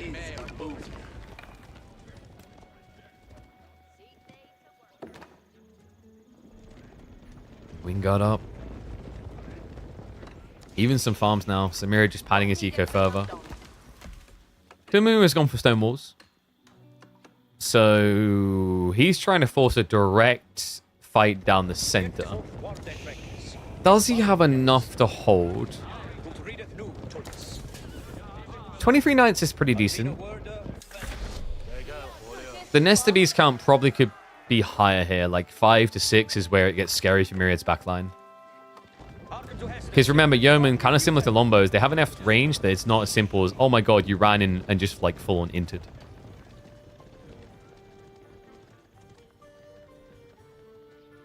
Helder Finger. What has this? The commander is Clara. And we do have the broken option coming in. Yeah, I'm pretty sure if you pulled all Lancaster data at this stage, the Garrison Command is by far the most used. Now, kind of to be expected that it'd be the most produced because it's like a Zerg type spam unit. But on average, if you pulled which options get used in games at high level, Elsguard is just by far the go-to. Sorry, Garrison Command. I was getting mixed up with El's Retinue. El's Retinue is, I think, the second rarest. Wingard Army is the rarest. So typically what you see is a lot of Garrison Command and eventually Gunpowder Contingent, so you can get the Reboldequins and the Culverins. At this stage, you can just burn this thing down. Yeah, sends in the Hobblars. These guys seem disposable. He's getting the veterancy of the spears as well. No incendiary shots just yet. Also, like in general, just no Unidex. Not even the biology geared up. Has got the Elite Knight upgrade, Elite Hobbler, and the Elite Yeoman. Dumu's reaction is going to be Shushi's library. Interesting. So he's looking for the 10,000 bolt strat. Cool in theory, but like technically all of your 10,000 bolters get counted by Yeoman sync shots. So maybe, could he be looking for Yuan Raiders? No. I don't think that's reliable. Maybe it's just the range. Oh wait, no, sorry, that's the other landmark. Nest shot starts off really well. Sync shot does come in. He's trying to bait the Knights out. I mean, the military advantage is kind of crazy here, folks. And Dumu doesn't have much gold to pump elite upgrades with. So he's quite reliant on the Nest of Bees to hold the tide back here. 3 Sacred Sites are locked in behind this, though. I think Myriad, as long as he doesn't just mindlessly dive into Nest of Bees, this looks to be on lock here. Mountain Academy is going to go down. The farm count is good for Dumu, but I think his big problem now is production.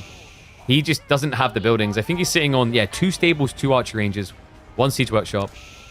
He did at least get regional inspection, if I'm not mistaken. No, did not get regional inspection. And does not have relics. Oh, the casual yoink from Mirichad. You know, guys, if Myriad wasn't such a badass player and instead just happened to be a really big anime fan, we could call him Miri-chan. All right, I'm going to stop now. Actually, I'm not. I'm probably going to go, like, download a picture of him, put it into Photoshop, and then give him, like, the blushing uwu cheeks. Actually, can someone else do that for me? I'm live right now. I'm working. You guys need to do the real work.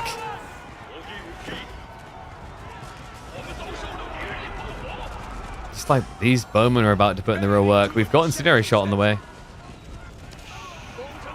And that Sing Shot's still available. Low cooldown after all. Yep, shot comes in. Dumu does mostly dodge it, actually. Not by reaction, he was just moving away from it in the first place. I think Miriam was trying to do the bait and switch where you stick it where you think he's going to retreat to. And Dumu just realized. Patch now coming in, though. The Elite Lancer upgrade is in, but now it's against these Vet Spears, soon to be Elite. And I think Dumu's just dead. STBs are actually trading down to the Yeoman. That's going to force a staggered formation. Now, hold on a second. Maybe Dumu isn't dead? How did he come out of that alive? I guess the problem here is the Spearmen not being Elite yet. They just didn't have the clear speed against Elite Lancers. So props to him, man. Dumu holds on. However, you are now against the clock. Sacred Site tick down continues.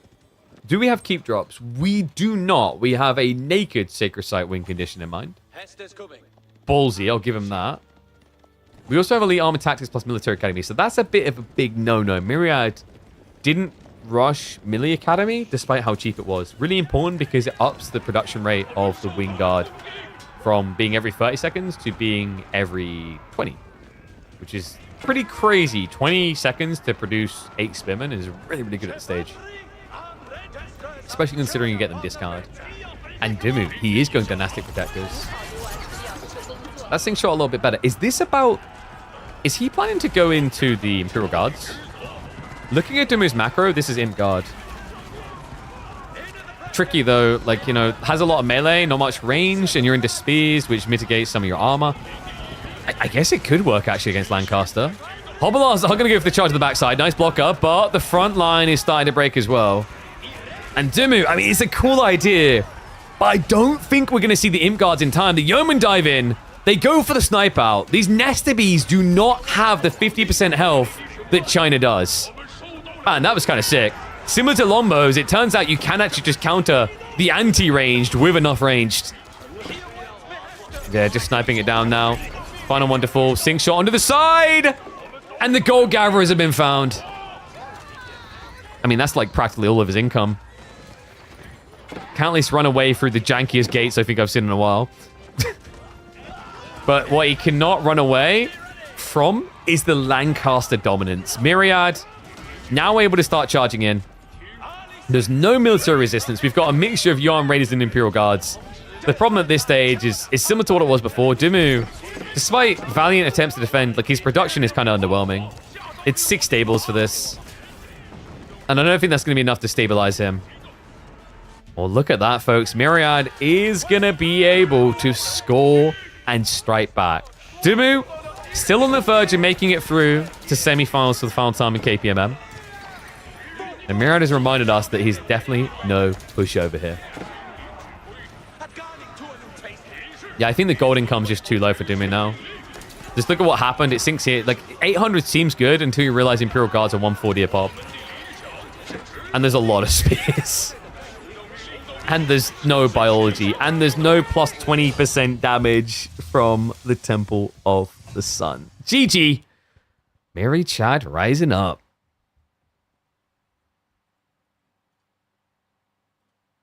Okay, so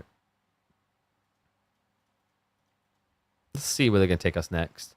So what we got left? We got, is it Gorge and Frisian that hasn't been played in this series? I think so. It looks like, oh sorry, Relic River hasn't been played. We're going Relic River. Jeanne d'Arc versus Japanese. So the final 2 maps are Frisian. Wait, did they do Frisian?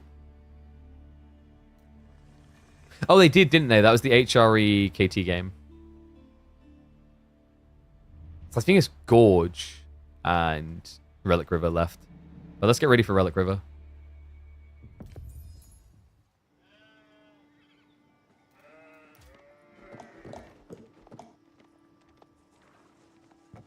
Stabilize, that was a good one. That's what we aim to do. We're here to entertain. Need to drink some more water. What?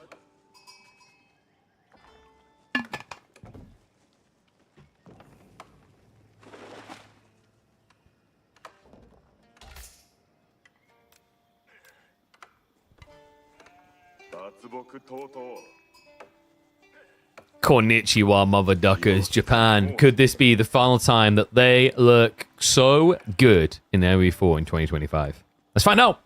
We hop into what could be Myriad's last game of Midweek Muster ever. Jeanne d'Arc will be his savior, his maiden of the Orléans, going up against Dumu on the vibrant and powerful Japan. A civ that has actually risen through the rankings, I think, to be a solid A tier civ in the current meta, I want to say. Japan just really good for this particular play.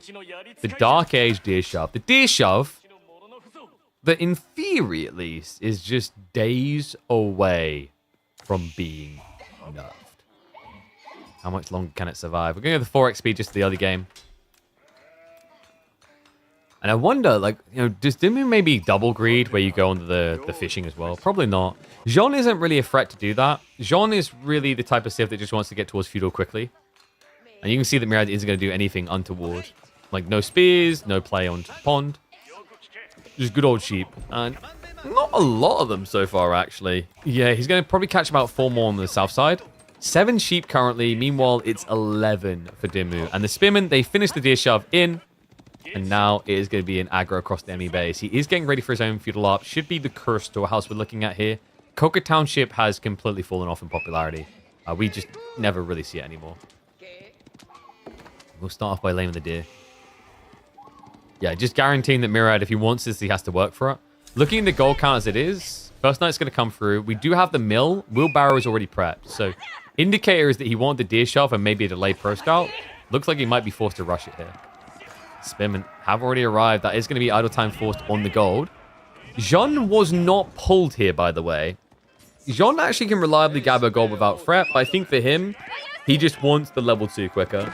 That'll be his ultimate defense against this. And it's going to be archer range beginning. That's also info given over, so Dumu does get that.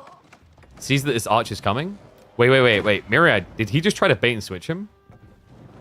I think he did, but it didn't work because the scouts survived. Okay, so that was like a cool idea, but unfortunately, unless you target fire the scout down, like the bait and switch is kind of worthless. I think more likely what happened here is Mirai just felt like if he went archery range, he would have been denied getting towards the lumber camp, right? Because like think about what he had left on wood.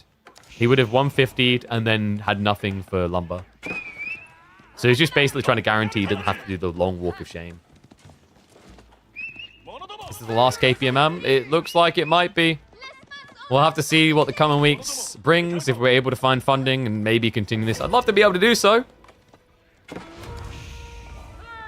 But this is the final edition of KPMM as we know it. We'll see what the future holds. I will say there is hope for something happening. But we don't have confirmation yet. How much funding is missing? Oh, you know, just $9,000. In theory, so like Nilly made a comment on it. Like in theory, we should have something. We're just waiting to find out what all that looks like. So maybe Midweek Master comes back. We need to see what's on offer, and then we need to see whether it's workable. Good guy Nilly, I know, will go to punt for us and do the best he can, though. Shout out to Nilly, by the way. Like, without him, the whole Midweek Muster wouldn't even been possible. Actively looking for funding? I'm always looking for funding. Always looking for sponsors to bring in to support these things. Always open to community funding as well, to just level up the production, level up the prize pooling, etc. And do other events as well. So we have got Jean like a psychopath chasing across the map. I do not know a single word of what she says. But when a woman runs at you with a sword that is bigger than her, you run. How many gifted subs for season 2? 400 gifty. Hey, how much money would that be? Oh god, that would be a really like low budget season 2. I mean, like, if people want to help fund it, I think I've talked about this before, like, the coffee is a way that, like, the money that goes into the coffee, link down below, I need to actually create a click-through on that, by the way, is for funding tournaments. And the Patreon is more for, like, supporting wider things, but I usually end up putting some of that money into tournaments as well. If I donate, it'll be like 30 cents. This is the scam of Twitch, damn it. I think we had a guy who, like, Anon dropped, like, 40 gift the other day, and I lost my mind. And then the aftermath report is, like, I think it was worth $5. But no, like, if 400 gifted subs, even if you're, like, Americana, that would be, like, what, $3, which is $1,200, which is decent. But by, like, KPMM run, that would be, even if we're just talking prize pool funding, that's, like, 4 weeks. I guess it's not too bad. Oh no, I appreciate all the support. It's just, it's the baiting thing of, like, you're never really sure what a sub is worth. Because there are some people that, like, on big streams, what they do is they change their locations so that they can, like, they might be, like, you know, someone with a decent paying job in America or whatever. They'll change the locations to 30-cent subs so they can get, like, a streamer's attention for 100 subs. But, I mean, that's much better than when it's the chargeback PayPal scams. Those ones hurt. And this must be hurting. Myriad, man. Oh. We've already got Castle Age in for Dumu. With full pressure on Myriad's side of the map.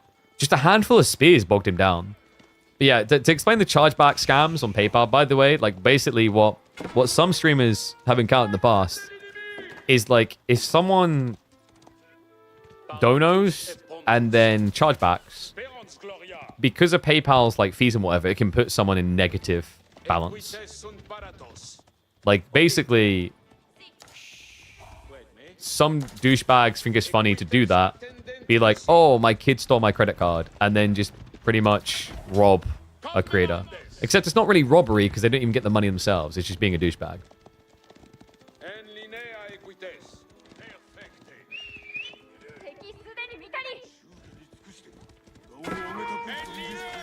So we've got the Mad Samurai starting to stockpile up. Myriad is going to have to play a longer Fuel Age. I do like these adding in spears.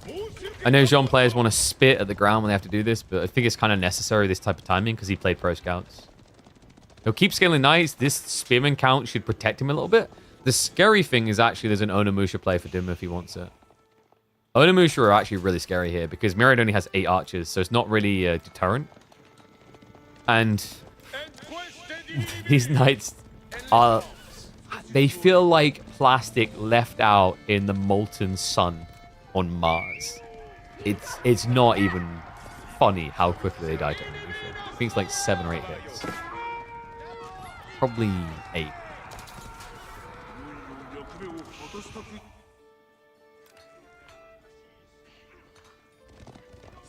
For now, though, Benny Boy just happy to keep pumping out the samurai. Has he got enough food? He's down to just 3 sheep now. Clash are coming in, though. Numadon buff is going to be there. Divine Restoration has already been used. He's just going to peel back. A little bit dangerous, though, because Myriad can, of course, go into Chivalry and just offset the damage done, which he already has. Okay, so really good... Oh, wait, no. Has on the way. So really good position Myriad could find himself in here. Probably looking to go up to, like, 60 knights and then tech up. How did Nearly help with KPMMs? So Nearly is the coordinator for Microsoft on tournament organizers and funding. So he helps allocate. We put a pitch to him of like a tournament circuit series, and he took a chance on us. We were like 150, 200 average streamer at that point. We're still fairly small in the grand scheme of things. You know, we got some ways to go to achieve my dreams. Like, you know, I think I said I want to be at like 700, 800 viewers by the end of the year. We'll see if that's even still feasible. But like,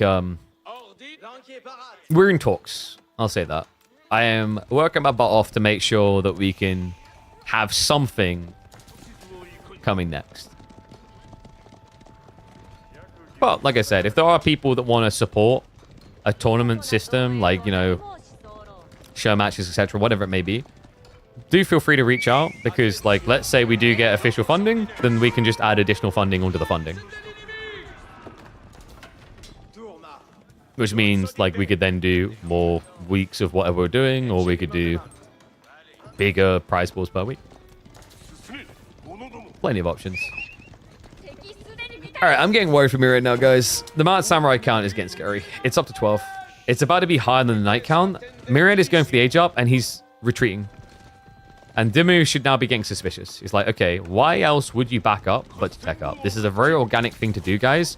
When you age, you retreat, because you need to create the space to A, protect your economy in case you get attacked there, but B, it's so you get the space to get your tech ups. A 15-second ad read cost. I mean, send me the deets and we'll talk integrations. Curious what that ad read would be for.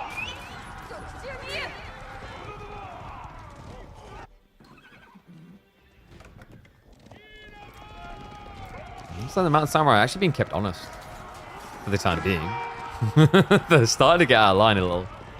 It's really weird, because if you just get a charge in, the deflective armor means you don't lose any health, but obviously over time, the chivalry means Myriad didn't lose any health. So it kind of feels like the type of thing you have to keep renewing for it to pay off. Guildhall is coming in nicely for Myriad behind this, though. Find the space, find the timing. Walls are coming up on the other side of this, so you can see he's just eliminating the potential for raids. Divine Restoration was pumped already now. Jean is really not that close to level 3, actually. Has Dumu lost a single unit? We see some destroyed value, but in fights with Jean, I don't think he has, which is pretty impressive. Oh my god. Well, now there's no fear of losing. Man, that is some Jean hate right there. You can tell that Dumu's a Brit. Like, what? You're French? Charges in.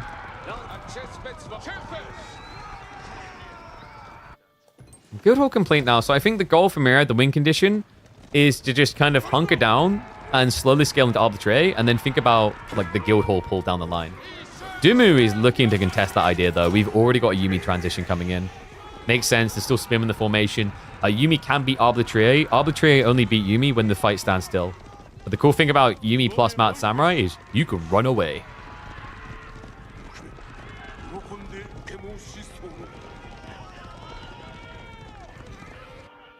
All right, what do you think, guys? Ones if you think Myriad's going to win this game. Twos if you think Dumu's going to take it.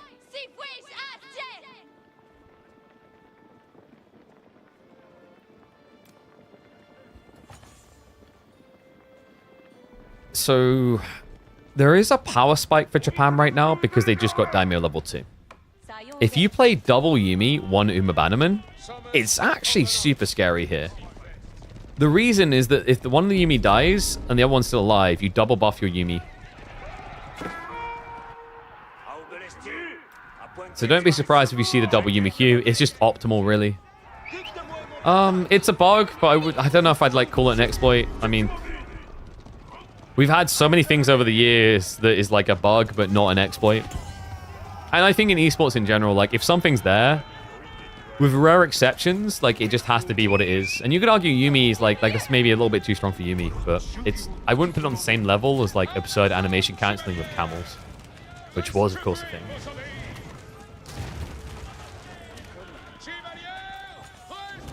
Well, if the idea is to get double Yumi, it's not going to allow him to get there. Actually, Dumu goes for the double Uma Bannerman.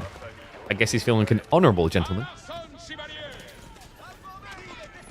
How long can Myriad loom here, though? Because the Yumi count is surging fast. 5 archery ranges. Yeah, Dumu never does anything half-efforted, right? Starting to poke out this. We still do not have level 3 for Jean. She's a liability. Even Yumi could actually kill her right now. Yeah, he's actually tucking her down. Oh, God. Divine Restoration comes out. She's one hit from death. She barely gets away. She just got level 3, but she can get sniped now. Okay, there we go. It's time to summon the boys. Back in the action they go. Mad Samurai line is starting to thin a little. He's going to have to back up, but look at the Knight health as well. This is not a continuous dive opportunity for Myriad. He's going to have to slow down. Apparently not. He goes back in. He doesn't have Divine Restoration, though, guys. And on top... Wait, what? What? Huh? Ah! Myriad, he forgot about Blacksmith. No Undermesh, not even level 1. Dumu, meanwhile, could have been on his way to range 2. So Myriad is going to start retreating. And Dumu, I think he realized it. Yeah, he's looking to punish this right now. Jean is starting to heal up, but she still needs some time. She's quite low. Mad Samurai count is lacking for Dumu. He feels confident about this. Is he trying to snipe Jean down? Yeah, because the cleave damage is quite high. He accidentally hits the Horseman instead. Target Fire comes in. She's at 63 HP. 2 more volleys will do it. There we go. Gets the kill. Jean down. That's 500 gold required to retrieve her. And Myriad now with an immobile army. Yumi plus Mad Samurai can chase down Arbitrary. Myriad, he lacks a front line to really justify fighting in return right now. Champions are falling. Mad Samurai is going to get sniped at least by the crossbow. No, doesn't finish it. What's interesting is the fact that Dumu's kind of struggling to get the Mad Samurai count together for a guy who has 5 relics in a sacred site. But I think that's because we're seeing Ben prep for the late game. Yeah, look at the farm count. He's up to 31 now. Meanwhile, Myriad actually has, like, nothing. He has Guildhall and basically any food he can salvage off the map. Buyback's going to come in from Jean. I actually think like Dumu could probably, and this is going to sound crazy, you could technically just do like Spearman Yumi. I haven't seen anyone try that. But with the current comp, it kind of makes sense. Your opponent's going Horseman Arbitrary. I guess the concern there is that like Arbitrary could just Pavis drop and not move. Because if they get Gambeson's tech, they've got way too much melee armor. But Sean continues to gun up for the line. Mad Samurai now arriving. This should force him back.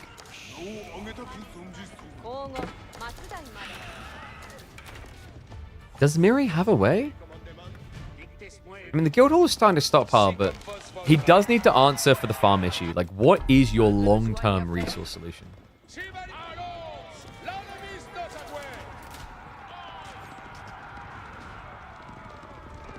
And arms from Jean. I think the John Champion's actually really cool.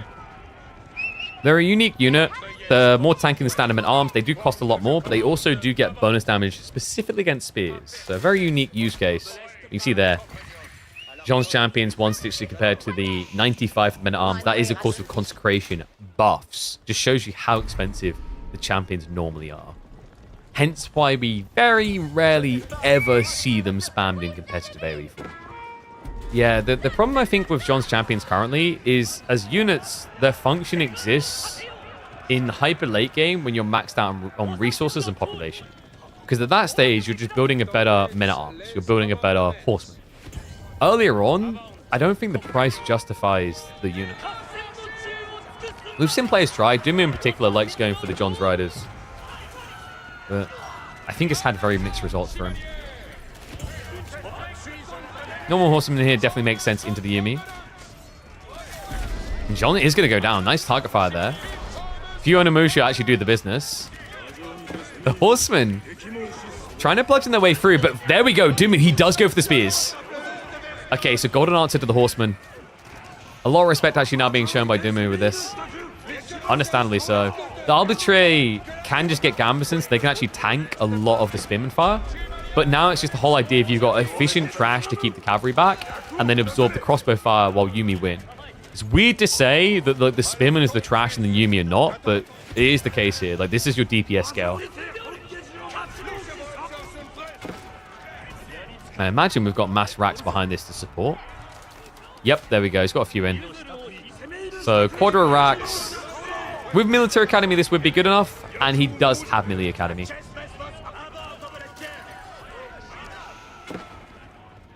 Still no range 2 armor?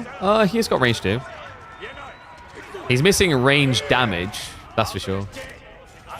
Also, Bloomery. Bloomery's kind of an interesting one when you're playing Horsemen. They are a little bit low base. I actually wouldn't mind seeing Dumu, and he's doing it now, get melee attacks. Just makes your Yumi capable. I think with melee 2, you're able to take an extra hit from Horseman is the idea. And look at this chase. Like, this is where crossbows always look bad, man. I think Dumu's broken him a bit. John's going to come back in, so that's going to slow things down. But, like, the problem is, what Miri was doing so well here was he was preventing the front line from forming for Dumu, which was costing him the Yumi. But now with the Spearman, things start to look good. And Myriad hasn't moved onto a counter solution. He's not going to scale John's champions, even though they would solve. He's going Horseman plus Arbor. And Arbor Trie with Gambesons can stand their ground, but the idea now is like Yumi can just kind of kill you off. And he even has Horseman. Yeah, I guess Myriad couldn't afford it, but I was going to say the cool thing here would be if he went Champions. Because Champions counter spears, and you're so tanky you don't really die to Yumi. Like, look at these bad boys. They've got 6 ranged armor when John's in range. Not so much when she disappears, though. Man, those 3 Onimusha are really threatening him, huh? It kind of makes sense. Like, you do have the range damage reduction, but Onimusha, like, per strike, they're still going to be doing about, what, 12 damage per hit to you? Dumu's got 1.8k in resources. That's the Dumu thing. He likes to kind of stockpile and then transition. I think it's a StarCraft 2 thing. Like, this idea of you pad yourself so the transition is, like, very rushed and immediate, maybe? Maybe specifically a 10-run thing. And oi, Pavis comes in. He's actually committing to this. A little bit surprised. If Dumu just backs off just a bit, then the Pavis runs out and he's fine. But instead, he's just going to naturally run it down. Right? Because after a little while, it does deplete, it does disappear. And the crazy thing is, despite the Pavis efforts, Myriad still just gets completely railed. Ouch. 71 now to 25. This is only wave number 1. This is about 35 of the units. There's still half an army to arrive. Myriad looks dead. Yeah, the guild hall, he already pulled it. He doesn't have the gold to get the red pass up yet. Where's he going to place it? It's going to have to likely be in the primary, which means this north side, where he's got a lot of gold and food gathering, is about to be in trouble. And Dumu's already steering over there. Does move the farmers way early. Behind this, we've got Shogunate on the way. Remember, he's already got the Yorishiro drop, so he's been scaling a worker lead. And we got plenty of food bloat now to come. If this turns into Imperial, Dumu can match it. And Dumu loves a good old-fashioned late game. Penny Boy's probably just sitting there going, oh, I won't say no to an Imperial off, lads. Won't say no. I can already just hear the voice in my head.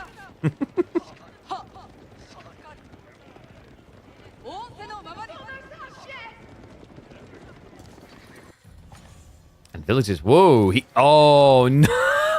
No. Did he really try to play for the enemy gold? That's wild. And it's about to get even crazier, actually. Dumu, he does stop off at the mining camp, but he's chasing. Myriad still doesn't have an age up, guys. He's reinvesting in army, so no red palace to come. Villagers should eventually get hunted down here.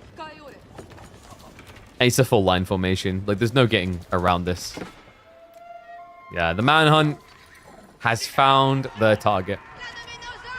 Some more 8 worker losses here where, look, Myriad can't really afford them. He's 1 TC, remember, and this is not French, so you haven't been scaling workers over time.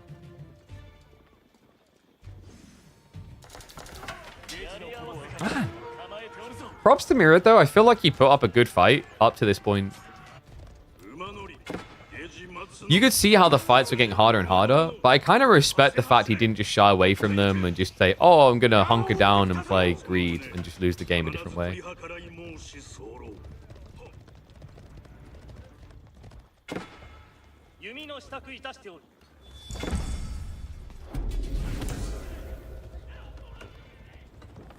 And red pass drop. It's now coming on the north side. Dude, he just wants these deep golds, doesn't he? I mean, this is like securing an 8k, by the way. He's got 2 4ks in range. It's really far out of the way, so I guess gold's going to be okay for him. This does mean your base is a bit light on defenses, though, because he never done that natural keep drop on the production line. Yeah, and Dumu knows that because he's raiding with horsemen. Tanamagashim Gunsmith is going to be the reaction. Gives him his own scale.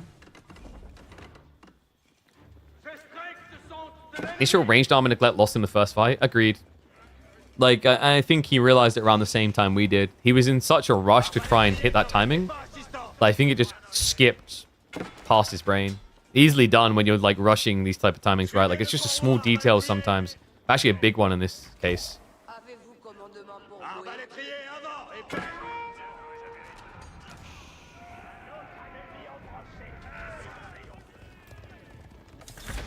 Myriad with barely any army at this stage. You know, the one advantage he had coming in his mind was the Imperial up and a good bulk of Imperial arbitrary.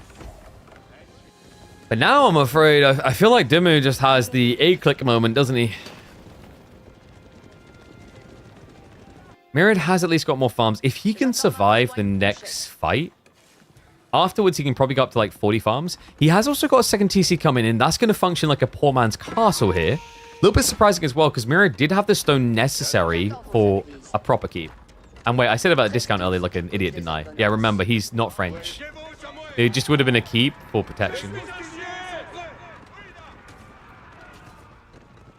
My brain, it's been a long day. Forgive me, we are 8.5 hours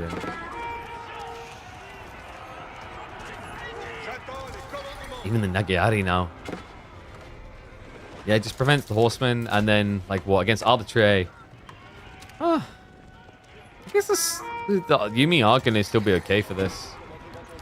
We even have the Guillaume Festival coming in, which is like not something you see often. That's the one that heals all eco units every, I think it's 3 minutes. Yeah, like at this point, Dumu's just dragging his face across the keyboard.